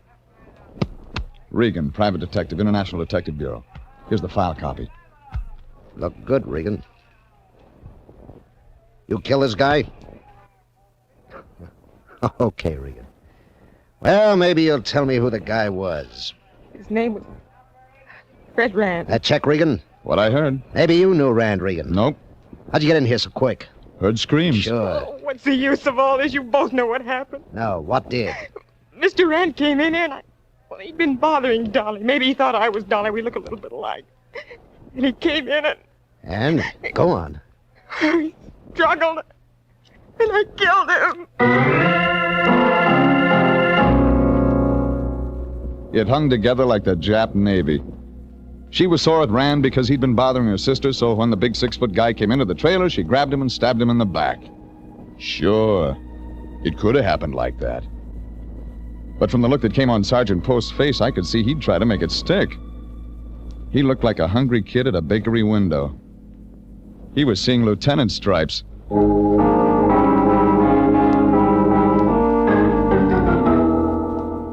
Well, half an hour later, Mary went off for the ride downtown in the paddy wagon. I figured it was a funny thing Dolly Zemansky hadn't showed up. I decided to look for her. But she wasn't around. She'd finished her act a little bit before the ruckus started, and it looked like nobody had seen her since. Then I saw a tent with some stars and crescent moons painted on the front, and that reminded me of something. A phony Swami with information for sale. He was inside. All right, Swami, get busy on that crystal ball and dish up some answers. Yes. Like FZ. Yes, the letters FZ. The crystal is clearing. Well, clear it. It's a murder rap now. FZ what? Rand. Yes, Mr. Regan. Fred Rand. Mrs. Fred Zemansky Rand. Dolly Zemansky was his wife. Now you've said something.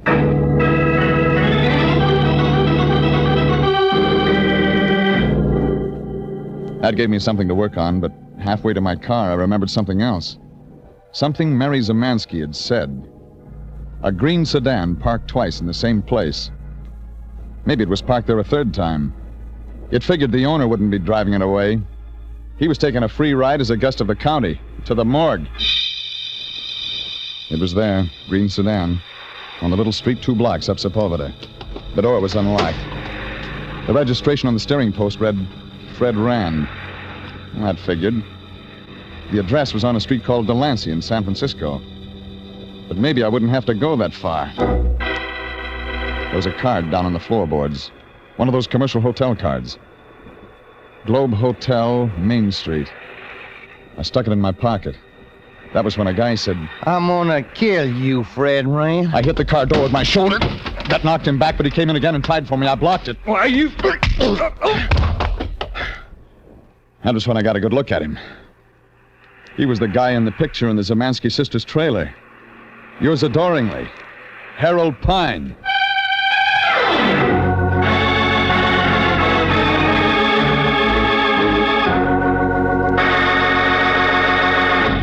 This is CBS, and you are listening to The Story of the Two Little Sisters, tonight's adventure with Jeff Regan, Investigator.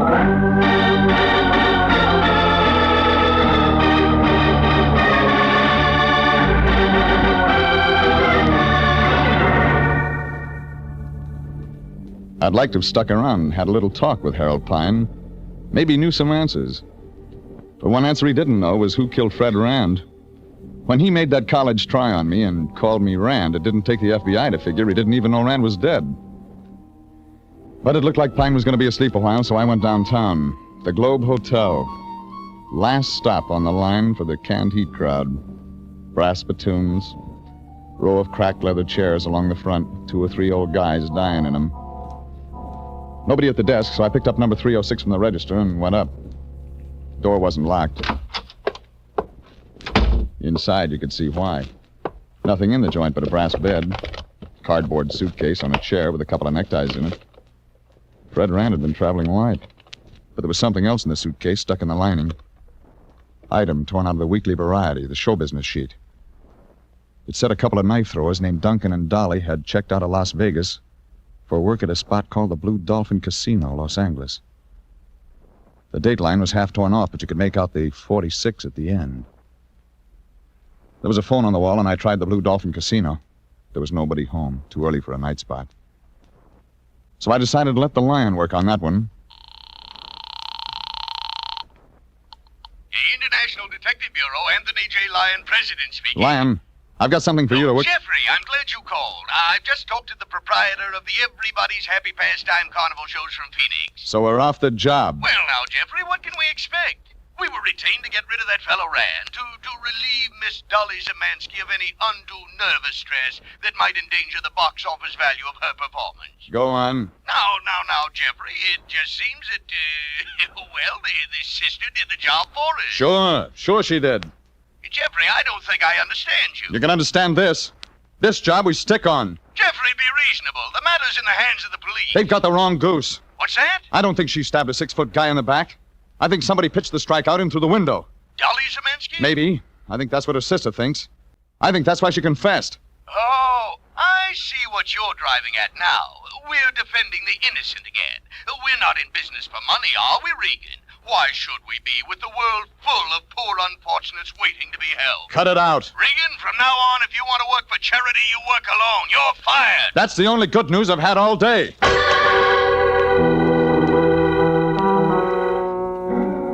I checked out of Rand's hotel the same way I went in.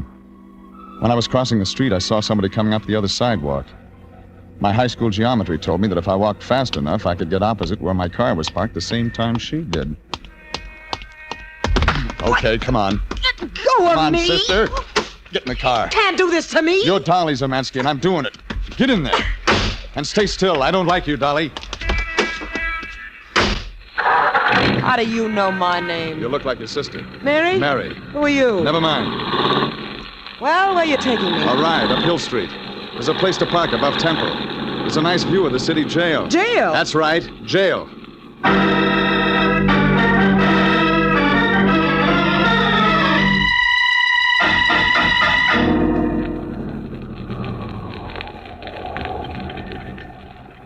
All right, there.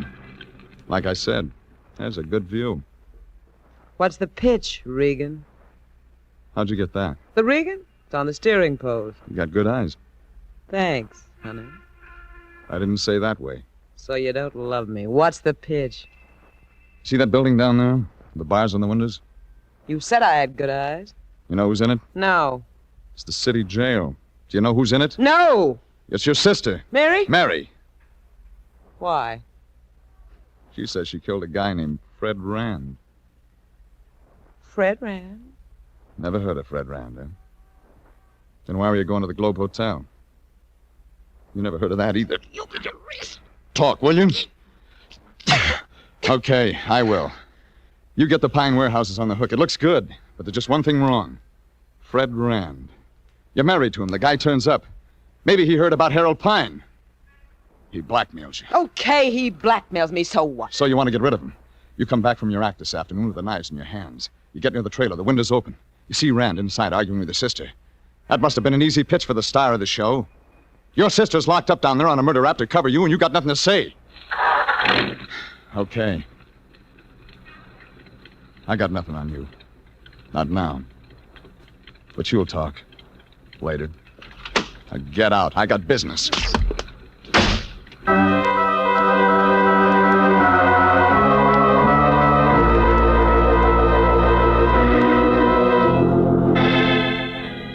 That gave me nothing, so I went down to the jail to try to see Mary Zamansky again.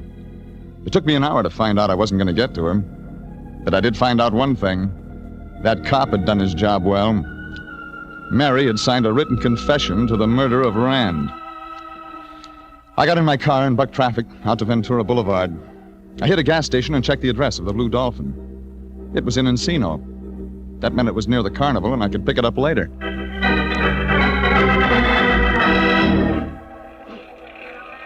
Everybody's happy pastime was doing peak business by the time I got there. The Midway was lit up like a sailor on shore leave. But where I went, it was dark. Out in back of the Zamansky sisters' trailer, maybe I could pick up some proof that Dolly Zamansky pitched that knife that killed Rand. I tripped over a tent rope and bumped into something. Wait a minute. Who are you? I'm Porky. Come on out in the light. Yes, sir. You're Pine. Yes, sir, I'm Pine. Harold Pine. But they call me Porky. Porcupine. I reckon you could say it's a sort of a joke. Porcupine? It started when I was in college. Yeah. My name's Regan, private detective. Oh, I owe you an apology, Mr. Regan. I mean it at the car. Skip it. I thought you were Fred Rand. Why were you gunning for him? Fred Rand? Calls it Dolly. Dolly Zamansky. You're gonna marry her, aren't you? Oh, well, What's on your mind? Well, now that there's been a murder... Go on. I think I better tell the truth. That's a good idea. You asked me if I was going to marry Dolly. Well, no, Mr. Regan. Give me that again. I am married to her. San Bernardino. Last Thursday. You married Dolly Zamansky in San Bernardino last Thursday? Yes, sir. My father, J.J. Pine, reckons, Mr. Regan, because of the family money... Sure, you'd want to keep it quiet because of the old man. Figured he wouldn't want his boy married to a carny performer. You'd break it to him later, so you sneaked to San Bernardino and got tied. Yes, sir. You couldn't have married Dolly Zamansky. She was married to Fred Rand. Not for 3 years. Huh? They was divorced, Mr. Regan. You know that? Well, Dolly had the decree. How else could we have got a marriage license? Did you see the divorce decree? Oh, yes, sir. When was it granted? 1946. Month, you remember? Yes, October. Day? Well, Mr. Regan, I don't see what day? October 14th, 1946. October 14th, 1946.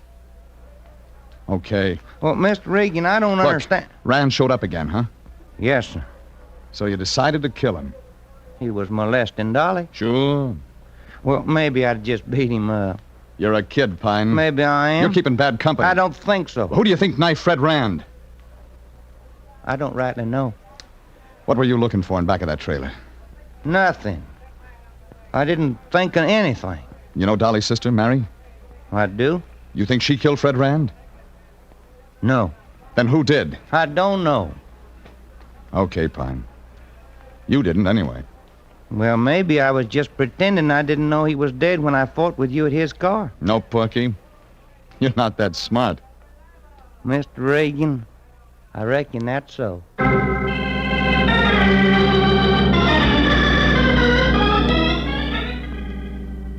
Next stop was the Blue Dolphin Casino. The manager wasn't there, so I waited around. Must have been almost midnight before he showed. My bartender tells me you're looking for me. If you're the manager, I am. You bought it. In here.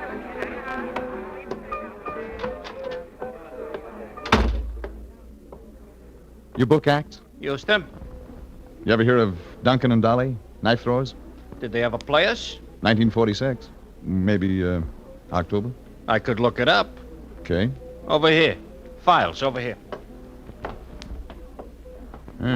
Plenty of cheesecake on the wall. Oh, those pictures? Acts that have played us. Yeah? Yeah, autographed photos. The Mandy boy, Mandy is me, we're just scared to love. Dimples Davis. Dimples. You see what I mean?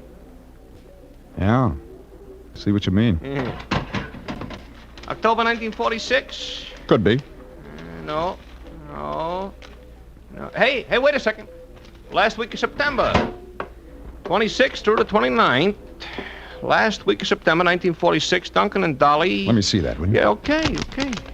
Dolly Zemansky and Harry Duncan, King and Queen of the Blades. Split week booking, September 26th to 29th, 1946. I'm thinking King and Queen of the Blades. Wait a second. Behind this locker. Yeah, photos all over the place. I'm just remembering. We keep the leg out where you can see it, but this stuff, you see... Yeah, like I'm remembering. The Mandys, sincerely, King and Queen of the Blades, Duncan and Dolly. Let me see that picture. Yeah. You recognize them? Yeah, both of them. Dolly and Duncan. Yeah? What'd it get you? It gets me my answer.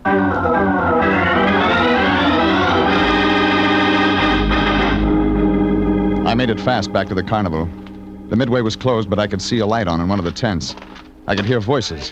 What do you mean? You think you can put it over on me with that no good two-bit? You're a shice. Oh, that's no good. But when I walked in, the light went off. Duncan. The lights back on. That told me where they were. I started. Slow.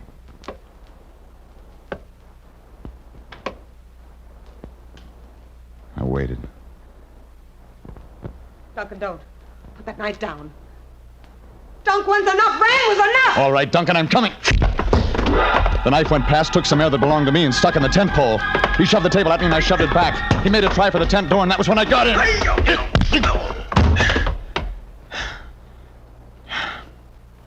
Turn the lights on, Dolly. Harry Duncan, the phony swami. He's a rat. You should talk. He okay? You'll come out of it. He killed Rand, thought I'd take the fall. You let your sister take the fall and kept your trap shut because you were scared of what he knew. Knew what? Blue Dolphin Casino, end of September 1946. How do you know that? When you were supposed to be in Nevada divorcing Rand. You gotta stay there 6 weeks, baby. You can't even leave for one day. Figure it out. You're perjured in the Nevada courts. Your divorce is no good. When you married Harold Pine, you weren't divorced from Rand. Oh, you're a wise guy, Regan. You don't get Pine. I'll take care of that. Your marriage to him is good. Like a $3 bill. Thanks. Maybe I can do something for you sometime. So the Swami killed Rand. That's what I figured wrong. If Mary didn't stick Rand, it had to be a toss job. Somebody had to toss that knife through the trailer window. Somebody professional. I figured you. Till I saw that photo of Duncan and Dolly. Why'd he do it? Because he hated Rand. He loved you. How'd you figure that? Guys fall in love with dames like you. I don't know why. We were a duo. Duncan and Dolly. We were going to get married, but I ditched him for Rand. That figures. Rand looked good a while. Dunk went on the bottle when I married Rand. Pretty soon he got too shaky for a knife act. Ended up like this. The phony Swami. He said Rand had beat his time with me. He said he'd kill Rand if he got the chance. Didn't think he had the nerve. He's coming out of it. Get out of here. Yeah. Yeah, I wouldn't want to talk to Dunk. So long, Regan. Get out of here!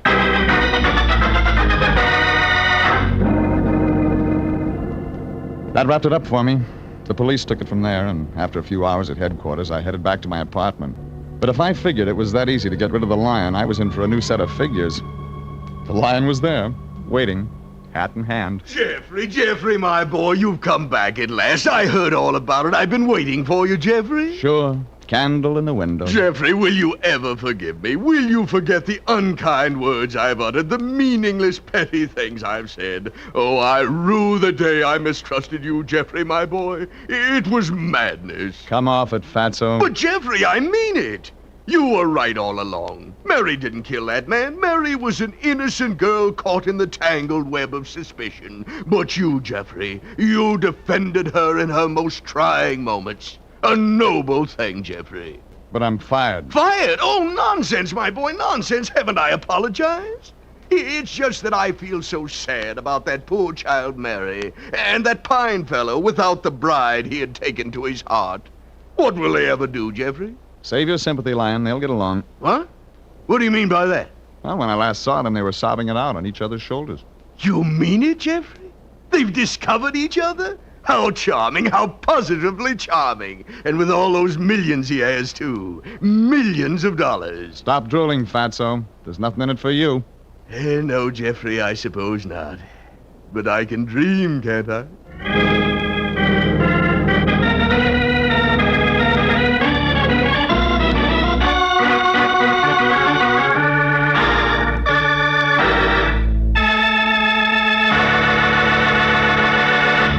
Jeff Regan, Investigator, is written by William Frug and William Fifield, directed by Sterling Tracy, and stars Frank Graham as Regan, with Frank Nelson as Anthony J. Lyon. Original music is by Dick Arant.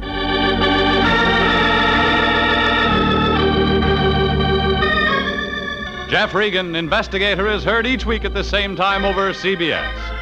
Bob Stevenson speaking, and inviting you to be with us again next Wednesday at 9 for more suspense and mystery and adventure with Jeff Regan, Investigator. This is CBS, the Columbia Broadcasting System.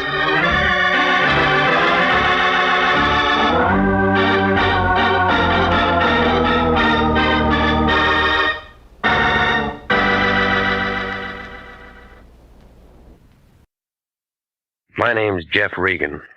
I get 10 a day in expenses from a detective bureau run by a guy named Lyon, Anthony J. Lyon. I'm the Lion's Eye.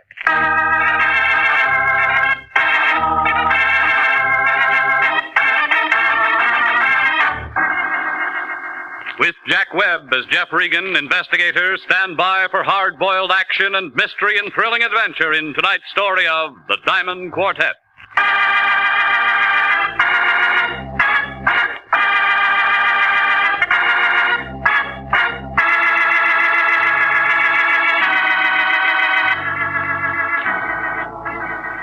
Well, this is the way it started. Melody called about 6 o'clock that night. She gave me the name of a restaurant out on the strip and said that Lyon was waiting for me. I drove out there and found him squatting at one of the corner tables. He had a big white napkin tucked under all of his chins, and he was working on a plate of crab louis and a bottle of beer. A tall peroxide blonde in slacks and dark glasses was sitting across from him, watching him eat. And a couple of bald-headed waiters were just sort of standing around looking at the ceiling. Well, Regan, I see you got my message. You're right on time. Sit down. I want you to meet Miss, what did you say your name was, young lady? Madge will do. Just plain Madge, fatso. Regan, this is Madge. I hate gumshoes. They all stink. Okay, where'd you find her? Madge? Madge works for Mr. Daly, Mr. Pete Daly. He's a new client of ours. Isn't that right, Madge? All gumshoes are nosy. That's why I don't like 'em. Madge is going to drive you out to Mr. Daly's residence, Regan. Who's Daly? Very nice chap. I spoke with him on the phone. What's the job? Well, it's a rather delicate matter, and I think Mr. Daly himself can explain it better than I. Come on, all this gassing ain't getting us nowhere. The boss is waiting. Gumshoes talk too much. Yes, Regan, yes.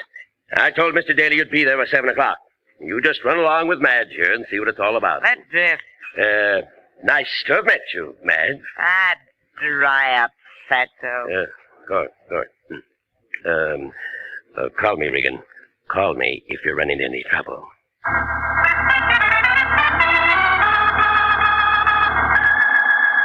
Just plain Madge. who was carrying a .25 automatic in her purse. When we got into a Cadillac, we went out the pass, turned off a hill in back of Burbank. Daly's residence was at the end of a private road, a nice old Southern-style place with 2 or 3 private patrolmen guarding the entrance. They all needed shave. They kind of nodded when we got out of the car and went up to the front door. Naturally, there was a peep shutter there. It was real Southern. Yeah? Me, Felix. This is the private peeper the boss wants to see. Okay, mate. Come on this way. Who's it? Madge, I got your peeper. Inside. Here he is, Pete. Flat feet and all. His name's Regan. Okay, Madge, that's all. Beat it. Sit down, Regan, sit down. Don't mind Madge. She's kind of antisocial. Nice place you got. How's the gross? Yeah, I do all right. 2 crap tables, 2 faro games, a little roulette in the living room, but I have to be careful. I noticed that driving up. There's lots of money thrown around here every night. Somebody might get some ideas. You know how it is. What about the law? Law? No trouble with them. I just don't let them know I'm in operation. Mm-hmm. In my business, I haven't much use for private detectives. I don't generally like them. Neither does Madge. But I happen to need one right now. I want you to do a little job for me. You seem to have plenty of help around here. Wasn't that Felix Frazier at the door there? Last time I saw him, he was shadowing a banker up in Sacramento. Yes, that was Felix, all right, but it's a little different. Yeah. Never seen this before? No? Well, it's a little bit of necklace called the Diamond Quartet. It's worth quite a chunk of cash. These 4 diamonds are good stuff. So? Dame named Annabella Callender left it here a week ago. She was in kind of deep at the roulette table and was wearing this. She left it for security. How much did she lose? About 5 G's, I guess. Kind of screwy little dame. She's a widow with a lot of money and a boyfriend named Teddy Silco. He paints or something. They come here. And she loses steady. Every time. Well, she sent me a check today for the full amount of what she lost. Yeah? And I want you to take this thing back to her tonight. That it? That's it. I got my dough. She gets her little diamond necklace back. Just business. Well, it sounds simple. It's simple. You're a licensed investigator, bonded, insured. Don't want any fuss about this. You just take it back. Very simple. Okay. Now, you told me how simple it all is. Suppose you give me the hook. Did her check bounce? You, want a drink? There wasn't any check. I thought it'd be something like that. Yeah. She called me a couple hours ago, said if I didn't have this thing back by tonight, she'd call a load of cops and come out and get it. Not such a dumb dame at that. As you're telling me. If she comes here with cops, I'm closed for the season, and this dump cost me a pile of dough. Felix was running the roulette table that night. I didn't know he'd taken this as security until we counted up. I should have pushed his mush in or something. Letting a dame like that make a setup. Maybe you'll do better next time. Ain't gonna be no next time, Regan. Here's her address. Here's the ice. Just take it to her, and I'll chalk it up to experience. You better get yourself a new boy at that table. Yes, you're telling me. You're telling me. Well, I took a taxi over to the restaurant in Hollywood, picked up my Buick, and drove to an apartment house near Pico and Beverly Drive. A couple of men in a little gray coupe were sitting in front of the building smoking cigarettes and pulling on their hat brims. I figured Daly was making sure I got the right address. Upstairs on the 5th floor, I leaned into the buzzer and waited to see what Mrs. Annabella Callender looked like. Oh, Teddy, I thought you'd never get here. The performance begins at 8:15, and you know the traffic. Oh, you aren't there. You Annabella Callender? Well, of course. Who are you? My name's Regan. Oh, Miss Regan. Well, I'm only waiting for Ted to get here so we can make first curtain to the Biltmore. We're seeing Carousel, and we're going to be late if he doesn't get here. You can understand that. Yeah, it figures. And I'm all ready, and he hasn't shown up. Well, good night.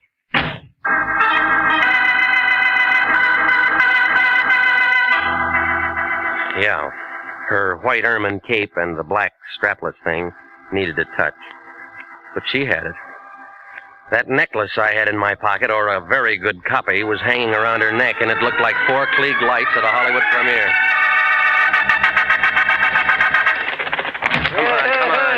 Lay off, you busted door, lay off. What's the idea? You want to bust down the door? You drunk or something? I've been pounding on this door for 5 minutes. Well, that's too bad. Can't you read the signs? This building's closed for scram, drift, push off, blow. You got a jeweler in this building named Tartaglia? Yeah, we got a jeweler named Tartaglia. Only don't want to see nobody because it's 9 o'clock at night. The joint's closed and he ain't here. All right, slow down. He lives someplace, don't he? Sure. There's a lot of houses that way. Why don't you try knocking on doors? There wasn't any residence listed in the phone book. I thought maybe if I came down here to his office, you could tell me where I might see him. I ain't going to tell you nothing. Look, I'm a private investigator. I gotta see him tonight. Oh, how's little old expense account, Pilgrim? It'll do. Let me see, pal. The name's Freddie Leach. Your boy's a fat old pile of blubber with a lot of talk in this note. White Hotel, 208, 3 blocks straight ahead. Thanks, Freddie. Anytime, pal. For the sawbuck, I'll tell you where his girlfriend lives.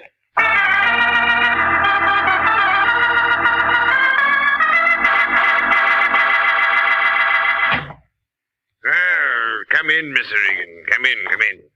You find me a bit indisposed at this hour. I was preparing to retire, but you said it was a matter of jewelry. Therefore, Bert Tartaglia is at your service.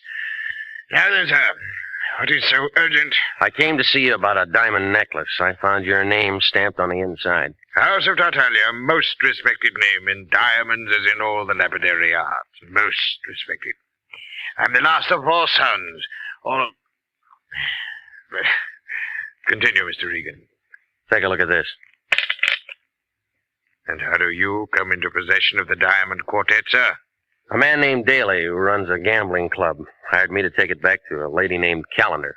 Gambling house? And how did Mr. Daly acquire it? She lost it at the roulette table. She left it till she could raise the cash. Deplorable conduct on her part. Annabella Callender, a very indiscreet young lady, to be sure. Lovely body, propelled by a ridiculous mind. I tried to take it back to her tonight. It's beautiful, isn't it, Mr. Regan? I want to know if it's real or not. Real, of course it's real. You sure? Mr. Regan, do you doubt my ability as a gemologist? Once in a lifetime, sir, only once in a lifetime does an artisan have the opportunity to create the perfect necklace. How much will it pull? Priceless in the amount of work.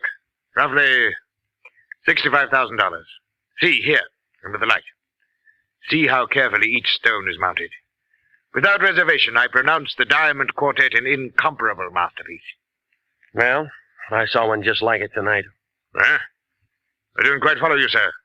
No one could create another Diamond Quartet except Bert Tartaglia. Well, and somebody made up a pretty good imitation. The finest workman at best would create only a crude resemblance. This kind of work demands an artist, Mr. Regan, an artist. But it could get by. Oh, to the unpracticed eye, yes. To the layman, perhaps, yes. Mm-hmm. That's all I wanted to know. Lated in Anguis herba, eh? What was that? Latin. A snake in the grass, eh? Maybe. Your expression tells me you are concerned for the safety of this piece. I have a safe here in my room if you'd care. No, it'll be all right. Well, then, you leave satisfied, I trust. Yeah, thanks. Think nothing of it, Mr. Regan. Think nothing of it. Just remember the House of Tartaglia when you want fine jewels. Good evening, sir.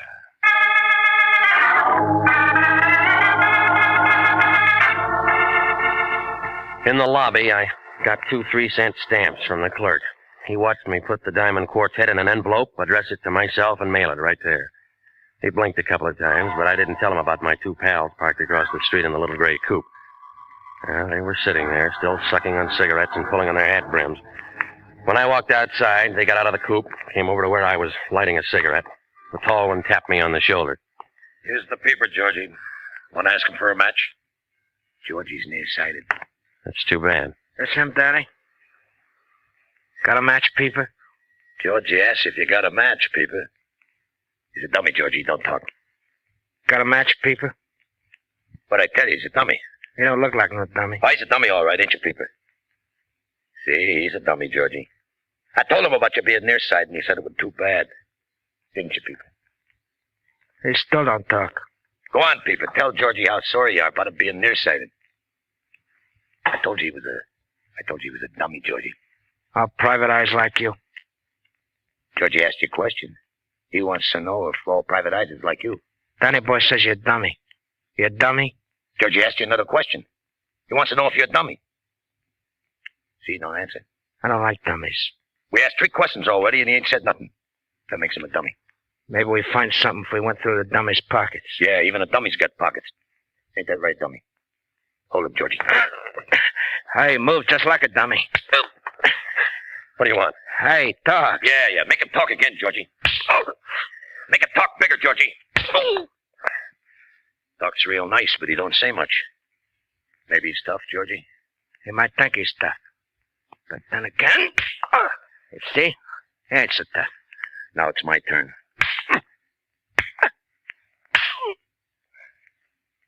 Hey. You don't talk no more, Danny.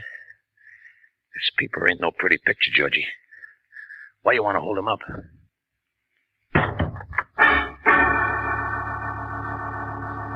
You are listening to the story of the Diamond Quartet, tonight's adventure with Jeff Regan, Investigator.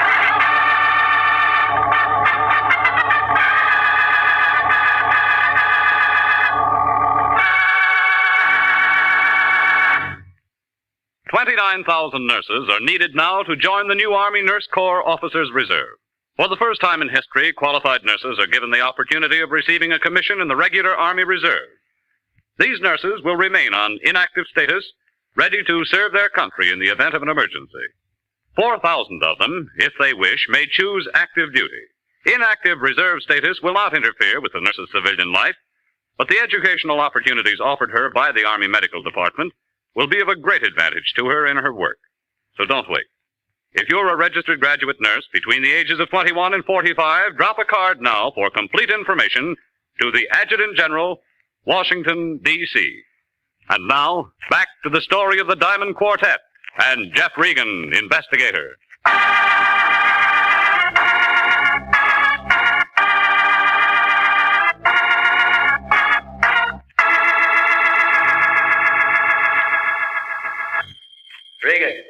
Regan, can you hear me, Regan? Nurse, are you sure he's coming too? He had quite a beating, Mr. Lyon, but he's coming around. Regan, can you hear me? Can you hear me? Regan, can you hear me? I think he's with us now. It's me, Regan. What happened to you? Why didn't you call? Regan, do you understand me? What's this? That's your head, and it isn't very pretty, let me tell you that. I'll be at my desk, Mr. Lyon. All right. Come on, give it to me. What happened? An hour ago, the receiving hospital telephones me that they picked you up in some gutter. I come down to see what's what, and you lay there and ask me, what's this? Well, it's a wrong job. Another punk client. As long as they've got the dough, we love them all. Who are you fighting with? A couple of boys named Danny and Georgie. A couple of boys named Danny and Georgie. Well, would you mind telling me just where you've been while you should have been doing what you were hired to do? I was out with Danny and Georgie. Sure. You were out with Danny and Georgie. But what did you do before that? And what did you do with the necklace? That Diamond Quartet or whatever it is. I mailed it. You mailed it? You were hired to deliver that thing personally, and you mail it. Where's my clothes? Regan, I'll never understand you. I'll never understand you or the way you do things. I send you out on a simple little job. All you have to do is take a necklace back, and what do? You wind up bleeding all over the city streets. Here's your pants. What time you got? 3 o'clock in the morning. It's always 3 o'clock in the morning when somebody telephones me that you're in trouble somewhere. Well, why don't you go home and go back to bed? I haven't been to bed. I haven't had one wink of sleep tonight. You know why? Because on top of all my other troubles, some dame who sounds like she has a snoot full of hooch has been calling my place every half hour asking for you. My place. Why didn't you tell her to call my place? I did tell her to call your place. I told her a couple of 100 times to call your place. Then I told her to shut up. Coat. Here. You look terrible. Terrible. She give you a name? Annabella something or other. I don't know. What I want to know is... Hey, where you going? Who's going to pay this hospital bill? Where you going?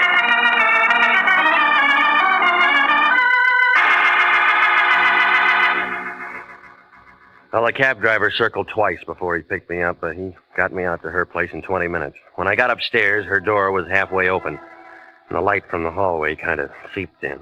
She was sitting in a big chair right by the door. I don't know why, but she was holding the phone on her lap, just sitting there, looking at nothing. Oh, Mr. Regan. It's you. You came back. Yeah, I don't think you're going to need this. Oh. Well then, Mr. Regan. Well then. I suppose you've met some people tonight who know a great deal about me. Some? A gambler? A jeweler? And of course they told you how I carry on with money and all that. Everyone seems to know that. Yeah, Daly told me. Do you know about Charles? Charles and I had so many things together, and it was so much fun being alive with him. You like to have fun, Mr. Regan? I do think he enjoyed being alive with me. I mean, I cried when Charles was killed. I really did. I cried. I didn't know what to do. I cried. How long ago was that? Oh, Charles was killed 3 years ago. But now I have Teddy. He's really a dear. You should meet him. We should all have a drink together or something. Teddy's a fine artist. Very fine artist.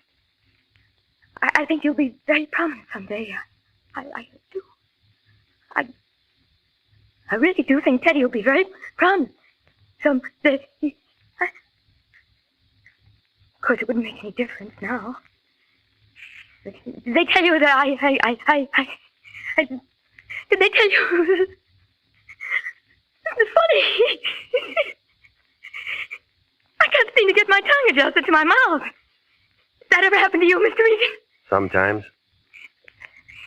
Teddy asked me to marry him tonight. He did? Yes, I've been very lonely since Charles died, and it isn't my money that Teddy's interested in, I'm certain. Teddy has some money of his own, although many people don't know it. What is money, Mr. Regan? What would you say, money? Oh, dear, there I go again with that business about my tongue. You think I should see a correctionist? Why did you call me tonight? You're the only detective I know. And I really don't know you. It's just that Mr. Daly said you were a detective. Why did you want to see me? I really can't understand money. I know it must sound strange to you, but some people live for it, and some people die for it, and some people... Come here. What's wrong? What is it? Come on. Oh, they do look so funny. So very funny. I've seen them count money. Oh, so much money, and I really believe that's all they live for. They handle it and caress it now. Come on, tell me what's wrong. What is it? What is it?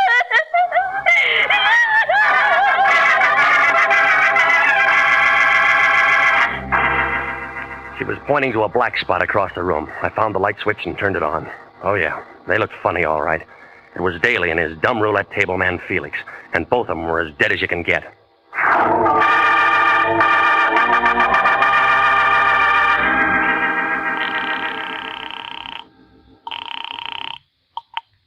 Oh, darling. I've been waiting up all night. I knew you'd telephone and say you'd marry me. Yeah. Your name's Silko? Oh, yes, I was expecting... My name's Regan. I'm a private investigator. I'm calling from her apartment. Annabella's? Now, listen. There's been a couple of murders here. What? She's had quite a jolt. She's going to need you and all the help she can get. I called homicide, and, well, it might be kind of rough for her. I'll bring a doctor. And a lawyer. I've got a good one. I'll be there in 10 minutes. Thank you.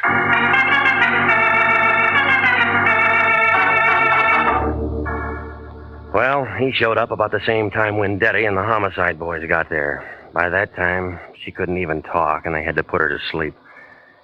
I told Wendetti what I knew about it, and he said we'd get it straightened around as soon as she had something to say. It was about 8 o'clock in the morning when I got home. I didn't expect my boy to show up so soon. He was already there. Ah, Regan. I've been expecting you. Come in, sir. Come in. I've been amusing myself with your chessboard.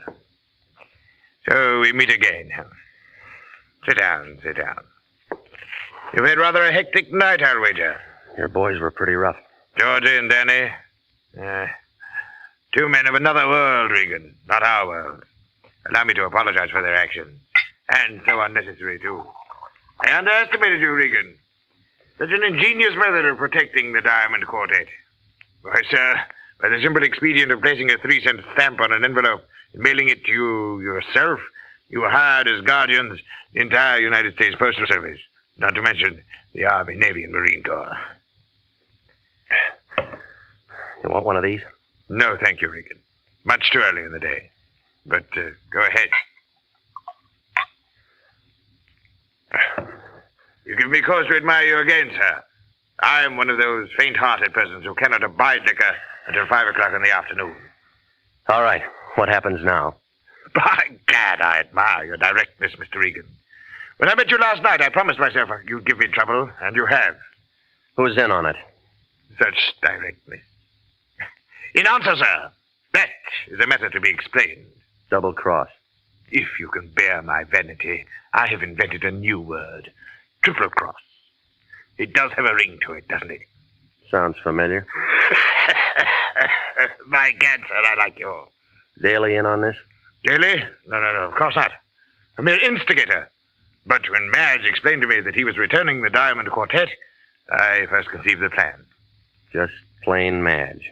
She and her friends have been very valuable to me. They knocked off Daly and Felix and planted them in the girl's apartment. Right. With 2 cadavers in her living room, Mrs. Callender was very unlikely to discuss missing jewelry with the police.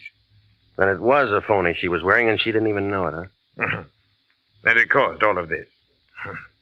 If you had merely returned it, it would have been simple to remove it from her. But then... And you just sit here and wait for the mail. We wait for the mail, Mr. Regan. What about your playmates?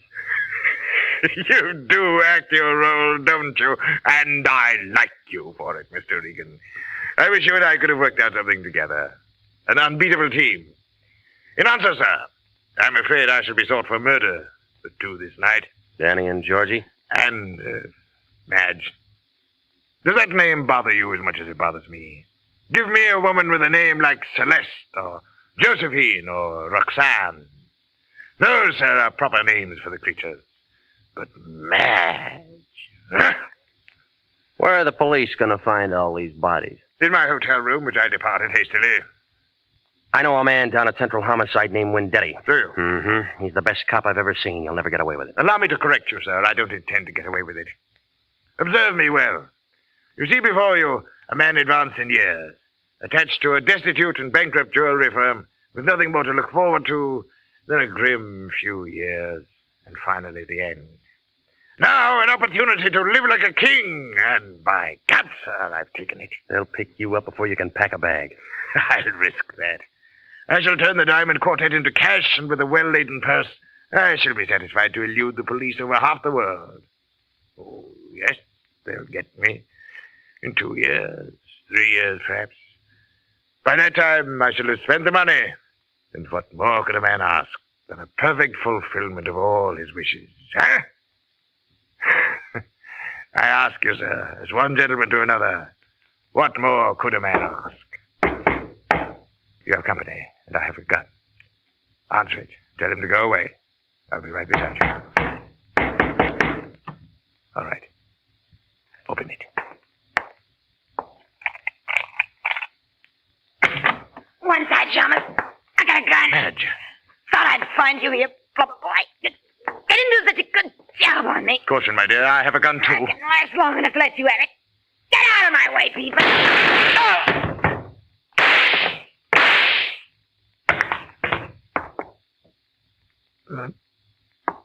Mr. Regan, sir. I believe I've been shot. I'll need a little assistance. I can't seem to hold my feet, sir. Can't seem to hold my feet. The mortal is nil nisi bonum, Mr. Regan. Or, if your second-year Latin escapes you, speak well of the dead. It was an awkward plan at best, wasn't it? It was a lousy idea.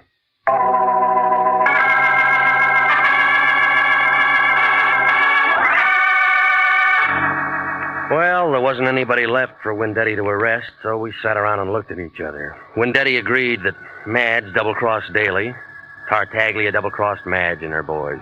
Yeah, triple-crossed. Well, the Lion had something on his mind. He wanted to know Was I satisfied with what I got out of this case? I didn't answer him. I need the job.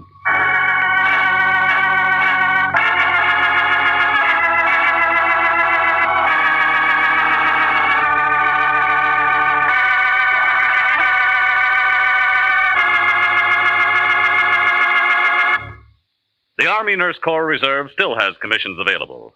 If you are a graduate registered nurse between the ages of 21 and 45, you may be eligible for a commission in the Army Nurse Corps section of the Regular Officers Reserve. Graduate work is provided at the Army's most modern teaching centers, and the nurses obtain educational experiences that benefit them in both civilian and military nursing. If you believe you qualify for a commission in the Army Nurse Corps Reserve, apply to the Adjutant General, Washington, D.C.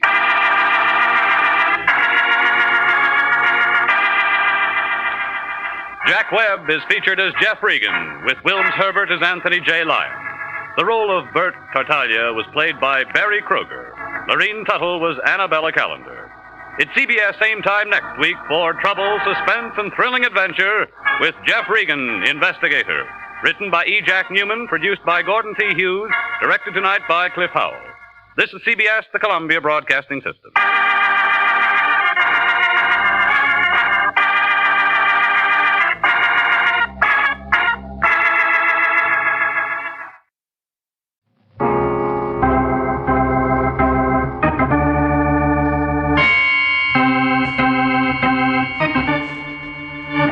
Sunday at 8:30, and CBS brings you Jeff Regan, Investigator, starring Frank Graham as Regan, with Frank Nelson as Anthony J. Lyon. So stand by for mystery and suspense and adventure in tonight's transcribed story, A Fire for Romano.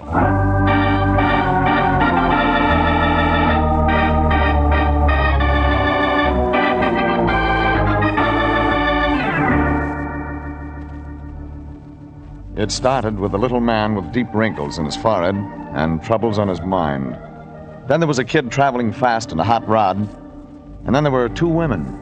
One who didn't deserve to die, but did. And another one who did deserve to die, but didn't.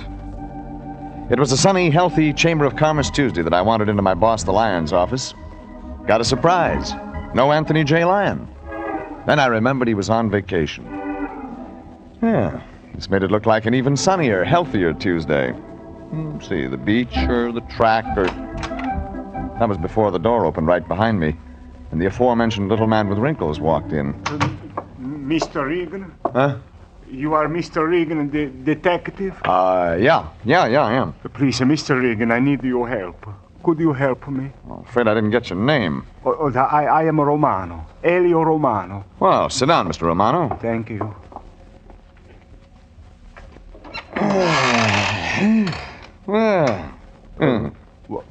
What do you say, Mr. Regan? Very nice fit. What? What's that? Oh, just the chair. Fits pretty good. The chair fits? Yeah, my boss is on vacation. I'm just trying out his chair. Oh, yeah, I see. Yeah. Suppose you tell me about your problem. You're needing help, Mr. Romano. Oh, yes, Mr. Regan, it's true. I do need help. My store, it's my store. Store. I have a smaller grocery store. It's on 6th Street. It's my own little store, and I'm very Romano, proud. What about the store? Oh, such a nice little place where people may buy food. We got everything, my Maria and I. We are the proprietors of this store. We also own it. Fine. Now, what about... It's called the Romanos. We have a big new neon sign. My someone is trying to destroy my store. Now we're making headway. Tell me about the someone. I don't know this someone. If I should get my hands on them... Somebody breaks windows? No. They tried to burn it down. They tried to burn my store. When? Last week, Thursday. Did you call the police? Yes. And then what? Well, they said there was an accident. They said I did this to my own store. Ma questa è una cosa che... Oh, mamma mia. And you're sure it was no accident? Mr. Regan, would I destroy the one thing Maria and I have given our lives to make? Would I so much as harm a single little glass window? No, I would not. Where'd the fire start? In the back room where the cans are stored. What time of day? Night. It was at night. My Maria and I, we sleep above the store. My Maria smelled the smoke, and together we put out the fire before the damage could become great. That's the only time it happened? No. The day before that, I found a light match in the waste basket. It was just as I was closing for the night. Well, I stopped this one very quick. 2 nights in a row. You're right, Romano. Doesn't look very accidental. Oh, believe me, Mr. Regan, I would never do this to my store. Never. Okay, Romano. I believe you. Suppose you and I run out there. Take a look.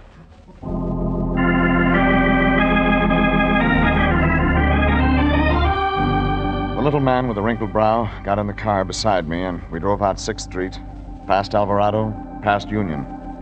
We parked in front of a small grocery store with a big neon sign over the door. The sign said very proudly, Romano's. And my client, Romano, glanced at it, nodded approvingly, and we walked in. Elio, you back safely. That foolish woman. Of course I'm back safely. And this is Mr. Regan, the detective. See. Mr. Regan, my wife, Maria. A very foolish woman. Elio, twice said is too much. How do you do, Miss Romano? Oh, the pig of a husband. If you worry about him and he says so, he call you foolish. If you do not worry about him, he say you don't care. Maria, Mr. Regan is going to help us. He promised he will help us. You told him everything, Elio. Maria, please. Everything, Elio. You promised me you would tell Mr. Regan everything. See. Well? Suppose you tell me, Mrs. Romano. See, Maria. Suppose you tell me. Elio. Mr. Regan, in the first place, you must know that we do not have much money. See, very little, Mr. Regan. In the second place, you must know we do not have many friends. See, very few. Now, we'll work out the money later, Miss Romano. Tell me about the friends now. Maria, tell me. We believe certain things, Mr. Regan. We run our business our own way, and no one can tell us otherwise. We believe in being our own boss. Mm-hmm. That's why you have very few friends? See, that is why. Mr. Regan, please, come with me. Right away, I show you where the fires start. Please, come with me. Romano led me into a small back room behind the counter. There were shelves filled with canned goods and paper cartons. He showed me the wastepaper basket near the door. Easy to toss a match in through the window above it that opened onto the alley. There were a few charred pieces of wood here and there, but very little damage had been done. Still, if everything Romano said were true, it didn't look like an accident. It was while he was pointing out the burnt wood that a customer came in the front door. I moved over toward the doorway and listened. Well, we'll see about that when I tell my neighbors. It was then that things began to get interesting. I looked out. Plump, smug-looking woman, carrying a heavy purse, her eyes glaring behind rimless glasses. That's your idea, eh? To force as many people in here as you can? Well, there certainly must be some law against people like you. Please, Mrs. Wilson. I just wanted to make sure, that's all. And I must say I got what I came for.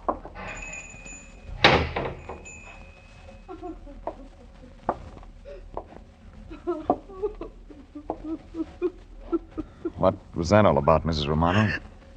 Oh, Mr. Regan, you heard. Maria, what has she said to you? Quiet, Romano. Mr. Regan is right, Elio. It was enough. It didn't sound like nothing, Mrs. Romano. What'd she mean by tell my neighbors? No, we will not talk of it. See, we will talk of it. Mr. Regan, this woman, this is Mrs. Wilson. She used to be our best customer. Then she turned on us. She tells all her friends not to come to our store. Why? Why? Because who knows why? Oh, you have started it. Now you will finish, Elio. She does not buy from us because we would not let her tell us how to run our store. See. That's all there is to it? See. When did this start? A week ago. Oh? Same time the fires started. See, the same... But, Mr. Regan, you don't think... You hired me to think, Romano. I'll see you later. Mr. Regan, where you going? To talk to Mrs. Wilson.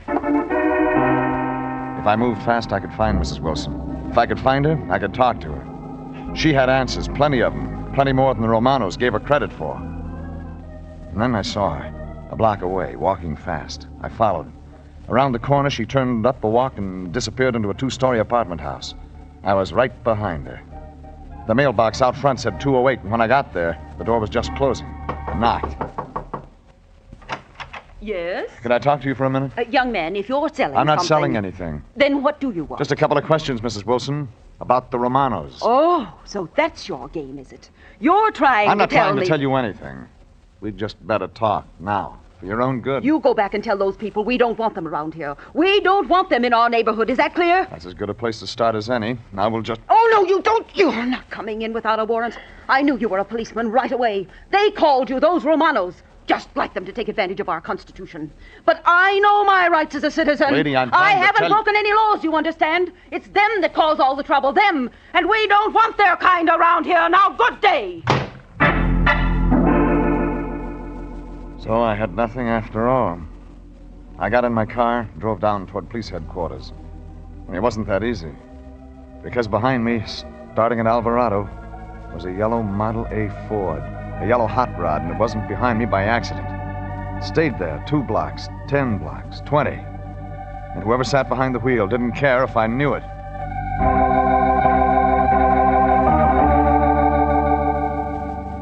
He stayed that way until we reached a block without traffic, and then suddenly the yellow car gunned up in the rearview mirror.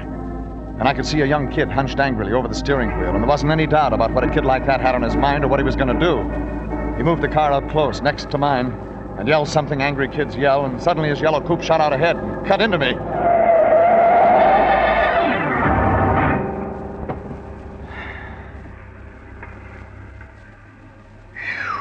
Like I figured. He tried to run me off the street onto the sidewalk. And now the yellow coupe was just a blur in the distance. I pulled out from the curb, eased into gear, and took my time driving to the police station.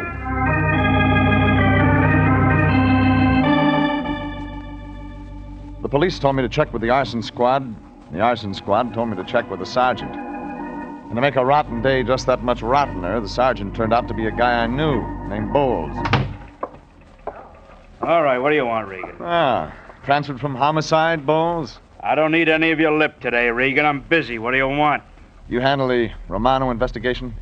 Romano? Who's that? Just a poor guy who happens to own a grocery store. Romano. Yeah, I checked it out last week. Find anything? Sure. Scared little guy ought to watch where he tosses his matches. That's all you could find. When I want your advice, I'll ask for it. Give, Bowles. I'm busy today myself. Times must be tough, huh, Regan? You're taking a fee from a Answer me, Bowles. Okay. The guy had a fire. Know what caused it? Matches. Know the total damage? $10. Now, Regan, if you think we got enough men to stake out a 2 big Ever hear grocery of putting store... out a fire before it starts, Bowles? You wouldn't have heard that. I told you we haven't got enough men, Regan. Sure, we'd like to prevent it. Okay. But you need men, Regan. We haven't got them. Okay, Bowles. What have you got? There's no evidence of outside work. Meaning what? No evidence that anybody else started it, Regan. Spell it out, Bowles. Sure, I'll spell it out. Maybe somebody did start the fire on purpose. You know who'd gain by that, Regan? No, don't guess. Let me tell you. A character named Romano. Bowles, if you think... I didn't set it up, Regan. Somebody else did. For your information, this client of yours, Romano, has his grocery store well covered. You know what they call it, Regan? Fire insurance. Lots of fire insurance. And that's what I got from Sergeant Bowles. I left the station, drove down to a chop house on 3rd Street, had myself a big dinner, and tried to think. And it wasn't that easy. Ideas would fit together during the salad and go to pieces during the steak. By the time I got to dessert, it was anybody's guess. I paid the blonde waitress and drove out 6th Street, watching the street lights go on and hoping one of them would shed some light on the problem. But when I got past Alvarado, I didn't have time to think. I stepped on the gas, drove faster, into streets becoming crowded, alive, into confusion and fire engines, into shouts and smoke. A man in a fire helmet directed me over to the side of the road, and I parked and got out and walked into the excitement and confusion and heat, and into a sweaty, curious, open-collared, open-mouthed, hot-eyed, staring mob. And there were shouts all around me. Hey, Joe. Hey, Edna. Hey, Pete. Come take a look. Romano's. The grocery store. It's burning down.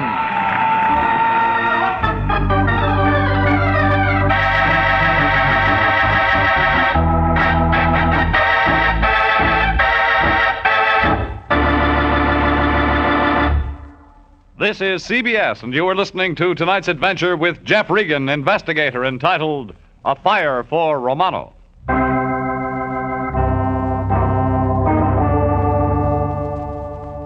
A little man named Romano had hired me to find out who tried to burn down his grocery store, and I'd met an irate customer, an overworked cop, and a kid in a hot rod.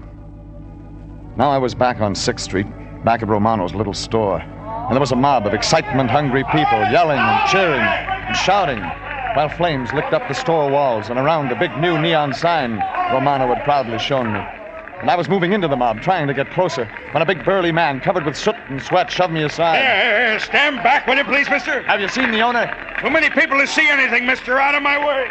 The big fireman moved on, and I followed him, letting him clear a path through the spectators, and up ahead, I could see another big man. This one I knew. Stand back there. Oh, Regan. Rand, have you seen Romano, the owner? What's he look like? A little guy, dark hair, mustache. Out of control, Regan. I haven't seen anybody. Better stand back. That wall's going soon. Romano and his wife live in there. Sorry, Regan. Too many people. My men can't get equipment Never in. mind. Regan, come back here. Fire Chief Rand's shouts were lost in the crowd behind me as I moved and shoved and pushed my way around to the side of the burning grocery store. Somewhere in there was my client, Romano, and his wife, Maria. And then, stumbling out through the smoke, came a fireman. And he was dragging a man, a little man, coughing, spitting, screaming. It was Romano. Maria. Easy. Here, this is the man you were looking for, mister. Maria, let me go, please. Let me go. Romano, it's me, Regan. Let me go in the name of God. Please let me go, Maria. I must get to my Maria. Here, you take him, mister. I'll go back for her. Right, I got him. Regan. Mr. Regan, where is she? They left my Maria. Take it easy, Romano. They'll get Maria. They must have saved her. I'm going to get to Maria. I'm going to get...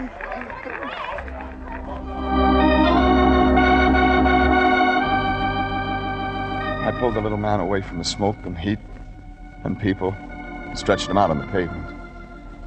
In a few minutes, his breathing became regular and the coughing stopped, and he slept.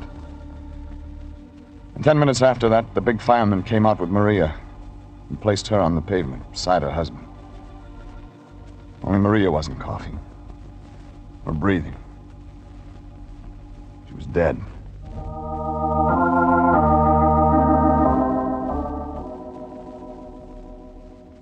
The ambulance took Maria and Romano away.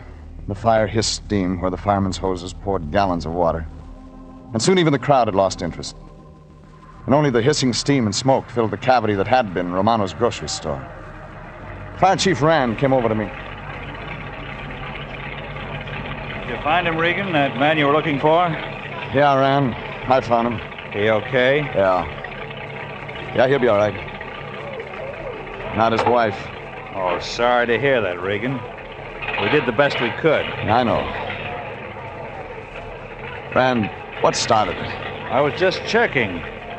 So far, nothing conclusive. You think it was an accident? No. Went too fast. This one was planned, Regan. Pyromaniac, huh? I'm not too sure. The nuts usually stick around. Watch it. They get their kicks that way. Check the crowds? We always check the crowd. Nothing certain yet. Okay, Rand. Thanks. Regan, when you see Romano, tell him we did our best.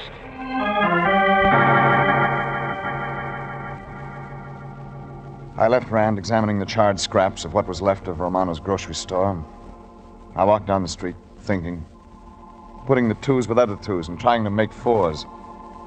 And then I saw something up ahead, and I forgot about the twos and fours and moved faster. It was a yellow Model A Ford parked 3 blocks from the scene of the fire, sitting quiet, docile, far from the nearest streetlight. I got to it, started to look in.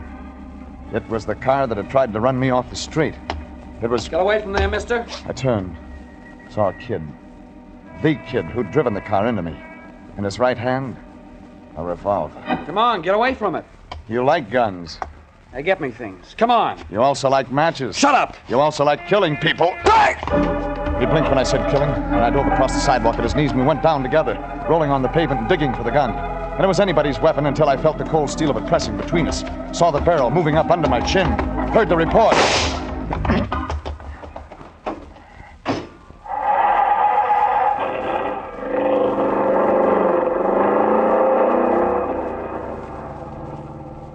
Kid was gone. And I was holding a sticky, damp spot above my left ear, and when I pulled my hand away, it too was sticky and damp. I got up, rocked unsteadily on my feet, stumbled down to my car. I reached for the ignition, pushed the starter, and decided to wait.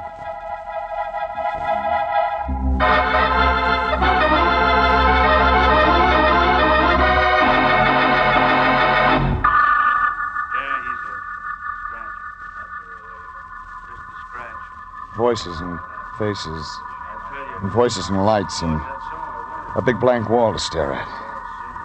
I waited, not being sure, and then I opened my eyes, and the blank wall was the ceiling, and the face was Sergeant Bowles. Who said it was just a scratch? Lay down. What's going on around here? Said lay down. You want to hurt something or something? Bowles, your humor stinks. Where are we? Georgia Street receiving. Huh? Only why Rand had bothered... Rand brought me here? He found you in your car. You were out. Way out. Romano. Is he okay? Yeah, he's okay. His wife, Maria. Does Romano know? Yeah, he knows. Bowles. Yeah? You still figure Romano burned his own store down? Shut up. Like you said, Bowles, who would gain but Romano? Who, Bowles, who? Okay, so I was wrong, okay? We did our best. After the crime. What did you do before it happened, Bowles? Slow down, Regan. You're racing your motor. Besides, suppose you answer a couple of questions. Okay. Just ask me.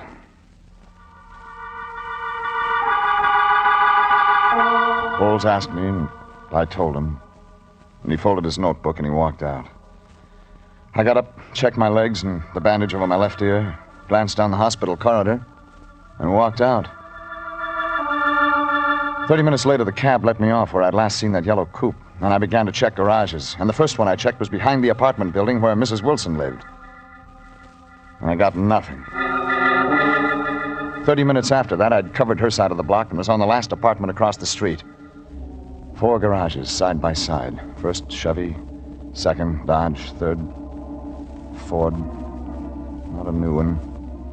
It was a coupe like the yellow one I was looking for, only this was black. Shiny black. Shiny black. That was worth something. I moved into the dark garage and looked closer at that Model A and reached out and touched the shininess and brought my finger back fast. Sticky. Wet. Newly painted. What are you doing back here? Short, fat, with a flashlight beam in my eyes. Come on, speak up. What's your business? Turn off your light. Not a chance, mister. I'm on to I said you. turn it off. Hey! Whose car is this? None of your business. I said whose car? This is my property, mister. You... Talk! It ain't my place to give out information on my tenant. Oh, the owner lives in your apartment? Well, Does he? Well, I rent that garage, mister. $5 a month. But the guy who owns the car doesn't live here? It ain't no guy, mister. Woman pays the bill. A woman? A plump woman, wears rimless glasses. Yeah. Her name's Wilson, Mrs. Wilson. Say, that's... Thanks. Hey, you ain't got no right to ask me questions. I moved around the building, across the street, double time up the stairs, up to the place I'd been earlier in the afternoon. It was late now, very late. But whether she liked it or not, Mrs. Wilson was getting a caller. I leaned on the buzzer, stayed on it. And midnight or not, Mrs. Wilson was going to answer if it took me home. What's the meaning of this? The very idea...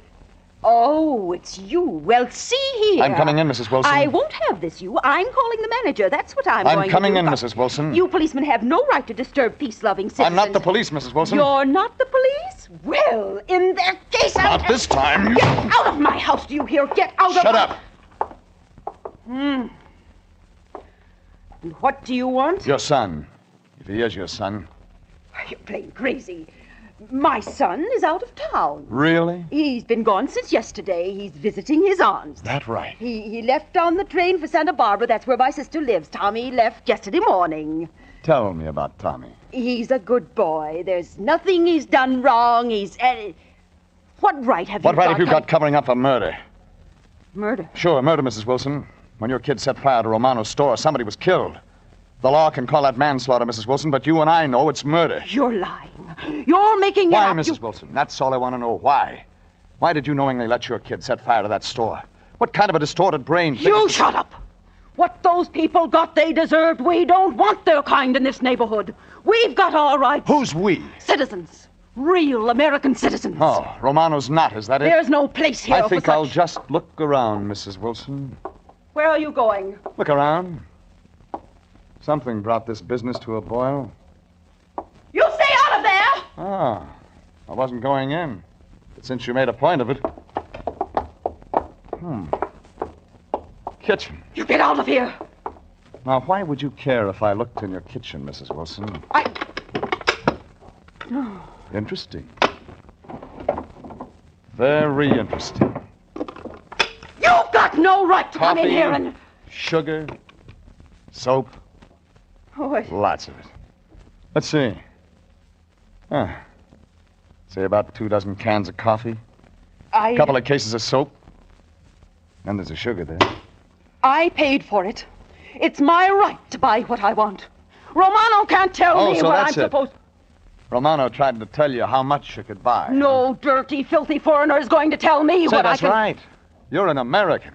A real patriotic American. Right. The Constitution says you've got a right to buy as much as you want any time you want. You've got your rights. Remember, you're telling me that. So I'll thank you to keep your nose Your out kind of my belongs business. behind bars, Mrs. Wilson. What? Your kind can't eat off the same table with Romano's. Your kind belongs out back in the pig pen, where you can wallow in your soap and coffee and sugar and greed. How dare you? Get back with the pigs, Mrs. Wilson. Somebody left a loophole in the Constitution. Why? Stand right where you are, mister. Well, that makes it complete. Oh, Tommy. Oh, my Tommy. I thought I stopped you once, mister. Oh, he said such horrible things, Tommy. He said such terrible things. I won't be saying much when I get through with him. When you get through with what? Oh. Haven't you killed enough for one night? Killed? Mrs. Romano's dead. Dead from the smoke and flames and hate your mother cooked up. Oh, no. I wasn't going to kill her. Sure, just a little fire. Burn them out of the neighborhood. It's your mother's idea. Tommy, don't let him talk to me that Sure, way. they always start that way. Just a little hate. But it builds, doesn't it, kid? Starts with a fist, ends up with guns, lots of them. Tommy. I didn't mean... Go on, shoot, kid. Make the neighborhood safe for Americans. Your mother's kind of Americans. Kind that breeds hate and greed and gets fat doing it. Tommy, make him stop. Shoot, kid. Go ahead, prove she's right. That you can kill because you're special like she is. Tommy! Give me that gun.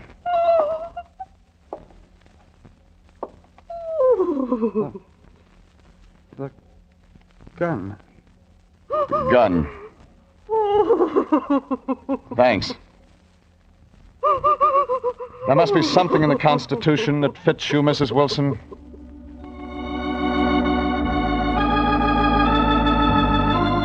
And there was. Murder, arson, whatever you want to call the crimes of Mrs. Wilson. You might say she was fighting for a fifth freedom. The freedom of grab. And she won. The right to spend the next few years grabbing the bars of her own private cell.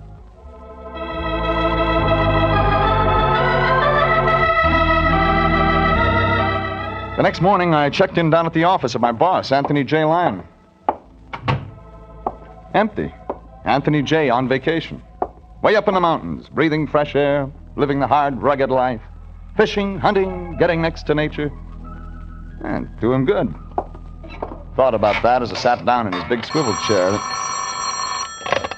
Anthony J. Lyon, Detective Bureau. Regan speaking. I have a long-distance call for a Mr. Jeffrey Regan from Mr. Lyon in Mammoth Lakes, California. Okay, I'm Regan. The call is collect. Will you accept the charges? What else? Okay, operator. Jeffrey! Is that you, Jeffrey? Ah, Lyon, how's the fishing? What's that? Oh, terrible connection. I can't hear a thing. I said, how's the fishing? Fishing? Oh, yes, fine, wonderful. Spend every minute out on the lake, open air, exercise. Just a minute, Jeffrey. Certainly I'm in for $5. Deal, Charlie. Yes, really roughing it, Jeffrey. Yeah, I can tell. Yes, generally fine weather. Just what I needed. All this outdoor exercise. Pardon me, Jeffrey. These fishermen keep asking advice. I've got aces over queens. Sorry, gentlemen. My part again. That's why I called you, Jeffrey. Fish biting that good, huh? Biting? I've never seen so many suckers, fish in my life. You practically have to fight them off. Jeffrey, this exercise is doing me so much good. Yeah, Lion. Do you mind if I stay another week?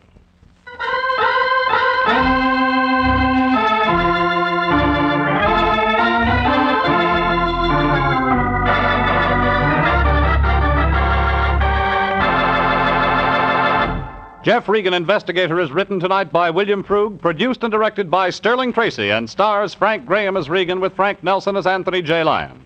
Original music is by Dick Arant. Jeff Regan, Investigator, is heard transcribed each week at the same time over CBS. Bob Stevenson speaking, and inviting you to be with us again next Sunday at 8:30 for more suspense and mystery and adventure with Jeff Regan, Investigator. This is CBS, the Columbia Broadcasting System.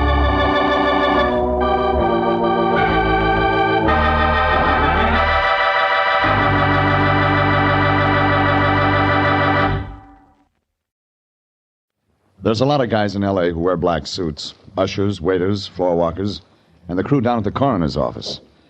Petticini wore a black suit, but he didn't do any of those things. He had a different angle. I found that out the first time I saw him. A big guy with a lot of black hair and a pair of hands he could have rented out to a shovel company. It all started last Thursday in a one-arm joint on 6th Street. I was working on a cup of coffee that would have been Exhibit A for the Restaurant Commission when the skinny guy who runs the place got ambitious. Hey, Bud. Something to go with your coffee or bear claw, maybe, huh? I'll chew on the coffee a while. I made it myself. I got a special recipe. It's a secret. Save it for the next war. We'll need some weapons. Oh. Try to please the public, and what do you get? Nothing but talk. Everybody gotta have an answer. I'm gonna be a big man in this business someday, and I'm Sure. Your phone's ringing. Maybe it's J.P. Morgan. Well, you're a wise guy or something, huh? So it's only a girl. I ain't got one. A girl ties you down, you can't get nowhere. It's a bad business. Hello, ye Bear Claw Coffee Shop, you who? I'll ask him. Hey, Bud, is your name Regan? Who wants to know? A guy named Lyon. Hang up on him. Bad business, hanging up on people. Here. Okay. Yeah? Oh, Jeffrey, I'm glad I finally located you. I know this is your day off. I'm busy. So long. Now, wait. Don't hang up. I wouldn't think of interfering with anything you have planned today. I just thought I might be able to help you relax, relieve the tension. What's in it for you? Oh, now, Jeffrey. I intend to watch the workouts at the Lacey Street Gym today, but I can't make it myself. Now, if you'd care to go, just use my name at the main gate. They'll let you right in. Who's the client? Client?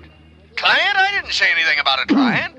Of course, if you want someone to talk to, someone who knows the ins and outs of the fine, manly sport of boxing, there's a chap named Petticini. Be sure and look him up. Give him my best regards. Old friend, roomed together in college. What college? What college?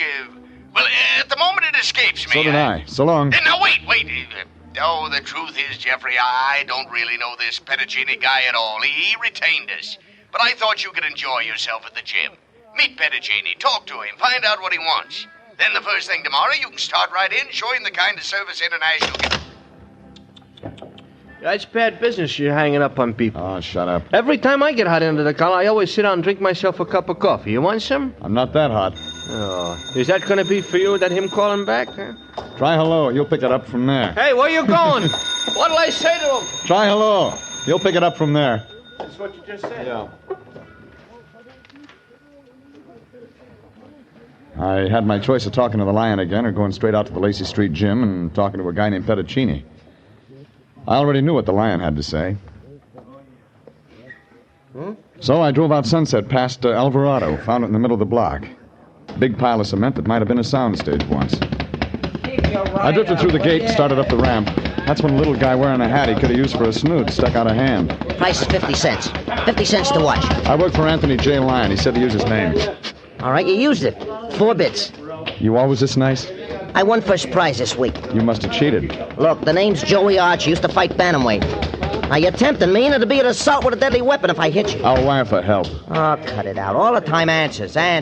Look, I came here to see a guy named Petticini. And Joey's making it tough for you, is that it? Huh? My name's Petticini. You looking for me? Oh, yeah. Yeah, Lion sent me. You be Regan? Joey apologized, don't you, Joey? Yeah, but this guy... Oh. Okay, Regan. Think I'm still fighting sometimes. Thanks for coming. Look, I've been working out with the boys. I want to get out of these clothes and catch a shower. My office is upstairs. I'll be right up.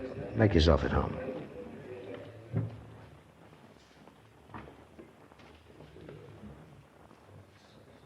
It wasn't much of an office. A couple of rooms with a connecting wastebasket. Figured Petticini wasn't going to retire from what he made out of the boxing business. I was just finishing my cigarette when he walked in. This time, he wasn't wearing the sweatsuit. He was wearing a black one. But he skipped the white carnation. I didn't figure to do much for that white collar he was wearing backwards. Father Petticini? Yes, that's right. I didn't know you were a priest down there. Well, you can't punch a bag wearing a cassock. You're surprised, aren't you? I'm 38 years old, Regan, and I get surprised every day. There's no other Petticini around here. No, I'm the one you're supposed to see. Well, maybe the Lion didn't know you were a priest either. Well, come to think of it, I may not have mentioned it when I phoned him. I thought so.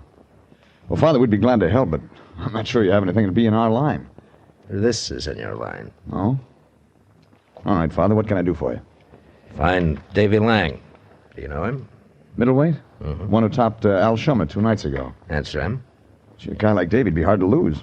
Not so very. You know anything about him? Well, I've seen him fight. He's a comer.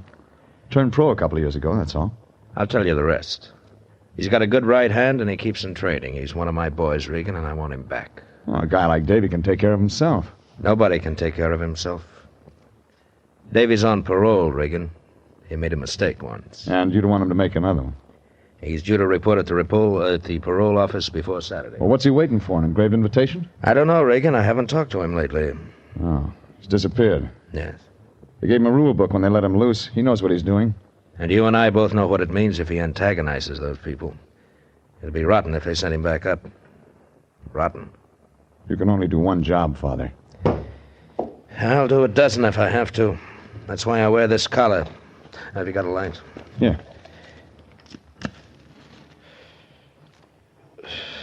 Thanks. You know, I was raised on this street, Regan. I've known a lot of guys like Davy Lang, kids who make little mistakes that turned into big mistakes. You figure Davy Lang hasn't made that big one yet? I figure David Lang isn't going to make that big one. That's why I sent for you, Regan. Here's a check. If it takes more, I'll get it. No, thanks. You won't help me? Well, I didn't say that. When did he turn up missing, Father? Right after his bout last Tuesday night. I'm his manager and trainer till he gets going. He dropped Al Shummer in the 4th. 10 minutes later, I went to his dressing room and he was gone. I haven't seen him since. Anybody else see him? Doorman, cab driver? No. I thought he'd call me, but he hasn't. I've been over to his place 3 times, no answer. Well, what do his people say? His parents dead. He lives alone at this address. Here. You've seen him in the ring. You know what he looks like. Yeah. Does he have a girl? I don't know. Anything else that'd help? Yes. Davy's a good boy. I told you I'll do the job, Father. You'll do it better if you believe in him. Suppose it turned out different. Suppose I tell you about a middleweight named Ignatius Loyola. Look, nobody's going to put Davy's picture on a church window. You don't have to be a saint to make the finals. Even the Bible says sin's here to stay. And that's why people like me will always have a job to do. All right, Father. I'll let you know when I have something. Thanks, Regan. Oh, Regan. Yeah? You didn't ask me why I didn't call in the police. I didn't have to. Davy's not in violation until Saturday. Crosby did it. I don't know why I couldn't. This is the ultimate. I left him standing there blowing smoke rings. A kind of smile came on his face, like maybe he just got some inside dope and something real big. But I didn't feel like smiling. I climbed in my car and drove down to Missing Persons Bureau. They hadn't picked up anybody who looked like Davy Lang. Then I went through the dead and unclaimed records over the city morgue. Nothing there. Lincoln Heights and City Jail, all the hospitals turned up the same. Nothing. It was after 7 when I got to the address Father Petticini had given me. A red brick apartment house in South Marathon. Davy's place was on the 2nd floor. I pulled out a ring of skeletons and won my letter on the third key. I didn't expect to find anything. I was wrong. A blue suit with a scar across his face was standing in the middle of the room. It was dark in there, but I could still see that 45. Then I began to feel nervous, like a hula dancer in a forest fire. All right, Nosy, close the door. Walk over to that wall. That's right. Okay. Now, tell me you're the landlord. Milkman? Friend of Davy's? That way, huh? Well, Listen, Bus. Don't you guys ever learn? My knees folded like an army cot. I began to see pinwheels all over the place. He knelt down beside me and went through my pockets. I heard him grunt when he found my gun. Then he lit a match to read my billfold. He didn't like what he found there, either. Your name is Regan, and you're gum healing for Davy Lang. Who sent you? Oh. I ask you one question. Who sent you, Regan? Was it Mel Lawrence? Did she hire you?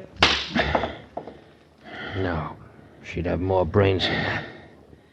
Ah, that priest, wasn't it? Davy ain't got no family. It was the sky pilot who hired you, wasn't it? Bettacini. Yeah. Bettacini. Why didn't I think of that, huh? Bettacini!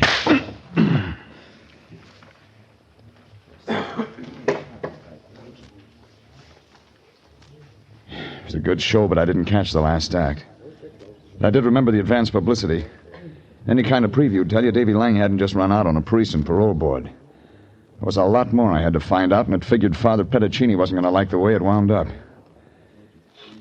It was an ice age later. I rolled over and found out I had some legs. Then I found a bottle of scotch on top of the stove, and that helped a lot.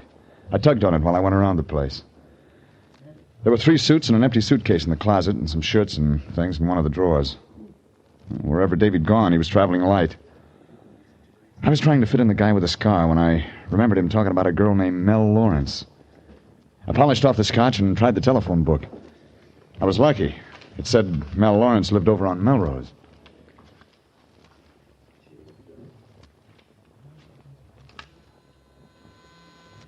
I was still rocking on my heels when I rang a bell.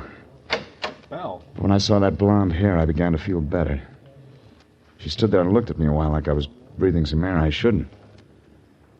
And she turned halfway around and gave me a profile. I wasn't expecting company, or I'd change clothes. You got something better than that? Do you like the way I wear my hair? Fits your face. How about my face? Do you like it? It's nice. I'm looking for a new boyfriend. Mine ran out on me. Come on in. I keep my scotch over there and my bourbon over there. I'm a model. I work 3 or 4 days a week, and the rest of the time, I don't have anything to do. Well, if things are that good, why'd your boyfriend leave? You tell me. Maybe I can help. Sure you can. Just put your arms around me and kiss me. My name's not Davy. Shut up and kiss me. Well, that wasn't the trouble. Now, tell me I'm pretty. You're pretty. Tell me you like me a lot. I like you a lot. Tell me you like to kiss me. Tell me that Davy used to tell me. Tell me all that, and then tell me why he didn't pick me up. Why'd he clear out? Where's he gone? Sit down. What's the matter with me? What have I got that other girls haven't got? I said sit down. You hit me. It's time to talk sense. Who are you anyway? My name's Regan. I'm looking for Davy Lang. What do you want with him? Father Pettacini hired me to find him. Father Pettacini. Who wants to make sure Davy keeps his nose clean. You didn't mention your name. I never met him. Davy's told me a lot about him. Only Davy isn't around anymore to tell me about him now. Davy ran out on him. He ran out on me. Maybe you didn't. Oh, yes, he did. When Davy goes someplace, he just goes, that's all. You aren't going to find him. A blue suit with a 45 and a scar said different. I met him I tonight. met him tonight over at Davy's place. You know Davy's playmates. Who is he? I don't know a man with a scar. Who is he? I don't know. I don't know. You aren't helping Davy. I'm not Pettacini. I couldn't help anyone. Go on, Regan. Get out of here. Get out of here. I don't feel very good. I don't feel very good at all.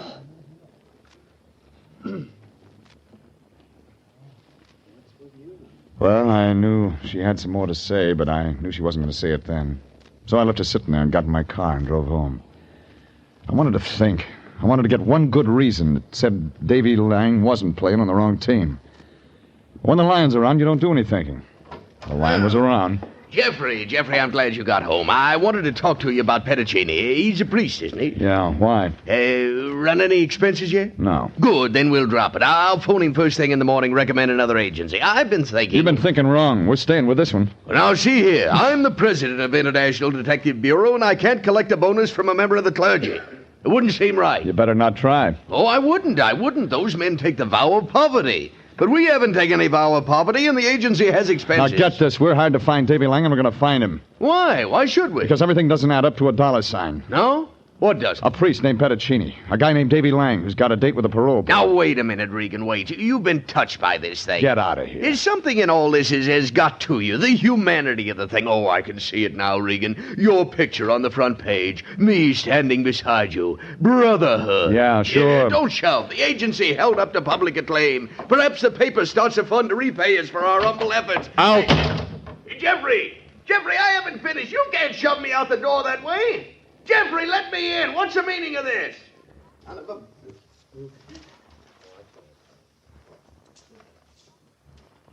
But I didn't tell him. I was thinking of Davy Lang in a blue suit with a scar, and Father Petticini in a blonde who had a lot of tears. It was all out of focus, like a 10-cent movie. Blue suit sounded like he knew Davy, but I didn't like the way he'd said it. I was trying to figure why Davy'd run, and that's when I got on the phone and checked a bookmaker I know on Main Street. Hiya, baby. What's up? Davy Lang. Al Shummer bought last Tuesday. Lang bounced him in the fourth. Well, how did it figure before the fight? Oh, let's see. Lang was favored. Plenty of 8-5 around town. More than usual? Yeah. Some real coarse coin on that one. Anything wrong, baby? Yeah. What? It came out right. Huh? Hey, I don't get it. Neither do I. No, I won't throw that one away. But an hour later, it started to work through. It figured that Al Shummer, the other fighter, might be able to fill in some bald spots.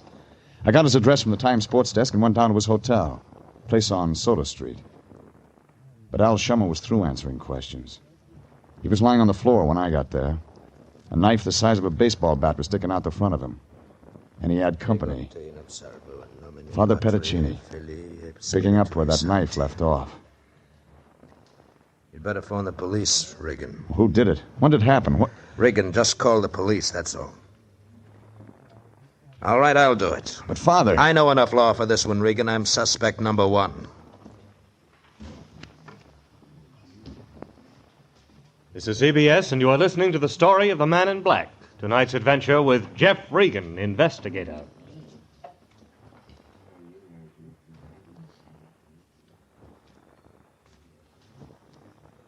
Now, here's a special word for those of you who are interested in setting up a retirement fund. One that will permit you to have some of the good things of life before you're too old to enjoy them. I'll give you her name later. Are you satisfied with what you've been able to save so far? It's not easy to save these days, but here's a way you can do it. Start now and save before you spend by putting your savings on an automatic basis. Join the payroll savings plan where you work and invest in United States savings bonds. Under this plan, your firm sets aside whatever sum you name from each paycheck and uses the money to buy savings bonds for you. The bonds keep growing in value, paying you back $4 for every $3 you save in just 10 years. Buy United States bonds. An investment in bonds is an investment in the future of your country. Buy United States bonds and keep them.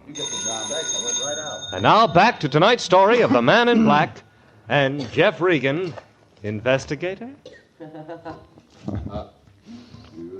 Had to do that.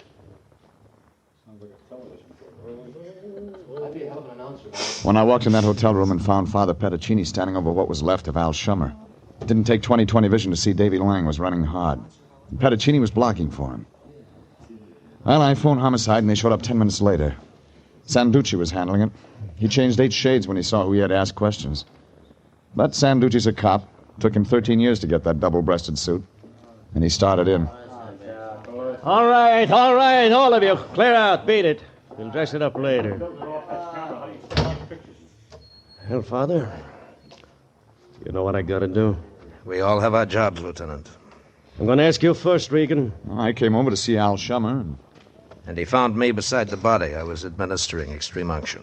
He was still alive? I wasn't sure, in a case like that. Yes, I know, Father. What business you got with Al Shummer? He called me, asked me to come. Why? I don't know. I found him this way. Regan, how about you? I wanted to talk to him. About what? Fight? A fight, huh? That's all there is to it. Tu sei un grande bugiardo. I speak Italian, too. Se tu vuoi sapere qualunque, allora domandela a me. Se tu domande, non sono esauriente. Provatemi. Padre, io ci ho una missione e lo devo fare. Regan, io ti domando un'altra volta.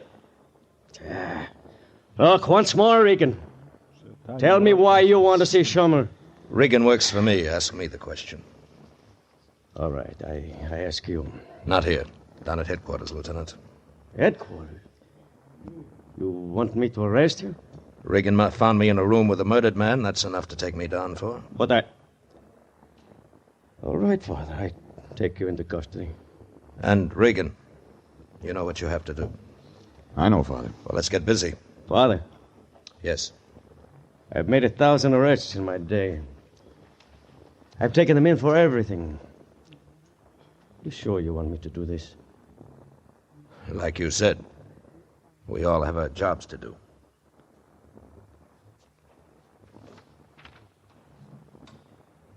When he said that, he was looking right at me. And I began to get a helpless feeling, like a butterfly in a wind tunnel. Well, when we got downtown, Sanducci waved a hand at a prowl car and had the driver turn into the garage instead of going in the front way. Then he climbed out and talked to some uniform standing in the office. They came over and got Father Petticini. As soon as they were out of sight, Sanducci turned to me. All my life I've been a cop, Regan. All the time I play it one way. I ask and they talk. If they don't, I lock them up till they do. Tonight I play it different. You didn't ask any favors. Those guys are taking him up to my office. No newspaper guys or anybody else is going to know he's in there. Then what? I won't ask him anything, and neither will anybody else around here. Right now. What about tomorrow? I'm off duty then. Before I leave, I have to ask him something. He won't tell you. This is homicide. Who's he covering for, Regan? He's counting on you to turn up something. You find what he wants, Regan. You find it fast and you find it alone. You got 3 hours to do whatever it is. Then the morning squad comes in. You like reports, and you can't stop reports. Oh, Regan. Yeah? No falla manganza. What does that mean? You better not make a mistake.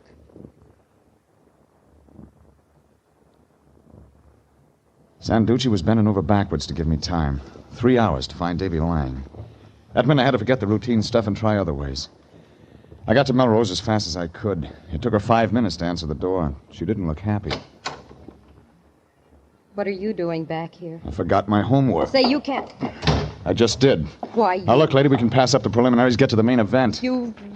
I want information. I want it fast. Where's Davy? I don't know. I lost my head and told you too much when you were here before. Where's Davy? You're hurting my arm. I'll break it if I have to. If you love him, tell me where he is. I don't know. Really, I don't. It's just like I told you. Come on. All right. I was afraid. Talk. Davy told me he meant to throw that fight with Al Schummer Tuesday night. That he'd make a lot of money doing it. That we'd go away and get married, maybe. That's all I know. That isn't enough. The odds were with Davy. He won. Well, then ask Al Schummer what happened. He's all used up. Somebody stuck a knife in him tonight. What? And homicide's holding the priest. Father Petticini? You know why? I don't. Because he thinks Davy Boy is still number one on the good parade. Now, you and I know different. Now, tell me the real setup. I can't. I don't know. Then I'll tell you. Davy was going to throw that fight. Then he found someone who'd pay him more to play it the other way. So we got together with Schummer. Schummer laid down on the fourth. Davy walked out on you and everybody. Maybe he did. But he didn't kill Schummer. I think he did. Schummer was going to talk. Davy wouldn't kill a man. He's not bad. I heard that before. But he's not bad. He didn't show up for you, did he? No, but... He double-crossed Petticini by fixing a fight. Then he doubled back, didn't throw the fight. He was probably trying to double on Schummer tonight when he stuffed that shiv in his ribs. No, that's not Davy. Not Davy at all. No, lady. No, that's not Davy. Of course not. Davy's a real good boy. Well, I thought I had most of it when I left there. You'd figured Davy'd got a bright idea somewhere along the line and bet on himself to win. That meant he had to make a deal with Al Schummer, only Schummer wasn't around to talk about it anymore.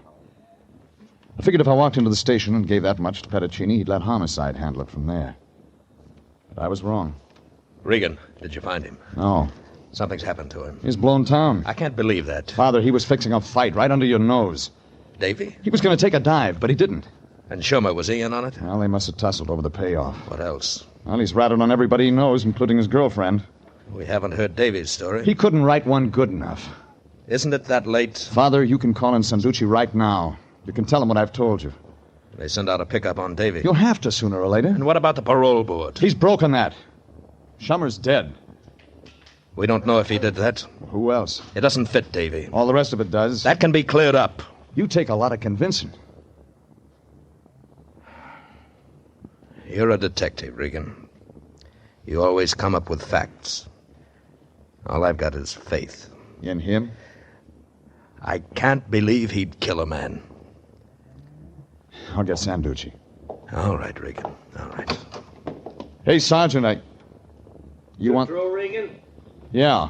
Where's Sanducci? In his office. I'll call him for you. Okay, mouthpiece. Right in there. Pardon me, please. Who the hell are these people? Sure, All right, I've stopped the watch. Where is... Come on. Jack, up on mic, boy. Who's the sergeant? Page 28. Bottom of 27. Who's the Just get on mic. We're recording it, Yeah. huh? Come on, let's go. Bottom of 27. Pardon me, please. Sure, Sarge. Yeah? Never mind calling. Suit yourself, Regan. What did Father Petticini send for a mouthpiece? He didn't. The guy just showed up, said he was a lawyer, wanted to see him. Why? I don't know. All right to send him in, wasn't it? I didn't answer that because the guy who'd passed me in the hall had his coat collar turned up. The glasses made it look good. But if he was a lawyer, he'd gone through law school in one day. I waited around outside. He wasn't in there long. 10 minutes later, he brushed out the door. I was waiting for him at the corner. Hello, Davy. How's murder these days? Easy, kid. This is a gun. You're no cop. I don't know what you told him in there, but I don't listen easy. Oh. You must be Regan. You've been looking for me. Yeah. You slip around fast. That gun doesn't make you look that good. I saw the guy with the shiv in him. You might have used the same line on him. Father Petticini told me how you figured it. I can't blame you. I know it must have looked that way. You got something different? I'll tell it to you. I don't expect you to believe it. Did he believe it? About me fixing up the fight? That's right. I was going to lay down for $2,000. But you didn't. Who offered you $4? I deserve that. But you got it wrong. Tell me how. I was up there in the ring sparring with him. It was one of those crazy things. I wanted to make it look good, and... well, Schummer's got a glass jaw. One connected, and he went down for the count. Sounds like a fairy tale. I told you it wouldn't be easy. I had to run after the fight. Denton doesn't like things not to work out. When Schummer went down, the guy who was paying me lost a pile of dough. Wait a minute. The guy who was paying you... Toby Denton. A guy with a scar. Yeah. He's after me. Yeah. Yeah, he sure is. What's the matter? Well, my arithmetic's lousy. When I added this thing up, I put you in, but I left the scar out. What's that mean? It figured you killed Schummer to stop him from talking. I didn't.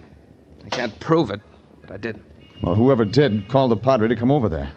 The guy who killed Schummer wanted the Padre taken in. Why? Why would he want... Because he knew hooking the Padre was a sure way to smoke you out of hiding. It was all a setup to get you. Toby Denton. Yeah. Toby Denton. You figured it smart, people, but you got there too late. What? It was Denton. He was still wearing the blue suit and the scar. But this time he had help, a muscle in a trench coat. They were both carrying heavy artillery. Been waiting 10 minutes for you two to finish up. Trench? Yeah? We'll just have to take Regan along with us. All right, straight ahead. Wait a minute, Toby. Regan had nothing to do with this. I'm the guy you want. Don't worry, we'll take good care of him. Me and Regan met once, didn't we, Peeper? How do you feel, Regan? Better than you will when they strap you down in that gas chamber, Tony. Toby. You hear that, Trench? Hey, come on, Toby, let's move. We'll stay right here, Toby. Move. You know I can hardly handle myself. Gun butt wouldn't get me to. You'll have to shoot. There's a cop station half a block away. Leave Regan, I'll go with you. I always wanted to plug somebody right outside a cop station. The kid was fast. He went after Toby with all he had. I got busy with the tall guy in the trench coat. He wasn't fast, but he was big and he kept me busy. I landed a lucky kick that turned him green in a second, and after that it was easy. I turned around to give the kid a hand, but I was a second too late. Regan! Regan! Davy took them both in his chest. That's when Toby spun around and tried for me, but this time it was too late.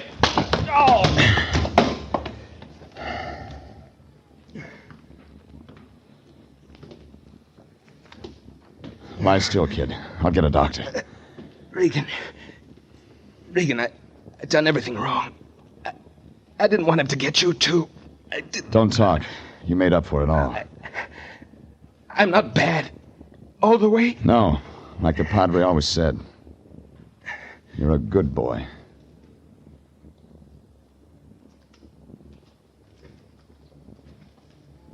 Well, the ambulance got him to emergency hospital, and they went to work on him. I waited around with Father Pedicini all night until a nurse walked out, said that they were going to have to give Davy some transfusions, but he'd live. Then I got over to headquarters and explained the whole thing to Sanducci. He said it didn't make sense, but when I got Father Pedicini on the phone, they talked it over in Italian, and Sanducci seemed satisfied. So it was about 10 in the morning when I dropped in on the Lion on the way home. He was stretched out on a couch in his office.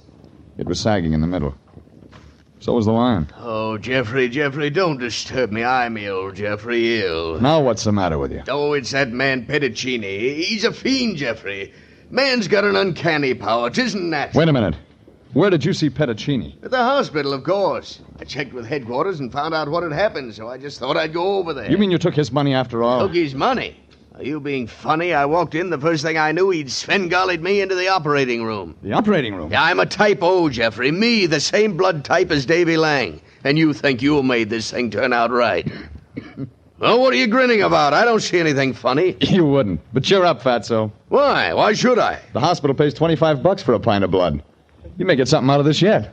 Okay, system. CBS, the Columbia Broadcasting System.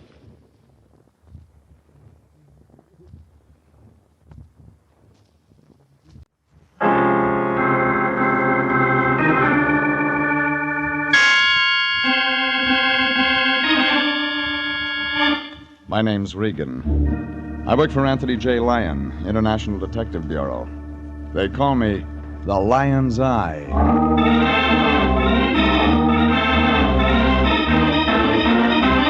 Wednesday at 9, and CBS brings you Jeff Regan, Investigator, starring Frank Graham as Regan with Frank Nelson as Anthony J. Lyon. So stand by for mystery and suspense and adventure in tonight's story of The Lady from Brazil.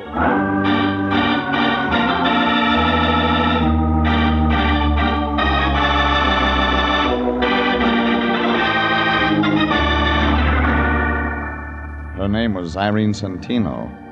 The lady from Brazil, the Lion called her. He figured it for an easy trace job, something for missing persons, only when we do them, the Lion gets paid. Yeah, the program said it was simple. Except before we wound it up, there were a couple of added attractions.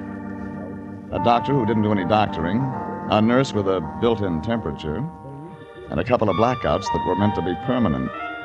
And guess what? In that last part, I was supposed to be the star. Anyhow, it all began late last Monday. I was home. My boss, Anthony J. Lyon, knocked on my door. And that's when I made my first mistake. I let him in. Regan, I'm glad I found you in. I'm just on my way home from the office. You could have kept on going. I'm out of Johnny Walker. Oh, now, Regan, I didn't come by just for that. You got anything else? No. All right. As a matter of fact, I want your advice, Regan. Cut out starches and get some exercise. What else? What would you do if you traveled 10,000 miles just to see your sister and then couldn't find her? I'd give up the search. You would? Why? I haven't got a sister. Oh, that's not what I'm talking about. You'd go to missing persons, wouldn't you? Sure you would. But if you knew your family in a foreign country would become greatly alarmed at this sort of notoriety, you'd look for your sister in another way. You'd hire a good private detective. Now, isn't that right? Come on, Fatso, put it on the road. What do you mean? I'm just posing a simple problem. And you've got an angle somewhere. All right, we have a new client. Her name's Irene Centino. She's from Brazil, Rio. Fine family, Regan. Coffee. She's engaged international to locate her younger sister, Carmen. I'm no St. Bernard. You'll do till I can feed one. Oh, now, I know you've been working hard lately, but, Regan, this is one of those occasions when I'm proud to be a part of our profession. We have an opportunity to help a young lady in desperate straits and at the same time secure goodwill from South America. Ever hear of the State Department? Of course I have, but they can't do it all alone. It's up to individual citizens to take responsibility, too. And that's the only reason you want me to find a sister? Absolutely. Now, Miss Santino is taking an apartment at this address. Here, go see her, comfort her, let her know International and the United States of America will do everything possible to locate her lost sister. Yeah. That all? That's enough. What'd she pay you? $200. That's a lot of green to get in advance. Well, she insisted. She's very anxious to find that girl. Watch out her check doesn't bounce. It won't. She paid cash.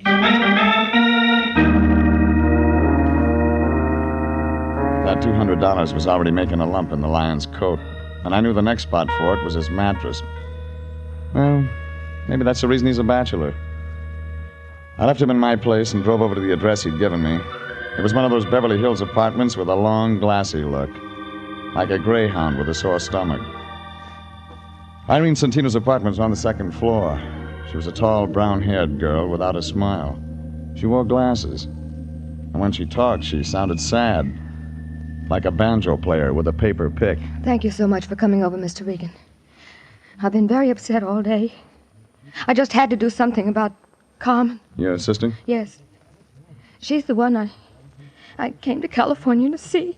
I heard. It's an awful vacant feeling. I thought she'd meet me at the airport, and then she wasn't there. And when I went to her address, we were very close. She's from Rio, too? Yes. How's her English? Well, the same as mine. We were both educated in the United States. You older than Carmen? Yes, 2 years. She's 25 now. Carmen left home a year ago. She's always been very independent. And, I received this letter from her a few days ago. It was the first word since she left home. You came this way? Yes. No envelope? Oh, I threw that away. She wrote her address there at the end, and I didn't see any need for keeping the envelope. And she wasn't at this address? There isn't any such address. What does Carmen look like? Well, I gave her a snapshot to Mr. Lyon. Didn't he give it to you? He forgets things. Well, no matter. I have another. Of course, it's old and not very good. I think it's right here in the suitcase. You'll pardon things strewn all over. I haven't had time. Here. Here you are. See. She's blonde? A little lighter than mine. The same height, too. We used to wear each other's clothes. Oh, Mr. Regan, you will be able to find her, won't you? I don't think you want me to. Mr. Regan, are you trying to be funny? You hand me a snapshot so old it could be anybody, and a letter that says nothing, and you want me to turn up a blonde. But I thought those would be leads. She mentions the name of her doctor. Is he the man? Man? She left home a year ago. She wasn't following the crops. There was a man in it. I've got to have it all, lady. All right, all right. There was a man. His name was Frank Martin. Carmen met him once in Mexico City. She thought she was in love with him. He lives out on Laurel Avenue. You talked to him? No. But I asked questions around. I'm completely satisfied he knows nothing about it. Perhaps if you'd see the doctor, my sister mentioned... You want me to find your sister? Yes. But you don't want me to see this Frank Martin. I didn't say that. You didn't have to, lady. Okay. You'll get a report when I've got something. Just one more thing. What's that? How long did you stop off on the way to shop in New York? Why? What makes you think I'd do that? When you leave your clothes strewn around, the labels show. There's no Saks Fifth Avenue in Rio. When I walked out, her mouth was wide open like she was trying to scream. Only nothing came out. I hung around outside the door for a minute to see if she'd use the phone, but nothing happened. I looked up Frank Martin in the city directory and drove over to Laurel. A 2-story apartment building the color of a bride's blush. It was wrapped around a swimming pool. Too small for people and too big for birds. Martin's name wasn't on the mailbox, so I looked up the manager. You don't know me, do you, Pilgrim? Well, I just got here. I played the Palace in 26. Oh, them were the days. Write it up and sell it to the movies. Them slobs. Central Casting called me in 4 years. Got a card? AFRS, SAG, and the Musicians Union. I play French horn. None of them call me. I figure it's television. No union yet. I'm looking for a man named Frank Martin. Now, look, if you got trouble, stay away from Frank. He bruises easy. And you're just a mother to He's a nice laddie. Now, remember when I tell you. Sure, sure. All right. Come on. I'll show you. Thanks. That's him. Up there. He stays in one key. All the time. A low one. You said that once. Well, here we are. You know, I kind of like you. You get around. Ever run into Mervyn Leroy? Not yet. If you do, mention my name, will you? Sure. What is it? Just say that Trixie Finnegan was asking for him. He'll remember old Trixie. How could he forget? You're not a woofer, you know. Come on in, it's unlocked.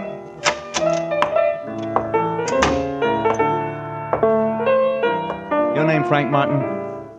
Yeah, who wants to know? My name's Regan. I'm a private investigator with the International Detective Bureau. Wrong steer, Gumshoe. I don't need one. I'm not looking for work. I'm looking for you. What'd you say it was? Regan? Yeah. R-E-G-A-N? Regan. Regan. Just wrote that one. Pretty cute, eh? I'm looking for a friend of yours, Carmen Santino. Oh. How is Carmen these days? I don't know. But you said you were a detective. I did. You sound like an amateur to me. You sound like a guy with a chip on his shoulder. You sound like a lot of things. You're trying to get tough, baby. It figures out when your name isn't on the mailbox. Yeah? Nobody would ever write you. I'll just skip that, Regan. Well, who hired you to do what? Your sister's in town. She's looking for Carmen. Didn't know Carmen had a sister. What else? You're the boyfriend. Boyfriend. It's real good. Let me tell you what she's like, Regan. Eyes just right. Hair just right. Everything just right. Wait till you see her in a bathing suit. That's something, brother. She isn't wearing one in this picture. Let's see. No, it's a bad picture, Regan. Hardly looks like her, like she is. Ever met him like that? Well, we're going to be married, Regan. Only she decided all of a sudden she didn't want him. Just like that. It was her idea. Haven't seen her since. You try? Once. She moved, no forwarding address. That's all. Makes good story. Yeah, but you don't believe it. Now, let me tell you the reason we broke up. It's a dilly. My hearing's good. Well, you've heard about the happy couple. The guy keeps getting loaded, can't lay off. Well, this is different. This is the big switch. Carmen. Yeah, Carmen. And why she was seeing a doctor? Carmen, seeing a doctor? Look, why don't you get out of here? We don't like each other. My sister thinks something might have happened to Carmen. She's scared. Yeah, some of us are scared part of the time. When somebody makes a lot of noise looking for somebody, then everybody gets scared. You scared, Regan? Yeah. What about? Carmen Santino. I might be looking too late.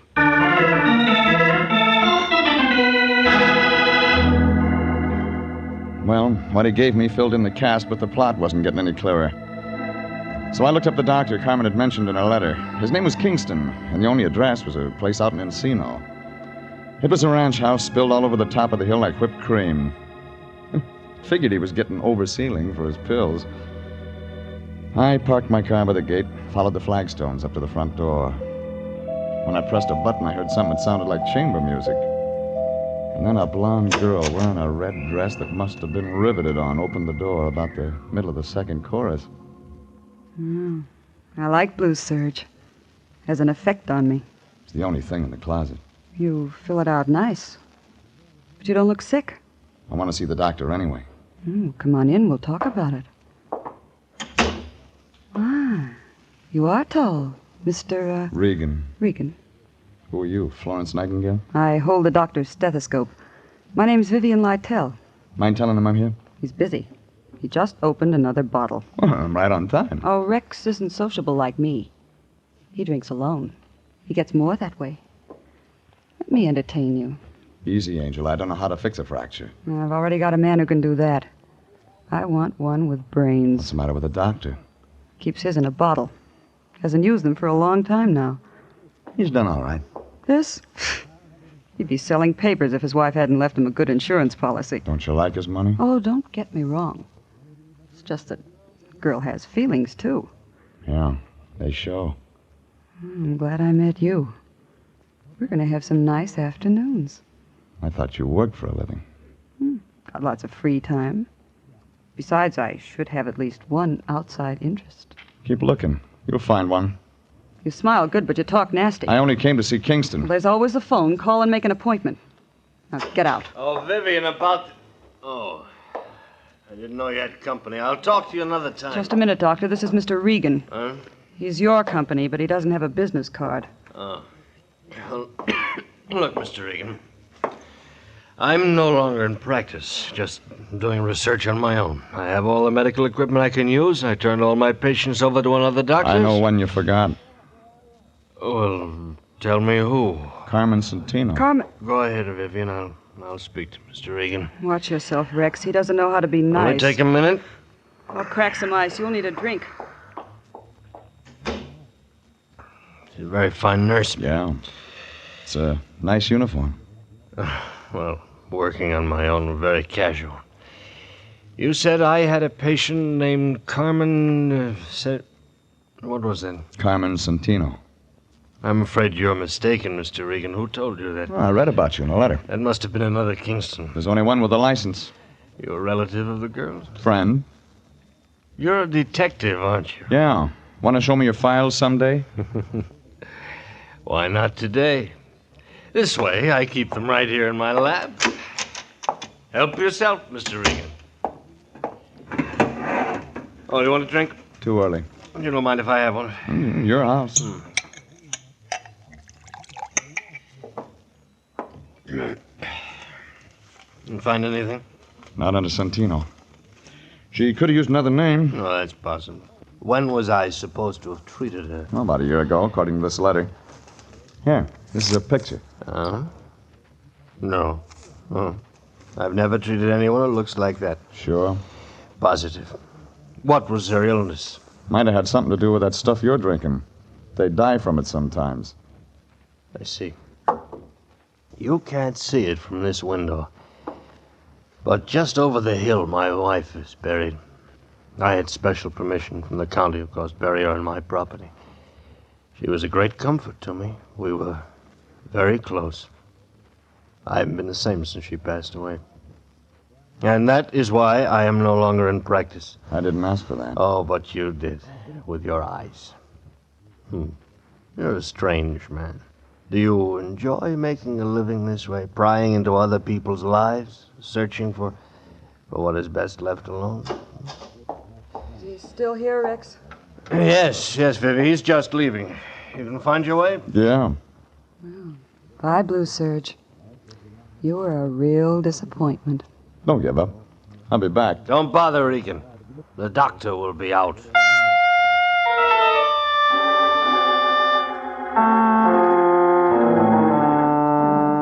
The whole thing looked phony, like a fan dancer in long underwear.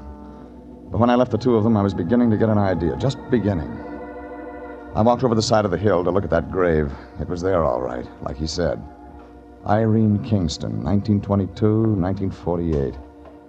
Well, maybe that explained it. Maybe it didn't. I was remembering those New York labels I'd seen on my clients' clothes. I called up a friend of mine in the CAA. He checked into it and told me nobody named Santino had come in from Rio on any flight in the last week. And the immigration people didn't have a passport or visa record on her either. I was home thinking about all this when my phone began ringing. It was Irene Santino, and she did all the talking. I tried to get you at your office, Mr. Regan, but no one answered. I had to speak to you. What about? I found Carmen. Say that again. I found Carmen. Or rather, Carmen found me. I feel foolish now, calling you people in and all that. She came right to my apartment. Can you imagine she's been looking for me? Please thank Mr. Lyon for his kindness. And, Mr. Regan. Yeah? It's all confidential. I wouldn't want any of this to get to the wrong people. You know some of the wrong kind? Doesn't everyone? Well, goodbye. Oh, Regan, you run any expenses on this Santino thing? No. Good, it's all over. Well, how do you know? She just phoned me. Just came from missing persons. There's a cop there named Perini. Got an eye like an eagle. Had that other picture of the Santino dame with me. He took one look at it and opened up a file. What kind of file? Dead and unclaimed. What do you mean? The county buried her. Carmen Santino's been dead a year.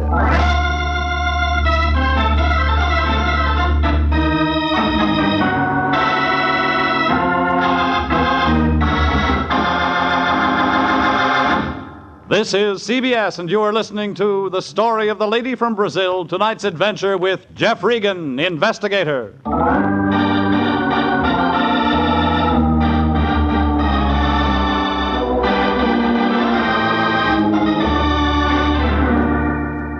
Well, It figured somebody was having nightmares.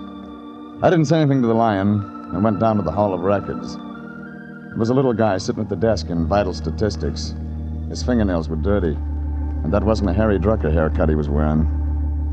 He was reading a dictionary, and he must have been at a good part, because he looked mad when I nudged him. No, we're not in a bus, buddy, so just quit shoving. I want some information. Public servant, that's what I'm here for. What kind of information Death do you want? files. You're such a morbid guy. We got lots of stuff on births and marriages. Why don't you ask me something about them? A girl named Carmen Santino died about a year ago. Tell me, what from? Okay, take it easy. How do you spell it? Just like it sounds. Santino, huh? Yeah, Santino. What's that? Sabatini, Sailor, Sanaki, Sanford. That's what happened to old Sandy.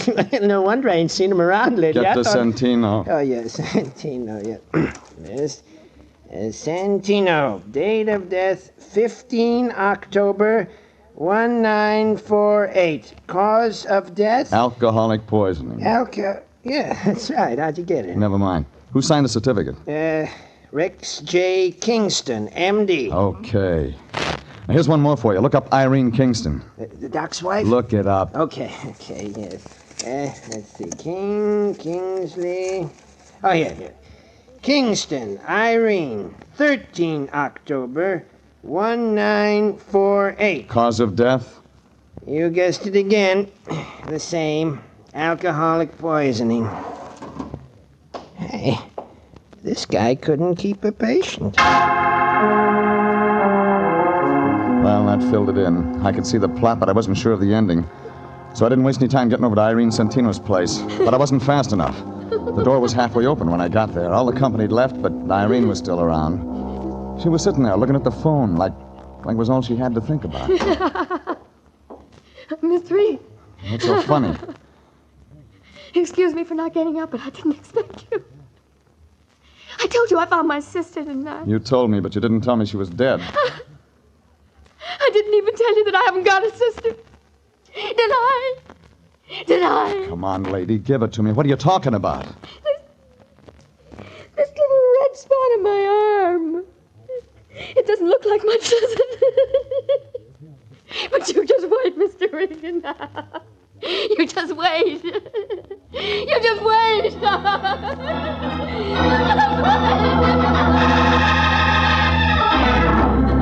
I found a doctor on the floor below. He grabbed his black bag and went to work on her. She quieted down to a slow, inside giggle, then went out all the way.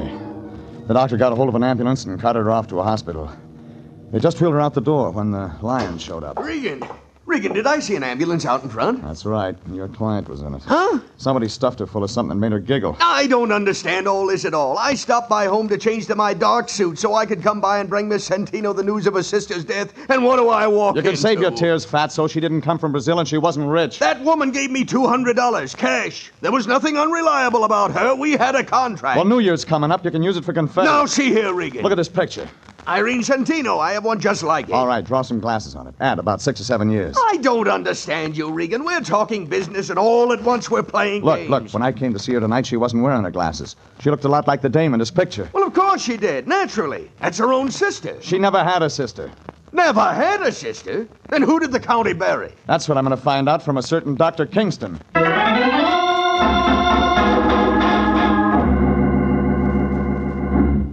I had a feeling you'd be back.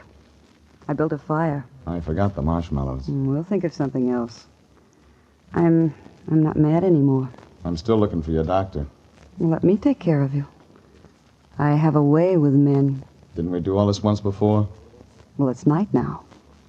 I'm better with the lights low. You can ask me some questions. I know some swell answers. I'll bet. How do you like it? Your way. There. That's better. Now let's have a nice, quiet evening. Just you and me. That why you wore that? You like it? You got talent, lady. Well, discover me. There's been a famine of men like you. You don't look underfed. Come on, you haven't touched your drink. I want to see him. Oh, all right. We could have had such a nice evening. Rex, What is it? Mr. Regan's here again. Oh, yeah. Hello, Regan. Didn't I tell you I'd be out? You told me that, but you didn't tell me what I wanted to know. Had to go to Vital Statistics to get it. What? You don't have anything in your files about Carmen Santino, but you signed her death certificate. Now, you get this, Regan. I don't have to talk to anyone who comes here without a warrant, and you haven't got one. When I tell the city attorney's office what I've got, they'll have somebody out here to open that grave on the hill. What do you mean, Regan? Irene Kingston died 2 days before Carmen Santino, of the same thing. Dr. Kingston signed both certificates, and he collects on his wife's insurance. Only I don't think his wife really died. I think that extra grave on the hill is window dressing. My wife didn't die, Regan. Where is she now? I don't know. But she could be around town using the name of Irene Santino. It was a shot in the dark, but it brought results. Kingston swung a lamp base around that connected on the side of my head. When I came to, I was in a white room in the back of the house. Nothing worked. Irene, So I will you just lay please there. bring a bottle? Vivian was standing there with Kingston. He looked sick, like an ostrich with a sore throat. Please, Irene. He had a needle in his hand. I got the shakes. You can do it all right, Rex. Go ahead. It's the same treatment you two tried to give Irene. Should have stayed out, Regan. I wanted one more look at you, I baby. hate to see the nice ones go, but it'll be all over in a minute. All right, Rex. Give me a drink, Vivian. I gotta have a drink. It won't help. I found Irene in time. She's in a hospital. What? She's gonna live. She's gonna talk. Go ahead, Irene's Rex. still alive? Rex, give it to him, and then we'll clear out. I didn't kill her. I didn't kill You'll her. do better this time. I can't. Go ahead. No, I won't. I said go ahead. I'll shoot you, Rex. I'll shoot you if you don't. No, you won't. It's all over, Vivian. It's all over. Again, but Kingston was too much for her. All of a sudden, it began going off. Vivian started to look pale. Then she went down, slow.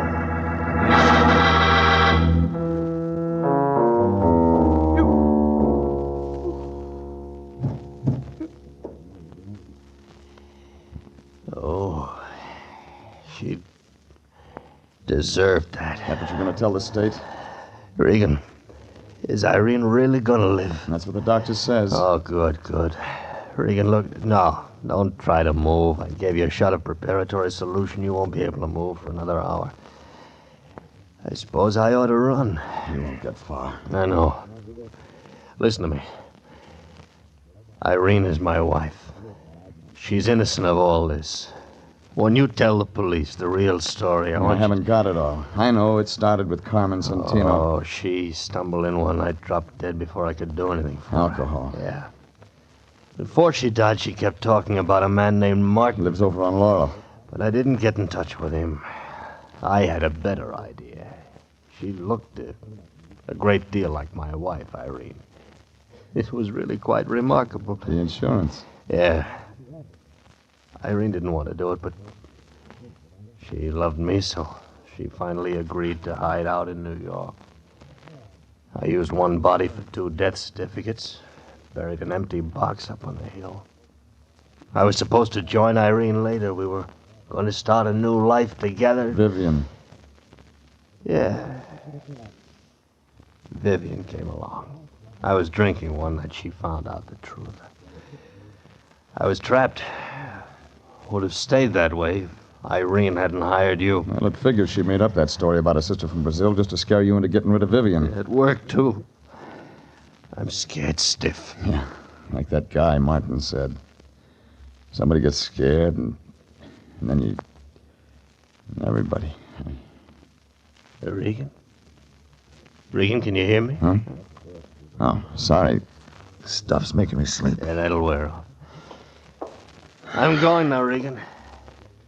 See that Irene gets a fair shake. I'll try. He picked up a bottle and started out the door. He didn't even look down at Vivian's body on the floor. I tried to move, but like he said, nothing worked. It was more than 2 hours before I could get to the phone and call homicide.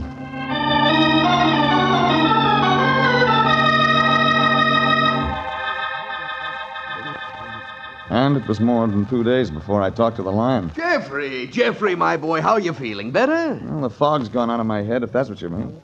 Otherwise, I feel lousy. Oh, don't take it so hard, my boy. All in a day's work. Besides, there's the brighter side. Yes, indeed. Like what? Well, for one thing, they got that Dr. Kingston. He only got as far as Las Vegas. Crime doesn't pay, Jeffrey. Crime just does not pay. Doesn't, huh? What's this? Now, wait a minute. Give me that. Application, consolidated insurance. It's nothing, I tell you. You mean to tell me you're going to try to collect a reward? Well, we did expose an insurance fraud, and there's nothing in the world that stinks like a fraud. I'll say. Hey, wait a minute, Regan. Where are you going? Out to buy an airwick.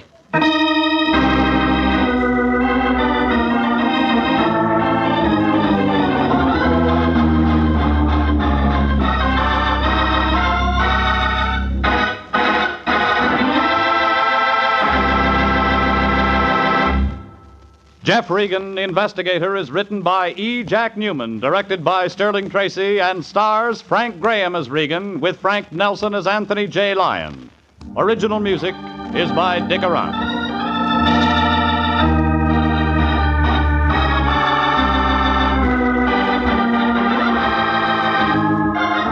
Jeff Regan, Investigator, is heard each week at the same time over CBS. Bob Stevenson speaking, and inviting you to be with us again next Wednesday at 9 for more suspense and mystery and adventure with Jeff Regan, Investigator. This is CBS, the Columbia Broadcasting System.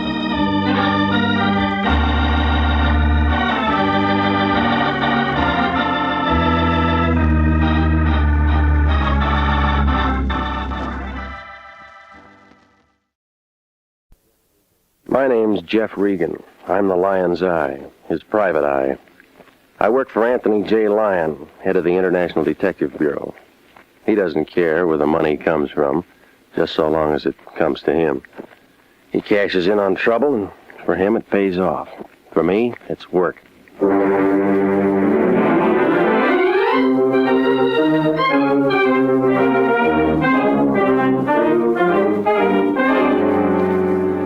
Here's the kind of adventure you've been waiting to hear. Hard-boiled action and mystery with radio's most exciting private detective, Jeff Regan. So stand by for trouble and suspense in tonight's story of The Prodigal Daughter. And now, here's Jack Webb as Jeff Regan.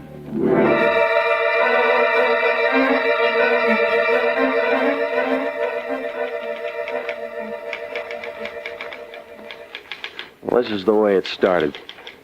Melody was sitting in the outer office wearing her horn-rimmed glasses. That told me that the client was in with a lion. I smiled at her, and she blinked back, rolled her eyes toward the lion's den. He's polite today. Yeah, I know. On the phone, I was Jeffrey. No. Yeah? Why do you stand for it? I wish I knew, Melody. Buzz me in, will you? Yes, Melody. Mr. Regan, dear, now, Mr. Lyon. Oh, well, send him in. Send him in. We're waiting. Good luck. Thanks. Ah, Jeffrey. Jeffrey, my boy. My boy, come in, come in. There's someone here I want you to meet. Now then, Jeffrey. Mr. Carter, this is Mr. Jeffrey Regan, one of my very best men. Jeffrey, this is Mr. Daniel Carter. How do you do? How do you do, Mr. Regan? Mr. Lyon has assured me that you're a discreet young man. Well, The soul of discreetness, Mr. Carter. International Detective Bureau is ethically bound to employ sympathetic, understanding personnel, as well as alert, productive operators. I hope that's true, Mr. Lyon. In my publishing business, I never had the occasion to settle my trust on any one person. Very delicate situation, Jeffrey. Yeah. Now go ahead, Mr. Carter. Everything said in this room is in the strictest confidence. Well, I want you to know that it wasn't easy for me to come here. It's admitting defeat in a way. Patrice is my daughter. 5 years ago, she walked out. Oh, I can understand in a way. When her mother died, I started sending her away to schools. I was no companion for her. Well, have you heard from her at all? Do you know where she is? I've never heard from her, Mr. Regan, since she left. I don't know where she is. But I want her back, Mr. Regan. I can see how you feel. International is in business to make people happy. Now, I've offered Mr. Lyon a $2,000 fee if he can find my daughter. $2,000. That figures. Now, you can trust International to find your daughter and bring her back. Well, then I guess that's all, Mr. Regan. I'll go now. You'll let me know as soon as you find anything? Of course, of course. Then good day, gentlemen. Trust International, Mr. Carter. Good day. Here's your ticket. You leave on the Sunset Limited at 1:45 today. I do? You're going to New Orleans to pick up that dame and bring her back. She was 19 when she left home, and any dame who's 19 has a boyfriend next door. I found out that much in 2 phone calls. The boyfriend hasn't heard from her in over a year. But that means she's got another boyfriend down there. Here's the New Orleans address. You knew all this? Here's the picture of her. She's just been staying away from the old man. This is going to be a nice piece of change. $2,000 for bringing her back, plus expenses. How do you know she'll come back with me? She walked out all alone. That means she wants to be all alone. Maybe we could make another 1,000 if some nosy newspaper guy just happens to get tipped and wants money to keep quiet. Oh, you're crawling with ethics, aren't you? Melody will give you some traveler's checks. Sympathetic, understanding. Better pack some things before you miss your train. Just in business to make people happy. I want to be happy, too. Beat it. Call me if you run into any trouble.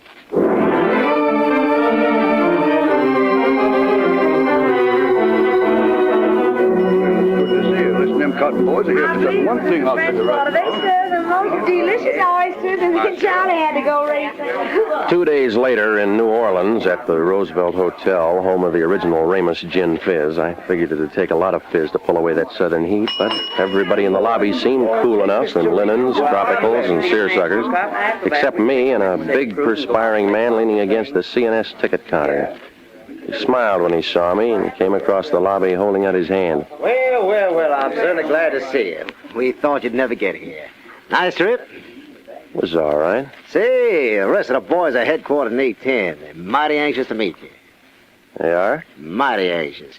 The Delta cotton growers are going to make it or break it at this convention. Now, I want to... He was talking real sincere and bent over to make a gesture. The accent was phony, but the bulge inside his double-breasted gabardine coat was real enough. It was a .38 automatic. I see. I'll take you up right now. Why don't I meet you up there later, huh? Well, all right, if you'd rather. That's room 810. Now, I'll go out and get a bite and meet you. You do that. About an hour.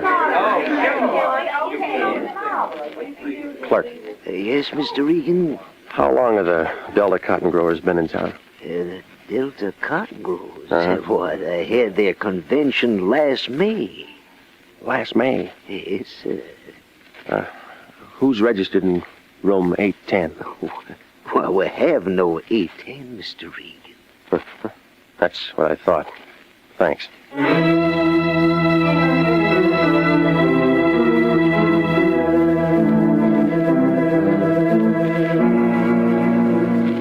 What do you do with a big man, a phony accent, .38 automatic, and no Delta Cotton Growers Convention? You tell me. 2 hours later, in a fresh shirt and a wrinkled suit, I was still working on that one as I climbed the stairs to the Ursuline Street address where Patrice Carter lived. It was one of those dirty, unpainted apartment houses in the French Quarter, full of heat and low-watt light bulbs.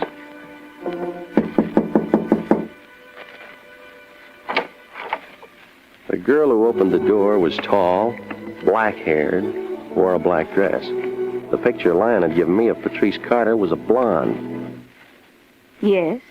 My name's Regan. I wonder if I could see Patrice Carter. Huh? Patrice, you're a friend of hers? Yeah, I'm from Los Angeles. How do you do, Mr. Regan? I'm Janice King, Patrice's roommate. Please come in. All right. Right this way.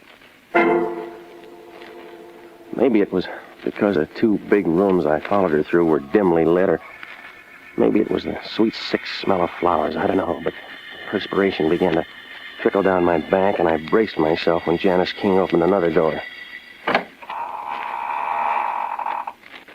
Here you are, Mr. Regan. She was young and lovely and blonde, with a burning candle at her head and feet, lying in state, very dead. Patrice Carter. I just stood there in that dark room, and I looked down at her. I think there were other people in the room feeling the same as me and thinking same thoughts. I must have stayed that way for 5 minutes. And then I felt Janice King touch my arm.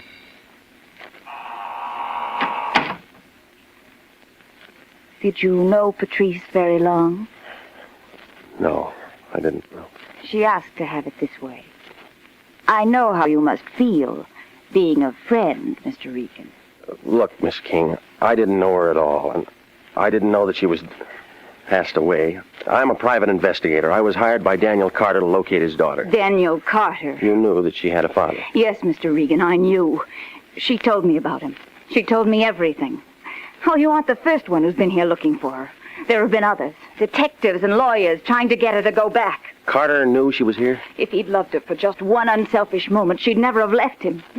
Well, Mr. Regan, she's where he can't bother her anymore. She's where he can't ever see her. Tell him that when you go back. Tell him she's going to be buried tomorrow. Tell him he can stop hiring lawyers and detectives to find her. Why don't you take him a copy of her death certificate? That ought to satisfy him. Now get out! Get out!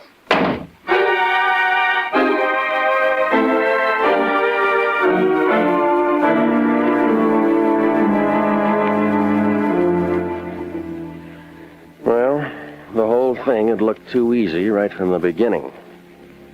I took her advice and I went down to the morgue to get the dope on Patrice Carter's death. There was one white coat there, a little man with a bald head who introduced himself as Oliver Fig. So you're from Los Angeles. So how are things in Los Angeles? What'd you say your name was? Regan, International Detective Bureau. Came here to locate a girl named Patrice Carter. I just came from her apartment. Mm-hmm. And she's dead. Yeah, I know. How? Might have wiggled herself to death. Did a dandy strip number at Joe Glorioso's joint. Stripper? Yeah, you got him in Los Angeles, ain't you? Seen that Carter dame lots of times. Great! Well, I thought maybe you could give me a copy of the death certificate. I gotta take something back with me. Sure. Glad to do it. Oh, she was a real girl. Shame, dirty shame. So how's things in Los Angeles? Let's see. Blanky. No, not the same guy. Blacker. Homicide? They fished him out of the river. Mississippi mud. Get it? Got it. So, how are things in Los Angeles? Here you are. Carter. Patrice Carter. 731 Ursuline. Mm-hmm. Coroner's report referred to Dr. Emmett Swazi. Here you are. Dame died 3 days ago of leukemia. Let me see that. Sure. Leukemia? Then she knew. Sure. You get tipped plenty in advance on leukemia. Any doctor will tell you almost to the day. Nothing else? I mean, was there something fishy about it? Nah, all kosher. So how's things in Los Angeles? Any relatives? None listed. Well, that's it, I guess. Can I have a copy of it? Sure. Take that one. We got plenty more. Lots of people want death certificates for legal reasons. I once knew a guy who saved them like cigar bands or stamps. One whole wall of his bedroom papered with nothing but death certificates. Imagine, all homicide. So how's things in Los Angeles? Yeah, this is fine, Oliver. See you around. Glad to hear things are better in Los Angeles.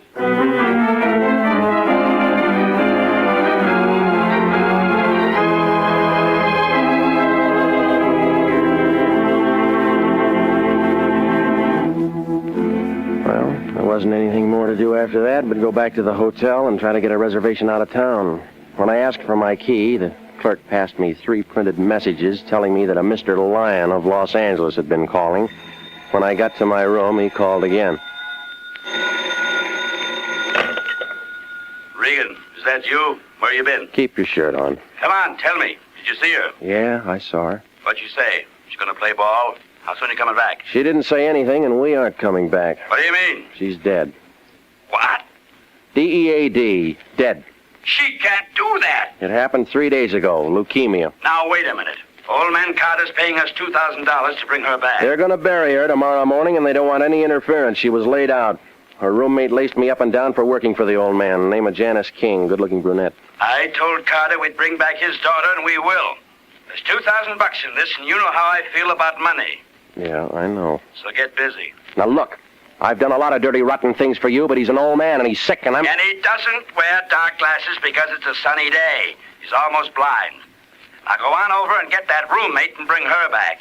He'd never know the difference. I won't do it. Offer her $500 to come here and pose as Patrice Carter for a week, and she could take a powder. I won't do it. I'm calling Carter first thing in the morning and telling him you found his daughter and that you're on your way back to Los Angeles. I won't do it.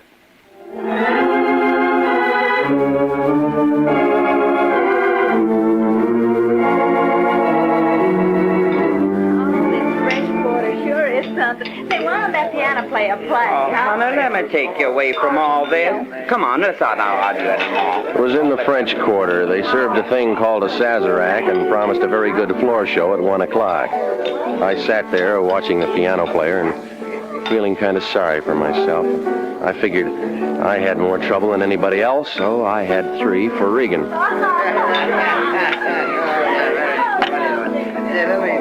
It was about then a tall redhead with a long cigarette holder eased off her stool at the other end of the bar, patted a bald-headed guy on the head, and came over my way. She gave me time enough to get a whiff of her perfume and then leaned into me. Stranger? Mm-hmm. Me too. I'm the new headliner. I'm gonna dance pretty soon. You ain't antisocial, are you, mister? No, Red. I'm just lonesome for home. Where's that? Los Angeles. Hey, that's a good town. And what are you doing here? Work. I'm the new stripper. Oh, yeah, you told me. That's a tough racket. Pick 'em up and put 'em down, put 'em on, take 'em off. 10 years now. Is that right? How about drink? No, never when I'm working. Later, maybe? Maybe.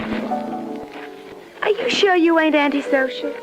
I look all right, don't I? I mean, I ain't slipping. Come here. You let go. No hard feelings, Red. I just want to see your face. You crazy or something? Come on, stand still. No, in the light. What's the matter? Something wrong with me? No, not a thing, baby. You're just fine.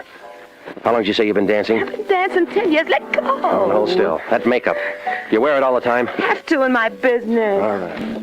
You had me scared there for a minute. You oughtn't to grab hold of a girl like that. Red, you mind if I ask you a personal question? Well, now, wait a minute. I just met you. No, it's about your face. What's the matter with my face? Oh, that's beautiful. Oh. Oh, sure, go ahead. That grease paint and makeup, using it heavy like that for a long time, it's hard to get off, huh? Oh, can't ever get all of it off, mister. When you've been in the business as long as I have, always going to have some of it on. Yeah, that's what I thought. Is that what you wanted to ask me? That's it. Well, you can get more personal than that. You're a little screwy, but I like you. And I like you, Red. Thanks. Hey, where you going? What about the drink after my number? Hey. Rain check me, Red. I got things to do. Gee.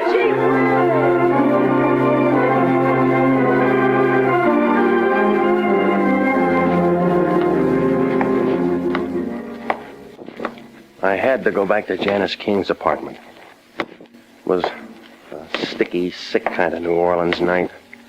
From one lighted street, I turned off on Ursuline, a darker, dirtier street. I stopped, right in the middle of the block. All kinds of people have followed me at one time or another, and I've followed all kinds of people. But this had a professional feel to it. Stood there, listening, remembering my automatic and my suitcase back at the hotel. It only took him a second. He was a professional, all right. All I could see was well-pressed gabardine, 2 arms, and a hand-painted tie. The next thing was a gun butt carefully wrapped in a white linen handkerchief. Settled slowly against the side of my head. One of the well-pressed arms reached over and held me under the shoulders. I yelled at the top of my lungs, but there wasn't any noise. Regan of International was out as cold as a can of beer.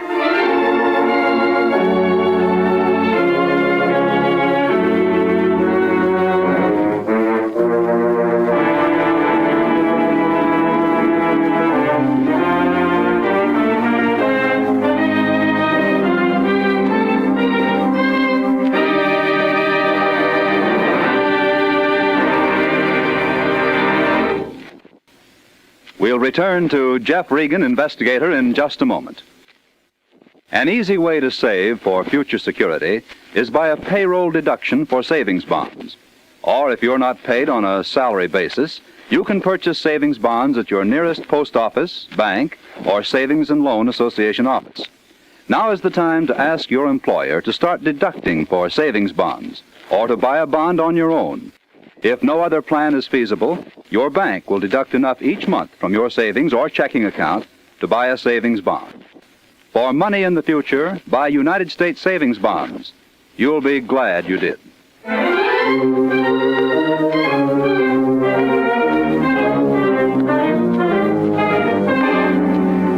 And now, back to the story of the Prodigal Daughter and Jeff Regan, investigator.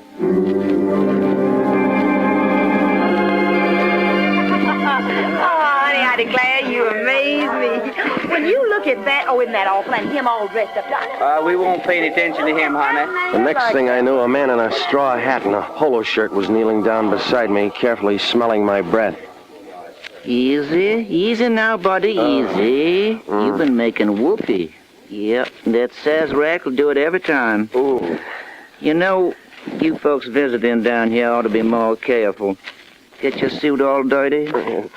It hit me on the side of the head. Sometimes the side of the head, sometimes the back. No difference at all. Always wind up in same place, on the street somewhere. Had enough for the night? Yeah, plenty. I'll take you to your hotel. Huh? That's my cab. I nearly ran over you. Your first trip? Yeah. Well, you know better next time. Oh. Easy now.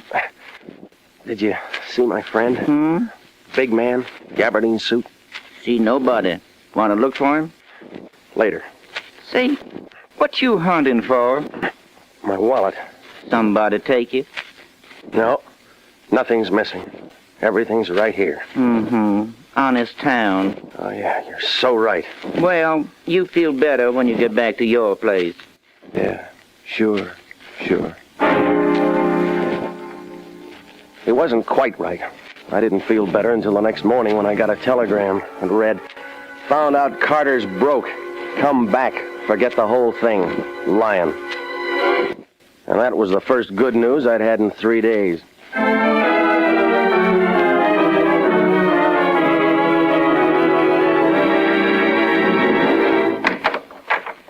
Oh, it's you. What are you doing here? She's buried, gone. Yeah, I know. I came back to see you. Wait a minute. You can't come in here. I just did. What do you want now? You.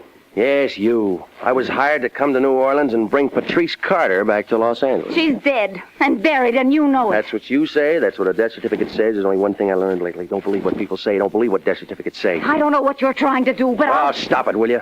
I know you're Patrice Carter, and I know the girl who was buried yesterday was the real Janice King. And I know somebody's trying to make a monkey out of you and a monkey out of me. Now listen to me. If I have to, I can have that body exhumed. I can go into fingerprints and birthmarks, yeah, and a lot of things, but I don't think I'll have to. You see, Patrice Carter wasn't the type to do a striptease for a living. You're just trying to make something out of nothing. I'll call the police and have them arrested. Last night, I ran into the redhead who took her place. She told me what a tough life it is. 10 years of wearing grease paint can be kind of rough on your skin. The dead girl I saw had those kind of marks. The girl I'm looking for couldn't have been in the business that long. Why don't you leave me alone? I don't know who talked you into a thing like this, but it's all wrong. He's an old man now. He's broke and lonely, and he wants to see you. I don't know what your differences are, but I want to take you back. Oh, what do you say? He was so off. He hated. I know he did. I never want to see him again. What's he been telling you, honey? Tim. Oh, Tim, he knows everything. He doesn't know anything. And he'll never know anything. This your boyfriend? He had a phony accent when he tried to shake me down in the hotel lobby. Get out of here, Regan. I played ball and you had to quit trying. It all fits now. This guy's been holding your hand for the last year. He's been real sympathetic. Get up before I throw you out. He told you how to trade names with that poor kid who was dying of leukemia. He told you to send me to that morgue for a death certificate. Shut up. And he dropped me in the gutter last night to make sure I had it. You know why? Don't listen to this character. Baby's off his nut. He's a private detective from Los Angeles who's been getting paid to make love to you. No. Regan, I told you to shut up.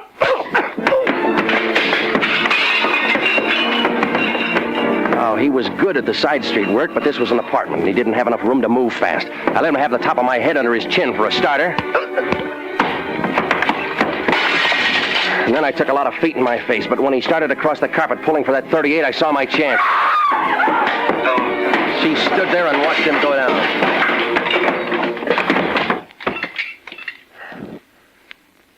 It's not true. It's not true. You're just here to make more trouble for me. You're just here to make... Am I? I thought I recognized the touch. Here. Here's his wallet. Look for yourself. Here, catch. Timothy Conover, Private Investigations. Well? Oh, come on, kid. I'll take you back home.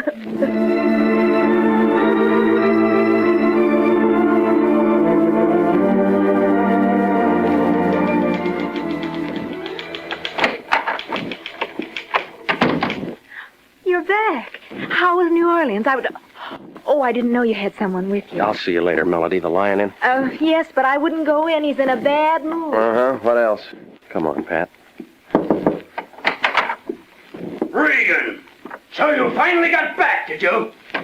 I suppose you've run an expense account that'd choke a horse. Well, let me tell you that it's all coming out of your salary. We didn't make a nickel on that Carter thing, and who's this? Patrice Carter. How do you do, Mr. Lyon? I thought I told you to leave her down there, because that old schmo was giving us the runaround and hasn't got a nickel to his name. Besides, she's dead. Yeah, she's dead. That's right. Here's a death certificate to prove it. Now listen to me before you blow the rest of your cylinders. I went to a lot of trouble to bring this girl here. Well, you can send her back where she came from, and I'll take her fare out of your salary. On the plane coming back, Mr. Regan explained a great many things to me about myself and about you, Mr. Lyon.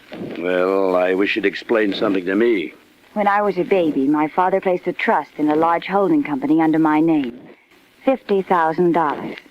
And I can claim it any time after my 21st birthday. Yeah? How old are you now? Old enough. Mr. Regan found out that much. I made a phone call to Dun and Bradstreet, know a lot of things. Go on, go on. Nothing more, Mr. Lyon, except I claimed that trust today. And I'll be glad to pay you the $2,000 fee that my father promised you. Well, now, that's very generous of you, Miss Carter. The International Detective Bureau is proud to have had a small part in bringing you and your estranged father together. I'm not going back to him, Mr. Lyon. I don't want to see her. Now, my dear, you're upset. Leave her alone, Lyon. Now, look. I tussled with a private detective named Conover down in New Orleans. He'd been hired by old man Carter to convince Pat that she should switch names with a burlesque girl who was dying of leukemia. Conover does a good job. When the girl dies, Conover wires Carter. Carter comes to you, you call me in and hustle me off to New Orleans, where, according to a perfect setup, I find a phony Patrice Carter dead. I bring back a death certificate, which you turn over to Carter, and then he walks right down and collects that trust fund, which reverts to the original maker only on death. And him with that story about being old and lonely and wanting only to see his daughter. Telling me he'd pay me a $2,000 fee. Why, that dirty crook, he's no better than I am. He tried to make a sucker out of me. He did. You fell for the whole thing. Trust fund in your name. Well, young lady, you can sit right down here at my desk and make out your check. And then I think that as long as you're in town, you might just drop over and see your old father. International Detective Bureau is in business to make people happy. That's all. Use this pen. Did everything come out all right? Yeah, I guess so. She's writing a check. That's what he wants. Cigarette? Here. Thank you. Why do you do it, Jeff? Hot in here, isn't it?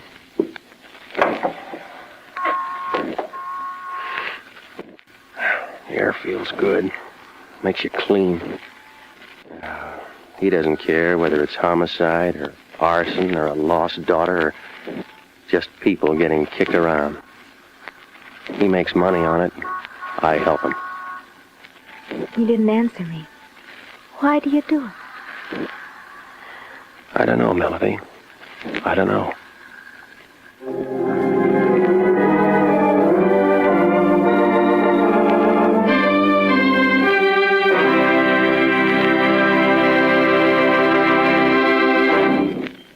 Remember, an easy way to save for the future is to buy United States savings bonds.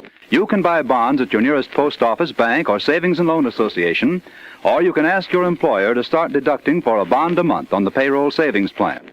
A bond a month is good security for the years to come. For money in the future, buy United States savings bonds now. You'll be glad you did.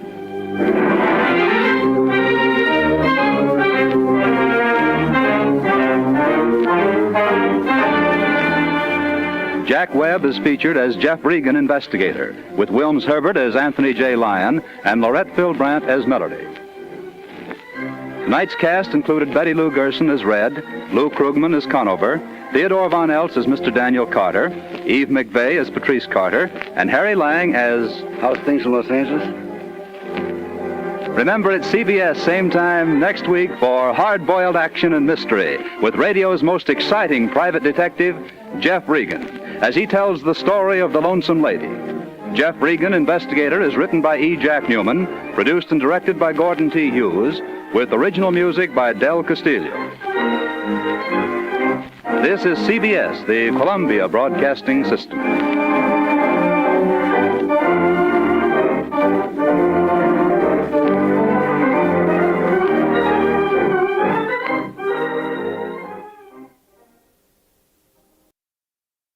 My name's Jeff Regan. I get 10 a day in expenses from a detective bureau run by a guy named Lyon, Anthony J. Lyon. They call me the Lion's Eye.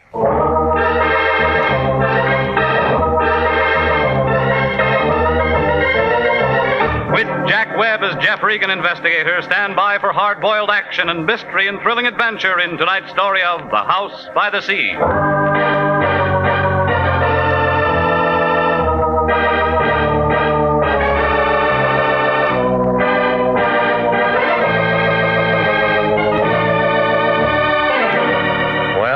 This is the way it started.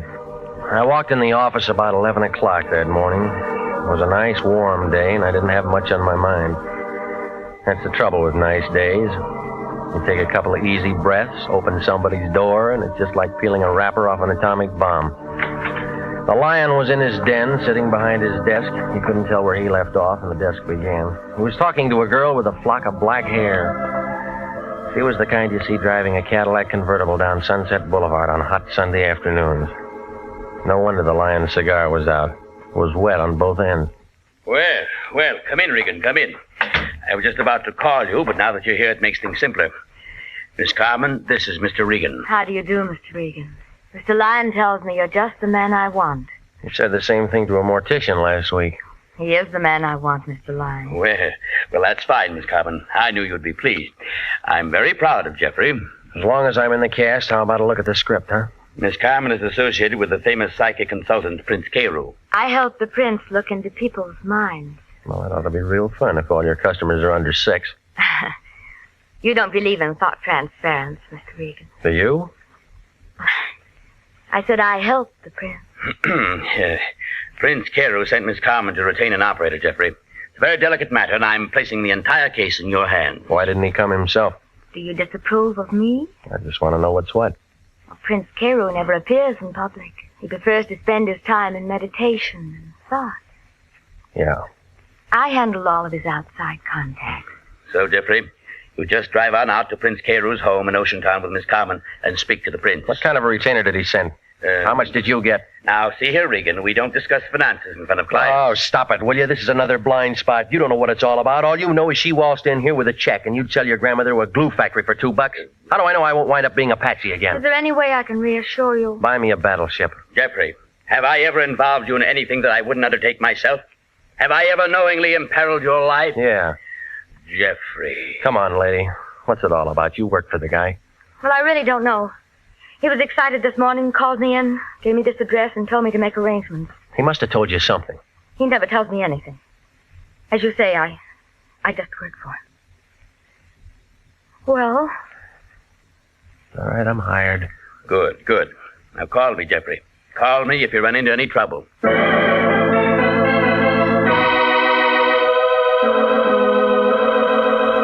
Well, I asked her how about lunch. She said no. I asked her about dinner. She said something that meant no, so I gave up. You know, it's like that sometimes. The flag's up, the meter's ticking, and you're not getting anywhere. But from a couple of things she told me, I got the idea she was doing more than just helping the prince read minds. Well, his place turned out to be a good hour from downtown Los Angeles, up 101. It was a couple of stories of glass and concrete leaning out over the ocean. It was high and dry and quiet up there. And you got a feeling you should be hearing things and feeling things when you looked down and saw that water banging around the bottom of the cliff. She unlocked the door, and a guy in a white turban and some pants that looked like oversized diapers and a pair of tennis shoes was standing there. He had a big curved knife hanging around his waist, and he put his hand on it when he saw me. Right this way, Mr. Regan. Who's he, the butcher? Oh, that's Telly. He works for the prince. Manservant. He's from India. Yeah, I'll bet the Indians were glad to get rid of him. Telly's harmless, tongueless, and he doesn't hear. I like you, Mr. Regan. Come in, come in.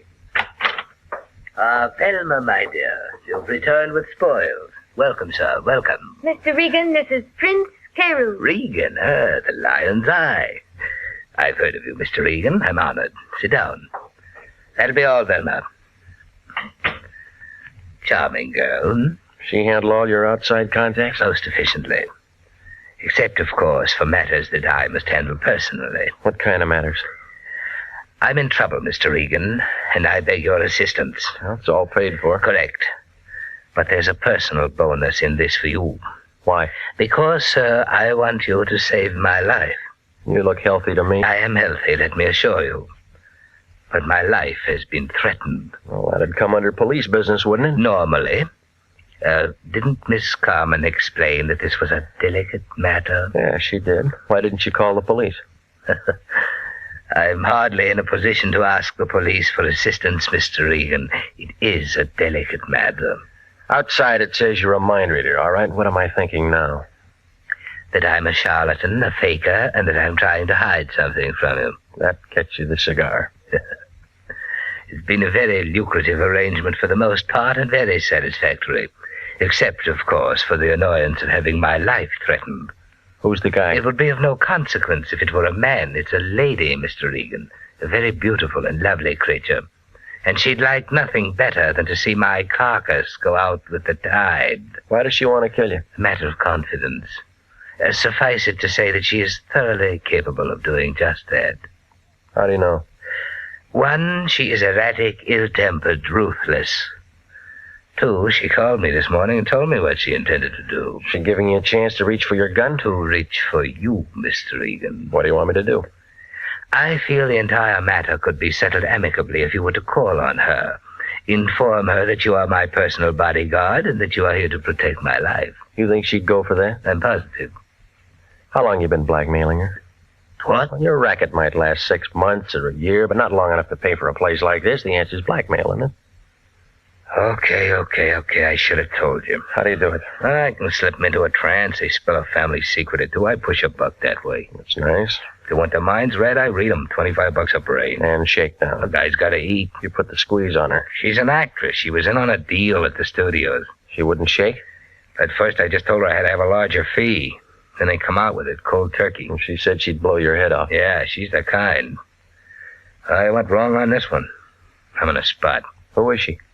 Grace Nichols, movie actress. Ever heard of her? Redhead. Makes you want to go home and kick your wife downstairs if you got one. That good? Better. But she means this business about bumping me. And I won't look good dead. All right, where's she live? Over in the Palisades. Here's her address. You going over there now? Yeah. Be careful. She isn't gunning for me. That isn't what I mean. There's a skinny boy there. He's nasty, no callers. Name of Tim Rogers. I'll remember that. I hope you can talk her out of it. I've been sweating. I don't want to shake her down. I just want to get a little sleep at night.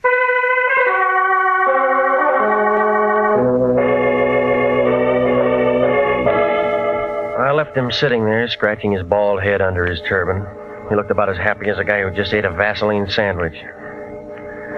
Well, Grace's place was too big for a marble game and too small for football. I think I remember reading something about how she got it from her third husband. There was a big wire fence all around it and a sign every 15 or 20 feet telling you not to trespass. So I parked my car outside the driveway and walked up to the front door. A guy in a chauffeur's uniform was standing there. He looked like a razor blade with arms. He gave me the fish eye and blew smoke in my face and kind of nudged me with his shoulder. Move on, Pilgrim. No handouts here. I came to see Grace Nichol. Yeah. I got business with her. Yeah. So tell her I'm here. Blow. You always like this, or did you miss lunch today? I don't know who you are, Pilgrim, but I don't like you. Beat it. I know you. There's something about a guy in a lineup. Yeah? He memorizes real easy. Copper. Investigator. Private or city, I don't care. You all smell the same. This isn't hunting season. You always carry a .38? Does it show? Maybe you got a broken rib. A real funny guy. I met all kinds of funny guys. Drift. I said I wanted to see her. And I said she wasn't in. All right, I'll tell you once more. I got business with her. So do a couple of hundred other guys. Watchdog? Ah, you're getting smart. You weren't. What kind of a crack is that? I want to see her, and I'm going to see her. Trick I learned a long time ago. Shoot a guy in the knee, and he'll never walk straight again. You ever done it? Oh, yeah. That's how I learned. Ow. That's one I learned, baby. Well, I might have to get a new chauffeur. You looking for a job? I already got one, lady. Timmy's going to be awfully upset when he finds out what happened to him. When someone works for me, they have to be perfect. Want his job? They wouldn't let me in. I'll let you in. You, do that kind of thing often? When I have to. I suppose you have a name. It's Regan. I'm a private investigator. All right, Mr. Regan, you've ruined a perfectly good chauffeur and bodyguard, and you're in my house. What have we got to talk about? A guy named Carew. The prince? Must we talk about him? He thinks you're dangerous stuff. So do a lot of people. Tell me, Mr. Regan, what do you think? About what? Me. Right now, or when I'm a couple of feet away? Right now. Look, remember, I just got here. I know. You must have a first name. What is it? Jeff. Oh, Jeff, we'll get along. It's in the cards. Pretty fast deal. I like it this way. Fast. Might be a bum deck. Never mind. Deal.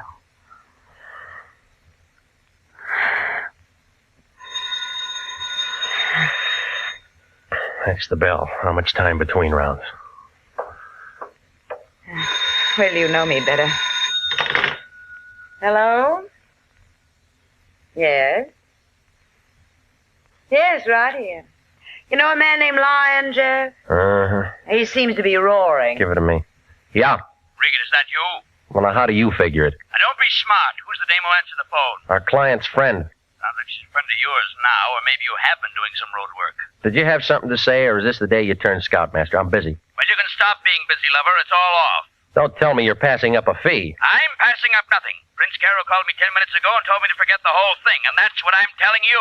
How'd you know I was here? The prince told me, so it's all over. Finished. Forget it. I've already started something. I don't care what you've started. Now, just remember, you finish it on your own time and expense sheet.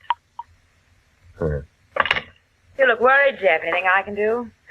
I'm called off. You mean you're out of a job? I got one. Remember, you put my bodyguard out of commission. You owe me something. Oh, Tim, boy, he'll come around. I don't want Tim anymore. I want you. Hmm. I'll get you a drink. We can talk about it. Carew told me that Tim was a pretty good boy. You can fill his shoes. Come here and get your drink. Now, tell me about 9 o'clock tonight. It'll get dark. I got a new dress. I think you'll like it. I probably would. The place above Malibu. We could have dinner and listen to some music. I want to be with you, Jeff. That deal's fast again. I don't care. I don't care. I just decided something, Jeff. I'm going to like being with you. I'm going to like it a lot.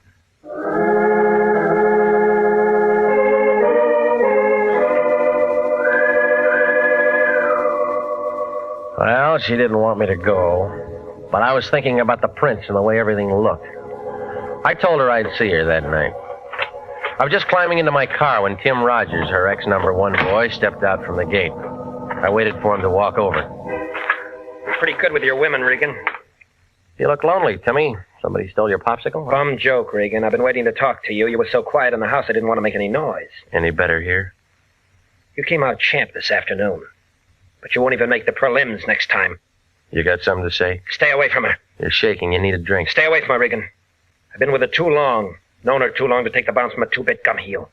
Goodbye. I'm not finished yet. That's your version. Now get your foot off that running board, punk, or I'll take it with me.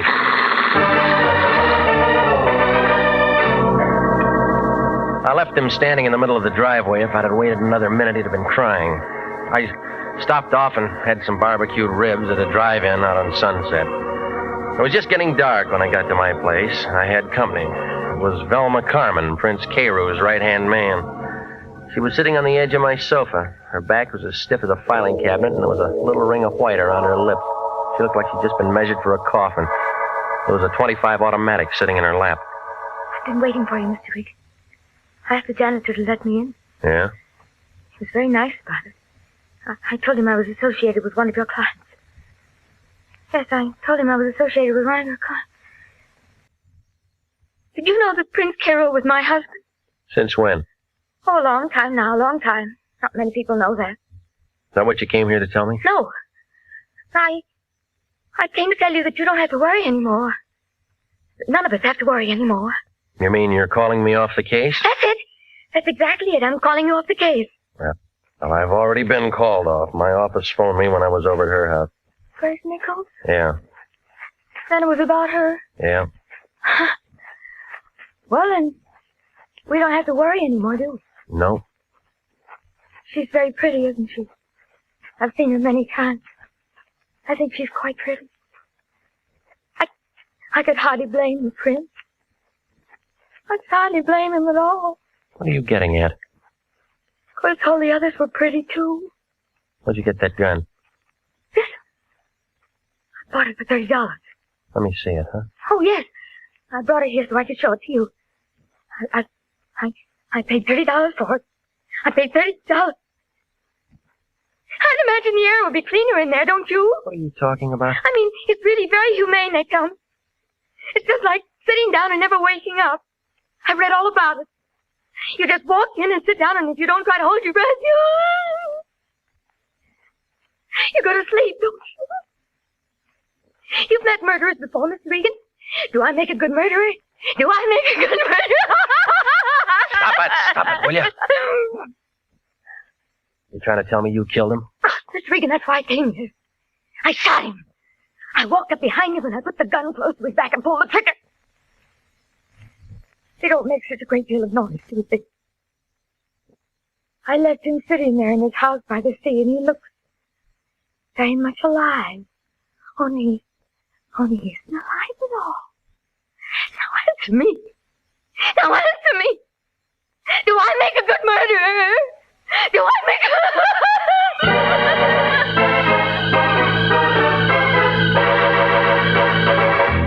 You are listening to the story of The House by the Sea, tonight's adventure with Jeff Regan, Investigator.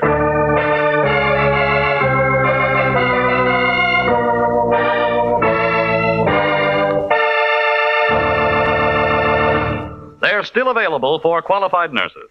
Yes, the Army Nurse Corps Reserve still has commissions available. If you are a graduate registered nurse between the ages of 21 and 45, you may be eligible for a commission in the Army Nurse Corps section of the Regular Officers Reserve. To find out if you do qualify for a commission in the Army Nurse Corps Reserve, apply to the Adjutant General, Washington, D.C. And now, back to the story of The House by the Sea and Jeff Regan, Investigator.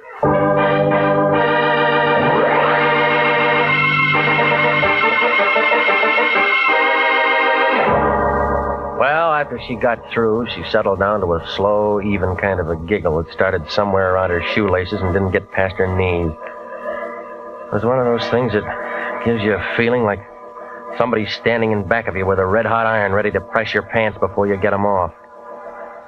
Now, she wasn't going to do any more talking, so I went downstairs and brought back a doctor friend of mine named Sammy Wing. He brought his little black bag with him and gave her a shot of something, and she wilted like last night's orchid and went to sleep on my couch. Sammy began talking. Some playmate. Wish I'd have been here for the party. I had 4 appendectomies and 1 broken leg today, said I'll lie. How is she? You know her better than me. No, is she going to be all right? Well, she'll wake up in 5 or 6 hours and want some water. And then what? She might ask you what happened, or it might start all over again, whatever it was. By the way, what was it? Well, I found her here when I got home. I should find something like this. She said she killed an ex-client of mine. Oh, maybe I'm lucky at that. What does all the past tense mean? I was called off the case. Oh, nice. It's all clean, no clients to protect. Is there a corpse someplace? I don't know, Sammy. Call the police. They'll find out. And then you and me can go out and get a drink. She said she used this gun. Smell it, Sammy. It hasn't been fired. Safety catch is still on. She's pretty and she's nice, and I'll bet she looks like $1 million in a bathing suit. But if I'd have met her within the last 3 hours, I'd have run for help. Call the police. Is that professional? This is acute hysteria. The kind that pops off guns and pops off people and does a lot of things they can't remember later on. Call the police. What about the gun? Other guns. Call the coroner while you're at it. Tell him to go out there with some DOA forms. He'll use them. Or you stay here with her till I get back? Corpse hunt? Just an idea. Hitler had an idea. The odds were against him. You got about as much chance as a 3-legged horse in the Kentucky Derby. She's bit somebody, and she's told you about it. I want to make sure. What do they do when a private eye walks in and messes up a nice, clean murder? Sammy, will you stay? Had any bourbon around here? Yeah. Okay, take your time. Maybe both of us will get our pictures in the paper.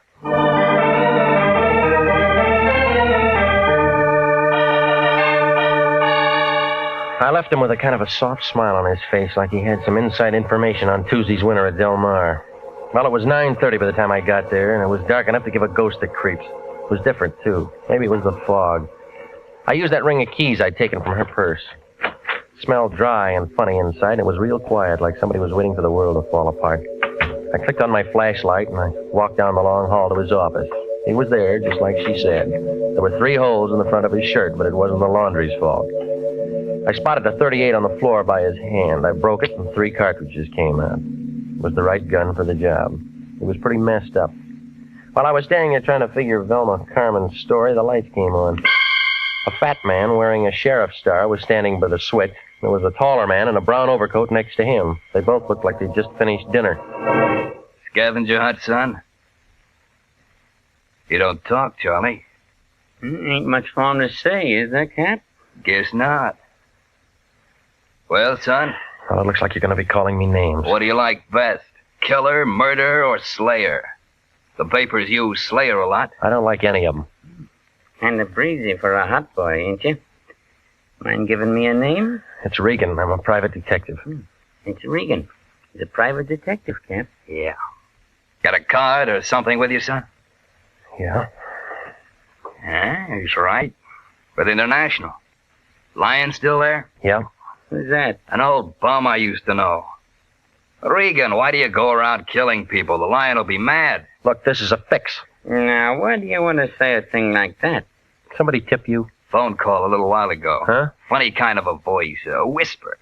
Said we'd find a stiff up here, but didn't say we'd find you. You're extra. Look, I just came here to see what it was all about. Same thing we did. Only we come up with a suspect and a corpse. No cop could ask for anything better. Charlie, better call a coroner. Ocean Town, just a small place, Regan. Only me and Charlie around. We borrow from the county when we get something like this. I can find you a real answer in an hour. You let me and Charlie worry about that. You look good enough for the time being. All right, son. Let's go. I had as much chance as an elephant in a tea room, and if those two locked me up and booked me. So I leaned back into his gun and spun around and knocked his wrist down. He pulled the trigger, but by that time I'd flicked the light switch and was out the door. I didn't run for my car. I cut across the driveway and doubled back up the hill. I could hear him yelling and shooting out in the dark.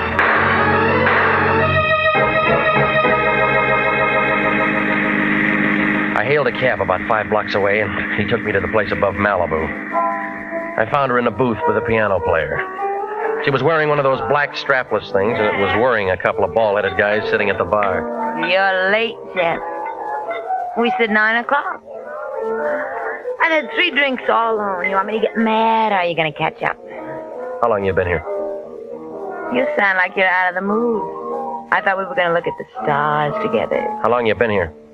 It's 9 o'clock. What's the matter? I've been working tonight. Well, it's after hours now. Tell me how you like my new dress. It's the right color, but the wrong cut for a funeral.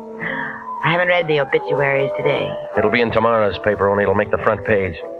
Have a drink. Let's wait for tomorrow. Your friend was killed tonight. What friend? Carew. He was no friend of mine. I told you that. So did he. Car smash up, or did he fall off his house? 38. We didn't talk about him this afternoon. Let's not start now. Look, 2 cops in Ocean Town are kind of crowding me. They think I'm going to take a good picture. Is that why you're late? It's a murder rap, lady. We should have had dinner together. They'll be knocking down your door in the morning. Why, darling? Because you threatened to kill him, because he hired me to call you off. Oh, wait a moment, Jeff. We've been having fun up to now. Who told you that? Why do you think he sent me over today to sell magazines? I never found out you were called off. I suppose he hired you to scare me. Jeff, we're old friends now. I can tell you a family secret. I know about him blackmailing you, and that puts you ahead of me for the cops. Did you do it? I don't know, did you? What he told you don't sound right. What does sound right? I went to him one day and put him in a trance, only I used scotch. Found out what he was doing and how I was doing it, so I turned the tables. It was good, clean fun, but expensive for him. You've been draining him? I thought that's why you came today. That's why I had Timmy around. Well, some of this is beginning to make change. If he was your meal tickets, then you got an alibi. I don't feel like stars anymore, Jeff. Let's go over to my place and talk.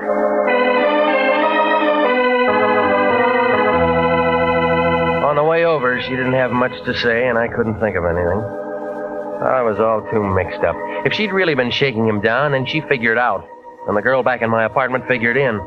Only she had the wrong gun. And then there was a little business that I'd have to explain with the Oceantown cops. Well, when we turned in the driveway, I stopped figuring. Tim Rogers, the man with the guns, was there, standing on the porch. Oh, gorgeous. I've been waiting to see you. You're home late. I thought I fired you. Still tramping with this tramp, huh? I thought you'd be sick of him by now. For once, I'm glad to see you, Tim boy. That sounds cozy, but I don't want to see you. I know where your 38 is. You're wrong. It's her 38.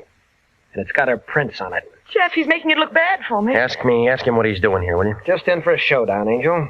You're tagged for his murder. They'll want you. I fixed it good. I can fix it so you can get away. How? A friend of mine shutting off at Pedro. 4 o'clock. To go all over the world. Jeff, if all of this is straight, I'm in a spot. Relax. This guy never did anything right. Tell me how I'm wrong. All right, that tip to the Oceantown cops was wrong. Trying to pile up a scare on me was wrong. Killing Cairo was wrong, and this clinches it. Yeah? Well, that's where you're twisted, Pilgrim. I got a warrant out for you right now. Plugging a murder suspect is something they'll thank me for. You said her prints were on that gun? They'll find that out in the morning.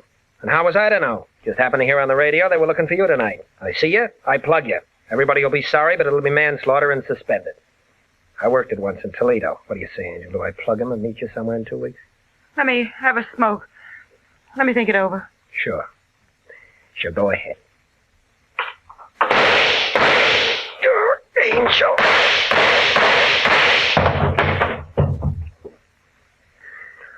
Well, the gun's empty now. I carried this for 3 years. I never used it. He deserved to die, didn't he? Didn't he, Regan, didn't he? I don't know, lady. You knew him better.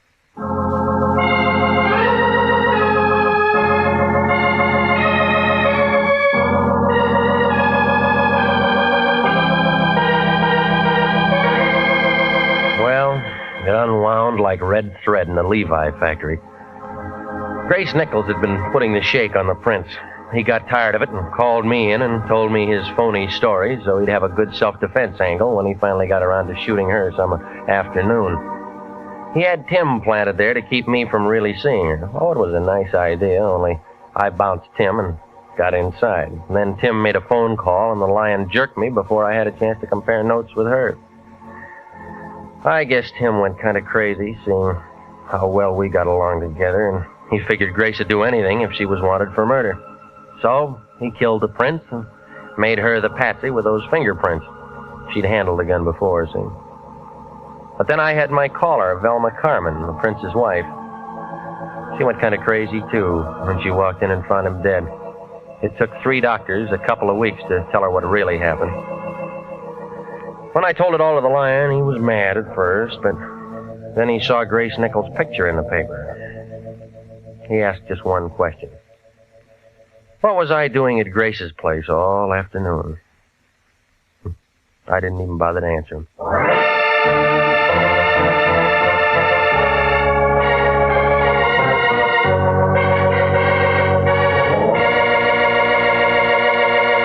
Jack Webb is featured as Jeff Regan with Wilms Herbert as Anthony J. Lyon. It's CBS same time next week for Hardboiled Action and Mystery with Jeff Regan, Investigator. Written by E. Jack Newman, produced by Sterling Tracy. The role of Grace Nichols was played by Betty Lou Gerson, David Ellis was Tim Rogers, Lorene Tuttle was Velma Carmen, and Marvin Miller was Prince Carew. 29,000 nurses are needed to join the new Army Nurse Corps Officers Reserve. 4,000 of them, if they wish, may choose active duty. All nurses who receive reserve commissions will benefit from the opportunity for specialized training offered to them by the Army. The educational opportunities offered the nurse by the Army Medical Department will be of great advantage to her in her work. Don't wait. If you're a registered graduate nurse between the ages of 21 and 45, drop a card now for complete information to the Adjutant General, Washington, D.C.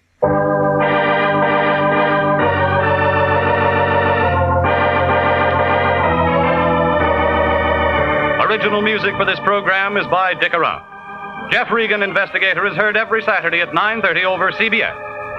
Bob Stevenson speaking. This is CBS, the Columbia Broadcasting System.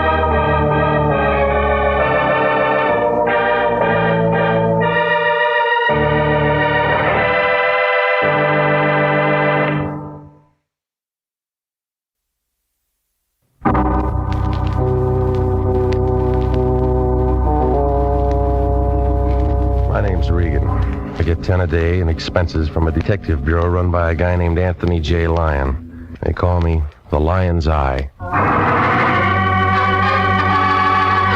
Jack Webb is Jeff Regan, Investigator, as CBS offers you hard-boiled action and mystery and thrilling adventure in tonight's story of the man who lived by the sea.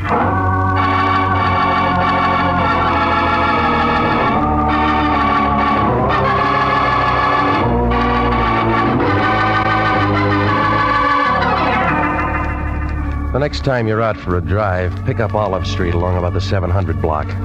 You can't miss it. It's a big building made out of white granite. The Cosmopolitan Building. Anthony J. Lyon, the guy I work for, rents an office there. International Detective Bureau, Suite 308. A couple of rooms with a connecting wastebasket. The Lion has the only desk in the office and a typewriter that Remington dropped from their catalog back in 1915. I walked in about 11 o'clock last Tuesday morning.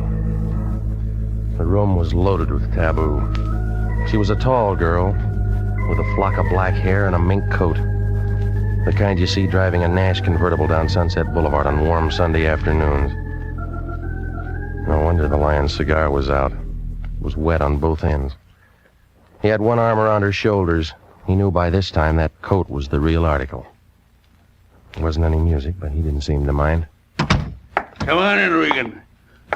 Not much room to dance. We got business. She's your date. This is Mr. Regan, Miss Kara. How do you do, Mr. Regan? Mr. Lyon tells me you're just the man I want. Well, he said the same thing to a mortician last week. Miss Kara is associated with the famous psychic consultant Prince Nemo. I help the prince look into people's minds. That ought to be fun if all your customers are under 6. You don't believe in thought transference, Mr. Regan? Do you? Prince Nemo sent Miss Kara to retain an operator. Why didn't he come himself? Prince Nemo never appears in public. He misses some good ball games. He has television. Yeah. The prince prefers to spend his time in meditation and thought. I handle all of his outside contacts. Regan, I want you to drive out to Prince Nemo's home in Ocean Town with Miss Kara and speak to the prince. What kind of a retainer did he send you? We don't discuss finances in front of clients. Oh, this is another blind spot. You don't know what this guy wants? He said it's a very delicate matter and he wants to explain it to you himself. Oh, sure. She waltzed in here with a check and you'd sell your grandmother to a glue factory for $2. Is there any way I can reassure you, Mr. Regan? Buy me a battleship. You got a license and a contract with International. You want to tell me about it, lady? Prince Nemo was very excited this morning.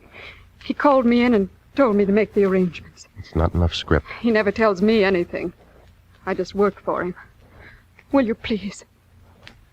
Yeah, all right. Here's a nickel. Call me and tell me what's up. Suppose I can't. Then you got something for your piggy bank.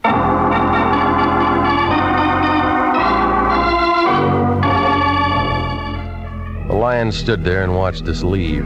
He looked happy, like a hobo in a bubble bath. Well, we went downstairs. We climbed into her convertible.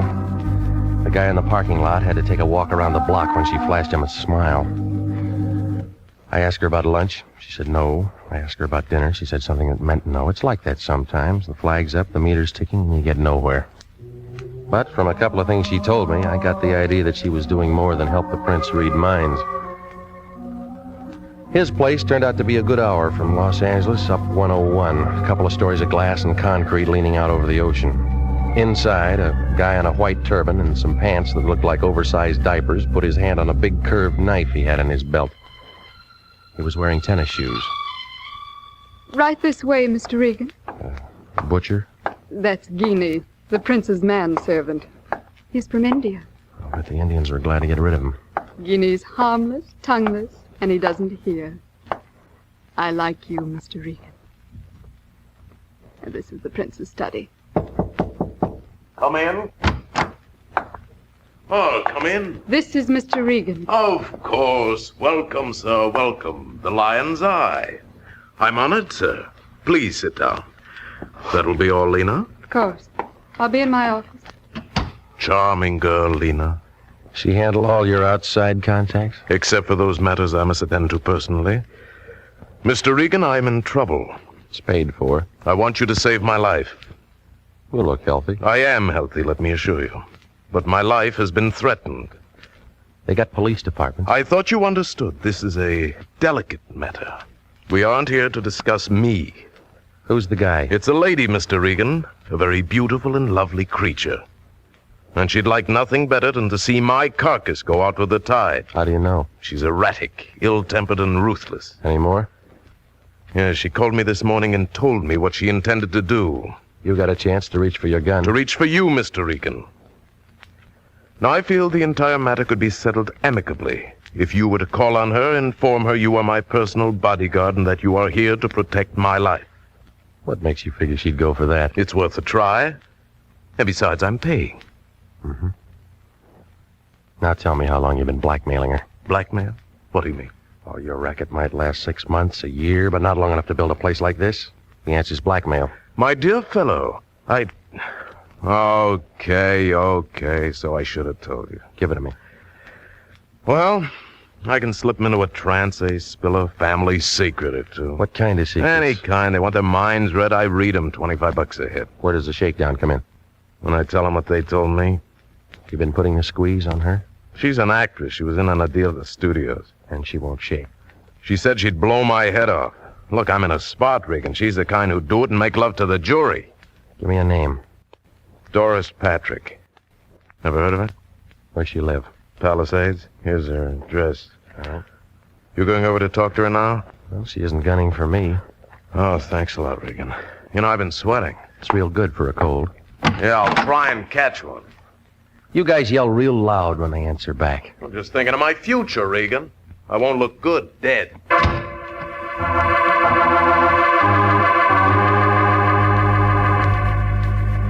I left him sitting there scratching his bald head under his turban. He looked unhappy, like somebody'd fed him a Vaseline sandwich. Well, I climbed in my car and I followed the highway to the turnoff back to Sunset. The Malibu fog was coming in for the winter, and by the time I got to the address Nemo'd given me, I was looking around for my hands. Doris Patrick's place was too big for a marble game and too small for football. There was a wire fence all around it and a sign every 15 or 20 feet or so that said, "Not to trespass." I parked in the boulevard and walked up the driveway. It was about then that a guy in a blue suit showed up. He was tall and heavy, and he thought a lot of his hat. He pulled down on the brim, blew smoke in my face, and kind of nudged me with his shoulder. Move on, Pilgrim. We don't want any. How do you know? We're waiting for the 49s. Scram, huh? You aren't even on the list. All right, we'll wait for the 50s. Blow. I came to see Doris Patrick. Yeah, what for? You her? Sure. What do you want? Business. Shop closed. You always like this, or you missed lunch today? Look, I don't know who you are, Pilgrim, but you don't understand English. Well, I know you. There's something about a guy in the lineup. Yeah? He memorizes easy. Cop? Private. Private or city, you all smell the same to me. Hunting season's over. You always carry a .38, do you? Oh, that's showing? Well, maybe you got a broken rib. Well, I met all kinds of funny guys. I said I wanted to see her. Ain't in. Watchdog? Now you're getting smart. Well, you aren't. What kind of crack is that? Just this, I'm going in. Trick I learned a long time ago. You shoot a guy in the knee and he don't ever walk straight again. Never done it, punk? Oh, sure. That's how I learned. That's when I learned, baby.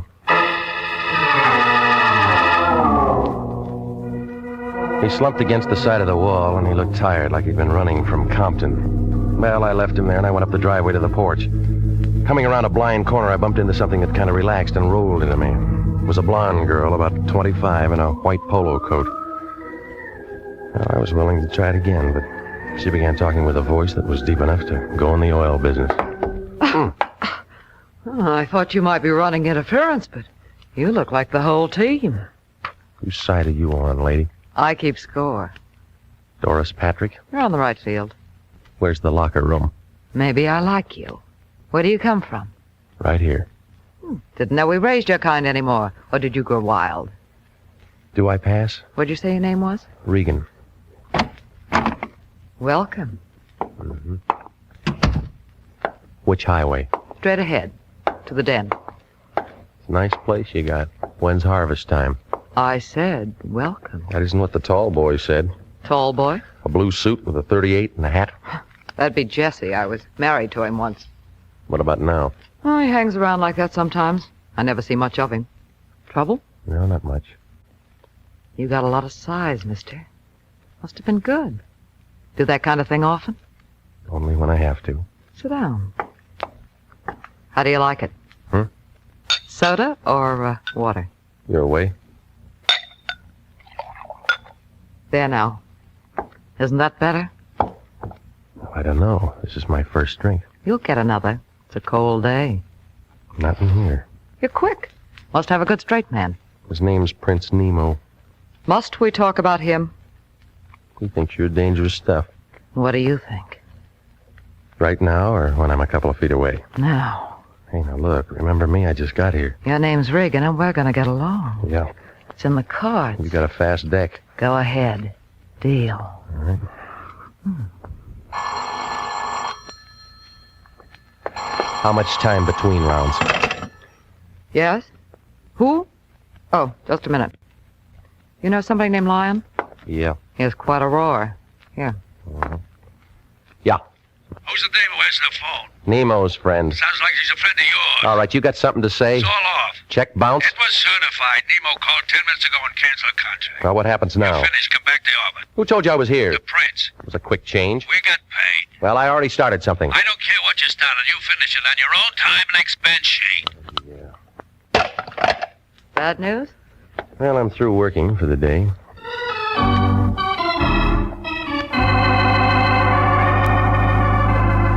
Well, I was an old friend of the family when I left.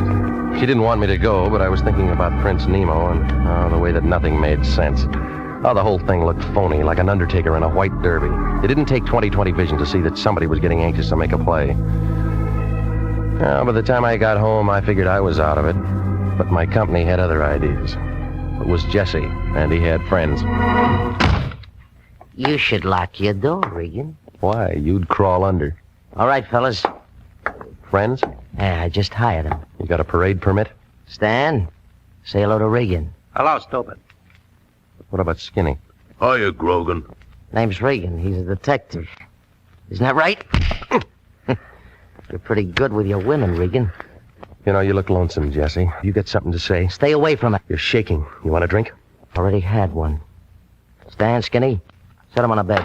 Let go. Oh, Regan, once more. Once more. Stay away from her. You said that before. I want to make sure you understand. Stan, Skinny, hold his arms. I've said all the right words. Maybe my punctuation's bad, huh? Lay off. Period. Lay off. Period. Lay off. Period. Okay. Okay, leave him on the bed. Hey, he rolled off. Oh, that's fine. Fine. Now he won't have to change his sheets. Oh, Jesse was good.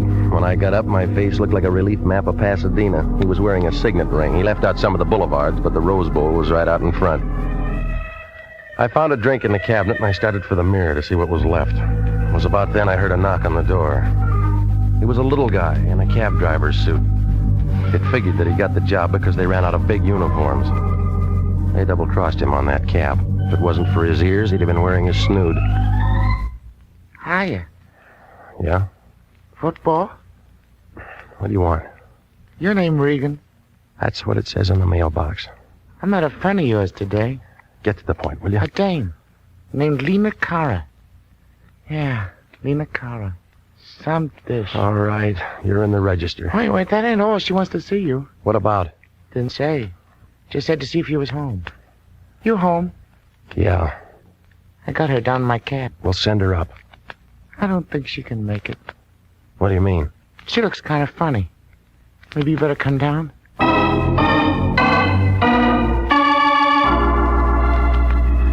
She was sitting on the edge of the seat, staring out at nothing. Her back was as stiff as a filing cabinet, and there was a little ring of white around her lips. I paid off the cabbie, and I took her back up to my place without a word. When we closed the door, she was sitting on my sofa the same way. Only this time she had a .25 automatic in her hand. Well? Well? Where'd you get the gun, lady? Gun? Oh, this? I bought it for $30.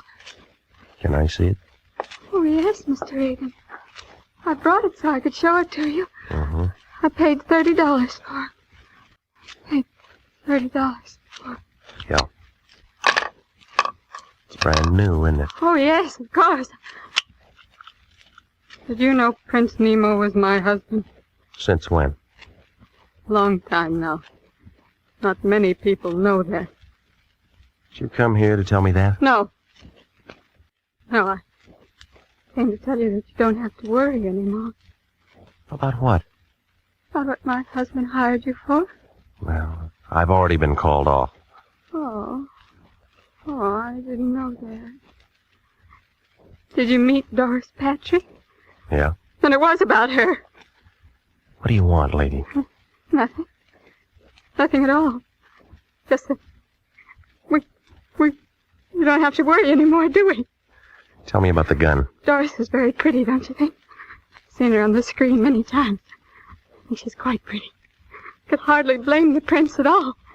Could hardly. Why'd you bring the gun? Imagine the air would be cleaner there, don't you? What are you talking about? It's really very humane, they tell me. Come on, stop it. It's just like sitting down and never waking up. I read all about it. Just walk in and sit down. You don't try to hold your breath. Stop it, sis, stop it. Now listen to me. What is it? What have you done? What are you trying to say? You don't try to hold your breath. You go right to sleep, don't you? You're trying to tell me that you killed him? They don't make such a great deal of noise, do they? Left him sitting there in his house by the sea. He looked very much alive, only...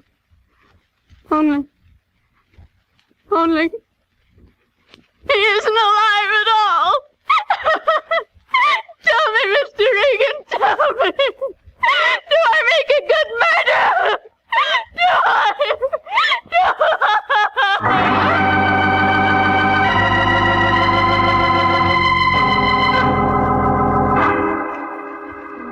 Well, after she got through screaming, she settled down to a slow, even kind of giggle that started somewhere around her shoelaces and didn't get past her knees. Gave me a feeling like somebody was unwrapping an atomic bomb under a Christmas tree. Well, she wasn't going to do any more talking, so I went downstairs and brought back a doctor friend of mine named Sammy Wing. He had his little black bag with him, and he gave her a shot of something. She wilted like last night's orchid and went to sleep. Sammy wrote down a couple of things, and then he looked up at me. Some playmate. Wish I'd have been here for the party. How is she, Sam? You know her better than me. Oh, is she going to be all right? In 4 or 5 hours, she'll wake up and want some water.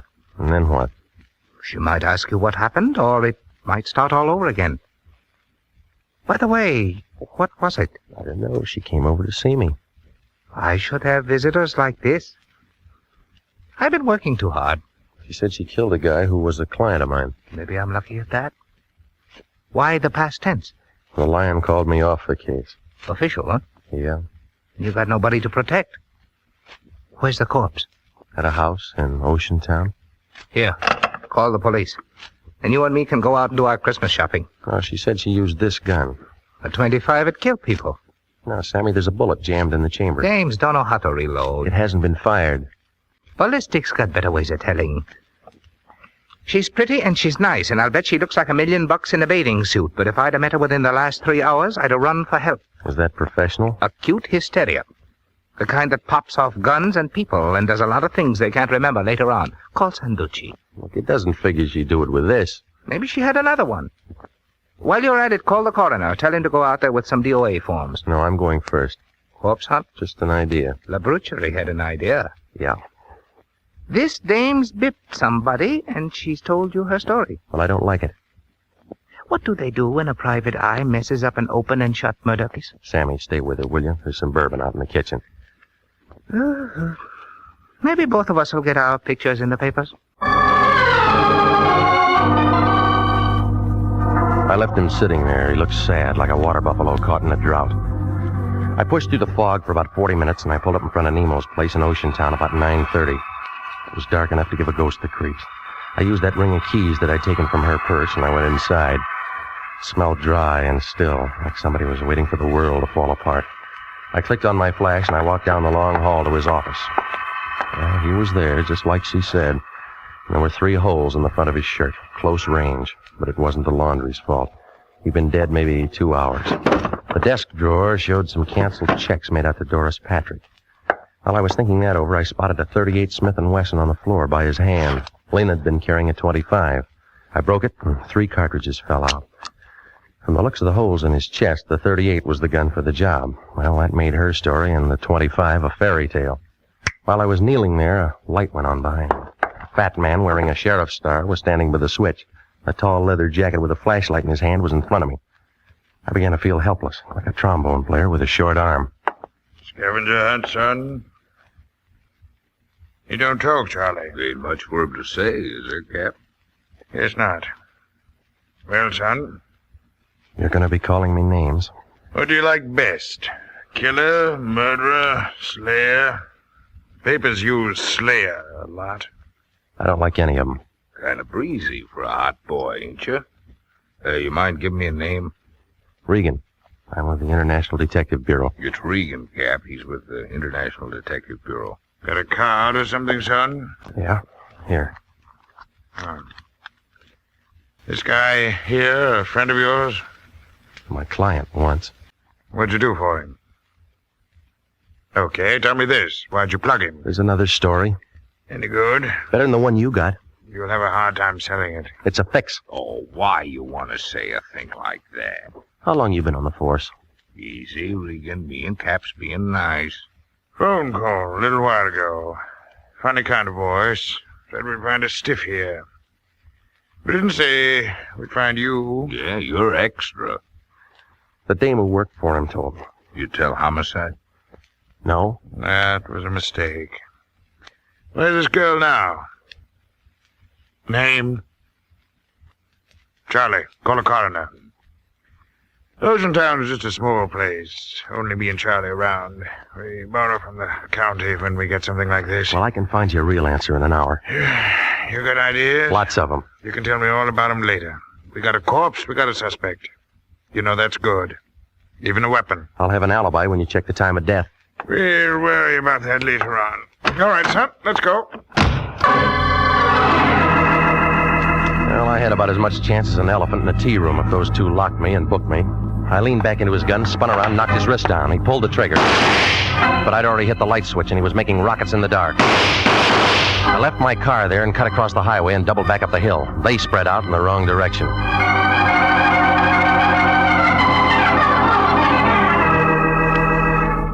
An hour later, I was standing in front of the lion's door. He was wrapped in a bathrobe big enough to keep all the silkworms working overtime. What do you want, Regan? Information. You been drinking? I've been working. Adelina Cara see you? You sent her. She called me and said she wanted to hire you for something else. After Nemo canceled the contract. Yeah, why? You gave her my address. I thought you ought to talk to her. What she want? She told me that she killed the prince. She can't do that. We got a contract. Well, it's already been done. We're in a spot. Yeah, I figured that'd get through to you. They'll be asking me all kinds of questions. Well, why didn't you think of that before you signed? What are we going to do? You're going to find out where this .25 came from and if anybody fired it. Huh? She was carrying it when she came to me. I don't want to get involved. Well, you're in it up to your ears. I went out there and found the prince. Only a .38 might have done the job. Yeah? Well, that cleans her up. Not yet. The Oceantown sheriff and a guy named Charlie are looking for me. What for? They think I know something. Do you? Not yet. There was a tip-off. Somebody was supposed to be a patsy. Where's Cara now? My place with Sammy Wing. I'm going to get a lawyer. It'll look good. All right, give me the keys to your car. Why? I got a date. Find out who fogged Nemo and we won the championship. Yeah. You'll have to give the cup back. You cheated.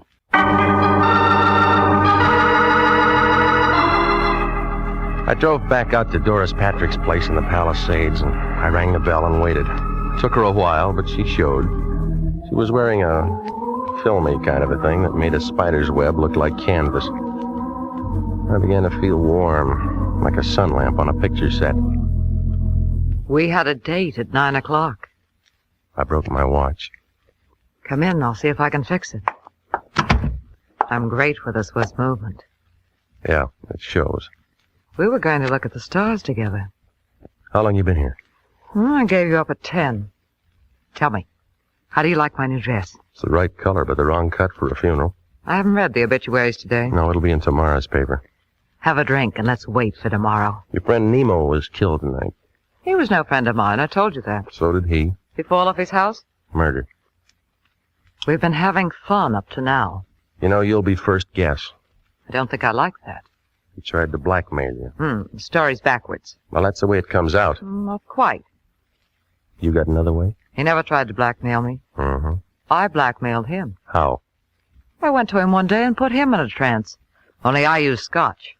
I found out what he was doing and how he was doing it, so I turned the tables. It was good, clean fun, but expensive for him. Well, now, if he was your meal ticket, then you have an alibi, huh? There'd be canceled checks somewhere. Right where I could find him. I'm telling you the truth. Where does Jesse fit? Oh, I told you we were married once. He's jealous. Did he know about Nemo? Maybe. He was watchdog when I came out. I told you... Jesse. Hello, gorgeous. I still have a key. What do you want? You. Get out. You still tramping with this tramp? Just in time, Jesse. You know, you didn't listen good. I told you to lay off. Where's your friend? Paid off? I'm handling this alone. We've been finished for a long time. We're starting up again, Angel. Or didn't you know Nemo was dead? I saw your 38 tonight, Jesse. Ah, you're wrong. It's her 38. It's got her prints on it. What do you mean? I put him there. And you're gonna be tagged for his murder, Angel. You see, you're sorta in a spot. Regan. Easy, baby. This punk never did anything right. Oh? Tell me how wrong I've been. All right, that tip the Ocean Town cops was wrong. Killing Nemo was wrong. Ah, you're twisted, Pilgrim. Cops got a warrant out for you right now. Yeah, I heard it on the car radio. Murder suspect. Plugging you is something they'll thank me for. With her prints on the gun? Well, how was I to know? I just see you and plug you. Everybody will be sorry, but it'll be manslaughter and suspended. It's pretty right, isn't it? Well, what about me? A friend of mine shoving off at Pedro tonight, Angel. Going all over the world. We'd be together. Well, Angel, do I plug him and meet you somewhere in 2 weeks, huh? All right. Move over, Regan. The lady's making up her mind. Now, where do you like it? Oh, it was a real photo finish. Just as Jesse set the gun up against my head, Doris pulled a gun from the desk drawer and threw a couple of fast ones into him. Jesse tried for her. I'd call it a dead heat, but you'd have to give Doris the edge. Her first slug cut him down like a blade of grass, but she didn't give up. Angel! Angel!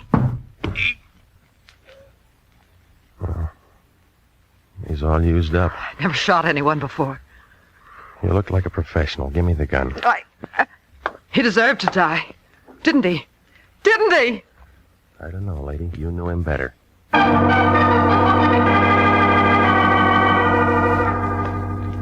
Well, it all unwound like red thread in a Levi factory. Nemo told me his phony story so he'd have a good self-defense angle when he finally got around to killing Doris Patrick some afternoon. Jesse worked for him to keep me out, but I bounced him and got inside. When Jesse phoned Nemo about it, Nemo called the Lion and had me jerked before we could compare notes. I guess Jesse went kind of crazy when he saw how well we got along. He got an idea and killed Nemo and made Doris a patsy with those fingerprints. Lena Cara? Well, she went kind of crazy, too. She found Nemo dead and got the idea she did it. It took 3 doctors a couple of days to tell her what really happened. And the Lion was mad when he found out there wasn't any money in it. But then when he saw Doris Patrick's picture in the paper, he got kind of curious. He asked just one question. What did I do all that afternoon I was out in her house? Well, I didn't even bother to answer him.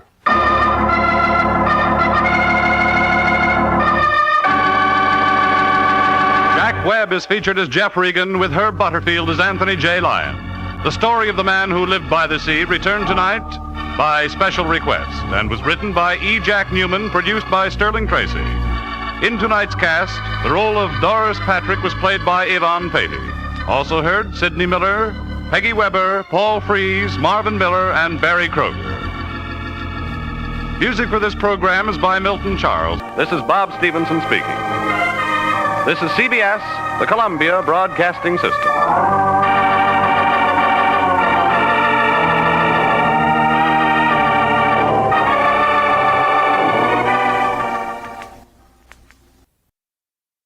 My name's Jeff Regan.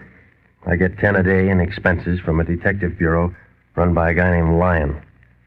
Anthony J. Lyon. They call me the Lion's Eye.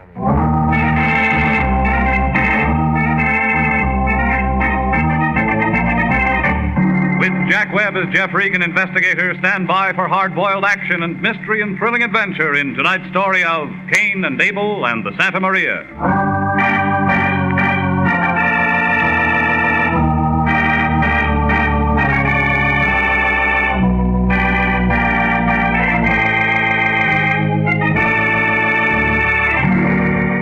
Well, this is the way it started. It was one of those cold, clammy mornings that the Chamber of Commerce doesn't like to have in print. I was in my place working on a 4-minute egg that tasted like a boiled golf ball when the phone began bouncing. Well, I let it ring a while, and I got to thinking that it might be an old-fashioned girl who knew how to cook. It was the Lion. Hello, Regan talking. This is me. I've been working all morning. I'll buy you a time clock. Get to the point. This is our lucky day. I just talked to Dun & Bradstreet. How are they? Now, don't be funny. We got a new client, and they tell me when the Treasury Department gets in trouble, they come to him. Yeah? Guy's name is Abel Roderick. Got a special from him an hour ago. He asked for a man, and I'm sending you, Regan. You're sending me where? His ranch. He raises horses. Horses don't talk. What's bothering him? Maybe it's his wife. Tell me she's got a pair of legs she'll never forget. He just said he wanted an operator out there by 12 o'clock. You never learn, do you? This means dough. What else does it mean? We'll go as far as homicide and arson when they got pockets as long as his.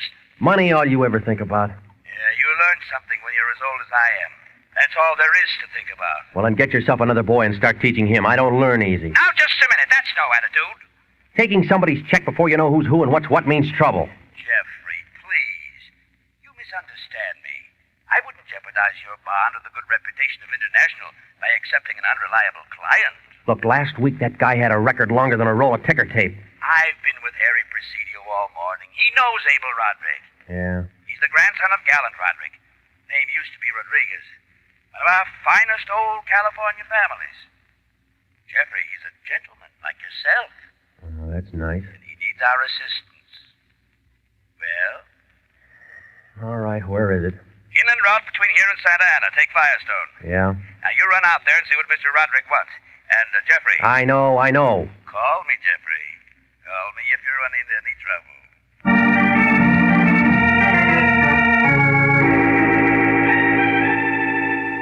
Well, when the Lion hung up, he sounded as happy as a chorus girl with a new mink coat. Oh, he's a smart guy, I guess. But he uses check stubs for a telephone directory. Well, the home of Abel Roderick wasn't too hard to find. All I had to do was to get out on the highway and look for a hill. That's where it was. One of those old Spanish-type places with a block of porches, windows, and lots of iron grill work. Yeah, 20 years ago, it might have rated the good home section, but now you couldn't tell where the grass stopped and the weeds began. It's kind of used up and sad, like a derby winner with a broken leg. A tall blonde guy, about 30, in a black polo shirt, was stretched out on a beach chair in the front porch. He pulled off his dark glasses and watched me get out of the car and come up the steps. Then he gave me one of those looks, like he was already tired of knowing me. We don't want any. How do you know? We never want anything. Go away. I'm here to see Abel Roderick. You him? No. But he lives here, doesn't he? Yes. Who are you? My name's Regan. So? I want to see him. Go ahead. See him. Everybody as nice as you. Oh, I got a merit badge for being the nicest. What did you say your name was? Regan. What did you say you wanted to see him about? I didn't say. Mm-hmm. Well, it's too hot to play games, so I'll tell you. I don't like you, and he won't like you. Well, now, what am I supposed to do? Roll down the stairs? It might help, baby. Well, where'd you find him, Cain? Janie, this is Mr. Regan. He came to see your husband. I guess he has business with him. Hello, Mr. Regan. Is Abel expecting you? At 12. You're 10 minutes late. Well, I'm still trying to see him. He's in the study. Come on. I'll see you later, Regan. I thought I knew all of Abel's business acquaintances, but I don't remember you. Oh, I'm a new one. What do you do? A lot of things. You're very interesting, Mr. Regan. Mm-hmm. Will you be coming here often? I don't know. I hope so. You keep your husband in a vault? I'd like to. You're cute. Here we are. This is Abel's study.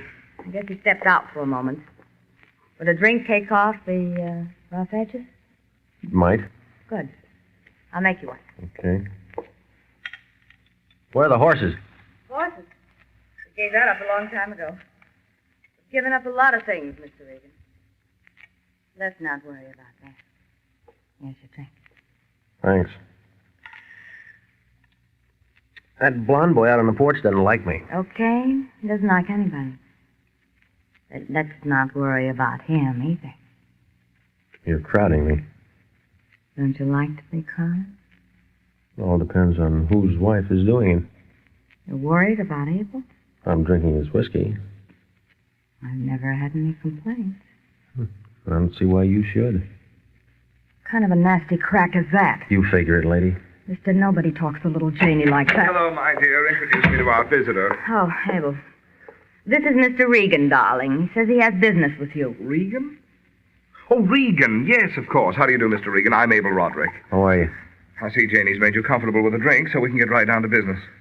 Oh, Janie, my dear, why don't you ask Cain if he'd like to play some tennis? You're not very subtle, darling, but I was just leaving. That's a good girl. I hope to see you again. Don't let her worry you, Regan. It's an act. Do I look worried? She's lovely, and if you're young and tall and Janie's around, she adopts you. I wasn't an orphan. She'll be sulky all day now. Well, thanks for coming out. I hope you can help me. Well, so far, I don't even know who's on the team.